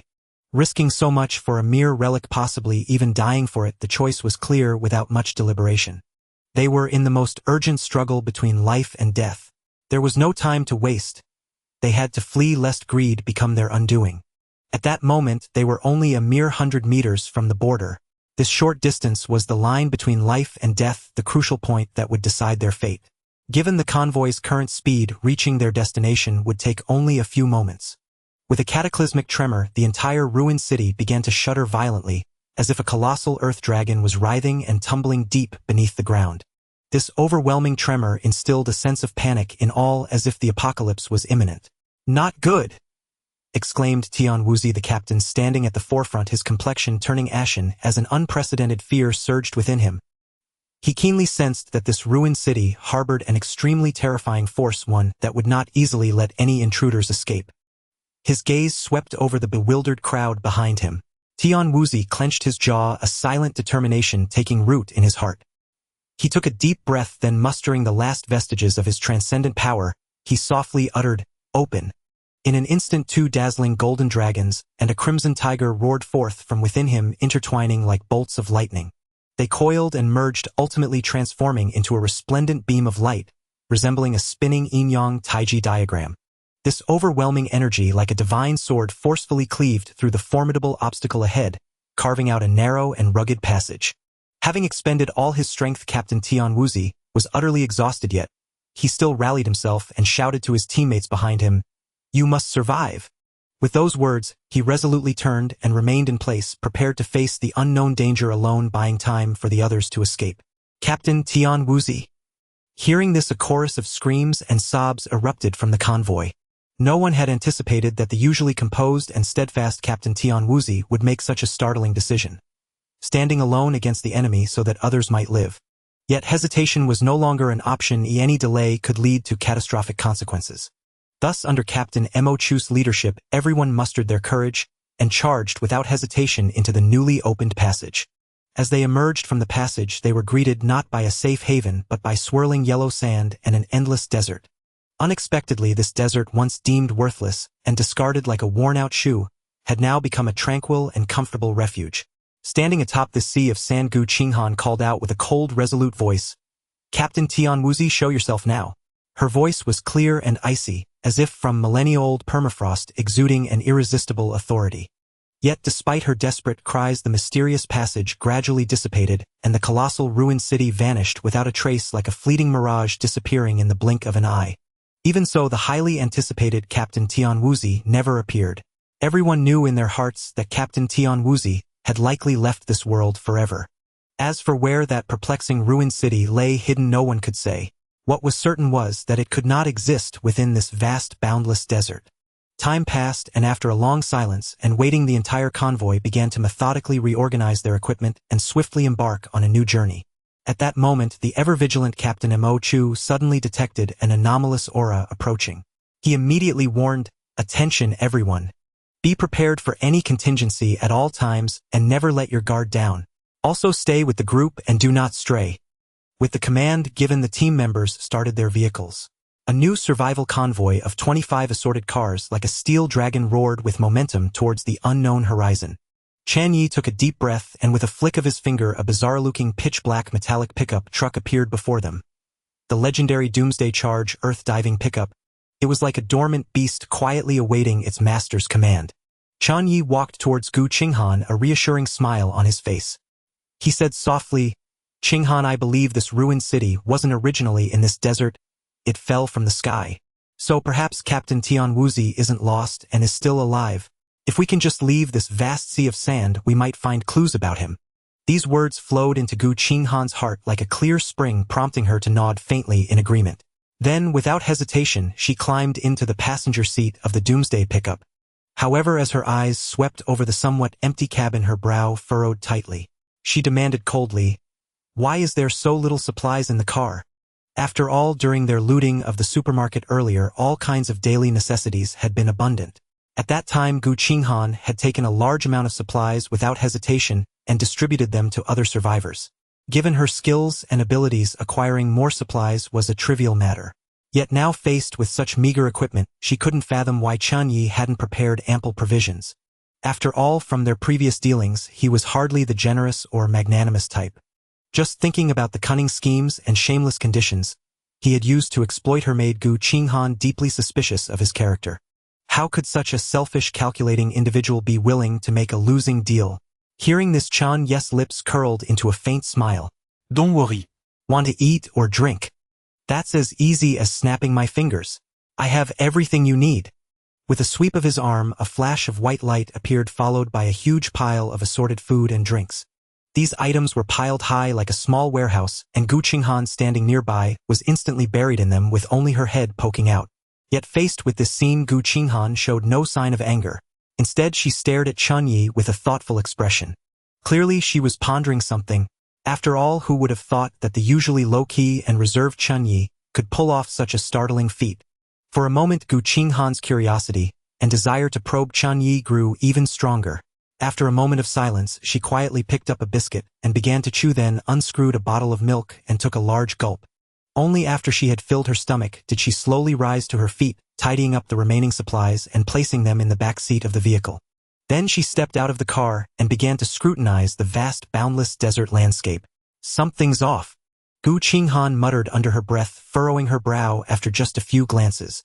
Though she couldn't quite pinpoint what felt amiss, her intuition told her that this desert harbored some peculiar anomaly. Previously, they had ventured into a dilapidated city of ruins, and now their current location was merely a little over 500 kilometers away from that city in a straight line. It's not too far from the city we were originally in, but to reach our destination we have to cross countless towering mountains and ridges. It looks like it won't be easy, someone murmured to themselves.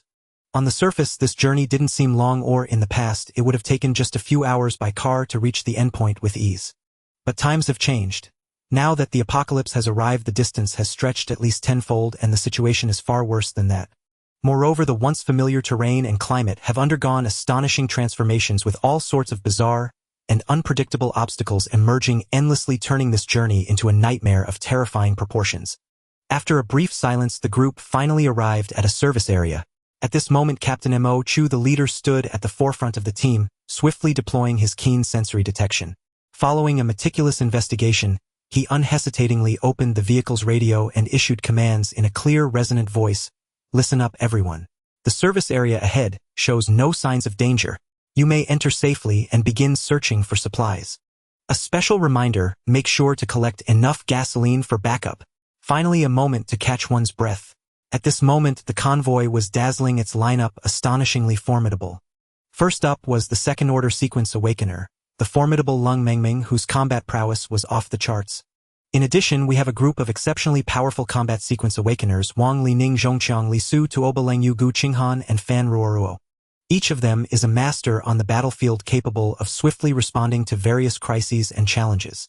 Of course, besides these valiant warriors, we also have three indispensable support sequence awakeners, Mo Chu, Chen Ye, and Wenfeng. Though they don't engage directly in combat, they use their unique skills to provide the most solid backing for their teammates. Mo Chu in particular, with his mysterious and unfathomable abilities, never fails to amaze. It's worth noting that the team also includes nearly 100 ordinary survivors. Though they seem unremarkable, it is precisely because of these common people that the entire group becomes more complete and vibrant.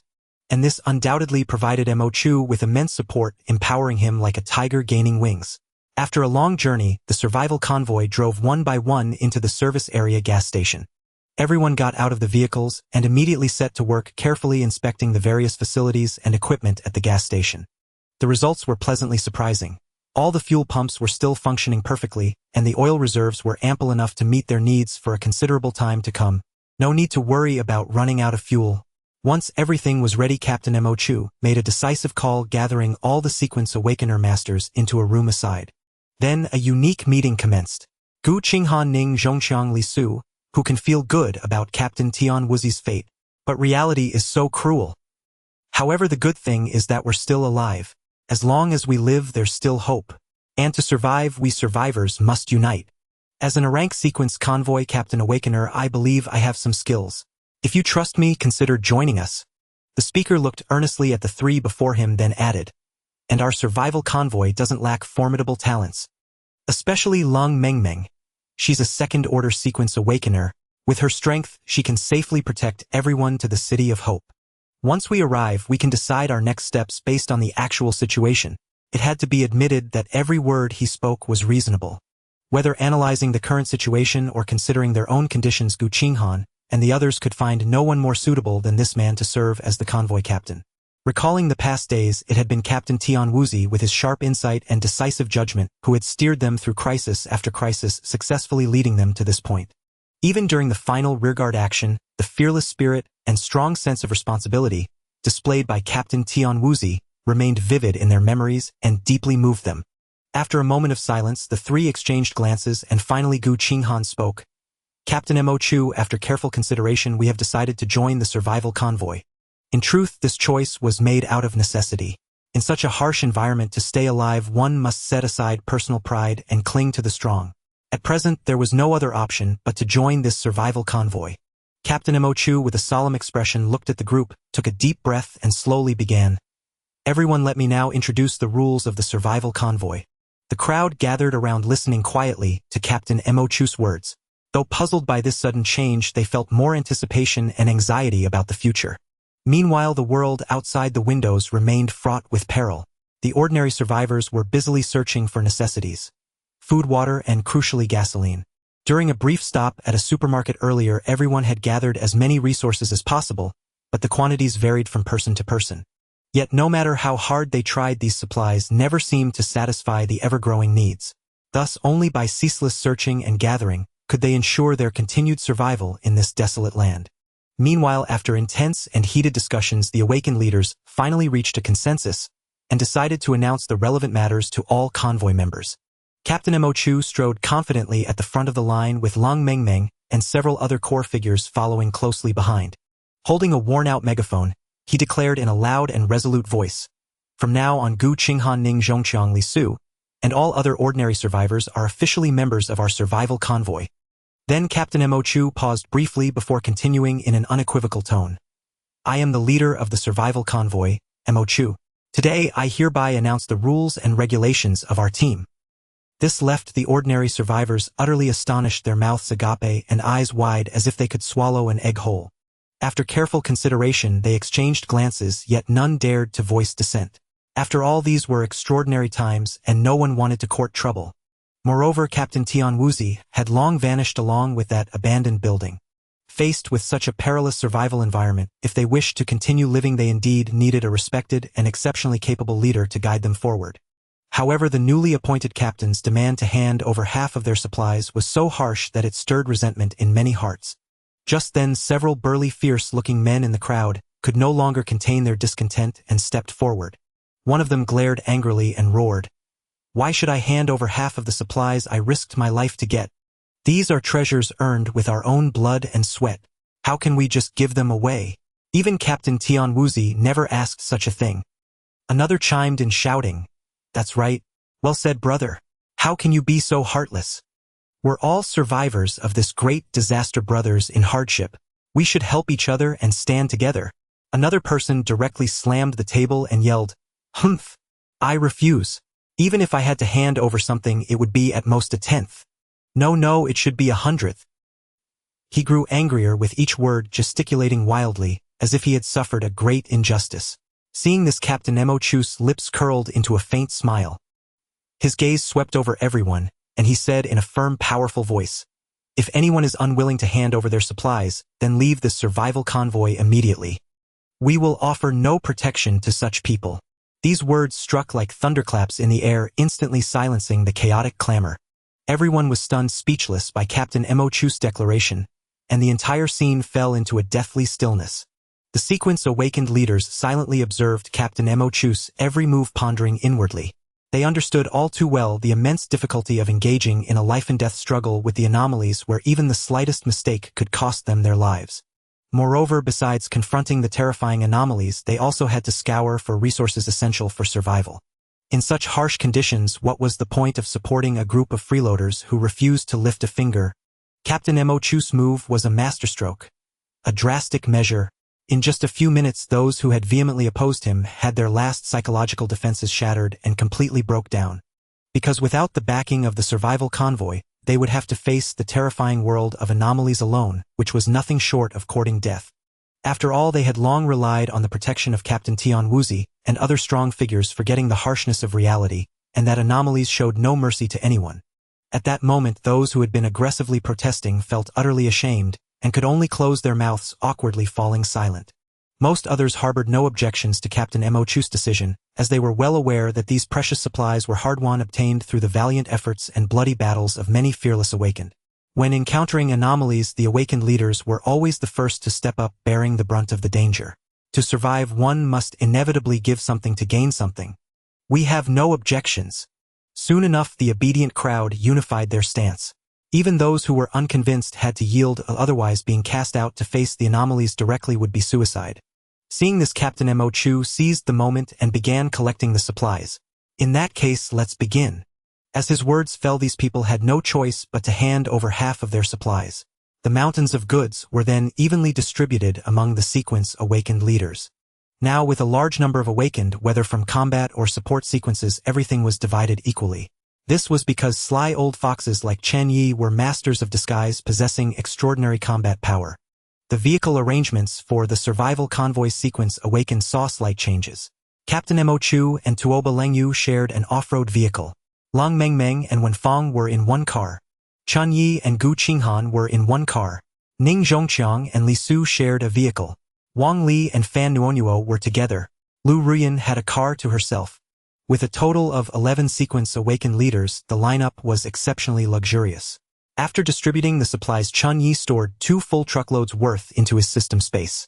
The two of them then prepared a delicious lunch. Hot pot was once again on the menu, its aroma wafting through the camp.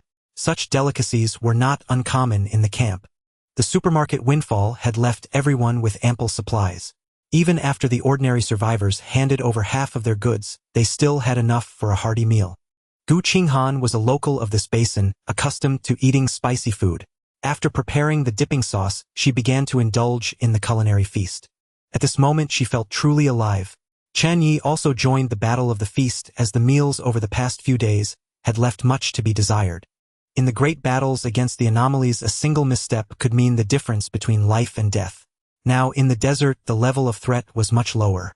Even if some reckless anomaly were attracted by the commotion, it would merely become an easy target. The desert remained relentlessly scorching, and everyone soon felt its wrath. After eating for just a short while, they were drenched in sweat. At that moment, their determination to escape this desert as quickly as possible reached its peak. Captain Mo Chu's expression shifted slightly. Within the ruined city, his abilities had briefly recovered, but once in the desert, they began to falter again. It felt as though the desert was deliberately targeting him. Were it not for the presence of so many sequence awakened powerhouses in the convoy, he too would have been in dire straits. Even so, he had to exert every ounce of his power to find a way forward. Yet there was also a faint guiding sensation, as if something was whispering to him where to go. "Attention everyone, we set off in 5 minutes. Captain Mo Chu's voice rang out, echoing in everyone's ears. Hearing this, no one dared to delay. They hurriedly finished their meals. Of course, because of the intense heat, everyone preferred to stay in the air-conditioned comfort of the vehicles. They couldn't help but praise Chen Ye's ability. It brought them immense joy.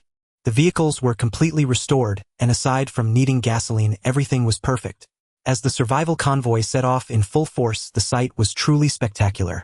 Captain Mo Chu still led the way, driving at the very front of the line. Only then could he sense the faint correct direction. With more people around, his abilities, though suppressed, grew stronger. At the same time, the intensity of the eerie entity's attraction also increased.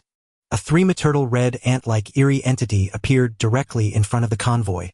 Without hesitation, Tuoba Lengyu struck. D.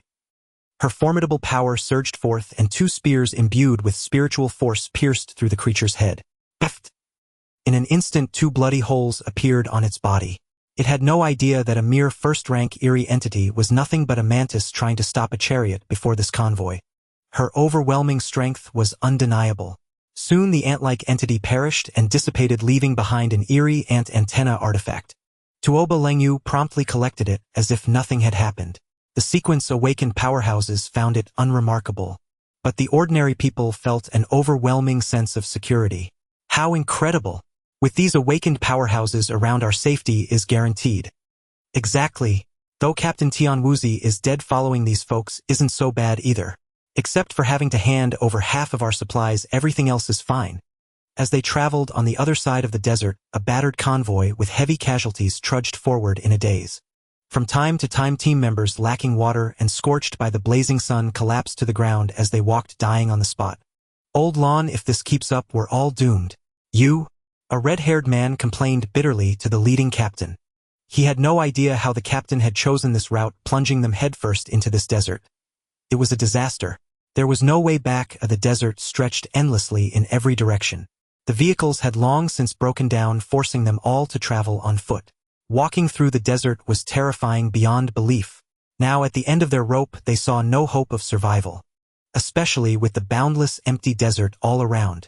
"Hong Wenwen, I know you're anxious, but hold on. They'll find a way out soon." Lon Kuan replied briefly. As a Brank sequence prophet awakened, he had the ability to scout ahead for safe paths. But somehow his ability had misled him and brought them here. Only upon entering the desert did he realize that his power was being disrupted.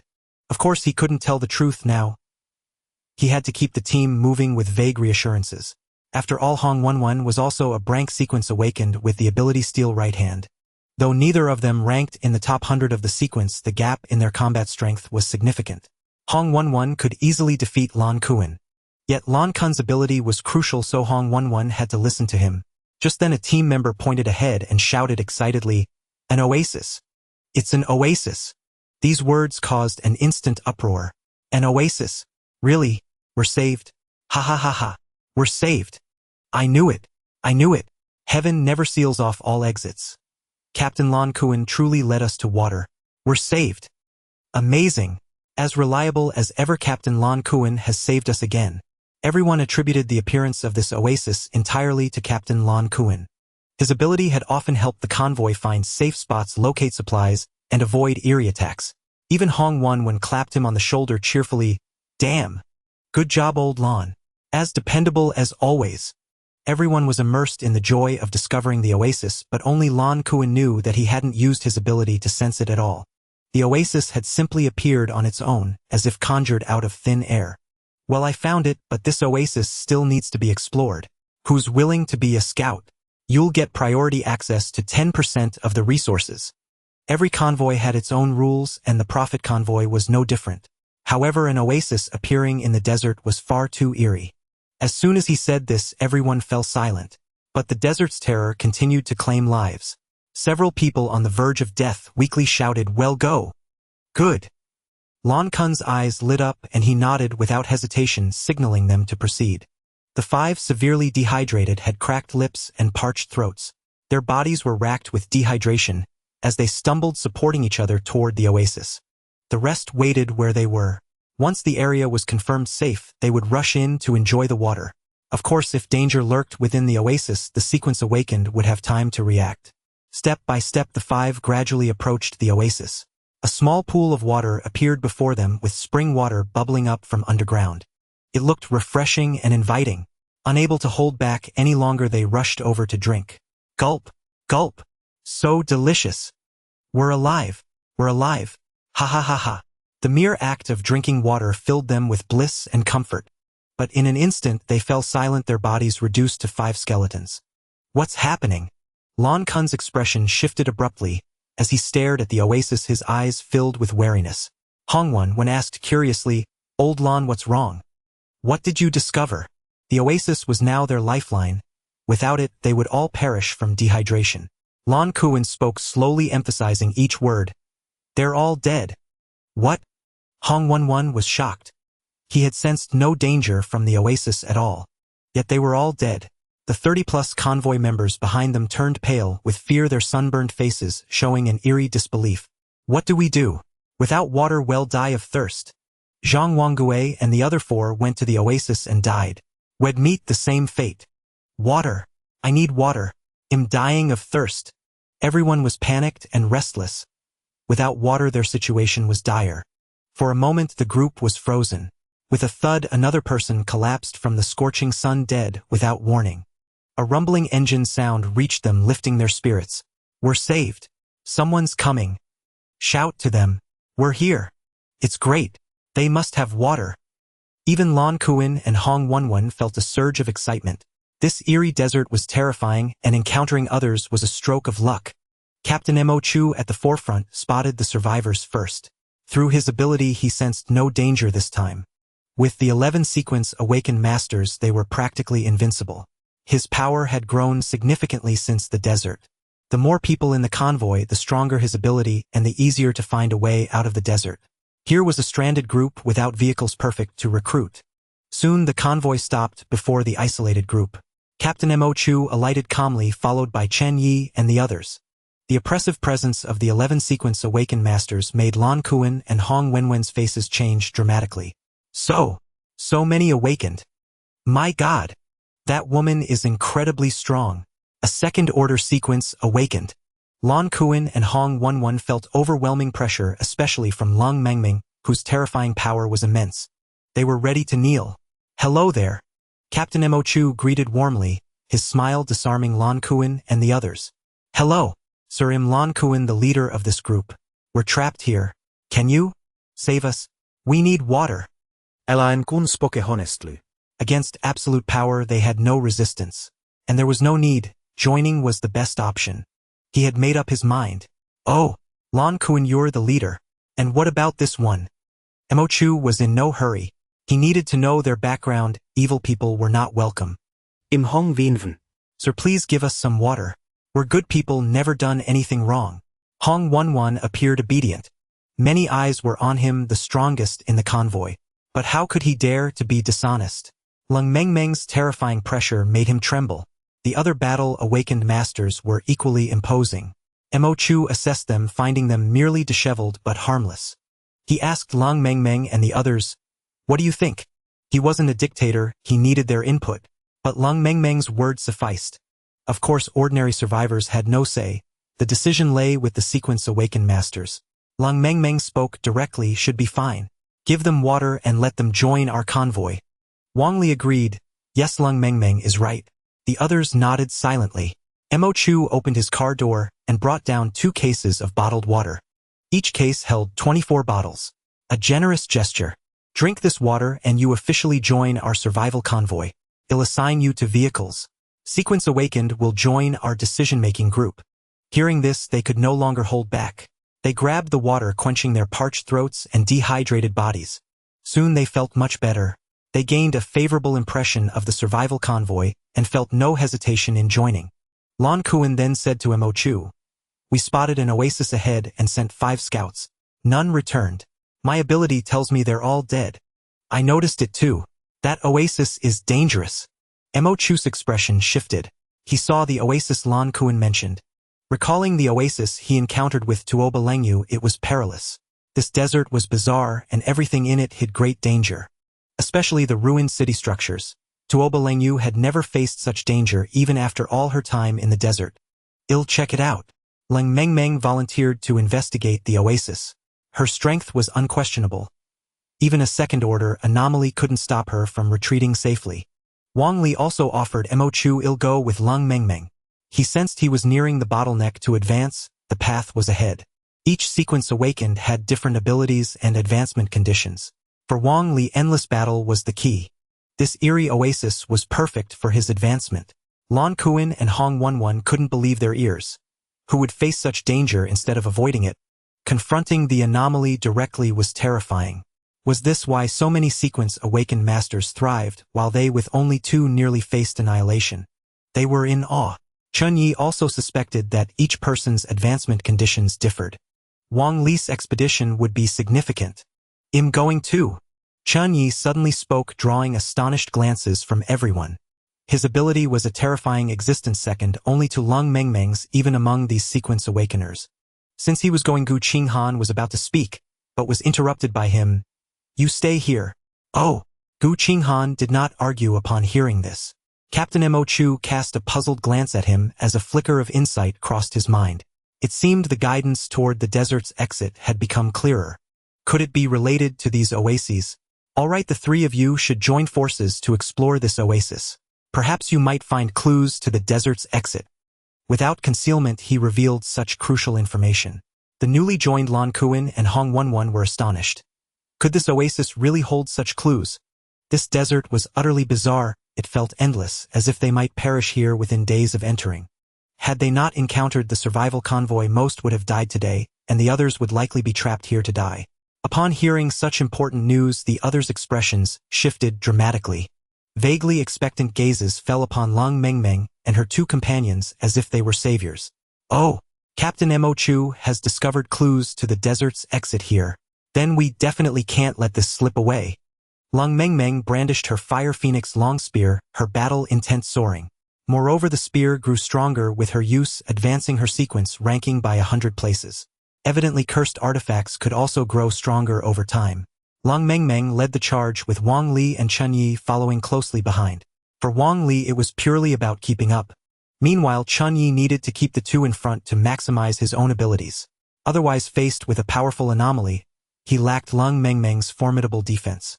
In a few more days, once the red-clad bridal anomaly was fully digested, his moment of strength would arrive. He sensed that advancing to the 2nd tier wouldn't require the same danger as Lung Mengmeng. Meeting the conditions would ensure a smooth breakthrough. Devouring and digesting 3 anomalies would allow him to advance to the 2nd tier. The crowd watched them charge toward the oasis, their hearts brimming with anticipation. If they could escape this desert, the outside would surely be far safer. "Hope everything goes smoothly." Captain Mo Chu let out a faint sigh. Ever since entering this desert, the experiences had been utterly terrifying. The ceaseless anomalies defied all imagination. Most convoys encountering such a situation would have no chance of survival. As Lung Mengmeng and her companions ascended the hill, they spotted a pool within the oasis, its sight stirring their hearts. Even with the physiques of sequence awakeners, they were parched in this desert. Aware of water scarcity, they conserved every drop. No one knew when they would escape the desert, and finding supplies was excruciatingly difficult.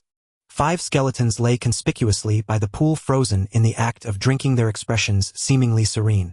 These must be members of Lan Kun's convoy, turned into skeletons so quickly. There's definitely an anomaly hidden here, Lung Mengmeng declared with certainty. Even wild beasts couldn't reduce these people to skeletons so fast, as if they had weathered ages. Wang Li, ignoring all that, swung his massive axe and bellowed, "What anomaly? Come out now. Your Uncle Wang is here to crush you." He had no wits, only one thought: fight. What a thrill. In response, Chen Ye produced a crystal ball. Sequence 1357, Detection Crystal Ball. Effect upon use: detects all anomalies within a Onili radius.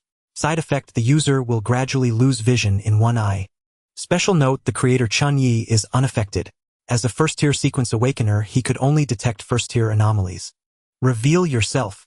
With his roar, the pool underwent a strange transformation. A swarm of waterball anomalies burst forth, morphing into colossal monsters that lunged at the group.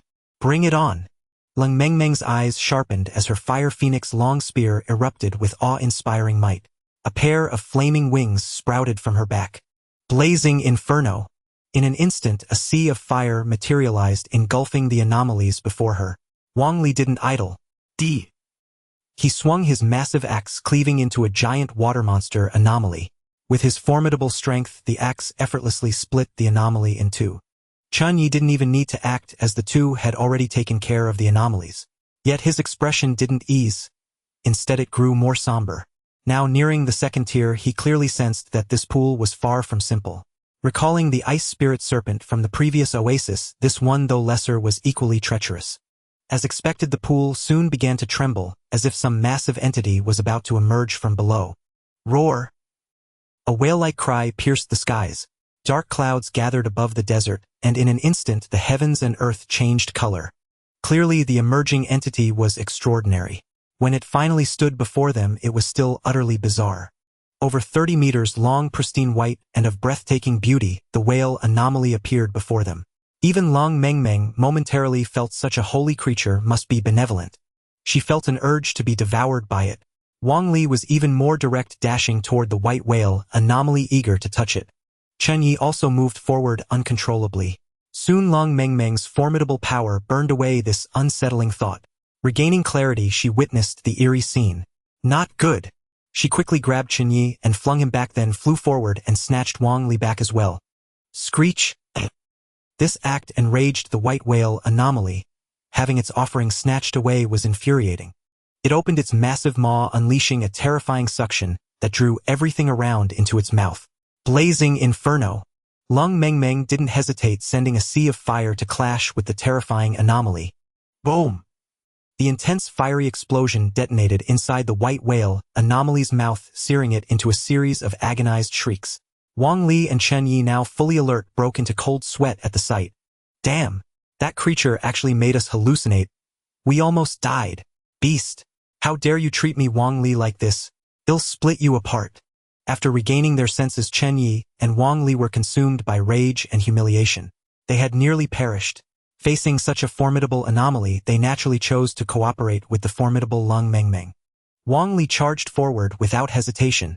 Seizing the moment when the white whale anomaly was mangled by the explosion, he ruthlessly struck while the iron was hot. His massive axe hacked wildly at the creature's body. But that wasn't all. Death Pillar. He activated the Death Pillar, transforming it into a colossal stone column that crashed heavily onto the white whale anomaly. This blow was so terrifying that it smashed the white whale anomaly's body to the ground. Boom! Rumble! The surroundings trembled violently. Mo Chu and the others, still at their original position, noticed the situation, and their expressions turned grim instantly. They knew the oasis was no simple place, but they hadn't expected a second-tier anomaly to be lurking there. Thus he immediately shouted, "Go all out! Support Lung Mengmeng and take down this anomaly." He sensed more and more that the clues to the exit were hidden within. Gu Qinghan was the first to dash forward, his deathly aura erupting, without restraint, targeting the white whale anomaly. The other awakened combatants also sped toward it with lightning speed. Since Captain Mo Chu had spoken, he must have discovered something. Their abilities, after all, could only be enhanced through battle. Especially in such an uphill battle, their powers would advance rapidly. However, they were still a considerable distance away, and needed more time to reach Lung Mengmeng and her team. The ordinary members of the convoy were visibly shaken. What kind of cursed desert is this? There's no way out. Exactly. It's terrifying. I just want to get out of here. Their lives were the most vulnerable easily claimed by this treacherous desert. Whether it was the extreme scorching heat or the various anomalies lurking in the desert, everything was horrifying. But Lung Mengmeng and the others had no time to worry about that now. The battle escalated into a white-hot stage. Lung Mengmeng's gaze was razor-sharp as she entered full combat mode. Flame wings sprouted from her back, carrying her aloft. Phoenix strike. She hurled the phoenix spear in her hand with tremendous force, transforming it into a terrifying phoenix.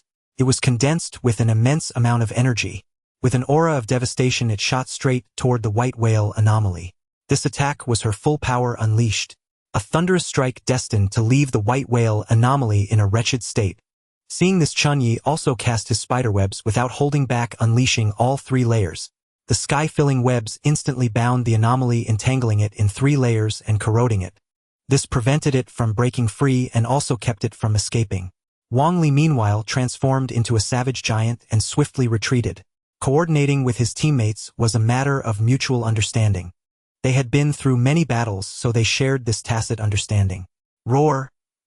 Now the white whale anomaly was in dire straits. It struggled with all its might to shake off the spiderwebs, but to no avail. 3 layers. Even if it could break through 1 or 2, there were still more. There was no way out. The phoenix didn't waste any time. It charged straight over and unleashed its full roasting power. The area instantly turned into a blazing inferno. Just then, another white whale anomaly emerged from the spring, larger and even more terrifying. Roar! Seeing its companion on the verge of serious injury, it erupted with its power, unleashing a torrent of spring water like a flood that quickly covered the surroundings. The fiery hell of the phoenix strike was completely extinguished. What? At this sight, Lung Mengmeng's expression changed drastically. She had already expended a great deal of energy, hoping to finish off the first white whale anomaly in one blow. Who would have thought an even larger white whale anomaly would appear? It was a terrifying second-tier anomaly, at least twice as powerful as the previous one. No matter what, you are die. Wang Li's stubbornness took over, and he erupted with all his might, channeling his power into the massive axe. A strike that concentrated his full strength. Like a comet crashing, it moved so fast it became a blur, striking the large white whale anomaly squarely. Thud! A deep, bone-deep gash appeared on its body. Even Chen Ye had to admit that Wang Li had guts. How could he dare to go for it? Wasn't that suicide? Indeed, the large white whale anomaly, enraged by the wound, delivered a massive tail whip. Boom! Like a golf ball, the whale's enormous tail slammed into Wang Li with tremendous force. He was sent flying in a straight line, heading straight for the convoy. He became a projectile tearing through the air. Boom! Rumble! An unbelievable scene unfolded. Captain Mo Chu and the others, still anxiously observing the battle, were caught in the chaos. Wang Li came crashing in. His massive form destroyed half of the convoy's vehicles and personnel, causing unimaginable devastation. Hiss! Captain Mo Chu gasped in shock. This destruction felt like a knife twisting in his heart. The support-type awakened ones were utterly stunned. If Wang Li's trajectory hadn't been off their line, they would all be dead. Such an impact was absolutely horrifying. Boom! Rumble! A terrifying explosion erupted on the spot, caused by the mangled cars bursting into flames. The ordinary survivors who escaped were completely dumbfounded. Wang Li reverted to his normal form. He scrambled out of the blast zone. Then he stared in shock at the aftermath. Did I do this? Suddenly realizing the truth, a wave of guilt washed over him. He had wanted to defeat the anomaly and find a way out for the convoy. But instead he had caused such horrific casualties. He could hardly hold back his tears. Of course, it was unavoidable. When anomalies appeared, the chances of ordinary people escaping unscathed were nearly zero. Thus they, the awakened ones, were the main force against anomalies. The ordinary people could only rely on them, desperately seeking a chance to survive. Now Wang Li was too weak to fight, or in his normal state, he would just be fodder for the anomaly. He had no choice but to stay there, enduring an agonizing torment in his heart. Indeed, the surviving ordinary people, once they came to their senses, looked at him with grief and sorrow. Among the dead were their loved ones and close friends who had perished tragically. When Gu Qinghan and the others arrived at the scene, they saw Chen Ye frantically hacking at a massive white whale aberration. This creature stood there dumbly, making no move to attack Chen Ye. Meanwhile, the formidable Lung Mengmeng was locked in combat with another much smaller white whale aberration. The scene felt surreal, yet they knew well this was no time for idle watching. They immediately joined the fray. Gu Qinghan summoned her death energy and launched an assault on the enormous white whale aberration that Chen Ye was cutting down. The others also unleashed their abilities to attack. Unfortunately, their strikes were absorbed by the colossal white whale aberration like pebbles cast into the sea, inflicting no discernible damage. Seeing this, Chen Ye quickly urged them, "Everyone go help Lung Mengmeng take down the smaller white whale. Leave this big one to me. I'll hold it off. Finish it fast and come back to me.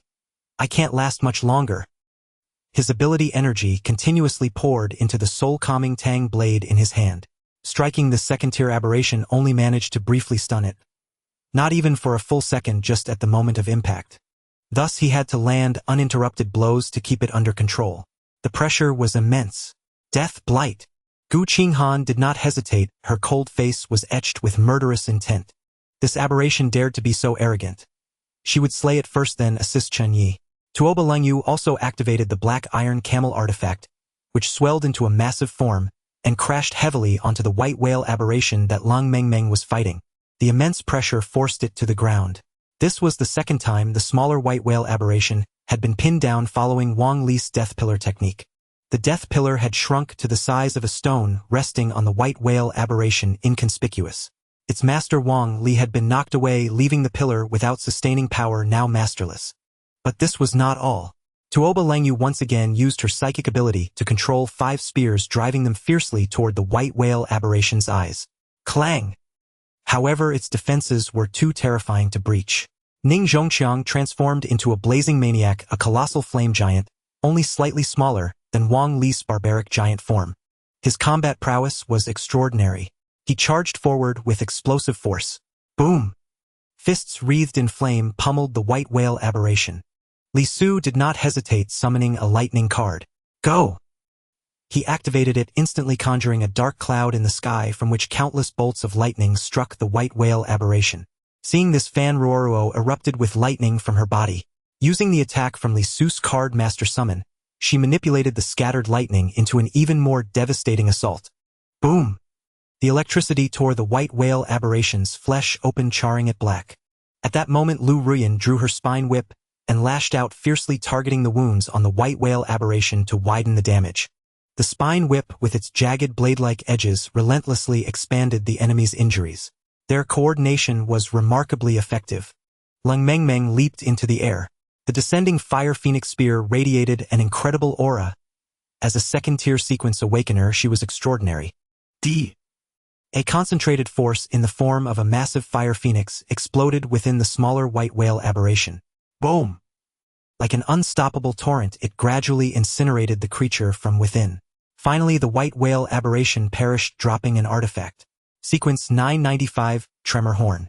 Effect: when the horn is blown, all enemies within a 100-meter radius are stunned for 3 seconds. Side effect: each use randomly breaks 1 finger.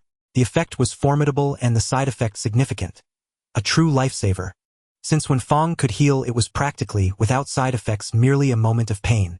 However, the energy cost remained unknown. If it was immense, it would still be troublesome. Lung Mengmeng stored it away, securing it on her person. Now the target was that most troublesome white whale aberration. By then, Chen Ye's hands were nearly smoking from countless strikes with the soul-calming Tang blade. Not good. His energy had just run out. Fortunately, the others had already finished off the smaller white whale aberration. But the larger one had also broken free from the blade's effect, regaining its freedom. It suddenly realized the other white whale aberration was dead. Roar! A sky-shaking rage erupted. It slammed the ground with a single blow, launching itself hundreds of meters into the air. Then it dove straight down. Not good dodge. Don't take it, Hedon. Move. The group wasted no time scattering in all directions. Chen Ye was no exception. Relying on his formidable physique, he kicked off the black iron camel artifact, using the recoil to propel himself out of the enemy's attack range. Otherwise, the sandy ground offered no foothold for escape. The others displayed their unique skills. Gu Qinghan conjured death energy into an ice block, gliding away on it. Tuoba Lingyu flew off by stepping on her spears. Fan Ruoruo was faster, vanishing in a flash of lightning. Ning Zhongqiang used flame thrust to blast himself away. Lu Ruyan was equally impressive, wrapping her spine whip around Tuoba Lenjia's spear to follow. The last Li Su used a card to earth escape and flee. Each had their own unique abilities. Lang Mengmeng needed no evasion at all. She charged forward with the Fire Phoenix spear. Eft! Her form shot through the white whale aberration like a fire phoenix, piercing its body and soaring into the sky, inflicting a penetrating wound. The wound was small, not fatal, and seemed to cause no pain, only making the creature more enraged. Just then, the larger white whale aberration did something astonishing. It plunged into the desert sand with a single motion, burrowing underground. This earth-diving ability was jarringly sudden. The group was left dumbfounded. Not good. This thing is like a fish in water in the desert now. We're in danger. Tuoba Lingyu voiced the gravity of the situation. Earlier, when the white whale aberration floated in the air, they could still attack and had a chance to destroy it. Now that it had gone underground, it was infuriatingly unfair. The group's ability to fight aberrations beneath the desert was limited. Lung Mengmeng's flame attacks and Fan Ruoruo's lightning strikes were useless. Tracking the aberration was nearly impossible. They had no idea if it was hiding or lying in wait. The latter seemed highly likely. If anyone thought the white whale aberration had retreated by burrowing underground, they were gravely mistaken. Before the others could react, a hair-raising scene unfolded. A roar echoed. The white whale aberration bizarrely avoided Lang Mengmeng, and the others hurtling instead toward Mo Chu, opening its cavernous maw as it burst from the sands. It gaped wide, swallowing common people and the support sequence awakeners who had no time to flee. Screams rose. Help! The brutal scene played out instantly. Lan Kuan, who had just been rescued, could not dodge, and was swallowed along with the other civilians. Only Hong Wenwen in that moment unleashed an iron shock from her right hand, and using the violent recoil barely escaped with her life. Lan Kuan. Hong Wenwen cried in grief as she watched his fate. In that instant, Lan Kuan had no recourse and closed his eyes in resignation. With a thunderous rumble, after devouring its victims, the white whale aberration tunneled heavily back into the desert. Mo Chu and Wenfang were drenched in cold sweat. They had not expected such cunning from the damned aberration. Soon Lang Mengmeng and the others hurried over. Captain Mo Chu, this is bad. This white whale aberration is hiding beneath the desert, waiting to strike. It will wear us down to death. They were at a disadvantage, blind to what lurked below. Wenfang hurriedly tended to the wounded, especially Wang Li, who lay in a weakened state. Chen Ye remained composed as he produced an eerie device. Don't worry. I have a way to force it out. The device's power was formidable. Sequence 2333. Enchanting Decoy. Effect: when activated, it irresistibly lures aberrations within a onomil radius to come rushing. Side effect: the user becomes more susceptible to aberration attacks. Note: the creator Chen Ye is unaffected. The device's power verged on the miraculous, yet it was fraught with danger. A moment's carelessness could summon a swarming onslaught of aberrations. Used skillfully, however, it was exceedingly effective. It could draw out the lone aberration nearby or any others hidden beneath the desert. Chen Ye did not hesitate. This hidden danger had to be eliminated now, or they would all perish. He activated the device immediately. Everyone pay attention. The white whale aberration will appear. Strike with everything you have and destroy it. Understood? No one hesitated. It was a matter of life and death. With a furious roar, the white whale aberration was drawn by the device, its eyes blazing red as it surged to devour it. The thunderous commotion was utterly staggering. Those without fighting strength, Mo Chu, Wenfang, Wang Li, retreated beyond the attack range. Chen Ye and the others stood ready outside, waiting for the aberration to fully emerge. Now, at that cry, all the sequence awakened elites unleashed their fiercest strikes. Lung Mengmeng's gaze brimmed with killing intent. As her energies converged, her Fire Phoenix spear erupted with terrifying force. A dreadful heat of flame washed over them. Ultimate technique. Phoenix cry across the 9 heavens. A towering phoenix of fire rose, twisting the very air around it. She fought as if with her last breath. Others likewise unleashed their abilities. The white whale aberration ignored them all, single-mindedly intent on devouring the device. It was completely captivated. Hong Wenwen burned with hatred for the creature. The noble Captain Lan Kuan had been consumed. It was infuriating and unacceptable. With a resonant roar, the group's attacks struck home. Already gravely wounded, the aberration could no longer endure. Several eerie devices took effect upon it. Some seized control of its tail, others suppressed its movement, and still others inflicted various crippling effects. The most lethal blow was Lang Mengmeng's terrifying strike. With a searing crack it pierced and burned through the beast, triggering a massive internal conflagration. With a mournful wail, it dissolved entirely. A rain of blood fell, and among the remnants lay a whale artifact. Sequence 98, Mobile Whale Fortress. Effect: when used, it transforms into a colossal mobile whale fortress habitable within and boasting astonishing defensive capabilities. Side effect: the user becomes immobile and gradually ages. It was an exceptional fortress, capable of flight and able to withstand second-tier aberration assaults without so much as a scratch. Lang Mengmeng took it into her possession. With that, the Oasis crisis was resolved. When the group reunited, their helplessness was palpable. The entire survival convoy now consisted only of these sequence-awakened elites and the one civilian Hong Wenwen had just saved. Indeed, ordinary people found it nearly impossible to survive in this aberration-ridden end time. A single lapse could lead to a grisly death. Let's go. I want to see what oddity this oasis truly hides. Captain Mo Chu snapped, furious beyond measure. Repeated annihilations of the civilian teams had frayed even his temper. Everyone wanted to know whether there remained any hope of escape. The desert was maddeningly strange. At this rate, they would soon follow the same tragic fate as their fallen comrades. Panic churned in every heart. There had to be a target, a thread of hope. Otherwise, despair would swallow them. Soon they came upon the oasis. It was already in shambles. The recent battle had caused tremendous destruction, leaving the place in chaos. Yet the spring still bubbled on. After a careful inspection, Mo Chu proposed a startling theory. I believe there must be a passage beneath this spring. It could be the desert's exit. This? How could that be? His hypothesis was shocking. Hong Wenwen was stunned and declared it impossible. If that were an exit, it seemed inconceivable. It overturned his understanding. This was an endless desert. A mere underground spring at best led to a subterranean river. Even if there's an exit below, it's bound to be an underground river. How would we get through it? Who doesn't know how vast this desert is? His words drew nods of agreement. Lu Ruyan asked Mo Chu, Captain, the desert is so vast. Even if there is an underground river, we couldn't hold our breath that long. We couldn't possibly swim out, could we? Unexpectedly, Lang Mengmeng spoke. We can. She produced the whale artifact and explained to the group this device is called the Mobile Whale Fortress. It can carry us along the subterranean river. It transforms into a gigantic whale, and if we shelter inside its body, we can traverse to the outside. At her words, hope flickered in everyone's eyes. Only Mo Chu asked, then what is the cost? The crowd was also stunned by the effect of this eerie artifact. Lang Mengmeng let them take turns holding it. What? An artifact ranked 98th on the sequence. Holy moly. Hiss. This? Isn't this too outrageous? Did we just strike gold? Incredible. Absolutely incredible. Such an incredible artifact was dropped by this second-order aberrant white whale. They had seen it with their own eyes, otherwise they would never have believed it. But the side effects were simply absurd. Mo Chu analyzed calmly. This artifact is indeed remarkable, but we don't know how terrifying the side effects are.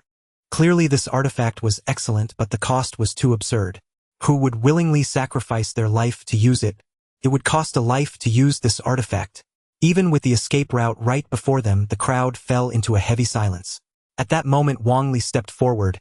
Who else but me? Let me use it. His tone was resolute, as if he were facing it with complete equanimity. Upon hearing this, everyone looked at him with admiration, not as if he were a fool. For such a selfless person was truly rare. Lang Mengmeng handed him both this artifact and the horn artifact. Good. Wang Li, both artifacts are yours now. You deserve them. She believed that her blazing phoenix spear would surely grow stronger. At that moment, the sequence number of the blazing phoenix spear artifact had already risen to an astonishing 385. As long as she was powerful enough, the blazing phoenix spear nourished by her would become even stronger, its ranking continuously rising. At the same time, the spear's growth would make her own strength terrifying beyond measure. Good. Wang Li did not decline and directly accepted the two artifacts. Everyone knew in their hearts that both artifacts were extraordinary, yet no one had the courage to step forward and say, "Let me do it." It was a deadly task. No one was an utterly selfless saint. But Wang Li was stubbornly single-minded. His family was gone, and he had become indifferent. Right or wrong, this damned apocalypse, these damned aberrations. He feared none. Come forth, mobile whale fortress. As he activated it, a massive whale appeared.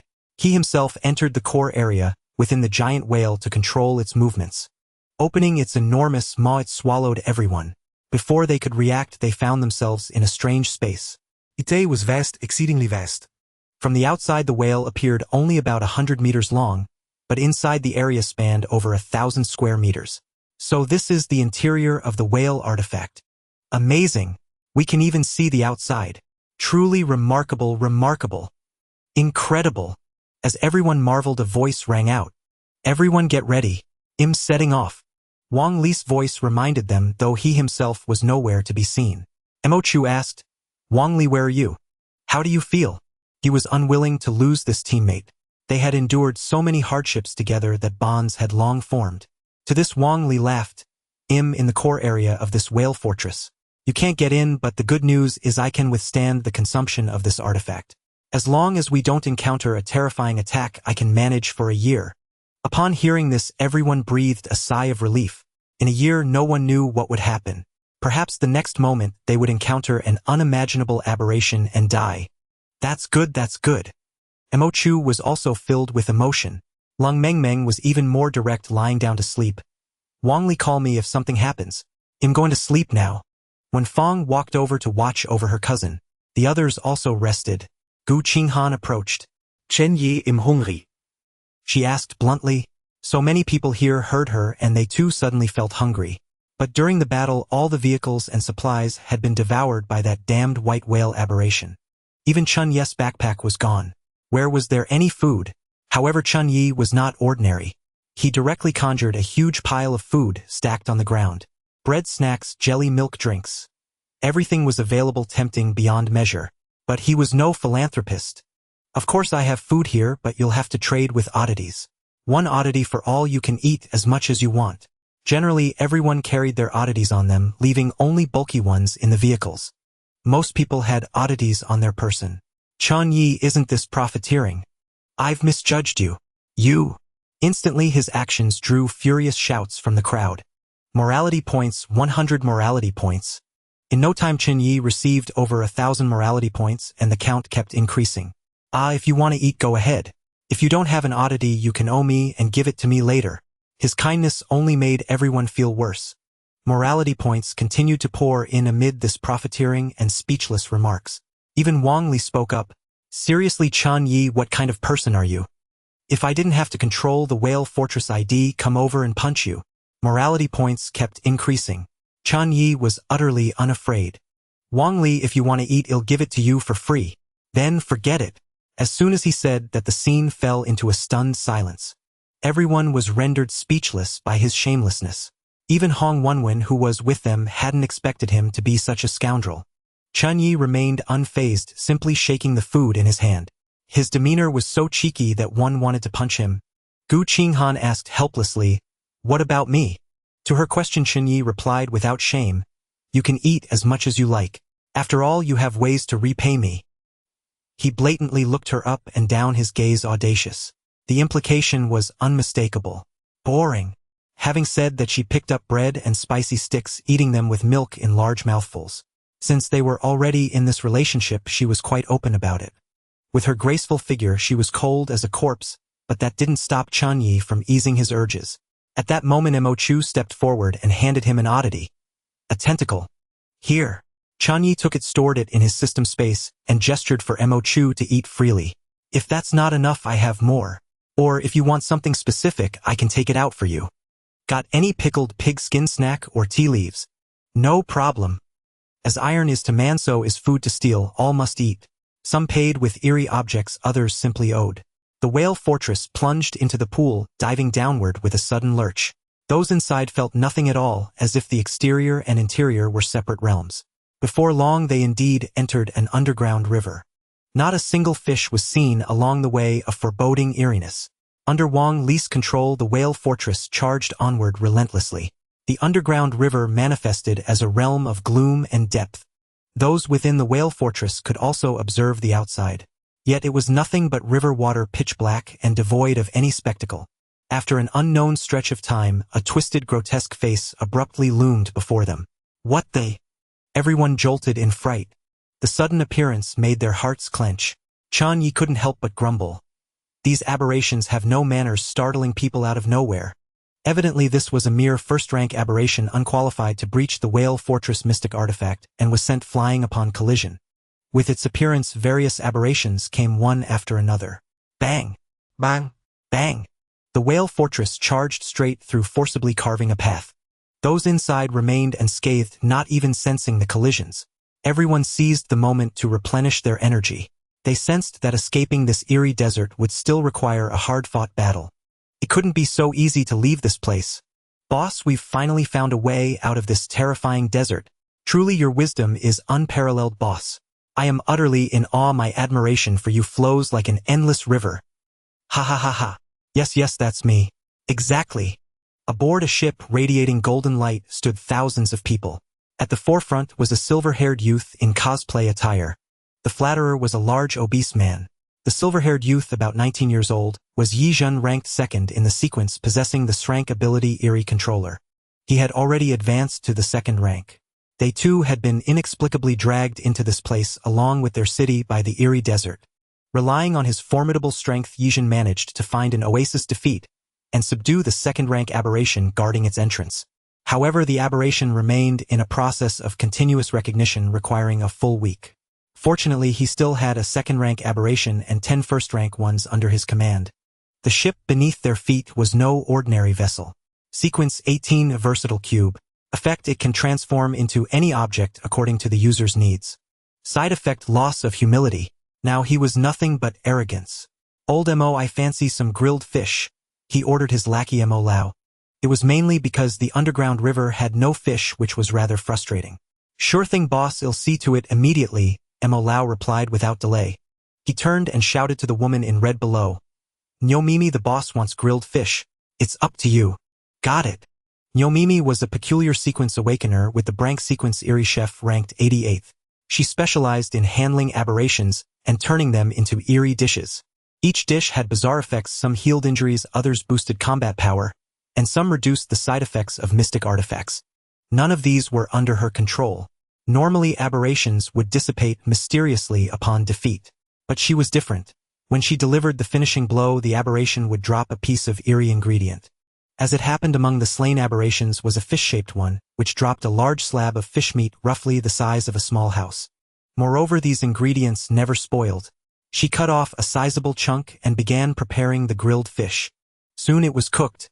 She activated her ability and it was done. She handed the skewered fish to the lackey to deliver. Boss, the grilled fish is here. Just then, a twisted, formless aberration charged toward their ship. Yi Zhen waved a hand and said, Save the fish for later. Watch me take it down in an instant. He stood in midair, radiating golden light as if he were the protagonist. Then he reached out and grasped empty air, and an exaggeratedly large greatsword, a full 15 meters long, materialized in his hand. Hey monster, taste your Grandpa Yi Zhen's sword. Effortlessly, he slew the obstruction with a single stroke. After all, it was merely a first-rank aberration, nothing more than a warm-up before his meal. Done. With a flash of golden light, he reappeared at the bow, his red cape billowing behind him like a legendary hero. Mo Lao immediately flattered, Boss, your divine might surpasses all. You are unmatched under heaven, revered by thousands. Humph. What unmatched under heaven? My sequence rank is only second. There's still someone stronger than me ahead. Damn it, I've got to get rid of him. Yi Zhen cursed in annoyance. He was clearly meant to be number one, yet someone else was ranked above him, forcing him to settle for second place. Mo Lao was helpless, having flattered the wrong way. He quickly handed Yi Zhen the grilled fish brought by Nyo Mimi. Boss, please have the grilled fish to cool your anger. Your strength is surely number one under heaven. That guy ahead of you might still be stuck at the first rank. Since it's come to this, let's eat the grilled fish. Yi Zhen thought it made sense. He was definitely the strongest anyway. If he ever met the one ranked above him and killed him, wouldn't he be the true number one? What a genius he was. So imagining the fish to be that rival, he devoured it eagerly. Delicious! As he ate, his energy surged. It turned out to be a strength-boosting effect, quite satisfying. Growing stronger just by eating grilled fish was incredibly satisfying. With such power, who else could compare? While he feasted gloriously, the survivors barely sustained themselves on thin porridge with a few grains of rice. The number of people was enormous, and there was little food in the desert. Originally, the surviving population of the entire city numbered over 100,000, all gathered here, but they had been dragged into this eerie desert. Countless aberrations had emerged. Yi Zhen had already pushed his limits to save so many people. There were 15 Sequence Awakener elites in total. The underground river twisted and turned, winding like a labyrinth beneath the earth with countless branching paths.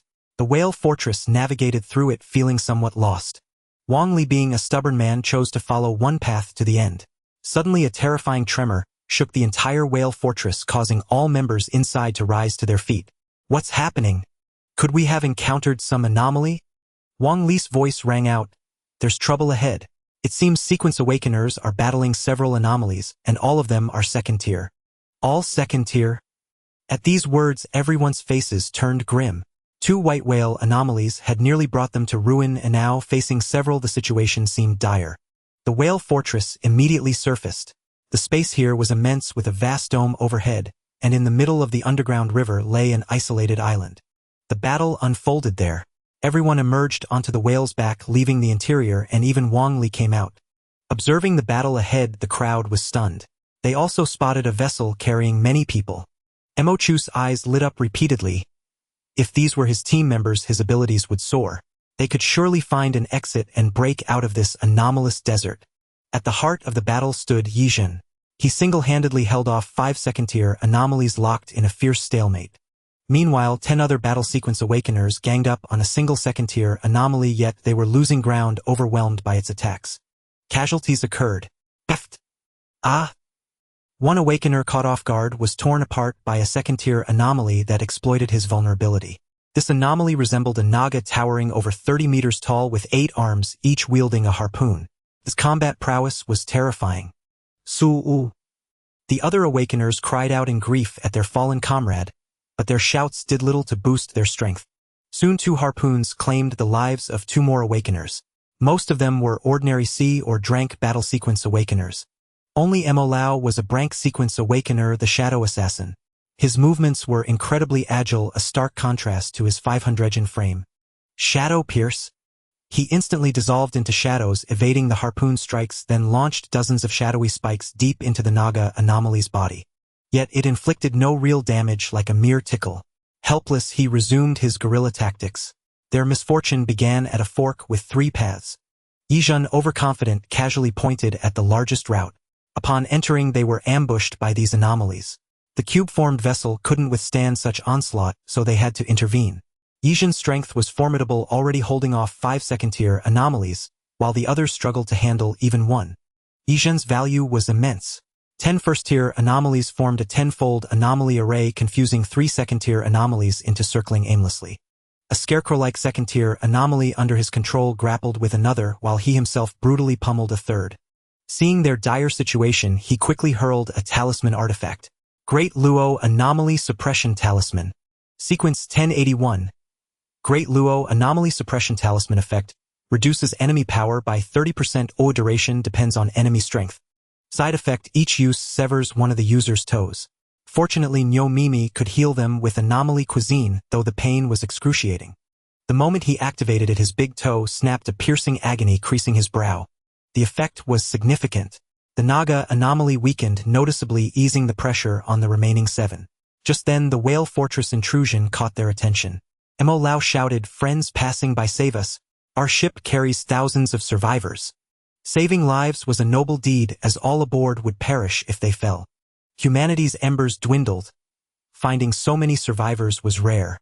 Mo Chu's eyes widened at the words. If he could lead such a large convoy, it would be incredible. Let's join forces, everyone. He looked at his teammates. Lung Mengmeng said nothing, hurling her Fire Phoenix spear forward, then leaping to grasp it mid-flight. Her explosive power shot like a rocket, engulfed in endless flames straight toward the battlefield, her actions declaring her intent to unite against the anomalies. Ha.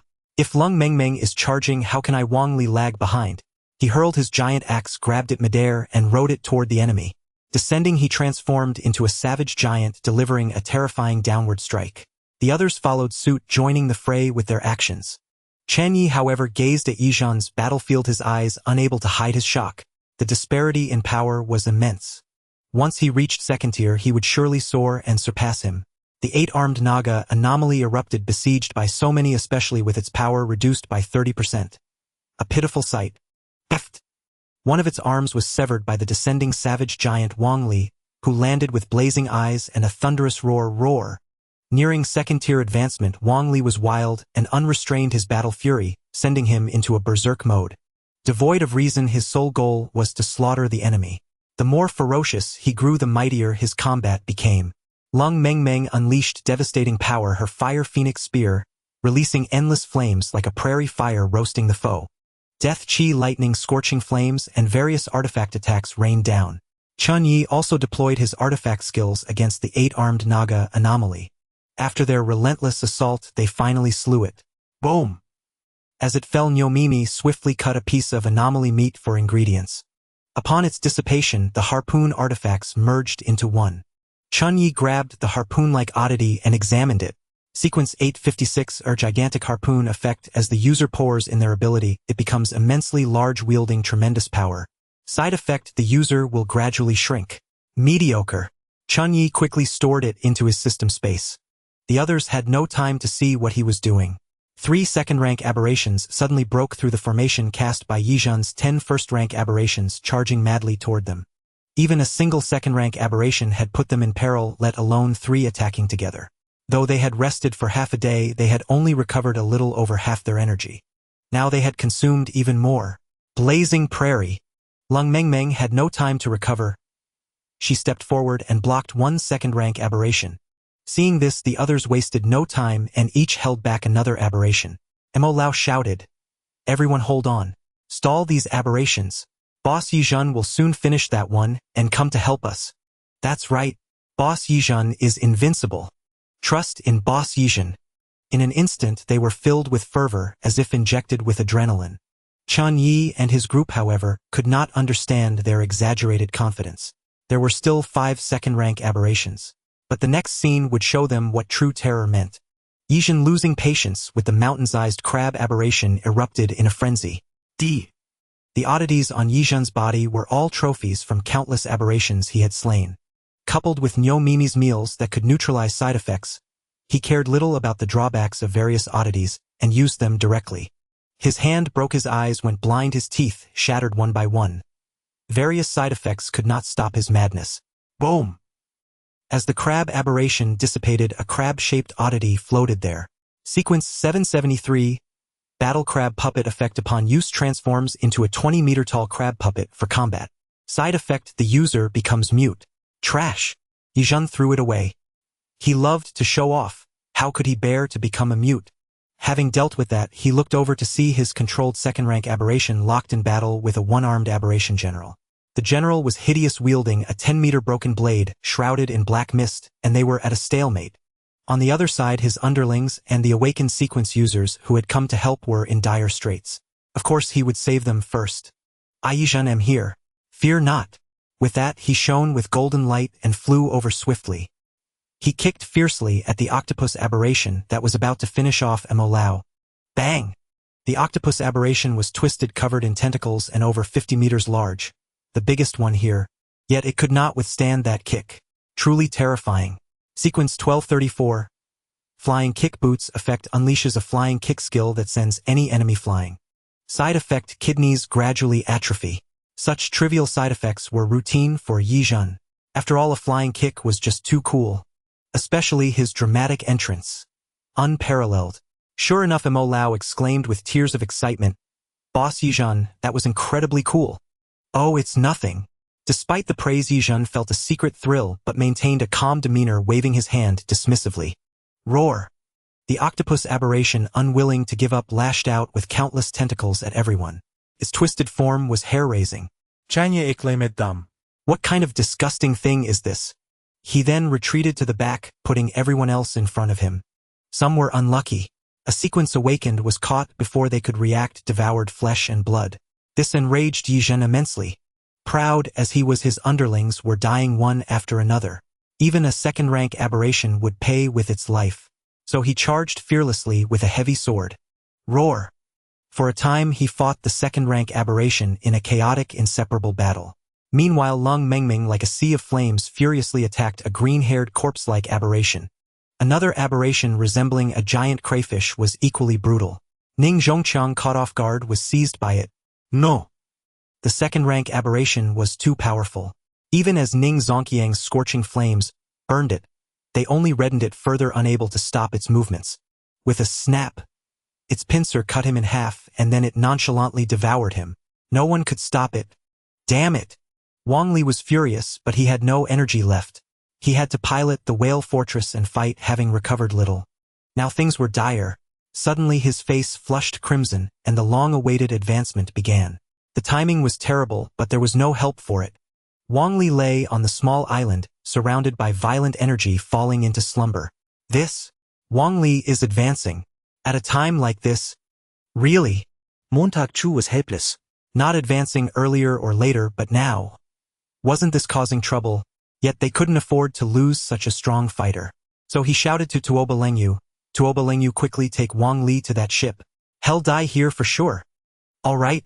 Tuoba Lengyu didn't delay, using her psychic ability to carry Wang Li with several spears. Even she dared not get close to Wang Li. The terrifying, violent energy seemed to corrode her. Even the spears kept shattering. But the aberrations did not stop because of Wang Li's advancement. Instead, they grew more agitated. The scent of advancement attracted them. They dashed toward Wang Li at incredible speed. Go! Chen Ye activated his ring's web ability. Instantly a huge web appeared, binding the aberration tightly. Caught off guard, it fell into the underground river, struggling more violently. Death Chi! Gu Qinghan seized the moment, freezing the lobster aberration as it was trapped, making it even more miserable. My turn! Lu Ruyan's spine whip turned into thorny vines, striking at the aberration's eyes. Snap! Instantly it pierced them. The unbearable pain drove the lobster aberration to roll on the ground, exposing the weak point on its belly. Chen Ye, seeing this, immediately flashed a sharp glint in his eyes. In an instant, the soul-calming Tang Dao struck the lobster aberration, rendering it strangely immobile. Every slash carried the effect of soul pacification. This rendered it unable to struggle. Strike while the iron is hot. Kill it. Boom! Even Hong Wenwen joined the fray. The power of his right hand was also fully revealed. The massive steel right hand, like a pillar, clenched into a fist and violently struck the vulnerable belly of the lobster aberration. Fan Ruoruo also unleashed ceaseless thunderbolts upon it. Thus, before the others could act, they had jointly eliminated this lobster aberration. As the lobster aberration dissipated, a gem-like oddity floated there. Fan Ruoruo, being the closest, picked it up, and instantly her face lit up with joy. Sequence 1567, Fire Element Ruby Effect summons a fire elemental to fight upon use. Side effect: loss of kindness. That item was worthless to her. This was a good find. She immediately pocketed it with no intention of taking it out.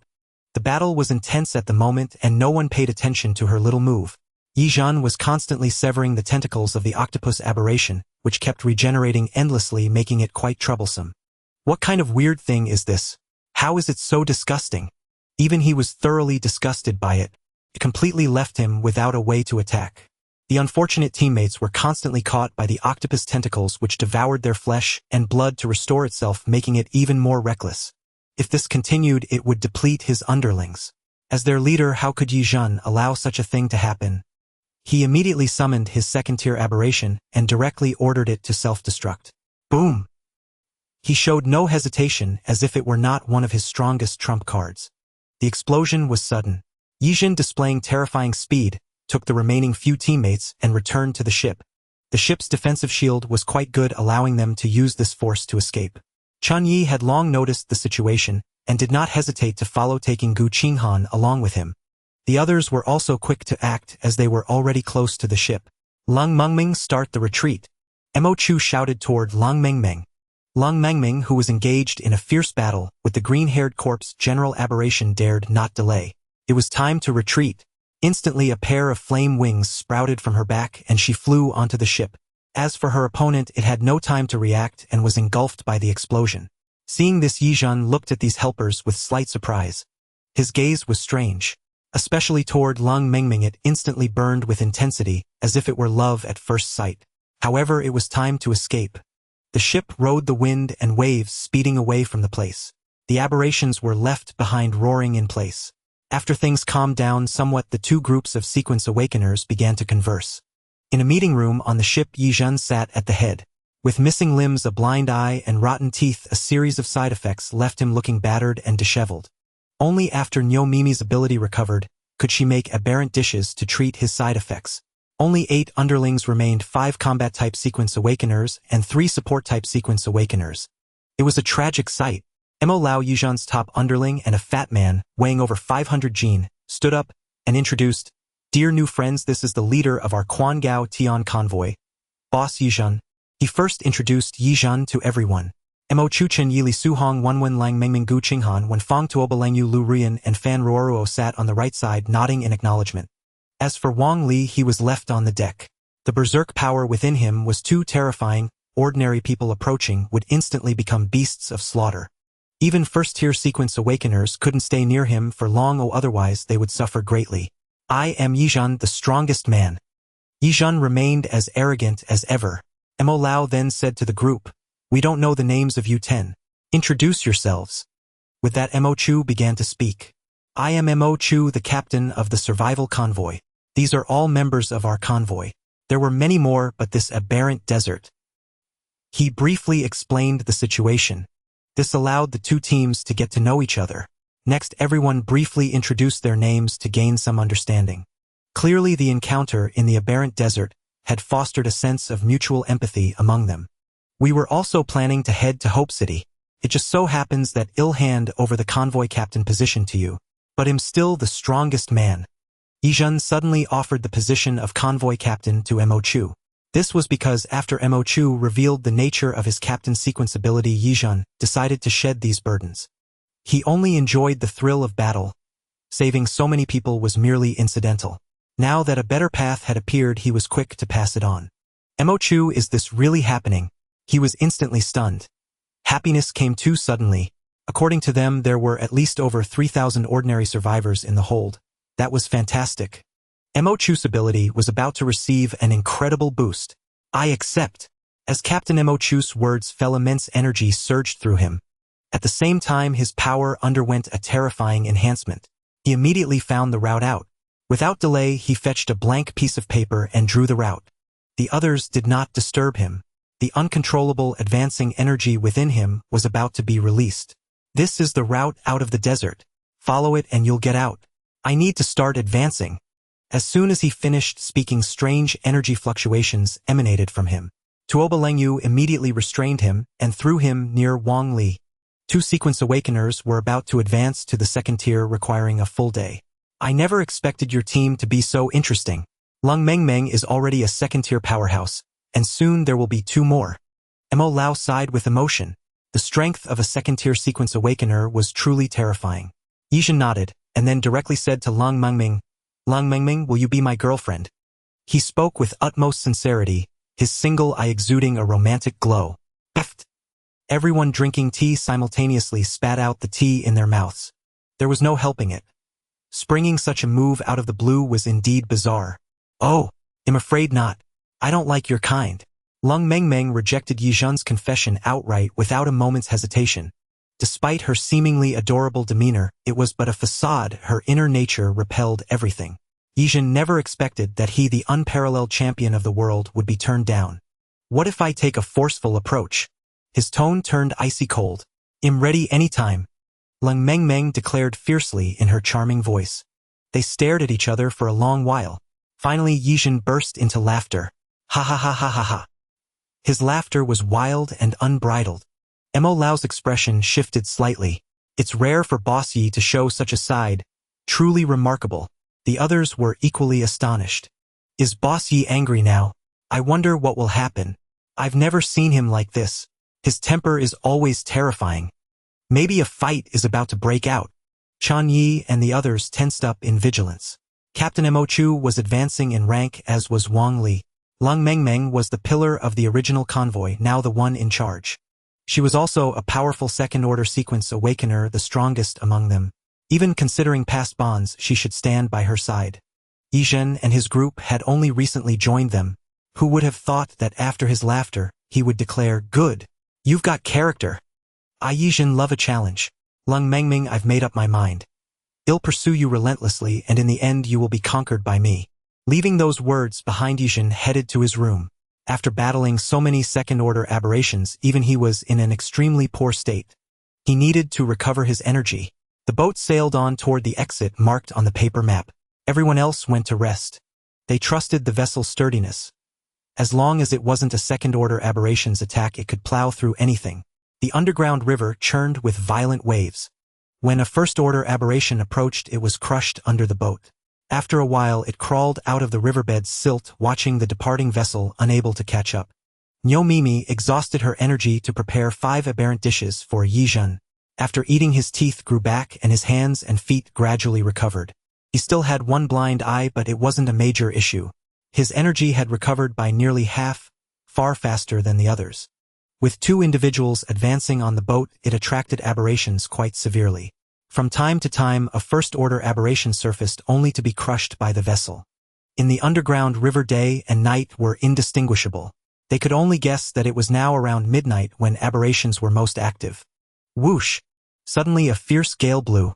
The entire boat shuddered violently. Not good. A second-order aberration is coming. Damn it, another second-order aberration. How infuriating. This will take Boss Yi and Miss Lung Mengmeng to handle. Everyone knew the terror of second-order aberrations. Many sequence awakeners had already perished. In the air above the underground river, a massive tornado aberration swirled. It was pitch black, utterly terrifying. Yijin and Lung Mengmeng sensed this creature and appeared on the deck. Interesting, very interesting. Yijin, having mostly recovered, stood with one blind eye fully equipped with aberrant artifacts. Clearly no ordinary man. He even had 10 first-order aberrations form a floating throne of horrors upon which he sat, exuding an aura of supreme dominance. Lung Mengming meanwhile wielded a fire phoenix long spear brimming with battle intent. Though she had only recently advanced, she possessed rich combat experience and her strength was growing rapidly. Yet facing the creature before her, her expression turned grave. This black tornado aberration has immense wind attributes and possesses uncanny abilities. It's no simple foe. In a single glance, she had analyzed its terror. But Yijin was determined to show off in front of her, flaunting his unrivaled dominance. He looked down with arrogant contempt. What trash is this black tornado aberration? Before me, it's nothing but a bunch of dirt and dogs. Lung Mengming, just enjoy the scenery here. I'll be back in a flash. With that, he transformed into a golden light, flying out like a golden thread straight toward the black tornado aberration. His heavy sword blazed with an unstoppable momentum. Lung Mengmeng indeed stayed to watch, curious to see what this self-proclaimed champion of the world was capable of. Swish! That strike indeed had something to it. The black tornado aberration was instantly cleaved in two. An unbelievable sight, yet an even more bizarre scene unfolded. With a tremor, the aberration fused back together, completely unscathed. Seeing this, Mo Lao immediately warned, "Boss Yi, be careful. This aberration is no ordinary one. Destroy it, Boss Yi. Show no mercy, Boss Yi." Yijin's teammates knew just how formidable their leader was. Absolutely terrifying. Even combined, they would be no match for him. Chen Ye and the others marveled at Yijin's prowess, silently observing the situation. At that moment, the black tornado aberration unleashed a ferocious assault. Countless whirlwinds shot out like blades, as if trying to slice Yijin into 1,000 pieces. They enveloped him. "Such petty tricks dare to show off before me. You clearly have no regard for me, Yi." Yijin was unafraid, sneering in disdain. With a flash of golden light, he effortlessly pierced through them, his target the black tornado aberration. His heavy sword struck without hesitation, vowing to annihilate it. Boom! Yet even after being slain again, the aberration reformed. The force of Yijin's strike was so immense that he was flung into the underground river. But after recovering, the aberration's first act was to draw water. It engulfed the spot where Yijin had fallen, forming a pitch-black water tornado that sought to kill him and even covered the boat. It had entered its kill zone. "You're asking for death." Lung Mengmeng could no longer hold back. She unleashed the fire phoenix strike, transforming into a terrifying phoenix that charged straight for the aberration's core. Sizzle! A sea of flames appeared, continuously roasting the black water, evaporating it into eerie black mist. This caused them to lose their bearings. They could only circle in place. Yizhen burst out of the water, his face twisted with fury. Damned beast! How dare you disgrace my name? Today I'll shatter you to pieces. In a rage, Yizhen commanded the 10 first-order aberrations to form an array trapping the black tornado aberration's main body.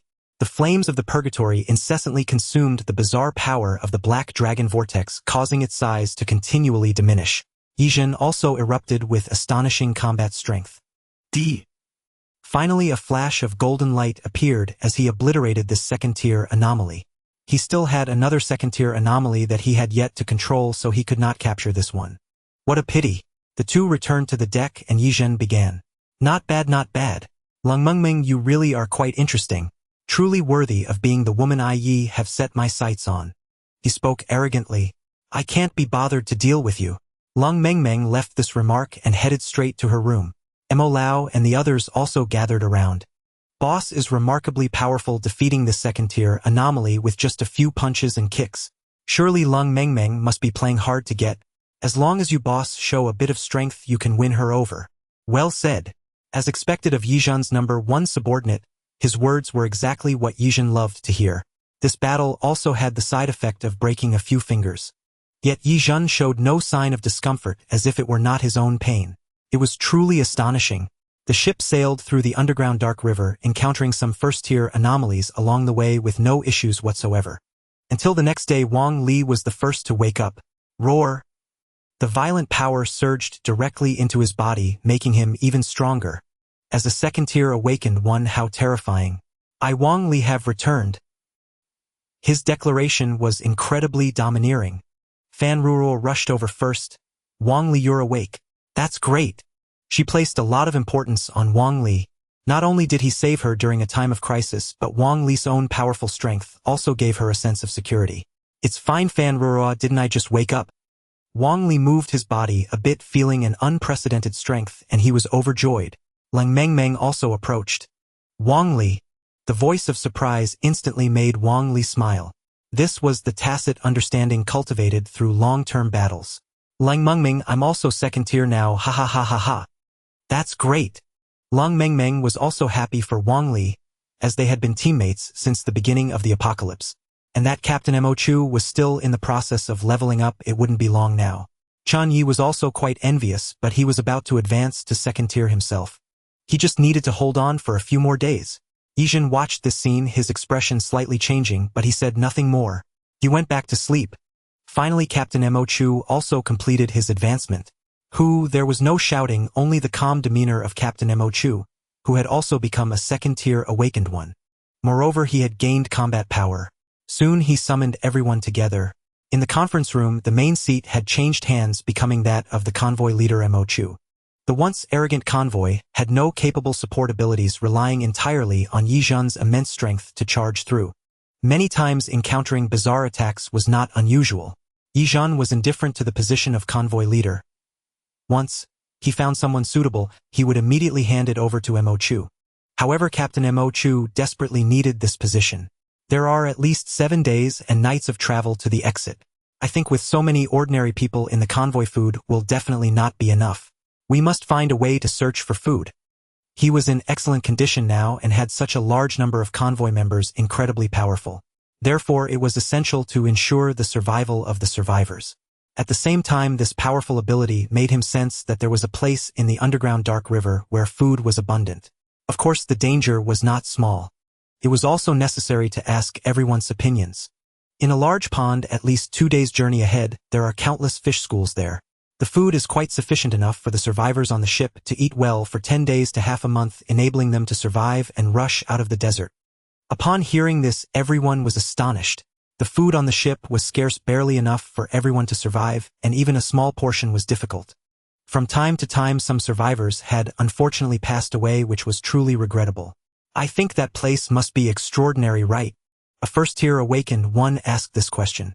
It was indeed Yizhen's little brother. Clevel Sequence Spike awakened one Chong Wei. His strength was average, able to grow spikes from his body to attack enemies. That's right. Captain Mo Chu responded without hesitation. However, fighting was what Yizhen feared the least. Good. Let me show you what the world's #1 strength looks like. By then my second-tier anomaly will have been successfully controlled, and ill just capture another one. He did not hide it, he was powerful and had no need to conceal. Chen Ye and the others were taken aback upon hearing this. This guy truly possessed extraordinary strength. Everyone also discussed tactics briefly. After all, fighting was inevitable. According to Captain Mo Chu, there were at least 3 second-tier anomalies and 30 first-tier anomalies, which was simply astounding. Likewise, their side's combat power should not be underestimated. 3 second-tier powerhouses and over 10 first-tier powerhouses. The situation was not dire. Chen Ye and Gu Qinghan returned to their room. Come, let's eat something. A large array of food and drinks appeared on the table. Gu Qinghan saw this and did not hold back. Others could hardly see even 2 grains of rice in their soup, while they enjoyed such luxury which was entirely normal. Now those who could survive had all gone through unimaginable horrors. To think of getting someone else's rescue, they could only face a life-and-death situation. Chen Ye am also about to advance. Gu Qinghan said this indifferently, which stunned Chen Ye. However, he quickly reacted. Compared to his own late awakening, others had already gone through countless battles and enhanced their strength for an indeterminate amount of time. On the contrary, he seemed to be on a fast track. In just a few days he could level up. There was not even the crisis of falling into a sleep state for advancement. That was an entirely defenseless state, attracting anomalies as irresistibly as Tang Sung's flesh to devour completely. Then, congratulations. Since that's the case, I want to feel the difference between a first-tier you and a second-tier you. Really? Gu Qinghan was speechless at Chen Ye's reaction. The originally cold expression on her face also showed a hint of helplessness. However, this was not a big problem.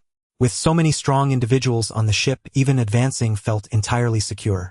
Being well-fed and watered was a happy moment. With a clear goal, time passed swiftly, and in the blink of an eye 2 days and 2 nights had gone by, drawing them near their destination. Suddenly a deafening roar erupted. The aberrations had detected their arrival. A battle was about to break out. Everyone readied themselves. Yijin laughed heartily as 10 chicken-like aberrations instantly formed an array, trapping a black fish-like aberration. This second-rank aberration was colossal, measuring nearly 100 meters in length. Its violent thrashing was even more terrifying than that of a whale. At that moment, Yijin charged straight in. A flash of golden light burst forth as his figure shot forward, the heavy sword in his hand, radiating terrifying power. With a sharp sound, the black fish aberration was cleaved in 2, a testament to his fearsome combat prowess. However, a second-rank aberration was not so easily defeated. It recovered in an instant, as if it had never been injured. Such a display did nothing to dampen his fighting spirit. Instead, it surged even higher. He laughed heartily, finding the situation immensely interesting. His domineering words were accompanied by an eruption of terrifying power as he charged forth. The others were not idle either. Lung Mengmeng's spear gleamed with a crimson light, thrusting like a phoenix. The fire phoenix long spear transformed into a blazing phoenix, its overwhelming momentum aimed directly at a fearsome second-rank aberration. This second-rank aberration resembled a grotesque mermaid, smaller in size yet terrifyingly powerful. With a screech, it launched a dreadful sonic attack. In an instant, her flames were completely extinguished, revealing its formidable nature. Lung Mengmeng remained unfazed, seasoned by countless battles. With a fierce thrust of the fire phoenix long spear, she aimed directly for its eye. With a wet sound, she utterly destroyed it. The second-rank aberration was severely wounded. Meanwhile, Wang Li was even more extraordinary. He declared that these damned aberrations would witness the power of a second-rank expert. Having just advanced to the second rank, who else could be more rampant than him? A 10-meter-tall barbaric giant appeared, radiating a tangible crimson aura of savagery. Even more astonishingly, the power burst great axe grew to an immense size, adapting to his new stage. The sequence of the power burst great axe had risen significantly, and its abilities had become terrifying. Even in its normal state, it was far from ordinary. With a single explosive leap, he cleaved down upon the last second-rank aberration. This armor aberration was nothing but an empty suit of armor wielding a greatsword standing 8 meters tall. It was still shorter than Wang Li's transformed barbaric giant form. A pair of crimson eerie eyes appeared within the helmet, and black mist emanated from its body, as if that were its true form. Thus the armor seemed more like an aberrant artifact. Wang Li was thrilled at the prospect of acquiring a new artifact suited to him. With a thunderous clash, the sound of colliding weapons echoed through the area. The 3 second-rank sequence awakeners each held the upper hand in their battles. The situation was highly favorable. Only Captain Mo Chu moved discreetly, with the others eliminating the first-rank aberrations. Even though he had advanced to the second rank, his offensive capabilities were still insufficient to contend with second-rank aberrations. At best, he could hold them at bay. Still, it was far better than being purely supportive. The remaining 30 first-rank aberrations charged fearlessly. Yi Zhen's underlings rushed forward with great speed, clearly following their leader's style. On Chen Ye's side, the combat sequence awakeners also charged in. Naturally, he stayed at the back. There was no way he would foolishly rush to the front line. Casually using an aberration, he trapped a first-rank aberration in an instant. Then, with the soul-calming Tang blade, he effortlessly slew it. Another aberrant item was secured. The others' battles were slightly more spectacular. Captain Mo Chu in particular was rarely seen engaging in combat, and he was looking forward to it. With a command, a bubble flew from his hand, growing larger until it trapped a water monkey aberration. Simply by touching the bubble, the aberration was ensnared. This was merely the beginning. The bubble was an eerie black, sending chills down one's spine. Once this was done, Captain Mo Chu stepped forward confidently and touched the black bubble. He uttered two cold words: absorb. A chilling scene unfolded. The first-rank water monkey aberration was shrunk and devoured by the black bubble. Captain Mo Chu smiled casually as if nothing had happened. His elegance and ease were enviable. Another standout was Li Su. He drew an ice card and immediately unleashed it, freezing 5 first-rank aberrations in an instant. With a shattering sound, the ice burst, and all the aberrations perished miserably, leaving behind 5 floating aberrant items. After Chen Ye eliminated another first-rank aberration, all the first-rank aberrations were dealt with. Truly, everyone's strength was extraordinary. This was the result of survival of the fittest. The unfortunate had been eliminated, and those who remained were not only powerful but also incredibly lucky. Yi Zhen laughed heartily, having effortlessly slain an aberration, and obtained a pair of leather gloves, a remarkable artifact. Wang Li followed closely, killing the aberration he faced and acquiring a set of armor. Overjoyed, he immediately put it on. It fit him perfectly, as if tailor-made. They couldn't help but marvel at the wonder of aberrant artifacts which defied belief. Finally, only Lung Mengmeng remained. The grotesque mermaid aberration seemed to thrive, adapting by devouring her abilities. Even when its body turned to water, it regenerated. It launched a fierce counterattack, unleashing a fiery sonic wave that engulfed not only Lung Mengmeng but everyone else. The pain was unbearable. Everyone was struck, and the ensuing flames were even more ferocious. Yi Zhen, also affected, realized with alarm that if this continued, the vessel would not withstand the assault, and everyone inside would perish. The defense of the cube artifact was not unbreakable. 3 more minutes of this would breach it. Captain Mo Chu refused to allow such an outcome. He instantly unleashed his second-rank ultimate technique, Safe Zone. A massive transparent barrier enveloped everyone and the vessel. This is rather intriguing. Yi Zhen's pain had subsided and his body recovered, allowing him to move freely. He curiously reached out to touch the energy barrier of the safe zone, finding it quite impressive. Such a technique would be difficult even for him to breach in such a short time. He couldn't help but praise it. Excellent, excellent, Captain Mo Chu. Entrusting the captaincy to you was indeed the right choice. Not bad at all. Though he had no particular desire to cling to the captain's position, he certainly wouldn't want to hand it over to a useless individual. Wouldn't that indirectly imply he himself was a failure? It was utterly unbelievable. At that moment, Wang Li transformed into a raging barbarian giant, appearing instantly, not yet having had his fill of battle.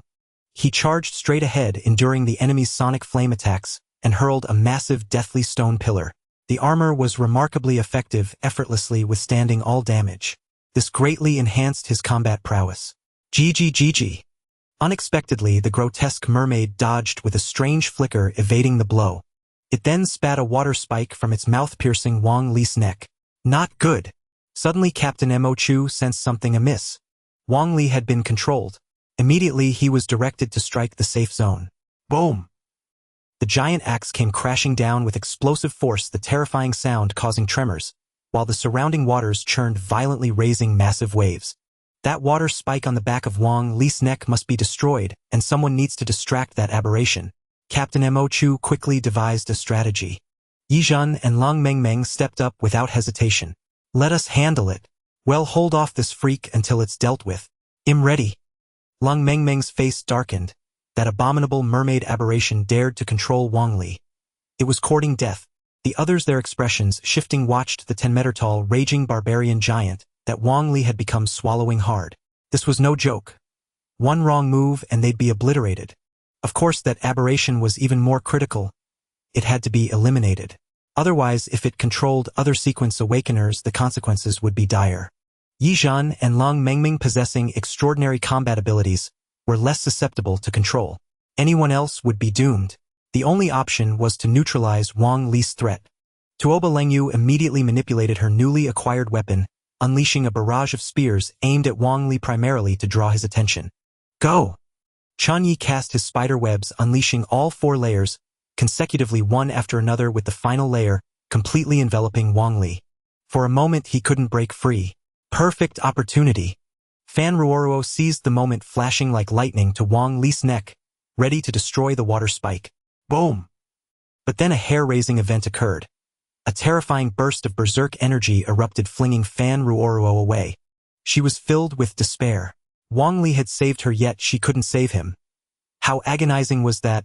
In contrast, Yi Zhan and Lang Mengmeng had a much easier time dealing with the mermaid aberration. Trap it! Yi Zhan once again deployed a formation formed by 10 first-rank aberrations, ensnaring the mermaid. The 10 first-rank aberrations were grotesque in form: a chicken-shaped one, a chimera-like one, a headless one, a burial shroud one. All transformed into a circle, spinning continuously. No matter how fast it fled, it couldn't escape and was trapped. Yi Zhan flashed with a golden light, flying instantly, and brought down his heavy sword. Boom! Splat! In an instant, the mermaid aberration was torn apart.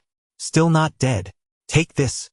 Lang Mengmeng saw the fragments of the mermaid aberration, still fusing about to touch the water surface, and grew even more furious. Having been burned once, how could she be fooled again? She surmised that this mermaid aberration was certainly not truly immortal. Even Wang Li, upon reverting his transformation, would be unscathed, but a finishing blow would still slay him. This mermaid aberration no longer had other aberrations to aid it. Wearing it down was the key. Phoenix impact. Once again, a fire phoenix soared forth, creating a massive infernal purgatory that mercilessly scorched the fragments of the mermaid aberration. But unexpectedly, a colossal whale fortress came crashing down from the sky, targeting both of them and enveloping the mermaid aberration's remains. Rumble! Damn it! Curses! Yi Zhan and Lang Mengmeng were about to curse. What was happening? They had been ambushed. Soon the mermaid aberration revived and merged with Wang Li like a parasite, embedding itself within his body. A horrifying transformation slowly unfolded before everyone. The raging barbarian giant, now parasitized by the mermaid, not only wore armor, but also sprouted a hideous head atop its own, ferocious beyond belief. Even its legs had turned into a fishtail, swimming menacingly in the underground river's pool. Swoosh, swoosh, swoosh. This new grotesque head spewed attacks of fire, water, and berserk energy condensed into spikes aimed directly at Yi Zhan and Lang Mengmeng. Thump, thump, thump. Yi Zhan reacted swiftly, dismantling the mermaid parasitized Wang Li's abilities in no time. Seeing this, Lang Mengmeng erupted in fury. Flames formed wings as she charged at the enemy with blinding speed. Boom! But the giant axe swatted her away, sending her flying. The power after parasitism was far beyond simple addition. It multiplied exponentially. She was hurled into the air and slammed heavily into the rock wall. Damn beast! Yi Zhan, seeing Lang Mengmeng, whom he valued, treated so cruelly, was consumed with rage. His power had yet to peak. The second-rank aberration was still being tamed. Otherwise, by borrowing its strength, he could surely annihilate this mermaid aberration. Clearly, this mermaid was no ordinary second-rank aberration. It then continued its assault on Yi Zhan. The massive axe descended, a hair-raising sight. Yi Zhan tugged his cloak, instantly teleporting above its head. With a critical kick, he struck its crown, sending the colossal body crashing into the muddy riverbed. But it wasn't over yet. Lang Mengmeng charged again, her body seemingly reborn from flames. All injuries vanished. Peerless spear. The most unadorned killing blow arrived suddenly. Boom! Pierced straight through the top of its head, driving clean through. Splat! Wang Li's raging barbarian giant form vanished and the control was broken. Tuoba Lengyu immediately pulled the unconscious Wang Li into the safe zone. The parasitic target lost. The grotesque mermaid suffered a miserable fate. Yi Zhan, his face twisted in a ferocious grin, slaughtered the aberration with unbridled savagery. After 3 relentless minutes of hacking and slashing, at last it perished at his hands. The group returned to the vessel. Now, however, the time for reaping had arrived. The method of fishing became even more brutally straightforward. Especially when Lung Mengmeng made a move, she directly roasted the fish meat, making it ready for storage. Chen Ye also joined in. Soon enough food to last the entire group for 10 to 15 days was prepared. Next came the moment to surge forth and break out of this bizarre desert. Hoist the sails, set sail. Full speed ahead. The vessel sped at full tilt through the subterranean river. At a cave entrance, a ship materialized out of thin air. It plummeted heavily toward the waterfall below. The waterfall cascaded into a great river. Ha ha ha ha ha, we finally made it out. This is wonderful. It's even spring. The scene outside was breathtaking, infinitely better than the desert. By now 5 days and 5 nights had passed. Gu Qinghan and Chen Ye had both advanced to the second order. The team's strength had become truly formidable. At this moment Mo Chu gathered everyone and began his analysis. Now we have 2 routes to reach Hope City. The first is by water. The fastest way to Hope City, but the dangers along the way are terrifying. The second route is by land, which is relatively safer, but takes 1 to 2 times longer. With that, he looked at the others. Currently, the second-order sequence awakened powerhouses included Mo Chu, Yizhen Wang, Li Chun, Yilang Mengming, and Gu Qinghan, 6 absolute masters. The opinions of the others carried much less weight. It was only natural. In this apocalypse, the strong ruled. The distribution of anomalous objects and weapons was now based on merit. Whoever slew the aberration claimed the spoils. The number of sequence-awakened individuals was considerable. Additionally, they operated on a barter system allowing exchanges of needed items. Conflicts and fights among teammates were forbidden. Violators would be expelled. Then let's take the water route. I Yizhan am the strongest under heaven. Why should I fear a mere? You'd probably be surrounded by about 30 second-order aberrations. Before Yizhen could finish, Captain Mo Chu dropped this explosive news on him. He was instantly rendered speechless. Then let's take the land route. Lung Mengmeng spoke up directly. At this, Captain Mo Chu added, compared to the dense aberrations on the water route, the aberrations on the land route are more scattered. If we avoid them, we can be much safer. Captain Mo Chu's choice clearly leaned toward the land route. With his abilities functioning normally, he could lead the group along a safe path. This would avoid heavy casualties. Thus, the land route became everyone's first choice. When they disembarked, the survivor group of over 3,000 people was simply astonishing. The cube reverted to its original form from the vessel and returned to Yizhan's hands. These people had been crammed into the ship's space, almost completely devoid of daylight. Now they finally saw green mountains and clear waters again. They were near a scenic area. In the apocalypse, the area was deserted, overgrown with weeds, as if abandoned for countless years. Such was the influence of the aberrations. Captain Mo Chu announced, "Everyone pay attention, you have only half an hour to search this scenic area for supplies. Prioritize finding vehicles. Chen Ye could repair the abandoned cars here. Otherwise, given their travel speed, it would take an unknown amount of time to reach their destination." Yes. No one dared to delay. They surged toward the scenic area in a mighty tide. Indeed, the area was vast, with a commercial street like a small town capable of holding over 10,000 people. Their group didn't feel crowded at all. Chen Ye and the others also wasted no time entering to search for useful supplies. Everyone was destitute, barely surviving on those fish. Many now craved other food, mainly because the sight of fish made them nauseous. Their stomachs were filled with the taste of fish. In the shops along the scenic area's commercial street, various supplies were still present. Except for poorly preserved items that had rotted, everything else remained. Specialty stores still had packaged foods like beef jerky, perfectly preserved. Grab it. Ha ha ha ha ha ha, beef jerky. Awesome. I'm sick of eating fish, I want beef jerky. One by one, they rushed over, frantically grabbing and devouring the beef jerky. Of course, there was other food too. Some headed straight for convenience stores or supermarkets, where various well-preserved foods were quickly looted. Half an hour was the safe time Captain Mo Chu had set. Exceeding it would be dangerous. No one dared to linger. Chen Ye also gathered various supplies. After all, who would complain about having too much? However, the supermarket warehouse from before had already filled his system space with food.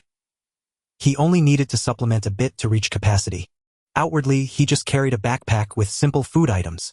Others wished they could carry several more backpacks to avoid going hungry in emergencies. Soon Chen Ye began his work of repairing vehicles. In no time, the 100 cars he found were restored by him, looking as brand new as if they had just rolled off the assembly line. Most of them were buses enough to accommodate everyone. The anomalous weapons consumed the energy of the sequence-awakened powerhouses and couldn't be used on them indefinitely. If they encountered aberrations, they would have to rely on these sequence-awakened powerhouses to fight. Expecting the ordinary survivors to handle it would only lead to total annihilation. It was far safer to form a convoy of vehicles. At the same time, Ye Zhen's status as the strongest under heaven was beyond doubt. The cube anomalous weapon carried so many survivors, constantly draining his energy, yet his combat prowess remained undiminished. Now it was even more remarkable. Ye Zhen had already subdued a second-order aberration, and was preparing to capture another to strengthen his power. Move out! At Mo Chu's command, hundreds of vehicles set off in a mighty procession. Returning to these familiar roads felt entirely different. It was the beautiful season of spring, their spirits were high and even the eerie atmosphere had lessened. Everyone ate food they once took for granted, now tasting like the most exquisite delicacies. Ye Zhen even enjoyed some soda along with the anomalous dishes made for him by Nyo Mimi. His condition was simply terrifying. How much further to Hope City? Only 100 kilometers left. A convoy was advancing toward Hope City. Its leader, a man in a cowboy hat, was inquiring of the deputy leader. The deputy leader was clearly an auxiliary sequence awakener possessing detection abilities. He had guided this convoy of 200 people to their current location. At the start, there were tens of thousands, but alas, only this many remained now. There were also quite a few sequence awakener powerhouses, 20 in total. However, most were only grade and grade. Only the deputy leader Lei Hong and the newly joined Zhou Bing were grade. The convoy leader Xia Baoqing was in a grade sequence awakener ranked 31st in the sequence. Why is there a mansion ahead? Suddenly a scout ahead discovered an anomaly and immediately reported it to the leader. Just then the mansion's door swung open. A bizarre figure emerged from within, waving at them. In an instant, the entire convoy vanished from the spot. Without any warning, this road was also the only route. Under the leadership of Mo Chu, a second-tier convoy leader, the convoy advanced toward Hope City, albeit with some close calls. Soon leader Mo Chu sensed a terrible crisis. Thus he immediately gathered all the sequence awakener powerhouses. Bad news. I sense that no matter which direction we take toward Hope City, it's perilous. Moreover, a horde of aberrations is following us, as if forcing us down this path. As Mo Chu spoke these words, the scene fell silent. Everyone knew his guidance was exceptionally accurate. Encountering such a situation today was certainly no trivial matter. Yet Ye Zhen was utterly unafraid, declaring arrogantly, "Forget about all that. Before me, Yi, they are nothing but chickens and dogs. Well, just crush them. Let's see how formidable these aberrations really are." He considered himself peerless and feared nothing. Moreover, displaying his strength before Lung Mengmeng was an act of absolute confidence. Seeing this, Lung Mengmeng turned her head away. Ever since that guy confessed and she rejected him, what happened? She couldn't shake him off. He constantly tried to catch her attention by flaunting his power. Nevertheless, Ye Zhen's strength was indeed inconceivably formidable. She admitted that for now she was not as strong as Ye Zhen. The others, however, wore slightly grim expressions. Leader Mo Chu's words indicated they were in serious trouble. The path ahead was locked. No matter where they went, they would be intercepted. This reminded them of the terror of the aberrant desert. They had barely escaped with their lives. Were they about to suffer again? Wang Li, being straightforward, responded, "Leader Mo Chu, why fear it? We're so strong. Let's just trample them flat." After advancing to the second tier, his strength had undergone earth-shattering changes. He didn't even take ordinary second-tier aberrations seriously. With his powerful transformation ability, he could go toe-to-toe with many aberrations. His recovery power had also become immensely formidable. The other first-tier sequence awakeners still had to defer to their opinions. As for the survivors, they followed behind. Even though there were many of them crammed into the buses, it was still quite decent. Before, many had been hiding and scurrying about, some on foot or at best riding bicycles. Those at the back of the convoy had it rough. They faced attacks from aberrations at any moment. After some discussion, Mo Chu ultimately approved Chen Ye's suggestion. That was for everyone to enter the whale fortress and charge straight through. After all, it had over 1,000 square meters of space. They could squeeze in for now. With the decision made, they acted immediately. Staying put would only attract more aberrations. Without hesitation, Wang Li activated the whale fortress. In an instant, he vanished and the whale fortress activated there. Mo Chu quickly shouted, "Everyone gather close." Yes. A bizarre scene unfolded. Hundreds of vehicles entered the whale fortress one by one, as if being devoured. They entered through its mouth. Even Yijin marveled. This whale fortress is quite interesting. His own Rubik's Cube wasn't bad either. However, as the main combatant, he couldn't waste energy on the Rubik's Cube. Once everyone had entered, the whale fortress floated forward toward Hope City. Sizzle. Before long, an ancient mansion appeared abruptly nearby. Those inside the whale fortress instantly understood that this mansion was no simple matter. Buzz. Before they could react, an aberration waved its hand, pulling them all into its domain. Chen Ye's head was buzzing. When he woke up, everything was different. Damn, where is this? A massive ancient mansion loomed before him, surrounded by eerie mist. It seemed only this path was available. The others who had been inside the whale fortress artifact were now nowhere to be seen. An aberration capable of this was undoubtedly an extremely troublesome foe. His face was filled with vigilance. He observed every move around him. The mansion's door was wide open, as if it had been prepared for him, waiting for him to enter. As the mist grew thicker and the chill more intense, Chen Ye realized that if he didn't enter, he would be in trouble. So he strode directly into the ancient mansion. Upon entering, the first thing he saw was a large red coffin conspicuously placed there. It seemed as if it had been prepared for him in advance. His head felt like it was exploding and his heart pounded wildly. Having just advanced to the second tier, his strength had grown terrifyingly. Especially the ability granted by the red dress bride aberration, which allowed him to escape unscathed from most situations. His form could become completely intangible, immunizing him against the surprise attacks of most enemies. After reaching the second tier, he had gained several more abilities, which was incredible. As the number 1 grade sequence, he wasn't so easily taken down. Boom! He kicked the coffin lid open. Inside, an aberration wearing burial clothes stood up straight. Roar! Without hesitation, it charged directly at Chen Ye, its movements simple and unadorned. But its power was immense. Crash! Chen Ye was sent flying by the blow, crashing into the wall and forming a human-shaped crater. At that moment, he finally noticed something was wrong. All his artifacts had disappeared. He was left with only his own body to fight the enemy. So he turned and fled. The burial-clothed aberration pursued him relentlessly, as if it would never stop until he was dead. He hadn't expected to encounter such a terrifying aberration that made his scalp tingle. The ancient mansion was still quite large. He crossed the courtyard and entered the main building. Everywhere was dilapidated. But without any artifacts, he could only rely on his powerful physical strength to contend with the enemy. This burial-clothed aberration was peculiar. Its combat power was frighteningly high, yet it had no other special abilities. Its speed was neither fast nor slow, just enough to chase him. Soon he ran toward the second floor. Just as he reached a corner, he stomped hard, breaking through the floor. He leaped upward. Boom! Caught off guard, the burial-clothed aberration fell to the ground below. Then an incredible scene unfolded. The burial-clothed aberration split in two, becoming two identical creatures that climbed up from pillars on either side. They moved eerily like spiders. What the hell? Is this never going to end? One was already troublesome enough, and now it had inexplicably become two. Was this double the trouble? Sensing something was wrong, he had to find the pattern and get out of here. Otherwise, the burial-clothed aberrations would only multiply, and being worn down to death here would be unbearable. Apart from Chen Ye, who was being hunted by the shroud-wearing abomination, the others were in the same predicament. Especially the ordinary survivors, who vanished in an instant upon being touched by the creature. They transformed into coffins, further enhancing the eerie strength of the ancient mansion. Within Hope City, an armed helicopter was flying toward this direction.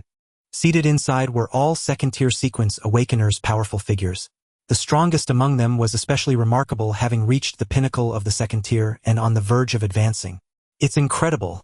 We've actually been sealed off by that damned abomination. How are the convoys supposed to reach us? We must eliminate it. The strongest declared. Elder Chen, it all depends on your prowess. Several squads went to investigate and didn't even have a chance to send word back before they were wiped out. All of us top experts are going all out against this abomination. If this continues, it will devour the entire Hope City. Exactly, we can't just sit and wait for death or we're doomed. As the armed helicopter reached its designated target, the group sensed the terrifying aura of the abomination. The most obvious sign was the shroud-wearing abomination waving at them. Humph! Elder Chen leaped directly from the helicopter. The others followed in succession. Unlike Chen Ye and his group, they all gathered together and entered the ancient mansion. Thousands upon thousands of coffins lay before them, a sight that made one's scalp crawl. Elder Chen, these coffins. Indeed, this is the coffin abomination's trick. The 5 of them were all there. The one piloting the helicopter was a young man in white. This group of 5, comprising old and young men and women, had no weaklings among them. Ah, they're starting to move. At Bai Jie's exclamation, everyone's gaze shifted. True enough, all the coffin lids flipped open on their own. It was enough to make one's hair stand on end. Elder Chen was the 3rd-ranked class sequence, Ghost Expeller. Their mission was to subdue this abomination. This abomination so powerful would become the ultimate trump card in his hands. He was the strongest sequence awakener in all of Hope City. He was Hope City's greatest assurance. The city housed 100,000 survivors and over 100 sequence awakeners. It was truly extraordinary. In an instant, the shroud-wearing abominations sprang up, charging straight at them. Attack! At Elder Chen's command, everyone unleashed their abilities. He expelled the abomination's domain from their vicinity, allowing them to use any technique. They were all fully equipped with their own ghost tools. Elder Chen stood still, focusing entirely on maintaining the area around them. Bai Jie and the others dared not waste a moment and began to fight. Bai Jie and the rest were all A-rank sequence awakeners, exceptionally formidable. She wielded a pristine white sword and swung it. In an instant, the sword blazed with white light. As she slashed forward, a snowy crescent flew forth, and any shroud-wearing abomination it touched dissipated like snow under the sun. Beside her was a young man named Ma Jun, holding a long spear. He thrust forward, instantly generating hundreds of points of light. The shroud-wearing abominations, hit by them, burst into flames and vanished. Next to him was a middle-aged man who transformed into a towering inferno giant, dozens of meters tall, unleashing flames and swinging his fists. The shroud-wearing abominations fell in droves. The last one was a young boy playing with a game console. On the screen, numerous red dots appeared, and he destroyed them all. The shroud-wearing abominations before him also vanished inexplicably. His name was Zhao Yiming. In an instant, the area around them was cleared of the creatures. But unexpectedly, the now empty coffins closed again. Then they reopened, revealing thousands upon thousands more shroud-wearing abominations. At this moment, Elder Chen's face darkened and his voice was filled with rage. This damned beast. How many people has it killed? He knew clearly that these shroud-wearing abominations were all born from slaughtered ordinary survivors. A bell-shaped ghost tool appeared in his hand. Ding-a-ling. As the ghost tool's effect activated, the thousands upon thousands of shroud-wearing abominations that had just stood still all froze. In an instant, they turned to ash. At that moment, the ancient mansion's doors swung open, as if another world lay within. Let's go. Let's go meet this damned beast. Yes. Led by Elder Chen, the 5 of them advanced into the eerie mansion. As they entered, the scene warped and twisted, the space distorted. Inside was not the interior of the ancient mansion at all, but a tranquil little village. However, all the inhabitants were ancient people. Not a single modern soul. The buildings were crude thatched huts and stone houses. It was utterly bizarre. Their arrival seemed to break something. Chen Ye also appeared here inexplicably, and all his possessions returned to him. He could use ghost tools and abilities again. Besides him, several others arrived: Yizhen Mo Chu Wang, Li Lung Mengming Gu Qinghan, Wenfang Tuo Belangyu, and Fan Ruoruo. Then Niu Mimi, who had lost both legs, and Mo Lao, missing an arm and a leg, tumbled down before the crowd. There was no one else. Damn it! Yi Zhen, seeing his 2 underlings in such a miserable state, was furious and rushed over. What happened? He demanded angrily. Boss Wuwu, I thought I'd never see you again.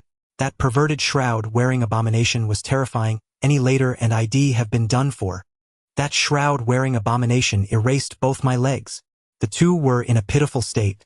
When Fong walked over and began to heal them. Her ability was quite interesting. She could even restore their obliterated limbs. Water, as if imbued with spirit, flowed around them, and they were completely healed. But the cost was staggering. Over 3,000 people, including several sequence awakeners, were all gone. For now, there was no time for grief. Elder Chen was thrilled to see so many sequence awakeners. I am the chief sequence awakener of Hope City. You may call me Elder Chen. Welcome to Hope City. His words left everyone astonished. They hadn't expected that their rescuers were the sequence awakeners from Hope City. Had he not come, the group would have been in dire straits. This was clearly a terrifying rule-based abomination with its own domain, extremely troublesome. It had occupied the outskirts of Hope City, lying in wait for prey like a buffet. After a round of introductions, they gained a rough understanding of the situation. The fact that Yi Zhen ranked second in the sequence left Elder Qin and the others utterly astounded. Having such a talent join their ranks was nothing short of a blessing. Yet the tragic deaths of over 3,000 people evoked deep regret. Alas, the apocalypse was merciless. They also learned that Hope City was a colossal mobile city forged from strange artifacts. Unfortunately, it had been trapped by this eerie entity. Now even moving it was a formidable challenge. Eliminating the burial shroud entity became the paramount mission. Moreover, trapped here, they could only escape by defeating it. Otherwise, they would be devoured by its domain and transformed into entities themselves. And within this domain, strange creatures were undoubtedly abundant. Such was the terror of entities possessing a domain. With each added entity, the domain expanded, infinitely growing ever more fearsome. Upon hearing Elder Qin's words, everyone couldn't help but think of the strange desert, surely ruled by a rule-based entity. With a domain at its disposal, it could do as it pleased. Back then, finding a way out had been an arduous ordeal. Mo Chu also recounted the events of the strange desert to Elder Qin and the others. They all sighed in lament. For humanity to contend with such terrifying entities in their quest for survival was an excruciatingly difficult endeavor. Alright, everyone, ahead lies the core region of this domain. Let's move together and find a path to survival. Based on their analysis, the burial shroud entity had likely just advanced to the second tier, or else its domain wouldn't be so small. The difficulty wasn't insurmountable. Even a few first-tier individuals had managed to survive. I want to see what these damned creatures are all about, daring to harm so many of my brothers. They deserve to die. Death is too good for them. With that, Yi Zhen strode to the front, summoning his second-tier entity. 10 first-tier entities encircled him in a rotating ring of light. Golden radiance blazed around him, his flamboyant attire making him resemble a grand general. He marched forward with an air of invincibility, exuding the arrogance of one who answered to none but heaven. He unleashed his power without restraint. The onlookers were dumbfounded. His audacity was almost too much. Bai Jie, who looked barely over 20, covered her mouth and said, "Is this guy always this bold?" She couldn't fathom someone so unafraid of death, or rather so flamboyantly suicidal. Mo Lao, ever the sycophant, praised his boss. This is our leader. Yi Zhen is unfathomably strong. In his eyes, all entities are mere trash chickens and dogs. Easily dealt with. Just you wait. With that, he dashed after him. Wait for me, Boss Yi. Your might is terrifying, your aura like a rainbow. Before you, all entities are but dirt. Dispelled with a wave of your hand. An endless stream of flattery poured forth. The more Mo Lao praised, the more ferocious Yi Zhen became, as if growing infinitely stronger. Nyo Mimi followed closely. Boss Yi is mighty. Boss Yi is awesome. Entities scurry and crawl. Such a bizarre spectacle left not only Elder Qin's group, but even Mo Chu and his companions somewhat speechless. They had to explain, "We've only known him for a few days, not well, but the kid is indeed formidable." At this, Elder Qin chuckled, "Awe-inspiring youth." With that said, what had to be faced still loomed. Everyone surged forward together. They confronted the eerie village.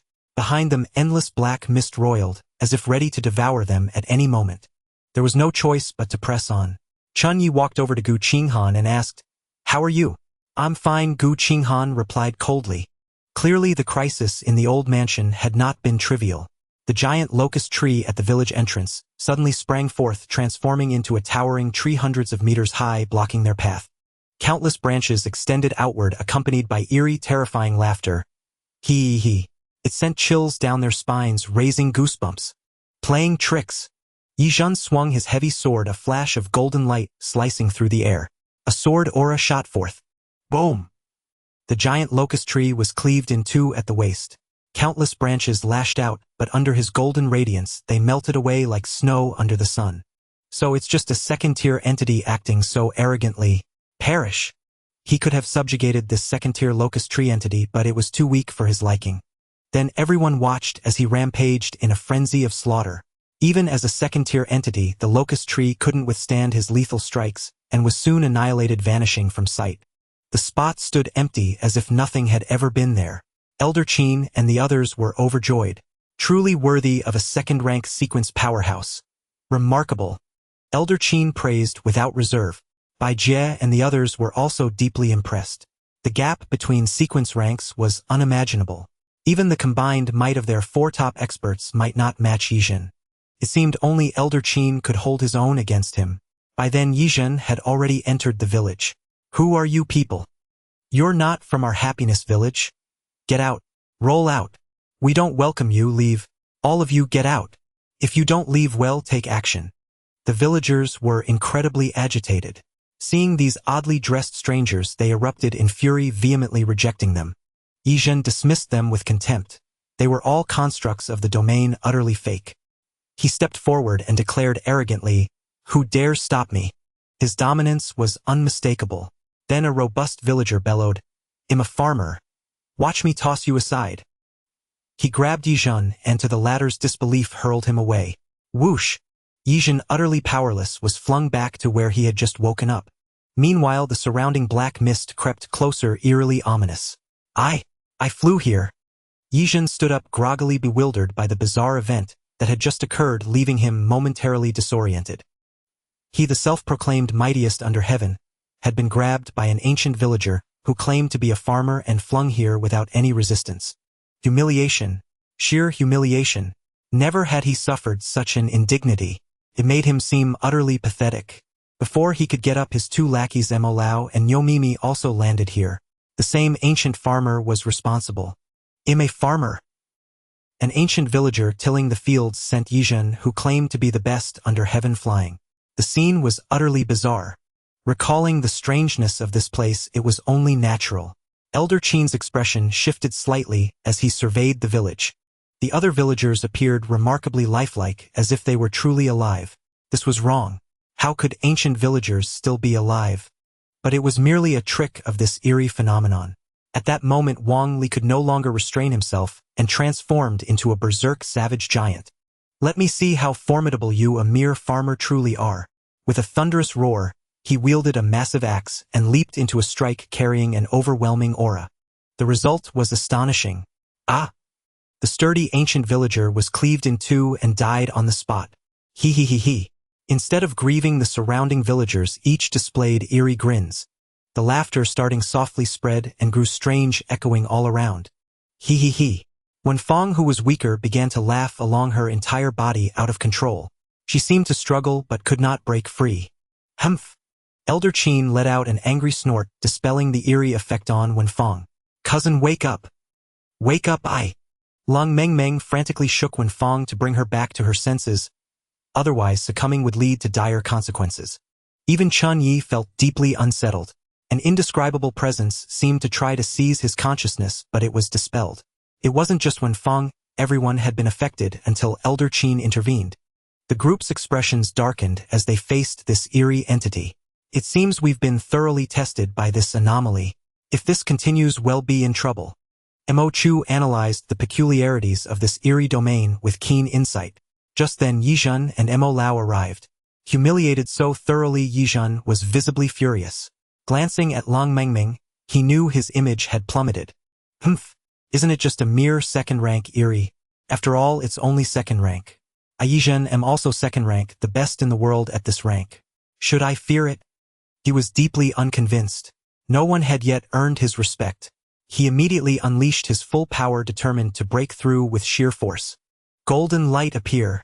Golden radiance blazed around him, his aura unparalleled. He also summoned the Rubik's Cube, which transformed into a dazzling golden mecha, flamboyantly ostentatious. Again! Shouting loudly, he shot forward like a cannonball. An astonishing sight unfolded. Yizhen's charge, by sheer luck, shook the eerie domain, violently forcing the true master of the domain, the Shroud Eerie, to appear. At the village center stood a towering red coffin, jarringly out of place. Such burial customs were abnormal, but then again it was an eerie entity. It was inherently abnormal. Simultaneously, a spine-chilling scene emerged. 10 second-rank eeriest materialized out of nowhere, as if welcoming the domain's master. It was hair-raising. Elder Qin remarked calmly, "Good, most of the eeriest are here. To survive, we must eliminate them all." His tone was relaxed, as if the opponents were not particularly formidable. The others grew vigilant. There weren't just 1 second-rank eerie but 11. And they weren't ordinary second-rank eeriest. The weakest were elite level. It was deeply unsettling. A single glance at some Eeriest caused mental distortion. Thus Elder Chen declared, "These second-rank Eeriest will be handled by us second-rank Sequence Awakeners. The rest of you support each other and avoid being corrupted." Understood. When Fong and the other first-rank Sequence Awakeners nodded. This was no time for bravado. A single misstep could mean their end. Seeing his attack succeed, Yizhen gloated, "Ha. I told you I'm the best in the world. You damned Eeriest dare humiliate me. Disgrace me. D." He brought down his heavy sword with crushing force, aiming directly at the Shroud Eerie. Bang! At that moment, one of the 10 second-rank Eeriest, a headless being with 8 arms, each wielding an ancient sword, effortlessly blocked his attack. Roar! An eerie roar emanated from an unknown source. Its 8 arms swung the swords, simultaneously chopping at Yizhen like mincing meat. The headless Eerie stood 5 meters tall with 8 arms, and a cyan-gray body covered in shackles resembling a heinous criminal. Yet it was incredibly powerful. Despite Yizhen's sharp tongue, he could only defend passively for the moment, unable to break free. Elder Chen moved with the others. Chen Ye targeted an Eerie holding a pipa, his chosen prey to devour. He struck without hesitation. Go! Spiderwebs spread, layering 10 times. After advancing to second rank, he could release 20 webs. He had only used half. He stopped not because he couldn't continue, but because the target was already bound and temporarily immobile. This was the perfect opportunity. He activated all his Eerie artifacts. Concealing his strength in such a situation would be suicidal. He had to eliminate the enemy's forces quickly, or they would be surrounded and doomed. D. His physical strength had become monstrous after devouring 3 first-rank Eeriest, stacking all their power onto himself. After advancing and using amplifying Eerie artifacts, he had become terrifyingly strong. He swung the soul-calming Tang blade at the Pipa Eerie. Buzz! Unexpectedly, the Pipa Eerie plucked its instrument, unleashing a deadly sonic attack that shattered the web and targeted Chen Ye. Boom! The immense impact slammed Chen Ye deep into the ground. Impressive. It's no ordinary foe. If it had been a common second-rank Eerie, his soul-calming Tang blade would have struck, allowing him to dominate. The others also found their respective opponents. The battle was exceedingly spectacular. The 5 led by Elder Chen and the 5 led by Mo Chu were all second-tier Sequence Awakeners. Especially Elder Chen, who fought against a Shroud Aberration and a Faceless Aberration simultaneously without showing any signs of weakness. His attacks caused the entire dark mist space to tremble violently.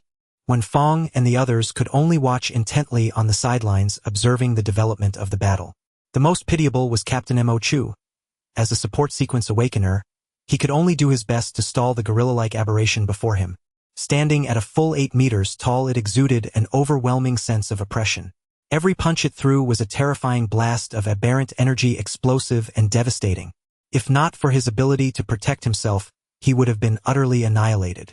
He had no choice but to activate his ability, summoning bubbles to trap it repeatedly.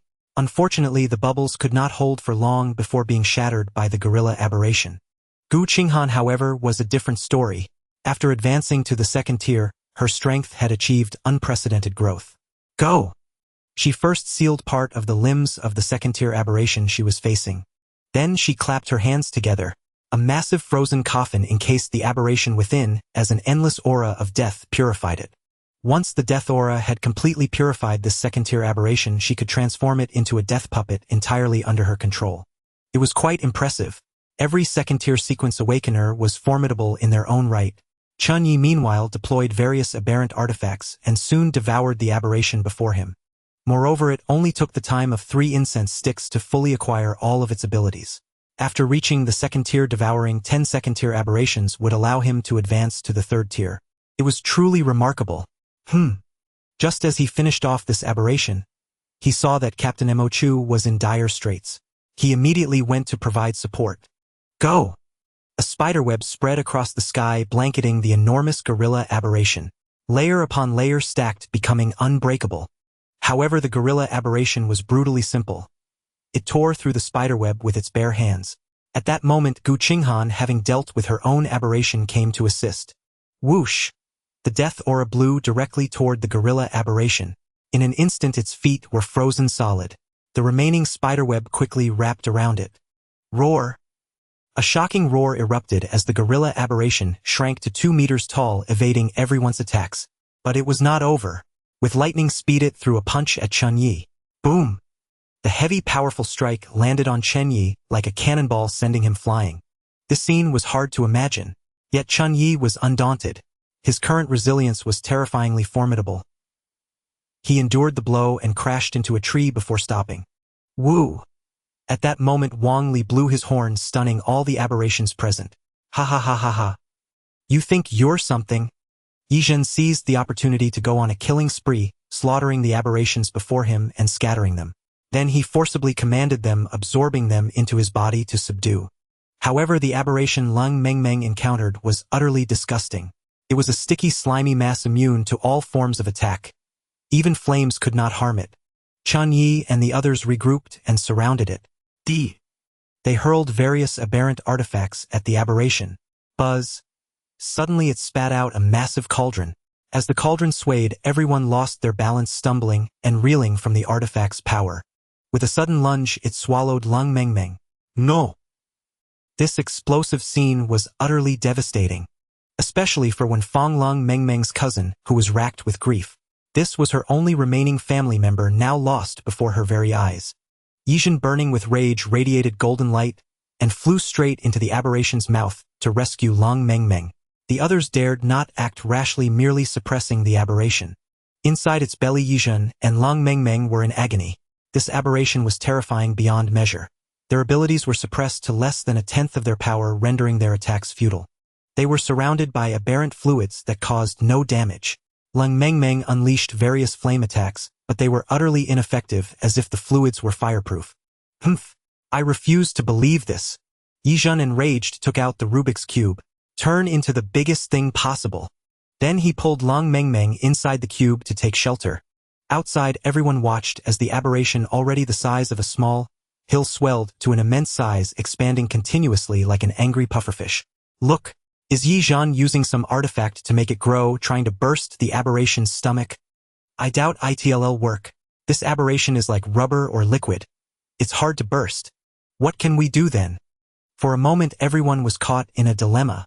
Bai Jie and the others, having dealt with their own second-tier aberrations, gathered at the scene. They could not assist Elder Qin in his battle with the two aberrations for now, as the fight had moved into a strange pocket dimension, making it impossible to approach. Otherwise, entering would subject them to immense pressure, potentially killing them instantly. They had to first help the Sequence Awakeners, who had come to seek refuge in Hope City. Let me. Zhao Yiming stepped forward confidently. He wielded his game console, activating his ability to designate this aberration as the target to conquer. Immediately, the aberration's form appeared on his screen. Holy shit! Zhao Yiming cursed out loud. His green dot was the size of a grain of rice, while the enemy was as large as a pea. A clear disadvantage. He quickly said, "Everyone attack together and cripple it. The ones inside are safe in a Rubik's Cube. Don't worry." Hearing this, everyone's expressions shifted slightly, turning into sinister grins. Oh, is that so? Then this will be easy. This thing thinks it's something special. Let's destroy it. No time to explain. Let's show it what true terror really is. What followed was a true beating for the liquid aberration. Seeing that their comrades were unharmed, Chen Ye and the others held nothing back. They struck with full force immediately, especially the two who had transformed. Their attacks were fierce beyond measure. Even Captain Mo Chu unleashed several bubble bombs against the creature, each explosion rivaling the power of a fragmentation grenade. Within the cube space, Yi Zhen appeared to be thoroughly enjoying himself, spending time with the young lady Lung Mengmeng. By the way, I forgot to ask you, do you like flowers and butterflies? Yi Zhen asked a strange question, leaving Lung Mengmeng speechless. Do you think you're very handsome? With an innocent expression, Lung Mengmeng inquired. Yi Zhen, seeing her like this, wore a smug look. He liked this version of Lung Mengmeng. Of course. Am I not handsome? Despite his appearance with one eye blinded, half of his teeth broken, a missing left hand, and several toes gone, he shamelessly attempted to impress Lung Mengmeng. Not handsome. In fact, very ugly. Her blunt words pierced Yi Zhen's heart instantly. How could she say that? Not even trying to hide her disdain. But oh, how he liked it. Yi Zhen clung to Lung Mengmeng like a stubborn adhesive. Nyo Mimi's strange vegetables can cure these side effects. What are you worried about? Just say I'm handsome. He couldn't stand others saying he wasn't handsome, not even Lung Mengmeng. But Lung Mengmeng was also a stubborn character. I say you're not handsome, so you're not handsome. It can't be changed. Woo woo woo. Just say I'm handsome, don't make me beg you, come on. The atmosphere in the cube was still relaxed and carefree. This indicated that this strange entity had no way to deal with them. Outside, Chen Ye and others charged in. The Jinhuan Tang Dao looked into the fray but was as ineffective as a stone sinking in water. The attacks from the others were similarly futile. Only Gu Qinghan's abilities had some effect. Pong! One strike hit the liquid entity, causing damage. It's effective. It seems only Gu Qinghan can deal with this entity. Captain Mo Chu immediately realized this and called for everyone to stop their useless efforts. Clearly Gu Qinghan's powers had provoked a reaction from the liquid entity. Hiss! Its massive form shot out countless liquid spears towards the group. The power was astonishing. Pong! The spears plunged deep into the ground. If hit, it would be disastrous. Captain Mo Chu promptly cast a safety field. Hurry in. Okay. The group quickly dodged into the safety field's range. Countless liquid spears struck the field, unable to breach the defenses, creating numerous light points. Bai Jie, Ma Jun, Li Shuai, and Zhao Yi looked on in admiration. I didn't expect the captain's abilities to be so impressive, able to survive out here. It's truly remarkable. Exactly, and it can shield against the entity's perception. What a great ability. If this could combine with our Hope City, it would be perfect. Compared to their ease, Captain Mo Chu appeared slightly strained. The liquid entity had preemptively locked onto them, making it impossible to conceal their presence, forcing them to endure. With his just advanced strength, he couldn't last much longer. Gu Qinghan prepared to act, take advantage of the enemy's downtime to rescue Yizhan and the others quickly. Yes. Gu Qinghan did not hesitate. At this moment, Chen Ye stood beside her. Don't worry, this time I will act with you.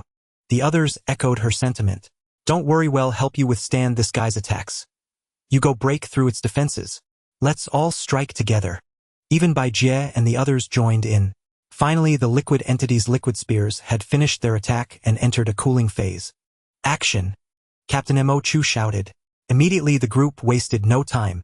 Various strategies were deployed, and the liquid entity suffered a comprehensive assault. Rumble! These attacks were powerful, but unfortunately the entity was liquid and easily neutralized them. Only Gu Qinghan's attacks could effectively harm it. Death Gun! As her death energy coalesced, a long spear formed over 10 meters long, pitch black and ominous, ready to devour its target. It aimed directly at the liquid entity, unleashing a terrifying sound as it pierced the air. Whoosh! At that moment, the liquid entity had no time to react. It had been deceived by the group's attacks. The death spear struck the liquid entity directly. Sizzle! Indeed, any attack that was ineffective against the liquid entity met its death energy, causing it to wither and dissolve. A huge hole was torn open. The death spear exploded, creating a massive cavity in the liquid entity's body. Yizhan within the cube also felt this and wasted no time, directly controlling the cube to fly out and join the others. As the two emerged, everyone gathered around. How are you, Yizhan Lung Mengmeng? Are you all right? Of course I am, Yizhan, the #1 in the world. How could anything happen to me? Wasn't that a joke? I'm fine. Yizhan came out boasting incessantly, showing no sign of the earlier struggle against the liquid entity, as if victory was assured. Long Mengmeng moved away from Yizhan and ran to Gu Qinghan's side. Go! Gu Qinghan summoned the death puppet. The coffin opened, revealing a mechanical-like body. A blue ice zombie form, extraordinarily powerful. Roar! With a bellow, it charged straight at the liquid entity, ready to tear it apart. Woo-woo! As the liquid entity screeched, its body was torn apart. One could only imagine its fate. In a matter of moments, it was overtaken and killed by the death energy. Everyone breathed a sigh of relief. Captain Mo Chu said, "It appears that only the two entities that Old Qin is dealing with remain, especially that coffin entity. I wonder how the battle is going." His tone clearly showed concern. In the domain of the coffin entity, it was evident that everyone was under severe pressure. Facing this entity, one could wonder if Old Qin could hold out. Little did they know Bai Jie, and the others smiled and said, "Don't worry, Old Qin is our ace in Hope City. His combat power is unparalleled. If he can't handle it, we're truly in trouble. Don't worry, Old Qin has eliminated 99 second-tier entities. Trust him. Exactly, Old Qin is about to advance to the 3rd tier. He is invincible." These people were utterly confident in Old Qin's strength. Even an entity possessing a domain could not possibly be his opponent. Just as everyone was caught off guard, a violent spatial tremor occurred, and Elder Qin's figure appeared on the scene. Elder Qin! Bai Jie and the others rushed over to greet him with delight. However, what followed was a colossal blood-red coffin that descended from the heavens, hurtling straight toward the crowd. Everyone attacked together. Elder Qin's expression turned slightly grim. Clearly, this shroud abomination was no simple foe. Even Elder Qin, a powerhouse with 1 foot already in the third order, could not vanquish it. Captain Mo Chu also shouted, "Make your move!" They knew full well that this shroud abomination was extremely difficult to handle. Especially here on its home turf, the battle was even more arduous. The shroud abomination appeared atop the coffin, standing upon it like an immense mountain, pressing down on the group with overwhelming pressure. Hee. An eerie laughter pierced through, echoing in everyone's ears. The sound carried a terrifying, formidable power. "Laugh at your mother!" Yizhen immediately cursed. In an instant, a second-order abomination and 10 first-order abominations gathered around him. A radiant golden light blazed forth. His heavy sword pointed straight at the enemy. He unleashed all his abilities at once, and the magic cube transformed into a massive hand, reaching out to seize the coffin. Chen Ye also felt an immense sense of oppression at this moment. The towering blood-red coffin and the laughter ringing in his ears continuously suppressed them. Each of them unleashed their full arsenal. At last Elder Qin could exert his full strength. He shook his bell, instantly breaking the abomination's eerie laughter. A colossal white figure emerged from the bell, growing larger and larger as it stepped forward to halt the descent of the blood-red coffin. Humph! This shroud abomination hasn't been in its advanced form for long. Its true menace lies in its domain, which has thwarted me time and again. Now I finally grasped its true body. Elder Qin unleashed his power with a sudden surge. An overwhelmingly fierce aura burst forth from his aged frame, shocking to behold. The others were all knocked back by the force of his aura. This Elder Qin is truly extraordinary. Chen Ye exclaimed in astonishment. Bai Jie smiled and explained to him, of course, Elder Qin is incredibly formidable. He's the ace of Hope City. That's right, Bai Jie speaks the truth. None of us together could match Elder Qin. It's thanks to him that Hope City remains safe. Look, a rift has opened in the black mist above.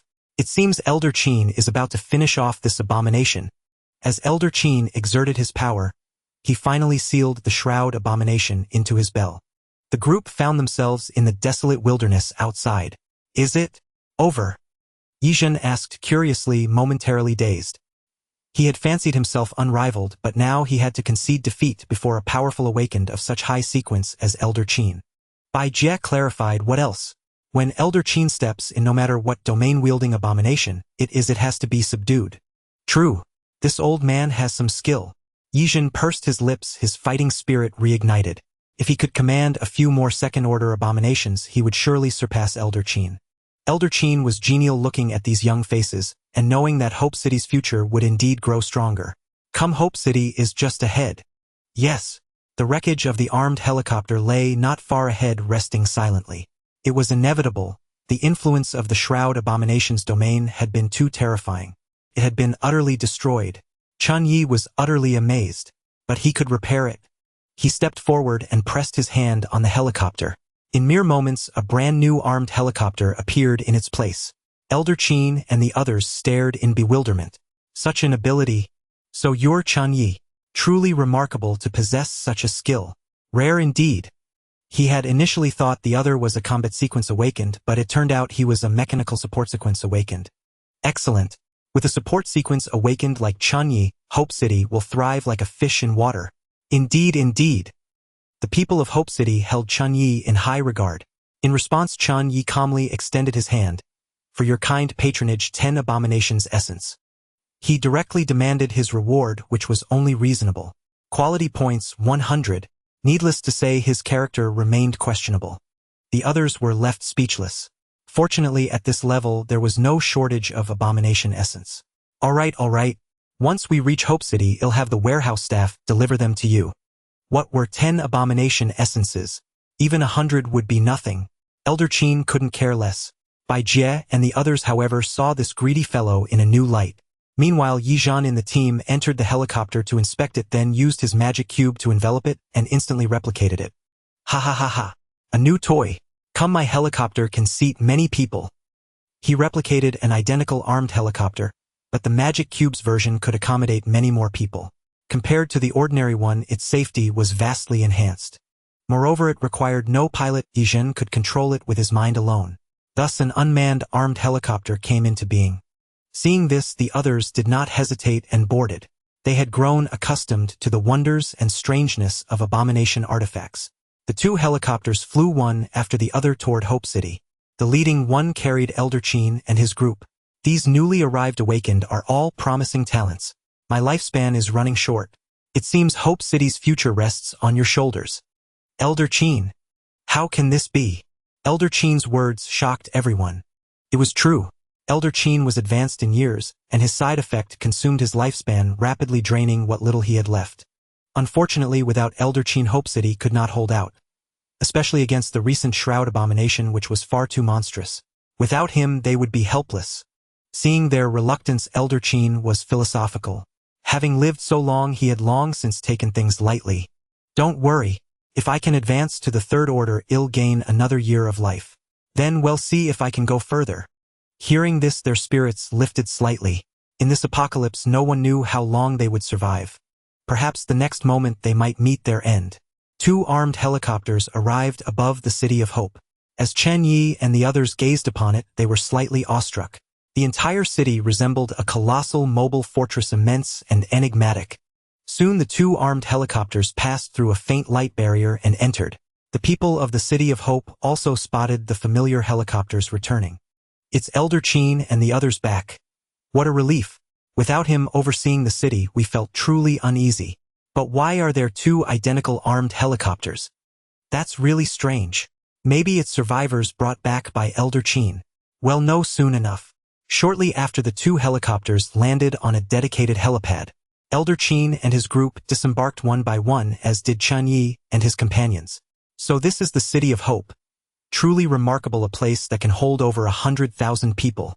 Indeed. Seeing so many people is simply unbelievable. It's a pity for those survivors who couldn't make it here. Chen Ye Mo Chu Wang Li Zhen Lang Mingming Gu Qinghan Wen Fang Tuoba Lang Yu Fan Roro Mo Lao and Yo Mimi, 11 of them, had survived to reach this place. Such was the terror of the apocalypse. Death lurking at every moment. Elder Chen said to them, "Come with us to meet the city lord." Very well. It must be said that the City of Hope was astonishingly vast. Its various districts were beyond belief. In some areas, people were tilling farmland, and then a high-ranked sequence awakener directly used their ability to make the crops grow rapidly. Elsewhere, they raised chickens, ducks, cattle, and horses. No simple feat. Thousands of soldiers armed with guns and ammunition stood guard. It gave a strong sense of security. In reality, firearms and bullets were only a threat to humans. Against the aberrations, they were nothing more than firewood. Aberrations possessed special abilities that allowed them to directly nullify attacks from ordinary weapons. Unless the attacker was a sequence awakener who could channel energy into those weapons. Just like Tuoba Lengyu, who used her ability to control ordinary spears by infusing them with her power, enabling them to harm aberrations. Entering the castle interior under the watchful eyes of many soldiers, they came before the City Lord of Hope. Chen Ye saw a woman in red wearing a crown seated high on a throne like a true queen. Elder Chen introduced them, "Your Majesty Queen Xiao Xiao, these are Captain Mo Chu Yizhen, ranked second amongst class sequence awakeners, and Yo Mimi. They have all come to join the City of Hope." Along the way, he had briefly mentioned the city's situation. The entire City of Hope was a sinister artifact, a highly ranked one with severe side effects. Moreover, this artifact belonged to Queen Xiao Xiao, the rest were newcomers. Queen Xiao Xiao was at the second tier with average combat prowess. A semi-support sequence awakener. "Welcome all of you to the City of Hope. You must be exhausted after these days. Treat this place as your home. Everything you need is here." Queen Xiao Xiao was delighted to see them. Elder Chen had dealt with the threats surrounding the city, ensuring its safety. There was no need to live in constant fear. With 11 more sequence awakeners, joining the City of Hope would grow even stronger. "Greetings, Your Majesty." Greetings. Since they were here, they chose to settle in, most unwilling to stir trouble. Yet among the group there was one troublemaker. Yizhen, the leader, was far from convinced. He shouted, "Why should you be the queen, sitting on such a dazzling throne? I won't have it. I want to be the great King Yizhen." Yizhen's words enraged Queen Xiao Xiao. She had saved someone who now coveted her throne. Unacceptable. Yet this man was far too powerful. She could hardly defeat him with her own strength. So she directly ordered, "Elder Qin, expel this man.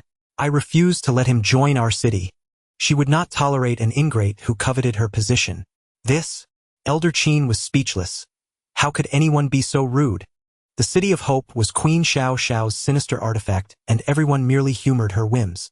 Over 100,000 survivors needed a leader, someone to provide spiritual support. Queen Xiao Xiao precisely needed that energy to flow into the city, enhancing its defensive capabilities. Seeing this, Bai Jie quickly interceded, "Your Majesty, Queen Xiao Xiao, this Yizhen is of a high sequence rank and doesn't know his place. Let us speak with him." She hurriedly replied to the queen, and then whispered something in Yizhen's ear. The others sensed there must be a reason behind it. Queen Xiao Xiao dismissed it with disdain, her queenly arrogance making her look down on everyone. She picked up a grape from the fruit plate before her and began eating.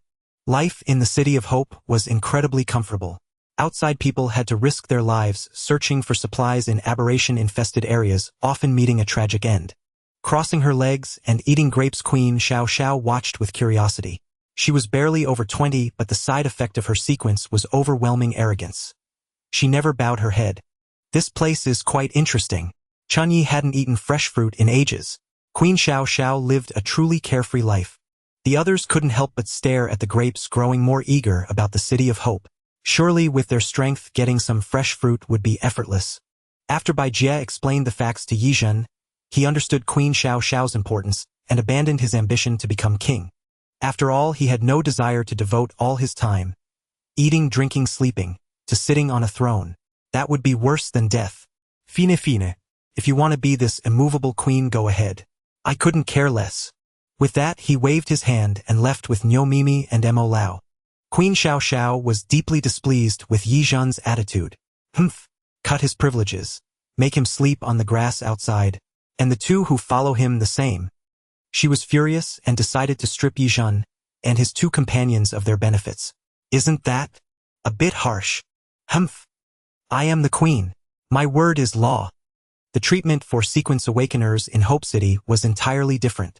For a sequence awakener of Yizhen's caliber, they were directly assigned a small castle complete with survivors willing to work for points to attend to his daily needs.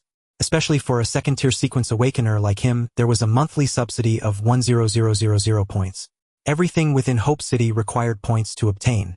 Rare items could also be exchanged through barter. As for first-tier sequence awakeners, they received a subsidy of 10,000 points. Now Queen Xiao Xiao had directly revoked the privileges of Yizhen, Niu Mimi, and Mo Lao, reducing them to the most ordinary existence in Hope City. Even the survivors had a minimum living allowance of 10 points per day. With 10 points, they could go to the city's exchange center to get food and water. To eat better, one had to seek work posted in the city. It was all about ambition. As for sequence awakeners, they could undertake corresponding tasks based on their abilities to earn high points. Anomalous artifacts could also be purchased with points. The entire point exchange system in Hope City was quite comprehensive.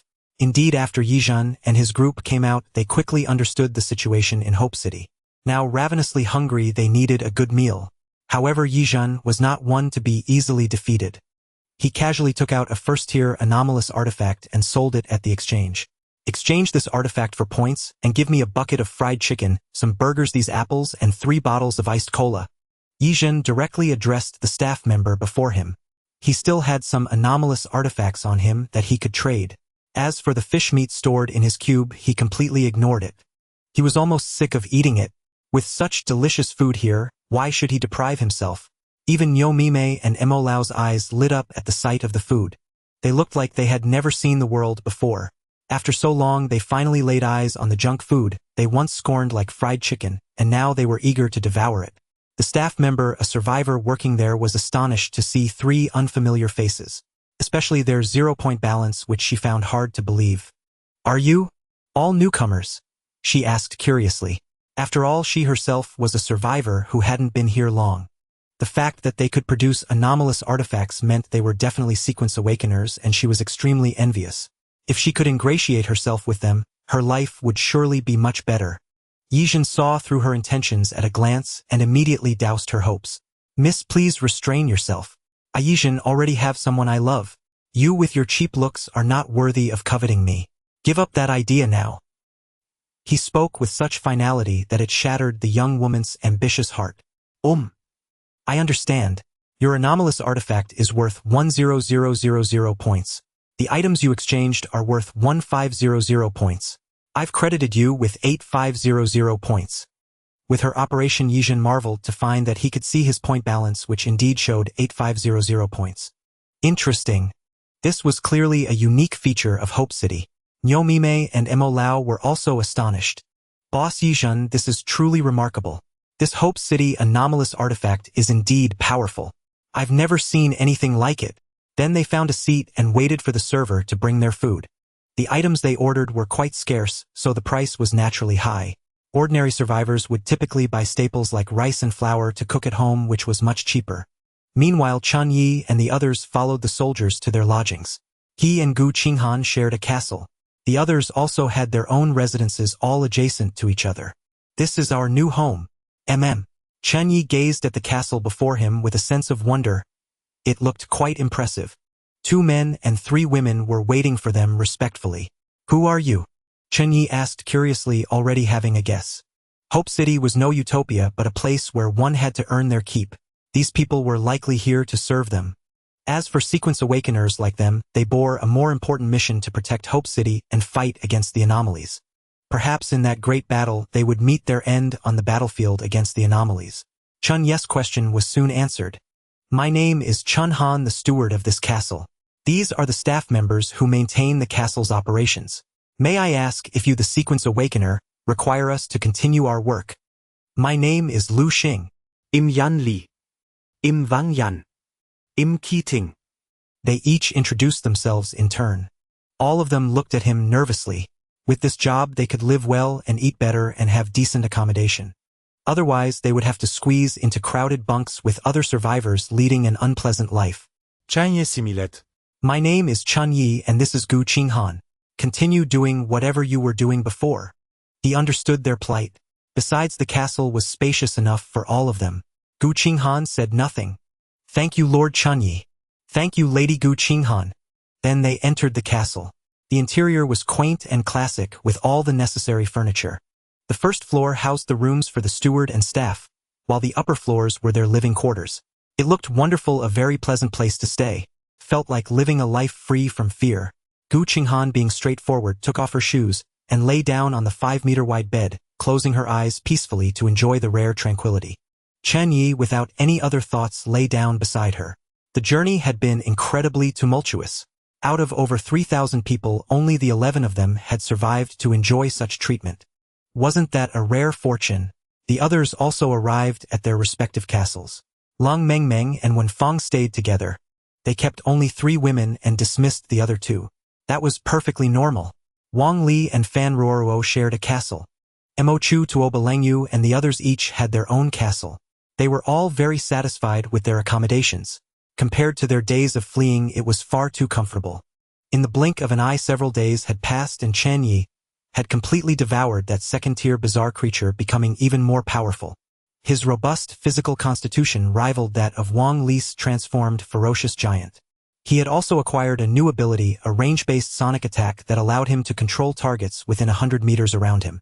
Life in the City of Hope had been quite pleasant these days. There were exchange spots nearby where all sorts of food could be purchased. There were over 200 Sequence Awakened ones living here, especially more than 20 strong ones ranked within the top 100. They resided within the bizarre structure of the City of Hope, which appeared quite enormous. Once outside, one would discover that the entire City of Hope resembled a moving castle. The area it occupied was not large and was still in motion. Soon they approached a small county town. Her Majesty Queen Xiao Xiao was the master of the City of Hope and promptly issued a task. Search for supplies in the small county town. Eliminate the bizarre creatures there. After all, there were over 100,000 survivors in the City of Hope, and the consumed resources were indeed vast. Relying solely on the self-sufficiency of the City of Hope would be utterly impossible. The main objective was to locate large supermarkets and granaries. Additionally, various supplies needed replenishing. Chen Ye had just accepted the task and was ready to search for the next bizarre creature to devour. In this apocalyptic existence, one must advance or risk falling behind. The bizarre creatures were growing stronger, and if the Sequence Awakened ones did not improve, they would be consumed by the bizarre. In the small county town, a man carrying a backpack arrived. The newcomer was none other than Chen Ye. He chose to explore towards the north of the town alone. According to Mo Chu's investigation, there didn't seem to be any significant dangers in this small county town. Thus his movements were quite free. However, there was a subtle danger to the north, likely hiding some hidden threats. In response, Chen Ye certainly took action. The entire small county town was eerily quiet, as if all humans had vanished overnight. It had turned into the territory of bizarre creatures. Holding the soul-suppressing Tang Dao, he swaggered down the street. Most of the food and vehicles from the system space were left within the castle. This was necessary to search for supplies and store them. He only took the Doomsday Rapid Response pickup truck and a regular SUV along with a small room's worth of food and miscellaneous items. This was to avoid unexpected situations. It's better to be prepared. The bizarre creatures showed no interest in human possessions or food. What attracted them was the consumption of flesh. With his arrival, the bizarre creatures were also stirred into action. A massive pig-faced bizarre creature wielding a butcher's knife charged towards him. Clearly, it had not encountered flesh for a long time, and Chen Ye's arrival drove it utterly insane. The enhancement and advancement of these bizarre creatures were inseparable from the consumption of large amounts of flesh, especially the sequence awakened ones, which served as a great tonic for them. This could rapidly enhance their strength. No wonder encounters between the two sides often ended in a fight to the death. The pig-faced bizarre creature stood at least 4 meters tall, its body trembling with fat, making a considerable noise as it ran, and its butcher's knife was no ordinary bizarre item. Thus it charged fearlessly at Chen Ye. If it could succeed, it would grow stronger, driven by its insatiable thirst for flesh. In response, Chen Ye remained calm and unhurried. As a second-tier sequence awakened one, he was eager to test just how powerful his physical strength had become. Bang! The soul-suppressing Tang Dao struck, fiercely colliding with the pig-faced bizarre creature's butcher's knife. A violent clash erupted between the bizarre items. There were no sparks flying. Instead, it was a collision of bizarre energy. These bizarre items could not be completely destroyed, but they could be damaged, rendering them temporarily unusable. The soul-suppressing Tang Dao in Chen Ye's hand significantly increased his combat power, directly overpowering the pig-faced bizarre creature's butcher's knife, causing the energy within its blade to continuously dim. Having devoured for bizarre creatures, Chen Ye's strength reached a terrifying level. Boom! The pig-faced bizarre creature barely held on for less than a second before it was sent flying. It showed no signs of retaliation at all.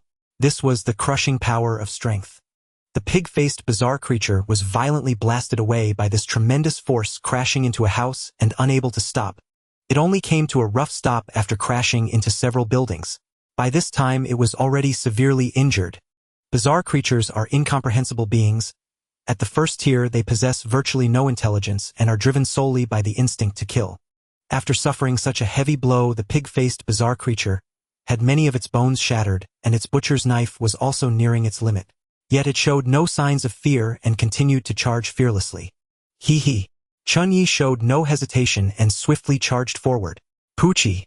The soul-suppressing Tang Dao gave the pig-faced bizarre creature no chance to react. With a swift motion, he executed a stylish strike that slashed it dead. He then stored the butcher's knife bizarre item into the system space. The strength of the pig-faced bizarre creature was not weak. It was comparable to the peak of an ordinary first-tier sequence awakened one. Even when Wang Li transformed into the savage giant at the first tier, he would have to battle it for a long time to win. Now it was different. He could easily resolve it. This was the worth of a second-tier sequence awakened one. Even if he encountered an ordinary second-tier bizarre creature at this moment, he could handle it with ease. Having gone through so many battles, he was no longer the same as before. This is a department store. What caught his eye was a dilapidated department store. Chen Ye couldn't help but feel fortunate to have stumbled upon such a resource-rich place. With a backpack on, he walked inside. Without a doubt, there would be bizarre creatures inside. Downstairs were a bakery and a milk tea shop along with various snack stalls. Unfortunately, the arrival of the apocalypse had caused all of them to cease operations. The ingredients had long since spoiled. Only the sealed items were not much of a problem. Just as he was about to search around, a chilling call echoed from within the department store. Little brother, come in and play okay. In such an environment, the possibility of living humans was virtually non-existent. Thus, how terrifying could the owner of that voice be? Then I'll play with you for a while. A wicked smile appeared on Chen Ye's lips. It seemed that the goal of this trip was about to be achieved. Such a bizarre creature must be a second-tier one. it would obediently allow me to consume it. Upon entering the department store, a dense sea of heads came into view. Everywhere was stained with blood, now blackened and gruesome beyond belief. It was easy to imagine the terrifying crisis that had befallen the people of this small county town. A roar and a series of chittering sounds erupted as two first-rank aberrations launched their assault. One of them, a massive ox-head aberration standing 3 meters tall, appeared immensely powerful. It swung a fist with tremendous force, but Chen Ye dodged and the blow struck the wall.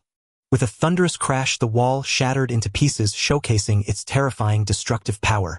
The other aberration, resembling a giant rat, transformed into a mound composed of countless rats, which surged forward in a dense wave toward Chen Ye. It seemed intent on devouring him entirely. Unfortunately for it, such tactics might work on ordinary sequence awakeners, but against someone like him they were utterly futile. With a snort, he activated his newly acquired ability. Within a 100-meter radius, he unleashed a sonic attack that instantly seized control of the rats. Then he shifted his focus to the other aberration. Before the ox-head creature could react, it found itself in dire straits.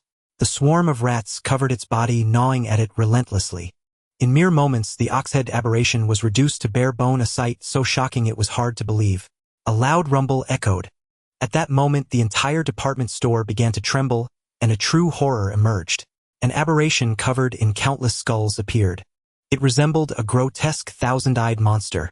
An overwhelmingly powerful aura of aberration pressed down, drawn by the presence of Chen Ye, a second-rank sequence awakener, and intent on devouring him. Excellent, the main event has arrived. Let me deal with you, Chen Ye said without a hint of fear. His original purpose in coming here was to devour a second-rank aberration and grow stronger. Who would have thought he'd be so fortunate? Suddenly a twisted tentacle burst forth from the ground, striking directly at Chen Ye. A mere trick, Chen Ye scoffed, effortlessly slicing through the tentacle with a single strike. This act sealed a conflict to the death. It was the same for the aberration. It had more than this one trick. The entire department store was destined for ruin. The enraged aberration summoned a mass of tentacles, attacking its foe in rapid succession. Having advanced to the second rank, the aberration had gained some intelligence and held a deep grudge. Chen Ye was its primary target for elimination. Yet Chen Ye's strength was far beyond what it could handle. Hundreds of tentacles surged toward Chen Ye, a terrifying sight. It was like a vast net attempting to ensnare him completely, but it was sorely mistaken. Chen Ye's eyes sharpened and his sonic ability activated, freezing the hundreds of tentacles in place, rendering them immobile. He calmly walked up to the second-rank aberration and delivered a heavy blow with his blade. The strike landed with a wet thud. The effect of the soul-calming Tang blade was triggered. Devour. In that instant, his overwhelming power was on full display, and the aberration had little chance to resist before it was consumed. After casually storing a large portion of it in his system space, he returned to Hope City. However, upon arrival, he was met with hair-raising news. Chen Ye, Elder Chen has begun his advancement. What? Elder Chen was the strongest among the second rank, closest to the third rank. His successful advancement would bring incredible benefits to all of Hope City. At the same time, the process would undoubtedly be terrifying. The city's population of over 100,000 was already enough to attract aberrations to linger nearby. Now, with Elder Chen unconscious during advancement, how many terrifying second-rank aberrations would be drawn here? Their strength would also increase, posing a massive threat. Hope City was placed under a state of extreme emergency. Everyone was summoned by Queen Xiao Xiao to the central palace. A full assembly of sequence awakener powerhouses began. One by one they arrived at the venue. Of course, only second-rank sequence awakeners had a say in the matter. The first-rank awakeners were merely present as witnesses. The gap was simply too vast. There was no helping it. Queen Xiao Xiao remained seated on her throne, unable to descend, unless Hope City stopped moving entirely, allowing her a brief respite. As she surveyed the crowd, her expression was grim. Especially when she saw Yi Zhen's lackadaisical demeanor, it infuriated her. In her eyes, Yi Zhen's strength was indeed formidable, second only to Elder Chen.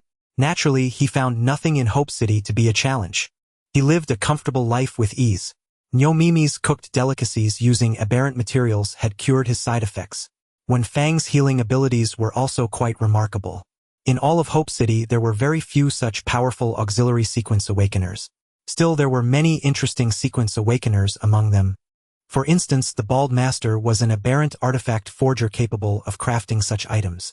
It required 10 aberrant objects and 10 days to forge a single piece.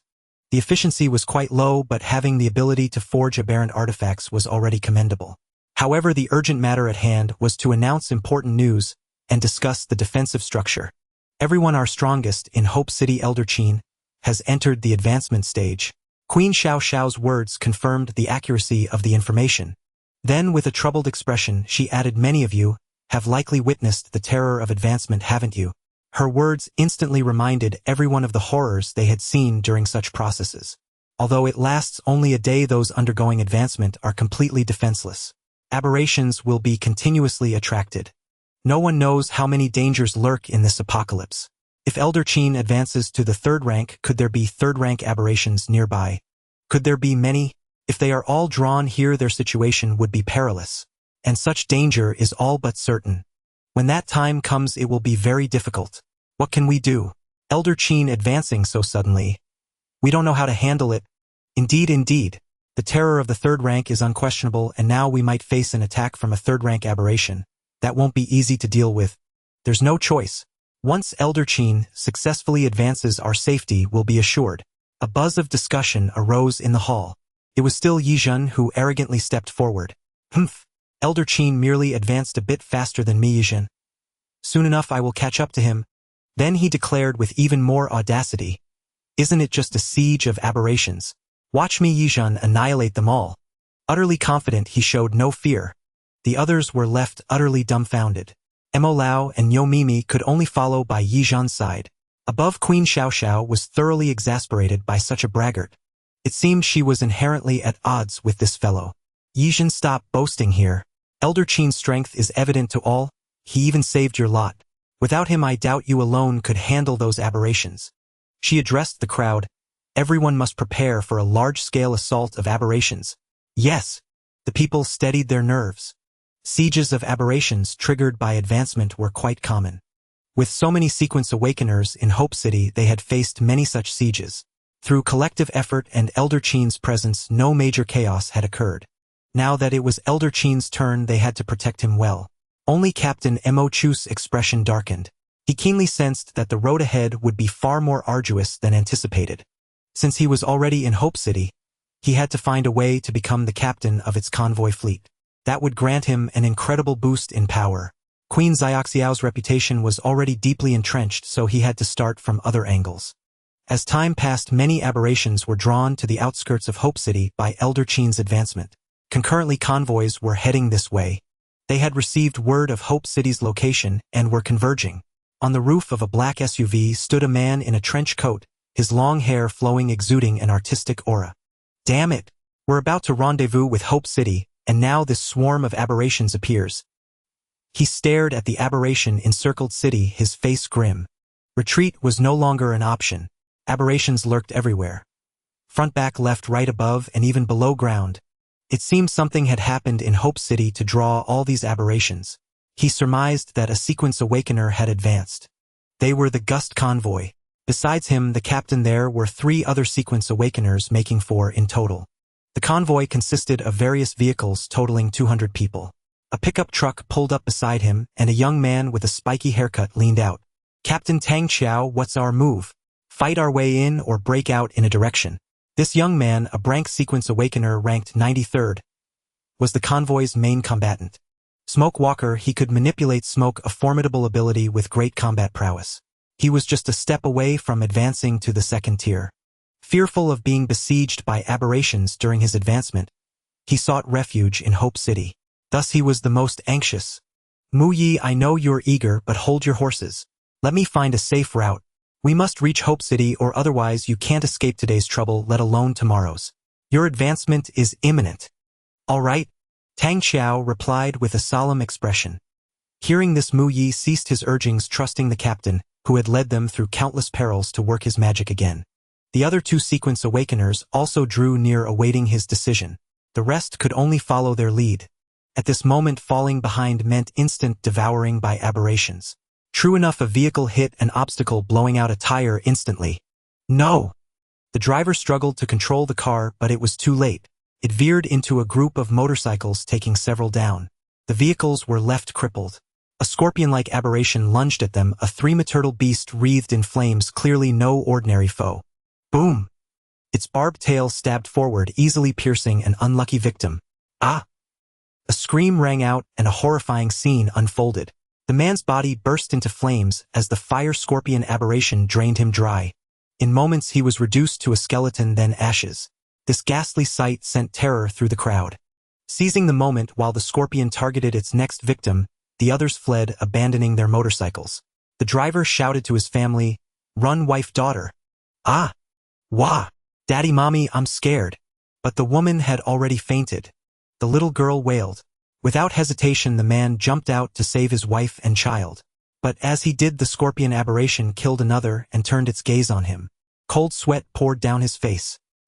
His heart pounded uncontrollably, goosebumps rose, and a chill shot from his feet up his spine to the crown of his head. He froze, unable to move. He stared in disbelief as a barb pierced through his chest. The fire scorpion strike was blindingly fast. Too fast for him to react. Dazed, the last sound he heard was his daughter's sobs. He could do nothing. Thinking of his family reuniting in death, he felt helpless. The scorpion aberration showed no mercy, swiftly extinguishing them all. It devoured them entirely and sped after the fleeing survivors. "Ah! No! Save me! Ah!" The screams from behind only spurred the convoy to greater speed, for stopping meant death. Captain Tang Qiao was powerless. The convoy could not halt. If they stopped, the pursuing aberrations would tear them to shreds. Even the strongest Mu Yi was helpless. The Sequence Awakeners kept these ordinary survivors for a reason. They had their uses. There were also several teams like the Cool Wind Fleet. The safety of Hope City was what these scattered convoys sought. With the destination in sight, why not take the gamble? Soon one convoy initiated their breakthrough attempt. Sword Energy. A blue-haired young lady launched the first attack. Standing atop a vehicle, she swung her sword energy at the eerie siege before her. Her strength at the second order made her seem unstoppable. A sword energy 10 meters long swept away the obstacles ahead. She was the captain of the Maiden Sword Immortal Convoy, composed entirely of her schoolmates. The convoy boasted a staggering number of Sequence Awakeners, 30 in total, along with over 500 survivors. This massive fleet was the largest among the groups. She was also an S-Rank Sequence Awakener, ranked 10th as the Soaring Sword Immortal. Her power was truly terrifying. Having carved an opening, she shouted, "Charge!" Under her lead, the convoy mustered all its strength and dashed desperately toward Hope City. The eerie beings chasing them were slain by others working together. Yet for every wave destroyed, more eerie creatures closed in. It was spine-chilling. Just then, an armed helicopter flew overhead. Moments later, several figures descended from the sky. Chen Ye, Yizhen, Wang Li, and Bai Jie dropped down to rescue these convoys and guide them into Hope City. Ha. So many eerie beings. Looks like he'll get a good workout. Yizhen was as battle-hungry as ever. He charged straight into the densest area, wielding a heavy sword. With a flash of golden light, his cape fluttered loudly in the wind. As he struck, several first-order eerie beings were instantly destroyed, turning to ash as he pocketed their spoils.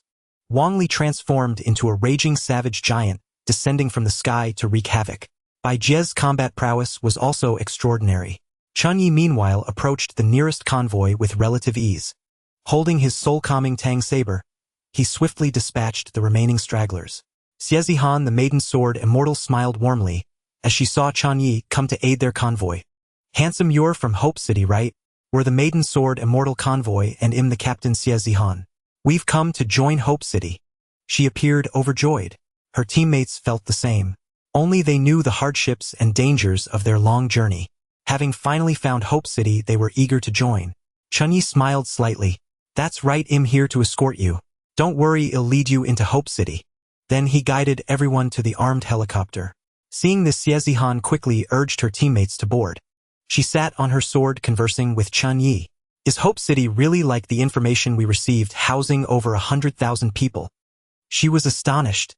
A place no larger than a castle could hold so many. Truly remarkable. This man before her, only a few years older, possessed terrifying strength. Just his physical power alone could slaughter so many eerie beings. It was incredible. And it wasn't a transformation ability, which was hard to believe. Chen Ye briefly introduced the situation in Hope City. Xiezihan's eyes sparkled with interest. "Unfortunately, our strongest in Hope City, Elder Qin, is currently advancing to the third order, which is why this situation arose. You've come at an unlucky time. If you'd arrived a day later, we might have picked you up earlier. He shook his head. Xie Zihan was momentarily stunned, never expecting such circumstances. The battle raged on. The number of eerie beings didn't decrease with their kills. Instead it grew exponentially. Once the armed helicopter finished taking in the members of the Maiden Sword Immortal Convoy, it began rescuing other convoys. By now each convoy had at least one second-order sequence awakener. Otherwise they couldn't have survived this far. I think Xie Zihan, you'd be willing to help us fight these eerie beings, right? Of course. As a Soaring Sword Immortal Sequence Awakener, Xie Zihan's thirst for battle was intense. The best way to grow stronger was to constantly fight eerie beings. The two joined the fray. The armed helicopter systematically picked up convoy members. Those who moved fast were safer. Those who lagged behind suffered. By the time the helicopter reached the last convoy, less than a tenth of its members remained. Yizhen charged over his heavy sword, effortlessly dispatching the first-order eerie beings. They narrowly escaped, but soon a second-order eerie being attacked. A massive fishman monster wielding a green trident lunged fiercely. Though only 5 meters tall, its combat power was astonishing. Bang! Caught off guard, Yizhen was sent flying by the fishman eerie being. He crashed into a tree before stopping. Yizhen was deeply humiliated. Being publicly shamed by such an eerie being infuriated him. How dare you insult me, Yizhen? You're asking for it. Yizhen erupted, using 10 first-order eerie beings to form a light ring that trapped the fishman. He then absorbed the second-order eerie being into his body. The immense power made him terrifyingly strong. He soared into the air. A single strike, mountain-splitting force. His heavy sword swung down, aimed directly at the fishman eerie being. The dragon-breaking might was unbelievable. Excellent. How intriguing. Witnessing this, Xie Zihan's battle lust was ignited by the strong figures of Hope City. She had craved battle all along. Roar! Just then, another second-order eerie being charged in. It resembled a blue-black tiger with dragonfly wings, utterly bizarre. Whoosh! It opened its tiger maw, releasing wind element attacks. Blades of wind flew from its mouth, targeting Chen Ye and the others. Chen Ye calmly shielded Zihan. He trusted her strength was formidable. And indeed it was. Sword energy piercing the sky. Xie Zihan swung her sword upward, and sword energy burst forth, coalescing into a terrifying force that struck the blue-black flying tiger. Bang, bang, bang. The wind blades crashed against it, vanishing like stones, sinking into the sea. At this moment Chen Ye had already arrived at the side of the eerie cyan-black flying tiger. Take this strike.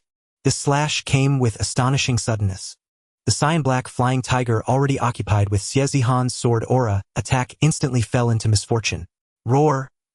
Locked in place by Chen Ye, it was forced to endure the full brunt of the sword aura. Its defenses were shattered in an instant. The key was that it simply could not stop. The overwhelming physical might made Chen Ye even more formidable than the eerie creature before him. The soul-calming Tang Dao rained down blow after blow, relentless and unstoppable. Witnessing this, Xie Zihan was utterly stunned. This? Who is the real monster here? She unconsciously covered her mouth, voicing that soul-searching question. At the same time, her anticipation for Hope City grew. What did it mean to have such a powerhouse? It meant that Hope City was a den of hidden dragons and crouching tigers, with even stronger individuals advancing further, ensuring formidable security. She too surged forward, her flying sword, carrying her toward the cyan-black flying tiger. One sword opens the gate. Hovering in midair, her sword emitted an eerie radiance which suddenly blazed with brilliant light. Its target was none other than the eerie creature. Eft! The cyan-black flying tiger had truly met its doom, besieged by the two of them. Before long it lay dead on the spot. Chen Ye calmly collected a sinister artifact into his system space. He had no intention of sharing the spoils that belonged to him. Xie Zihan pretended not to notice. Instead she praised him warmly. Brother Chen Ye, you're truly remarkable, able to face that monster heathen. I'm so envious. Though she was a formidable sequence awakener herself, she dared not be so reckless. If those creatures were too powerful, she might find herself in grave danger. Oh, it's nothing, just average. Chen Ye waved his hand dismissively. The situation on the ground was far from relaxed. More and more eerie creatures surged forward in an endless tide. Over at Yizhen's side, the battle was fierce and intense. He faced the most overwhelming number of monsters. A full 100 of them. Wang Li and Bai Jie flanked him, sharing the burden as they clashed with the creatures. Only when Yizhen's Rubik's Cube transformed into an armed helicopter and loaded the entire convoy did they begin to fight while retreating. Yizhen was arrogant but not foolish. If he tried to hold off these monsters alone, he would be worn down to death. "Brothers, the wind is tight. Time to pull back," he shouted, then vanished in a flash of golden light, reappearing inside the armed helicopter. Wang Li and Bai Jie quickly boarded as well. The helicopter flew toward Chen Ye and the others. "Let's get on too. At that moment Xie Zihan's eyes were filled with the image of Chen Ye, captivated by the strength he had displayed. Once they were back in the helicopter, Yizhen spoke. "Chen Ye, good lad, I see your combat power is second only to mine. You've got potential, real potential." After advancing to the second stage, Chen Ye gradually revealed his terrifying strength. Even Yizhen wasn't confident he could completely overpower this guy. One could only imagine how extraordinary he truly was. Wang Li, ever blunt, said, "I think Chen Ye is even stronger than me now. Let's spar sometime." His personality had become even more single-minded, craving battle because fighting was simply too exhilarating. Bai Jie looked at him with a hint of surprise in her eyes. She mused silently, wasn't he supposed to be a support-type sequence awakener? If he was a support, then what was she, a combat type, doing? "Heh!" Chen Ye chuckled, saying nothing. Meanwhile, Xie Zihan stayed close to him, sitting by his side like a devoted little wife. It was quite astonishing to witness. Wang Li, without a filter, blurted out, "Miss, why are you sticking so close to Chen Ye? He has a girlfriend." His puzzled tone made the atmosphere slightly awkward. Such a love triangle was truly hard to bear. Chen Ye's expression remained unchanged. Only Xie Zihan's face shifted. She glanced at Chen Ye, then at the others' expressions, feeling a bit conflicted. She was no villain who would steal someone else's partner. But in the apocalypse, a sense of security was paramount. "So what?" Her confident declaration left the scene in stunned silence. "Good." Unexpectedly, Yizhen was the first to applaud her words. He too had sought in vain, as Lang Mengmeng had rejected him. This greatly displeased Yizhen. He couldn't understand. Was he not strong enough? Or was it something else? Seeing Xie Zihan's confidence, her fearless pursuit of happiness, he finally understood what was admirable. "But Gu Qinghan is Chen Ye's. I don't care. She's just a girlfriend. Fair competition is all that matters." Wang Li tried to speak, but Xie Zihan cut him off and moved even closer to Chen Ye. The scene was too beautiful to imagine. Wang Li chose not to press his luck. Though single-minded, he wasn't foolish. Bai Jie, however, wore a subtle smile, observing them with an enigmatic look. Soon everyone returned to Hope City. Yizhen unloaded the convoy from the armed helicopter, setting them down on the ground. As the convoy members emerged and saw Hope City, they were utterly astounded. This is Hope City. It's incredible, truly incredible. We've made it, we're safe, sob, sob, sob. Wow, there's even a place for growing vegetables and fruits, oh my god. These convoy members, like country bumpkins, marveled endlessly. Everything about Hope City felt like a utopia, immersing them completely. Especially the ordinary survivors who found a safe haven with such self-sufficiency were immediately resolved. They were determined to stay and live here. Outside they faced nothing but eerie creatures where one misstep meant death. Surely no one would prefer that. But at this moment Hope City was facing its greatest crisis. Bai Jie reported the situation outside in detail to Queen Xiao Xiao. What? Queen Xiao Xiao was utterly shocked. It had only just begun, yet the eerie assault was already so relentless. It was as if every last creature from every nook and cranny had emerged. Her face darkened. Ma Jun and the others stepped forward, volunteering. "Your Majesty, I believe all combat type and support type sequence awakeners in Hope City must mobilize to jointly resist these monsters, or else things will become dire." Exactly. It's still daytime now. When night falls, that's when the monsters truly become active. We must act now. Roar. Countless aberrations like cats catching a whiff of fish scrambled frantically toward the City of Hope, relentlessly assaulting the protective barrier outside. Her Majesty Queen Xiao Xiao, being its master, naturally knew this best. Unfortunately, she could not leave this throne lest unimaginable consequences ensue. Everyone take action. At her command, all the sequence awakeners within the City of Hope stood ready. Even the newly arrived convoy sequence awakener leaders made no attempt to shirk. Such a safe haven must be defended. Otherwise, would it not be unbearable? Gu Qinghan also came to Chen Ye's side, preparing for battle. At this moment Xie Zihan finally met the one in question. She thought to herself, isn't she just an icy beauty? No worse. So she made a bold move, directly grabbing Chen Ye's right arm. She looked at Gu Qinghan with a provocative air. Gu Qinghan. She had no idea that Chen Ye had picked up an admirer during his outing. Even with her cold disposition, she felt a slight ripple. Others had varied expressions. Lang Mengmeng bluntly said, Well, Chen Ye, I didn't expect you to be like this, truly unworthy. Ever since advancing to the second stage, Lang Mengmeng's personality had changed. She delighted in being mischievous. Seeing Chen Ye's actions, she directly mocked him. Wang Li sighed. I never thought Chen Ye would turn out like this. Although, isn't he just being himself? After a moment's thought, he realized Chen Ye had always lacked decency, so this situation was only too normal. Thus he remained largely unmoved. Instead, Yijin came to support Lang Mengmeng. Exactly. Chen Ye is indeed no good, unlike me, the boss. The heavens boss, and him even greater than the heavens. His claim of being number one in the world could now be realized. With Qin Lao no longer counted as combat strength, it was naturally Yijin's turn. Mo Chu remained silent, merely deploying his safe zone ability, and alongside other auxiliary sequence awakener leaders, did what they were supposed to do. They strengthened the City of Hope's defenses. After all, they struggled to possess combat capabilities unless they advanced to the second stage. Like himself, his combat power far surpassed that of first-stage combat sequence awakener leaders. Unfortunately, comparing with second stage was difficult. At this time, there were only about a dozen second-stage sequence awakener leaders. It was only with the arrival of 5 second-stage sequence awakeners from the convoy that the number was sufficient. The great battle commenced. Over 100 combat sequence awakener leaders ascended the City of Hope's walls, witnessing the aberrations drawn from all directions. Facing so many aberrations for the first time, many even began to tremble. This was an unavoidable occurrence. Ordinarily, encountering a single aberration required worrying about survival.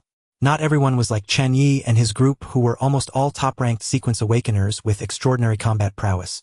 Many were crank, even drank, or E-rank sequence awakeners. Fighting alone, they struggled to defeat aberrations. Most of the time, they fled in disgrace. Seeing this, Yijin wasted no time. A flash of golden light, and he plunged into the horde of aberrations. Ha. If heaven hadn't birthed me, Yijin, the apocalypse would have come in vain. With various aberrant artifacts on his body, a ring of 10 first-stage aberrations and a second-stage aberration attached to him, his combat power was extraordinary. With a swing of his greatsword, he instantly cut down several aberrations. Wang Li transformed into a berserk barbarian giant wielding a battle-axe and hurled a death pillar exuding immense pressure. About a dozen combat sequence awakener leaders also underwent transformations, the most common yet powerful ability. Flames, frost, death, chi, vines, rocks. Various abilities were unleashed. Chen Ye was not idle either. Holding his soul-calming Tang Dao, he charged into the aberration horde like a fierce tiger descending a mountain, effortlessly dominating. First-stage aberrations were before him like lambs at the mercy of this tiger. Roar! Thud! A lizard-like aberration lunged at him only to be cleaved in two. The battle was fierce, and occasionally unlucky ones were surrounded by aberrations and torn apart. Endless, seemingly infinite. Time gradually passed into night. Tuoba Langyu has also entered the advancement state along with Mo Lao and 5 combat sequence awakeners. Gu Qinghan brought Chen Ye news that was both good and bad. Normally advancing to the second stage was a good thing, but advancing at such a critical moment only increased the challenge. Among the sequence awakener leaders of the City of Hope, the combat sequence awakeners had already been largely depleted, with so many more entering advancement. Casualties had already reached double digits, and the aberrations were only just entering their frenzied nighttime period. Chen Ye had to consider certain matters. No matter how good the City of Hope was, if survival was impossible, he would choose to save himself. Abandoning this place was but a trivial matter. He would not sacrifice his life for a single location. So he whispered something into Gu Qinghan's ear, receiving only her understanding nod. She thought the same as Chen Ye. The allure of advancing to the third stage had exceeded everyone's expectations, making the possibility of holding the City of Hope very uncertain. Even the newly joined convoy members wore grim expressions. The apocalypse had not come just yesterday. Surviving required their own methods. Abandoning a doomed burden was an obvious choice. Bang! Suddenly a massive change occurred.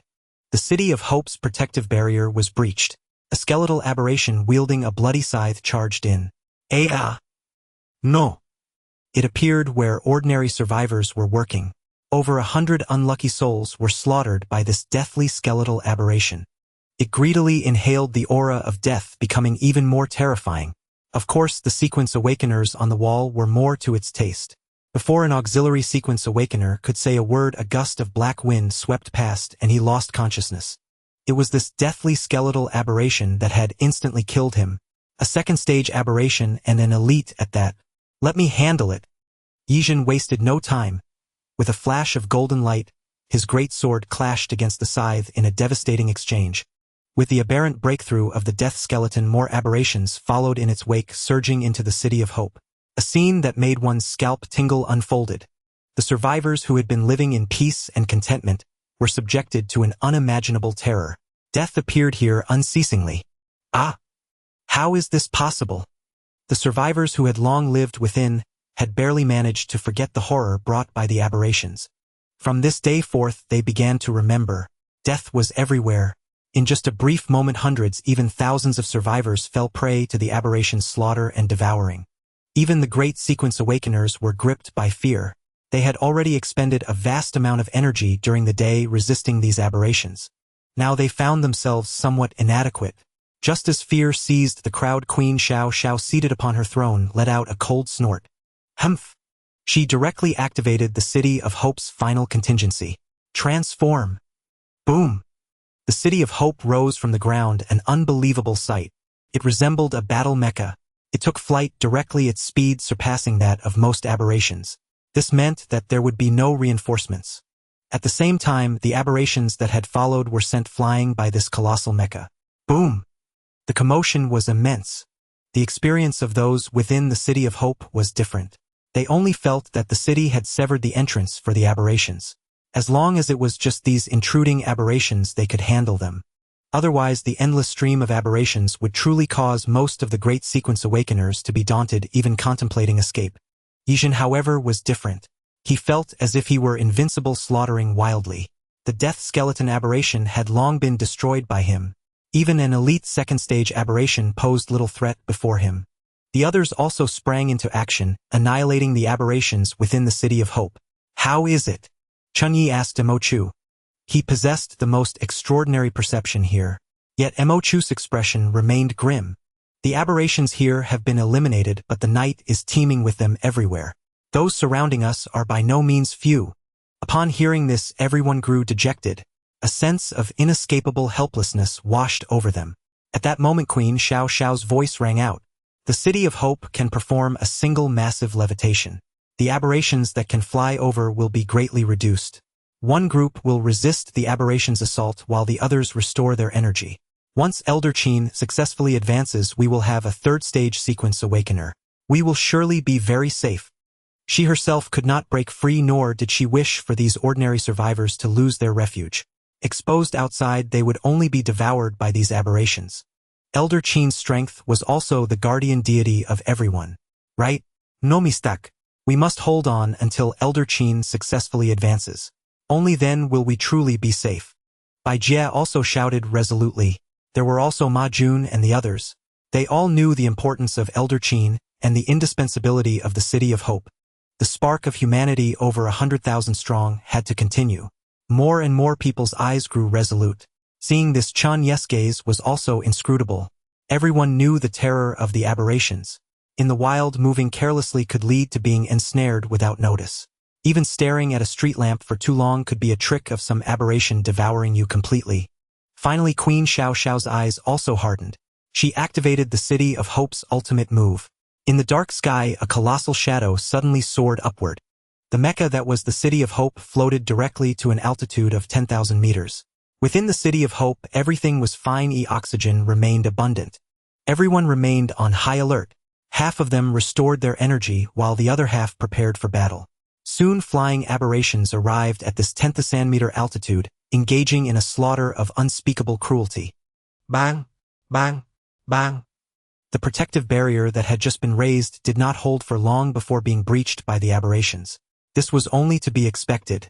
Which of the aberrations capable of flying here were simple? The first was a flying corpse aberration. Roar! It lunged at the crowd ferociously. In its eyes, everything before it was merely food. Delicious and tempting. Such a minor crisis was beneath notice. Jade Crystal Claw. A great sequence awakener directly met its charge. This flying corpse was closest to him, and its target was his area, so striking first was the strongest strategy. Li Huowang had awakened the Brank sequence Jade Control.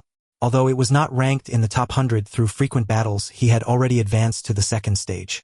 His combat power was astonishing. A jade hand entirely emerald green seized the flying corpse. The palm condensed from jade possessed incredible hardness.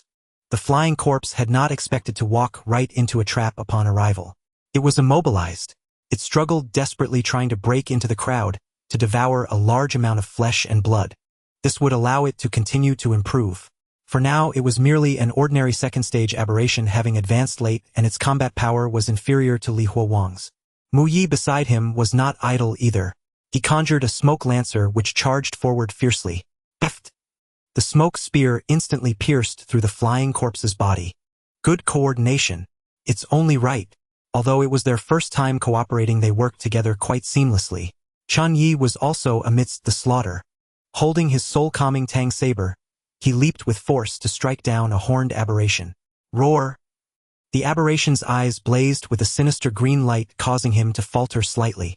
Immediately, he let out a loud shout, "Ha!" He instantly broke the aberration's ability. It turned out that this horned aberration possessed an illusionary power, which it had just used to nearly ensnare Chen Ye without his notice. However, he possessed a sonic ability.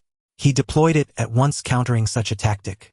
Enraged further, the horned aberration extended its length to 100 meters, becoming terrifyingly formidable. Its target was directly Chen Ye. It burst forth in an instant, its horn carrying the force of a million June, aiming to pierce through everything before it. "Hey, you're unlucky to have run into me." With that, Chen Ye's saber struck its body, activating the effect of the soul-calming Tang saber. The horned aberration was instantly frozen, unable to move. It could only watch as Chen Ye's blade rose and fell, repeatedly controlling it until its death, utterly annihilating it. The coordination of the others was also commendable. In total, only 5 second-stage aberrations and over 50 first-stage aberrations had flown over. For now, it was still manageable. However, this was merely the beginning of tonight. The night was still long. As time slowly passed, a more perilous situation soon emerged. Everyone be on alert. 10 second-order aberrations and 500 first-order aberrations are approaching. Queen Xiaoxiao's voice rang out, sending a shiver through everyone present. The sheer number was utterly terrifying. Many had likely encountered fewer aberrations in all their time combined, yet now they faced them all at once. Yizhen, having recovered a fair amount of energy, transformed into a flash of golden light and charged forward. "No matter what you are, you all must die." In his eyes, these aberrations were nothing more than worthless scum, unworthy of fear. Moreover, his dominance was never mere talk. He truly was immensely powerful. He plunged into the swarm of aberrations as if entering an empty land. The aberrations were sent flying under his assault. At this moment, no one could remain idle. Everyone had to act to annihilate these creatures. A first-order battle array awakener, caught off guard, was pierced by a black-armored knight aberration, instantly turning into a desiccated corpse. The black-armored knight aberration rode a skeletal horse with skeletal wings sprouting from its back, flying over. In its hand, it held a black lance that emitted a faint, eerie glow. After its lethal strike, it grew even more arrogant. It thrust its lance directly at another battle array awakener. Bang! The portly awakener, seeing this, activated the effect of his necklace artifact, forming a protective shield that was shattered in an instant. Fortunately, thanks to that momentary obstruction, he scrambled and rolled to take cover behind Wang Li. A colossal raging barbarian giant wielding a massive axe swung it fiercely. The force was so immense it was hair-raising. Boom! The black-armored knight aberration had no time to react before Wang Li struck it with tremendous force, inflicting unimaginable damage. Crack! Even its bones were broken in half. Yet the black-armored knight aberration knew no fear, driven only by the urge to devour the flesh before it. Its lance erupted with astonishing offensive power, thrusting toward Wang Li. Sizzle! The raging barbarian giant's surrounding aura of fury continuously obstructed the lance's assault. Ultimately, the lance struck his body. But Wang Li was not so easily subdued. He fiercely slammed the death pillar down upon the black-armored knight aberration. Rumble! It instantly transformed into a massive pillar of death, like a small mountain, heavily suppressing the black-armored knight aberration. Crack! Crack! This time the black-armored knight aberration was doomed. The immense power was too much for it to bear, and Wang Li pinned it down with the death pillar. Trapped beneath it was utterly unable to break free. Roar! Wang Li bellowed, leaping up furiously, lifting the death pillar to smash it down again. Boom! Boom! Rumble! He continued until the black-armored knight aberration completely dissipated, finally ceasing. All that remained was a lance artifact floating in place. Wang Li claimed it and continued his search for other aberrations to battle. His combat prowess was terrifyingly formidable. Mo Chu watched the scene with a slightly grim expression. No longer the convoy leader, his abilities had been significantly weakened. Even his precognition became subtle and vague. Go! A black bubble flew from his hand, targeting a second-order aberration. Pop! As the black bubble touched the aberration, it instantly trapped it within. At that moment, Chen Ye charged in. When the black bubble burst and before the aberration could react, the soul-calming Tang blade taught it a lesson. In mere moments, they had perfectly cooperated to eliminate this aberration. It seemed that, in their coordinated efforts, even second-order aberrations were as easy as slicing vegetables. Qinghan, restrain it. Chen Ye didn't pause and began cooperating with Gu Qinghan. This second-order aberration was no ordinary one, its body covered in red fur, its features indiscernible. Yet its danger level was astonishingly high. Behind it lay the bodies of several fallen battle array awakeners. Its killing ability was overwhelmingly dominant. Gu Qinghan didn't hesitate upon hearing the command. She immediately unleashed Death Qi, a technique capable of freezing everything, but this time it failed. The red-furred aberration spat out a crimson blood bead, effortlessly repelling the Death Qi, keeping it at bay. That wasn't all. It suddenly let out a furious roar. Instantly Chen Ye and Gu Qinghan, who stood before it, suffered the consequences. An excruciating headache struck them without warning. Even Chen Ye, who had yet to use his sonic attack, felt a wave of intense discomfort. At that moment, the red-furred aberration shot toward Gu Qinghan with blinding speed, intent on devouring her. You're asking for death. Fortunately, Chen Ye had enough artifacts to bolster his resistance, recovering in almost a second. Then, remembering the principle of reciprocity. Stop right there. His overwhelmingly powerful sonic attack momentarily stunned the red-furred aberration. Seizing the opportunity, Chen Ye cast his spider web. Layer after layer bound the creature, and once the red-furred aberration was restrained, it was his turn. The soul-calming Tang blade struck, rendering the aberration immobile. Slash. 1 strike, 2 strikes. After countless blows, the red-furred aberration dissipated, leaving a strange object floating in the air. The others coordinated well too. The number of aberrations was rapidly decreasing. By the time this wave was completely eliminated, nearly half of the battle array awakeners had fallen. The situation grew increasingly dire. It was only just past midnight, with several more hours to endure before dawn. Even after daybreak, Elder Qin's advancement would still require over 2 more hours. Despair began to set in among the group. We can't hold out any longer, Queen Xiaoxiao. Abandon Elder Qin and preserve the embers of humanity. If we keep this up, we'll be completely annihilated. So many battle array awakeners have already died, it's not worth it. While there's still time, let's leave Elder Qin behind and flee. Exactly. We still have a chance to live. Even without Elder Qin, we can still advance to third order. One by one, they voiced their desire to survive, and no one could truly blame them. Though Elder Qin was immensely powerful and important, wasn't every battle array awakener present a prodigy 1 in 10,000? Queen Xiaoxiao, seated on her throne, wore a conflicted expression. She was pondering the suggestion put forth by the others. Elder Qin's allure had exceeded her expectations, threatening to tear Hope City apart. Everyone hold on just a little longer. Hope City is the last sanctuary of humanity. The continuation of our species depends on every single person in Hope City. Elder Qin must not fall. He is our strongest warrior against the anomalies. Queen Xiaoxiao implored everyone to fully grasp this truth. Some tasks demanded sacrifice. Elder Qin, upon his successful ascension, would lead them all toward a brighter survival. The crowd below began to waver, their resolve softening. They understood that without Hope City, wandering the wastes would only invite relentless pursuit and slaughter by the anomalies. Death was merely a delayed inevitability. Why not take a gamble and save Elder Qin? What glorious era would unfold? How would a third-tier awakened powerhouse lead them to repulse the anomalies with unrivaled might? It's only a few hours. Let's endure. After all, Hope City is high in the sky, and the anomalies can't reach us. Exactly. With so many of us, we can definitely hold out. Once Elder Qin succeeds in his breakthrough, those mere anomalies will be nothing to fear. One by one they reversed their stance. Just as everything seemed to be progressing favorably, fate took a cruel turn. An hour later, Hope City, transformed into its mecha form, could no longer sustain its altitude of 10,000 meters. It reverted to its original shape and began descending to the ground. Queen Xiao Xiao's hair turned stark white, and her life force withered like a candle in the wind. She knew clearly that she had burned herself out and was on the verge of passing. Thus she summoned Mo Chu for a private conversation. When Mo Chu arrived, he was utterly shocked. "Queen Xiao Xiao, what happened to you?" He understood all too well what this signified. Such severe erosion of lifespan could only be the result of an unimaginably dire side effect. And summoning him here could only mean something extraordinary. Queen Xiao Xiao wasted no time with pleasantries. "I am entrusting Hope City to you." Those simple words carried infinite allure, yet even more cruelty. Mo Chu's heart trembled violently, and at the same time he was overwhelmed with excitement. Hope City, home to over 100,000 people with countless warriors.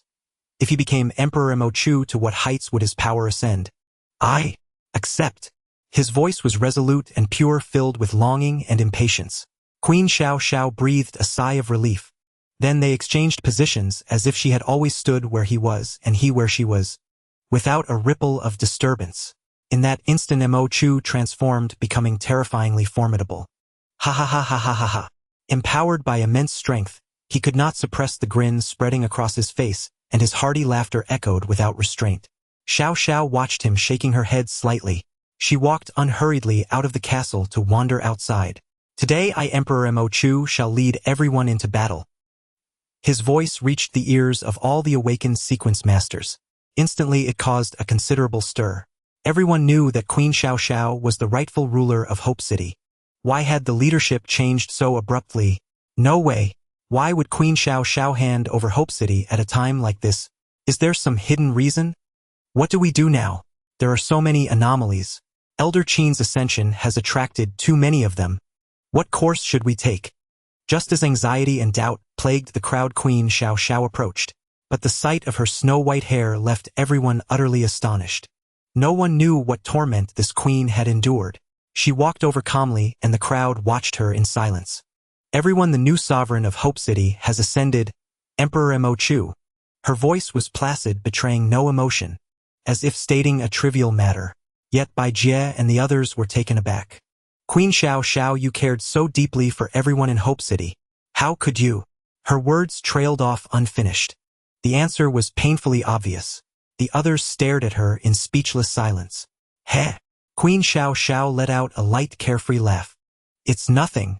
I only have 7 days left to live. I'll fight alongside everyone. I love this feeling of freedom. To wear the crown was to bear its weight, to be bound." Now Xiao Xiao was experiencing the most carefree moments of her life. A giant pink pair of scissors appeared in her hand. Her weapon. She too would join the battle. In an instant everyone was moved by her spirit. The fervor for combat spread through all. Slay these anomalies. To survive. For everything. Fight. We must defend Hope City. To war. Cheers, jubilation, the rousing battle cry had sounded. Meanwhile, Emperor Mo Chu's face lit up with elation as he activated Hope City's combat capabilities. The entire fortress transformed into a colossal mecha, taller and more flamboyant than before.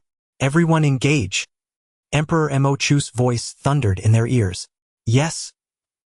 Blessed by Queen Xiao Xiao's special combat encouragement, the combat prowess of all awakened sequence masters was doubled. Standing atop the walls, they beheld a horde of anomalies surging toward them. They did not retreat. Queen Xiao Xiao even led the charge. The giant scissors in her hand flew forth, expanding to 100 meters, and she fiercely snipped at the front ranks of the anomalies. An unbelievable scene unfolded. Dozens of anomalies, including several second-tier ones, were instantly obliterated by that single snip. Such terrifying combat prowess. Even Yi Zhen was astounded. "Good heavens! Yi Zhen claimed to be the best under heaven, but I never expected your strength, Queen Xiao Xiao, to rival mine. I hereby dub you the second best under heaven." Suddenly he confessed, "Queen Xiao Xiao, why not be my girlfriend? I am the best, you are the second best. Wouldn't that be a beautiful tale?" To this Queen Xiao Xiao smiled faintly, and to his surprise nodded in agreement. Sure. This unexpected consent left even the confident Yi Zhen somewhat uncertain. Really? Really? Then let me show you the true worth of my unmatched power. With that, Yizhen erupted in a blaze of golden light. The colossal mech of the City of Hope thundered, as it launched a fierce assault against the densely packed army of the bizarre beings who were determined to storm the city and devour humanity's last hope. In an attempt to extinguish the spark of hope, they encountered unprecedented resistance. Yizhen erupted with power. Cube Transformation Hammer. In that moment, he ceased to remain low-key. The strength he was about to showcase was one that demanded everything he had to be fully unleashed. The cube transformed into a small hammer landing in his hand. Give me total annihilation. He struck fiercely at the front. The hammer in his hand radiated golden light, instantly enlarging to hundreds of meters. Boom! The earth-shattering blow created a massive pit several hundred meters in diameter.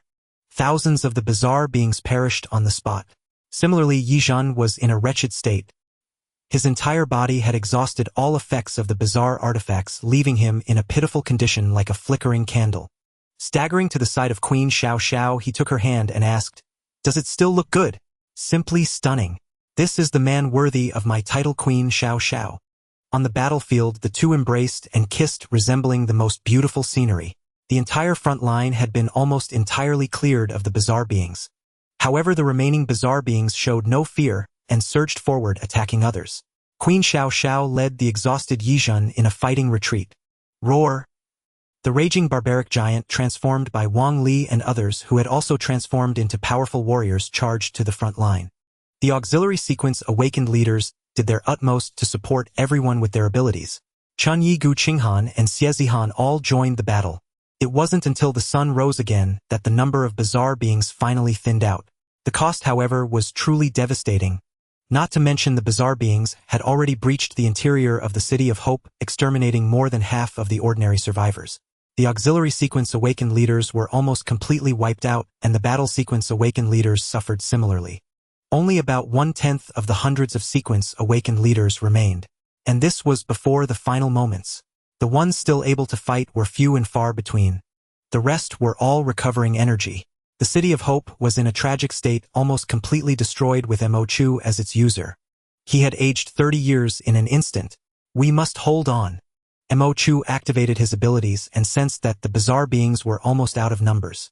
He immediately shouted, "Everyone, there are only 18 bizarre beings left. We can hold on until Elder Qin's advancement is successful." His words made everyone present feel a slight jolt of energy. Currently only Chen Ye, Wang Li, Lang Mengming, and Bai Jie remained capable of fighting. Yet each of them was in a pitiful state. Severed arms and legs were a common sight. Even Chen Ye was on the verge of exhausting his energy. However, with his immense strength, he still managed to withstand the bizarre beings. A scorpion-like first-tier bizarre being charged forward with its tail poised to strike. The sharp sound of slicing through the air signaled the terror of this attack. Seeing this, Chen Ye's expression remained unchanged. He wielded his soul-subduing tang knife and struck back. Clang! The scorpion's tail hit him, but it failed to breach his defenses. Instead, a cold smile appeared on Chen Ye's face as he severed the creature's tail with a single stroke of the soul-subduing tang knife. But that was not the end.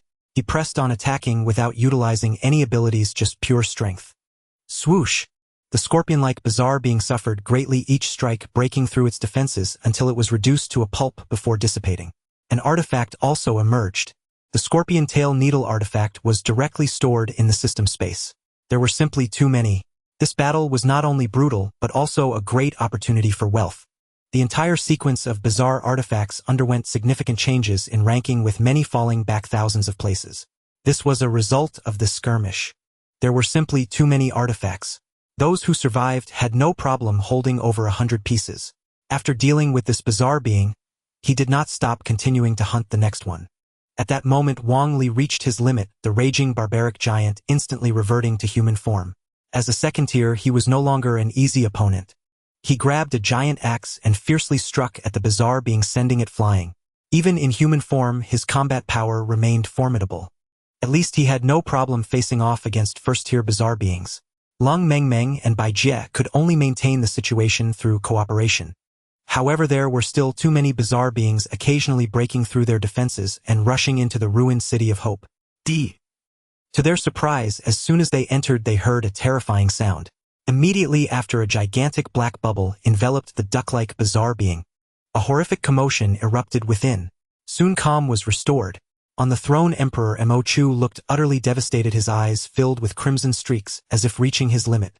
His gaze penetrated through the castle and the entire city of Hope, clearly observing the battle outside. With a slight sigh of relief, he said, "Everything now depends on you all." He believed that Chen Ye and the others would succeed. It wasn't until only Chen Ye remained standing on the battlefield that there was only one second-tier bizarre being left. Yet it was the most troublesome fierce blade bizarre being. Standing at a full 5 meters tall, wielding a 10-meter-long sword, its combat power was terrifying. Roar! It leapt forward with a powerful slash, carrying an overwhelming force that seemed explosive. Everyone else had lost their composure, leaving only Chen Ye. He met the attack with his soul-subduing tang knife. Boom! The immense force felt like a hit from tens of millions of tons. Even having devoured 4 bizarre beings, Chen Ye could not withstand it. The pressure from the strike was enormous, instantly creating a massive pit in the ground. Doomsday Charge ground-piercing pickup truck. He unleashed this bizarre artifact, diving inside. Then he charged fiercely toward the fierce blade bizarre being. Exhausting his last bit of energy, he released the charging ability. Boom! As expected, the Doomsday Charge ground-piercing pickup truck proved effective, sending the being flying. However, moments later, the fierce blade bizarre being stood up again, furious. It swung its massive sword, launching an attack on the Doomsday Charge ground-piercing pickup truck. It came crashing down mercilessly. Bang, bang, bang. Now the Doomsday Charge ground-piercing pickup truck was in trouble. No matter how fast it was, it couldn't match the speed of its opponent's attacks. It suffered unprecedented blows. Chen Ye's expression turned grave as he braced against the force of the opponent's attacks, hoping that the Doomsday Charge ground-piercing pickup truck could hold on just a bit longer. Because the time was running out. A figure shot out from a castle within Hope City. The newcomer was none other than Elder Chen. It seems this old man can survive a little longer. He sighed with emotion and arrived outside Hope City. The blade-wielding aberration that was violently destroying Chen Ye's pickup truck was about to deliver a fierce strike. It was immediately stopped by Elder Chen. He tapped the aberration and it froze as if a pause button had been pressed. Elder Chen had it under his control. "Young man, you're truly remarkable." He looked at Chen Ye, utterly astonished. He had thought that Yizhen, who claimed to be the best in the world, would be the one to hold out until the end. But he had misjudged. Chen Ye calmly stored the Doom Charge burrowing pickup truck into his system space. He was deeply impressed by how easily Elder Chen had dealt with the blade-wielding aberration. Congratulations, Elder Chen, on becoming a 3rd-tier sequence awakener. This man was a true powerhouse. A 2nd-tier blade-wielding aberration didn't even have a chance to resist before him. Such was his dominance. As the two returned to Hope City, the crowd gathered around. Seeing so many familiar faces missing, Elder Chen remained silent. He knew full well that this advancement had cost many promising sequence awakeners their lives. For now, he could only offer a moment of silence. Everyone, Hope City will be completely safe now. Elder Chen's words carried undeniable weight. The survivors wept with joy. Wah! It's so wonderful. We finally made it. I thought I was doomed. Who would have thought we'd actually survive? Is this a dream? The scene was nearly chaotic. Hope City stabilized within and the situation ceased to worsen. Emperor Mo Chu also congratulated Elder Chen. Congratulations on your successful ascension. He was utterly exhausted. Aging was irreversible. Even Yo Mimi's bizarre vegetables couldn't eliminate such side effects. Unless she reached the 3rd tier, it seemed nearly impossible. Everyone returned to rest except Elder Chen, who stood alone on the city wall gazing into the distance. The entire Hope City moved following Emperor Mo Chu's guidance toward a safe location. After all, he possessed such an ability. After a day and night of rest, everyone had recovered. Only Xiao Xiao and Mo Chu remained unable to fully recuperate. Yet there was joyous news. Yizhen and Xiao Xiao decided to hold a grand wedding. All the residents of Hope City came to witness it. 1st-tier sequence awakeners still in the advancement phase were exempt from attending. Elder Chen alone safeguarded Hope City. Any aberrations attracted were no match for him.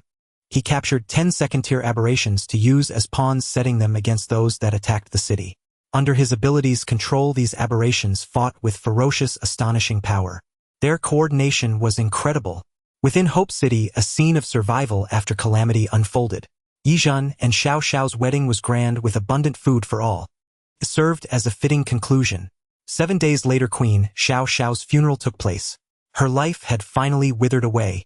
During that time, she had spent the most important 7 days of her life with Yizhen. Everyone attended her funeral. Yizhen had transformed greatly, no longer caring about the title of the world's best. Though Elder Qin remained stronger than him. Gazing at the grave adorned with Xiao Xiao's photo, Yizhen swore, "Xiao Xiao, wait for me. I will end this apocalypse with my own hands. Then it'll come to you." His tone was calm, as if stating an inevitability. The other sighed with emotion. Xiao Xiao had done everything for Hope City. From the moment she ascended the throne, she never left it. Once she did, she had only 7 days left to live. An astonishing fate. Now Emperor Mo Chu sat on the throne.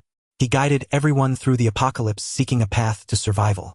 Activating his ability, he discovered something unusual, his expression turning grim. All Sequence Awakener masters gather in the Great Hall for a meeting. The urgency left no room for calm. Chen Ye and the others wasted no time and assembled in the hall. Emperor Mo Chu sat alone on the throne, his aged appearance starkly contrasting with his former youthful self. Such was the price of sitting on the throne. Only after advancing would it change. For now it was still too early. Elder Qin arrived, having cleared the aberrations around Hope City, which slightly eased his guilt. After all, he was already an old man with little time left. How many promising young lives had been sacrificed for his advancement? What does Emperor Mo Chu want to discuss? Could it be another big trouble? That would be too. We can only endure with aberrations running rampant. The murmurs were understandable. Emperor Mo Chu didn't hesitate and shared his discovery with everyone. "We have entered the domain of 2 rule aberrations." What? The crowd erupted in chaos. Even Elder Qin's expression shifted repeatedly. A single rule aberration was troublesome enough. Entering the domain of 2 was a death sentence multiplied. Then Emperor Mo Chu's words allowed him to breathe slightly easier. One of these rule aberrations is at the peak of 2nd tier, the other at the peak of 1st tier. Their combined domain, though powerful, is not unbreakable. After his explanation, the crowd calmed down a bit. It was a silver lining in bad news. Outside Hope City, the sky had changed. Flaming lava terrain and icy snow climates interwove, creating an eerie spectacle. Only by staying within Hope City could they avoid the baptism of fire and ice. A truly miserable fate. Ordinary people wouldn't last long in such an environment, dying horribly. Yizhen stepped forward. "Humph. Just 2 rule aberrations. Leave them to me. I'll deal with them." He now commanded 2 2nd-tier aberrations to empower himself, was subduing another 2nd-tier aberration, and had 21st-tier ones under his control. His combat prowess was terrifying. Very well. Let Yizhen explore the peculiarities of the 2 rule aberrations. The rest of you stand by and be ready to support him. Emperor Ma Chu, upon hearing this, agreed to Yizhen's request without a moment's hesitation. Throughout the entire city of Hope, Yizhen's combat prowess was second to none, surpassed only by Elder Qin. Though Elder Qin's strength was overwhelmingly formidable, he might not necessarily be able to discern the weaknesses of the rule aberrations. The others also grew solemn, waiting within the Great Hall for Emperor Mocha's command. Whoosh! With a flash of golden light, Yizhen dashed out of the City of Hope. The moment he emerged, he felt the erosion of ice and fire, as if they sought to devour him. Humph! With a cold snort, he casually picked a direction and ventured into the eerie domain to probe its mysteries. Suddenly, a monstrous crimson-scaled fish aberration launched an attack. He effortlessly slew it. A mere parlor trick, and you dare to show off before your Lord Yizhen. Perish! Seizing the cube artifact, he transformed it into a colossal spear and hurled it with tremendous force in a certain direction. Boom! The spear struck a flamestone aberration with unerring precision. This aberration, as massive as a small mountain, was clearly no ordinary foe. Crack! With a violent shudder, it repelled the cube artifact. Then it burrowed into the ground. Buzz! A terrifying earthquake erupted. A tremor akin to an 18th magnitude earthquake rocked the land, causing mountains to quake and the earth to split. A scene of sheer terror. Seeing this, Yizhen soared directly into the air. Go! A 2nd-tier blindfolded aberration flew forth, its combat capabilities extraordinary. It charged straight at this peak 1st-tier rule aberration. Logically, the tier disparity should have ensured an overwhelming victory. Yet the intensity of the rule aberration was far beyond the norm. Within its domain, it was nearly invincible. To eliminate it, one had to uncover its weakness and the rules governing it. Only then was there a chance to deal with it. Otherwise, no matter how strong one was, it was futile. At best, you could not harm it, and it could not trap you. Just then, the ice came again. Swish! A barrage of ice needles rained down like a torrential downpour, dense and unrelenting. Yizhen immediately possessed another second-tier aberration. A brilliant golden light blazed forth. The ice needles dissolved upon contact, vanishing like a stone cast into the sea.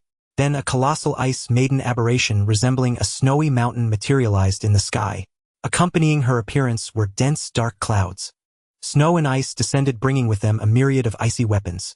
Spears, swords, sabers, halberds, and all manner of hidden projectiles, striking in relentless succession. After enduring for a moment, Yizhen decisively retreated. Time to scram! He hastened back to summon reinforcements. 20 first-tier aberrations flew out, instantly forming a massive trapping array to cover his escape. He possessed both second-tier aberrations, pushing his speed to its peak. He also retrieved the cube. At last he returned to the City of Hope. The others were astonished to see him back so soon. Machu asked, "Yizhen, what is the situation outside?" He knew that, for a proud powerhouse like Yizhen, the matter must be serious. Yizhen, now more restrained, replied, "I cannot defeat the combined forces of these two rule aberrations. Their fusion of ice and fire unleashes." He recounted every detail of the battle and the enemy's tactics. Though he did not downplay the events, the peril involved was exceedingly high. Upon hearing this, Machu addressed the group. Elder Qin will lead the charge with Yizhen, Chen Ye, Lang Mingming, and by Jie assisting, eliminate those two rule aberrations. Yes. Thus the 5-member squad set out immediately.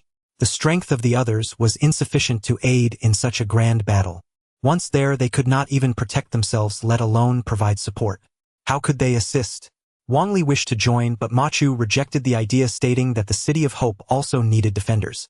Beyond the threat of the two rule aberrations, within these overlapping eerie domains, hundreds of aberrations roamed, steadily converging upon them. When the situation was explained to Wang Li and the others, it made them serious and vigilant. The defense of the City of Hope was of utmost importance. The already battered City of Hope, still far from recovery, could not endure further destruction from these aberrations. Very well. Wang Li nodded, cracking his knuckles in preparation for battle. Chen Ye joined Elder Qin and the others for the expedition. All were at least second-tier powerhouses, each possessing their own method of flight. Elder Qin rose into the air with effortless grace, without any visible gesture. Yizhen followed closely, his golden radiance blazing. Lang Mengmeng rode her fire phoenix spear, transformed into a fiery phoenix. Bai Jie flew by sword like a female sword, immortal. Chen Ye soared with a pair of black and white wings sprouting from his back. This was the ability he had gained from devouring his 4th second-tier aberration. It was quite impressive. He still needed 5 more second-tier aberrations to advance to the 3rd tier. With 3 first-tier and 4 second-tier aberrations, his power and abilities were already astonishing.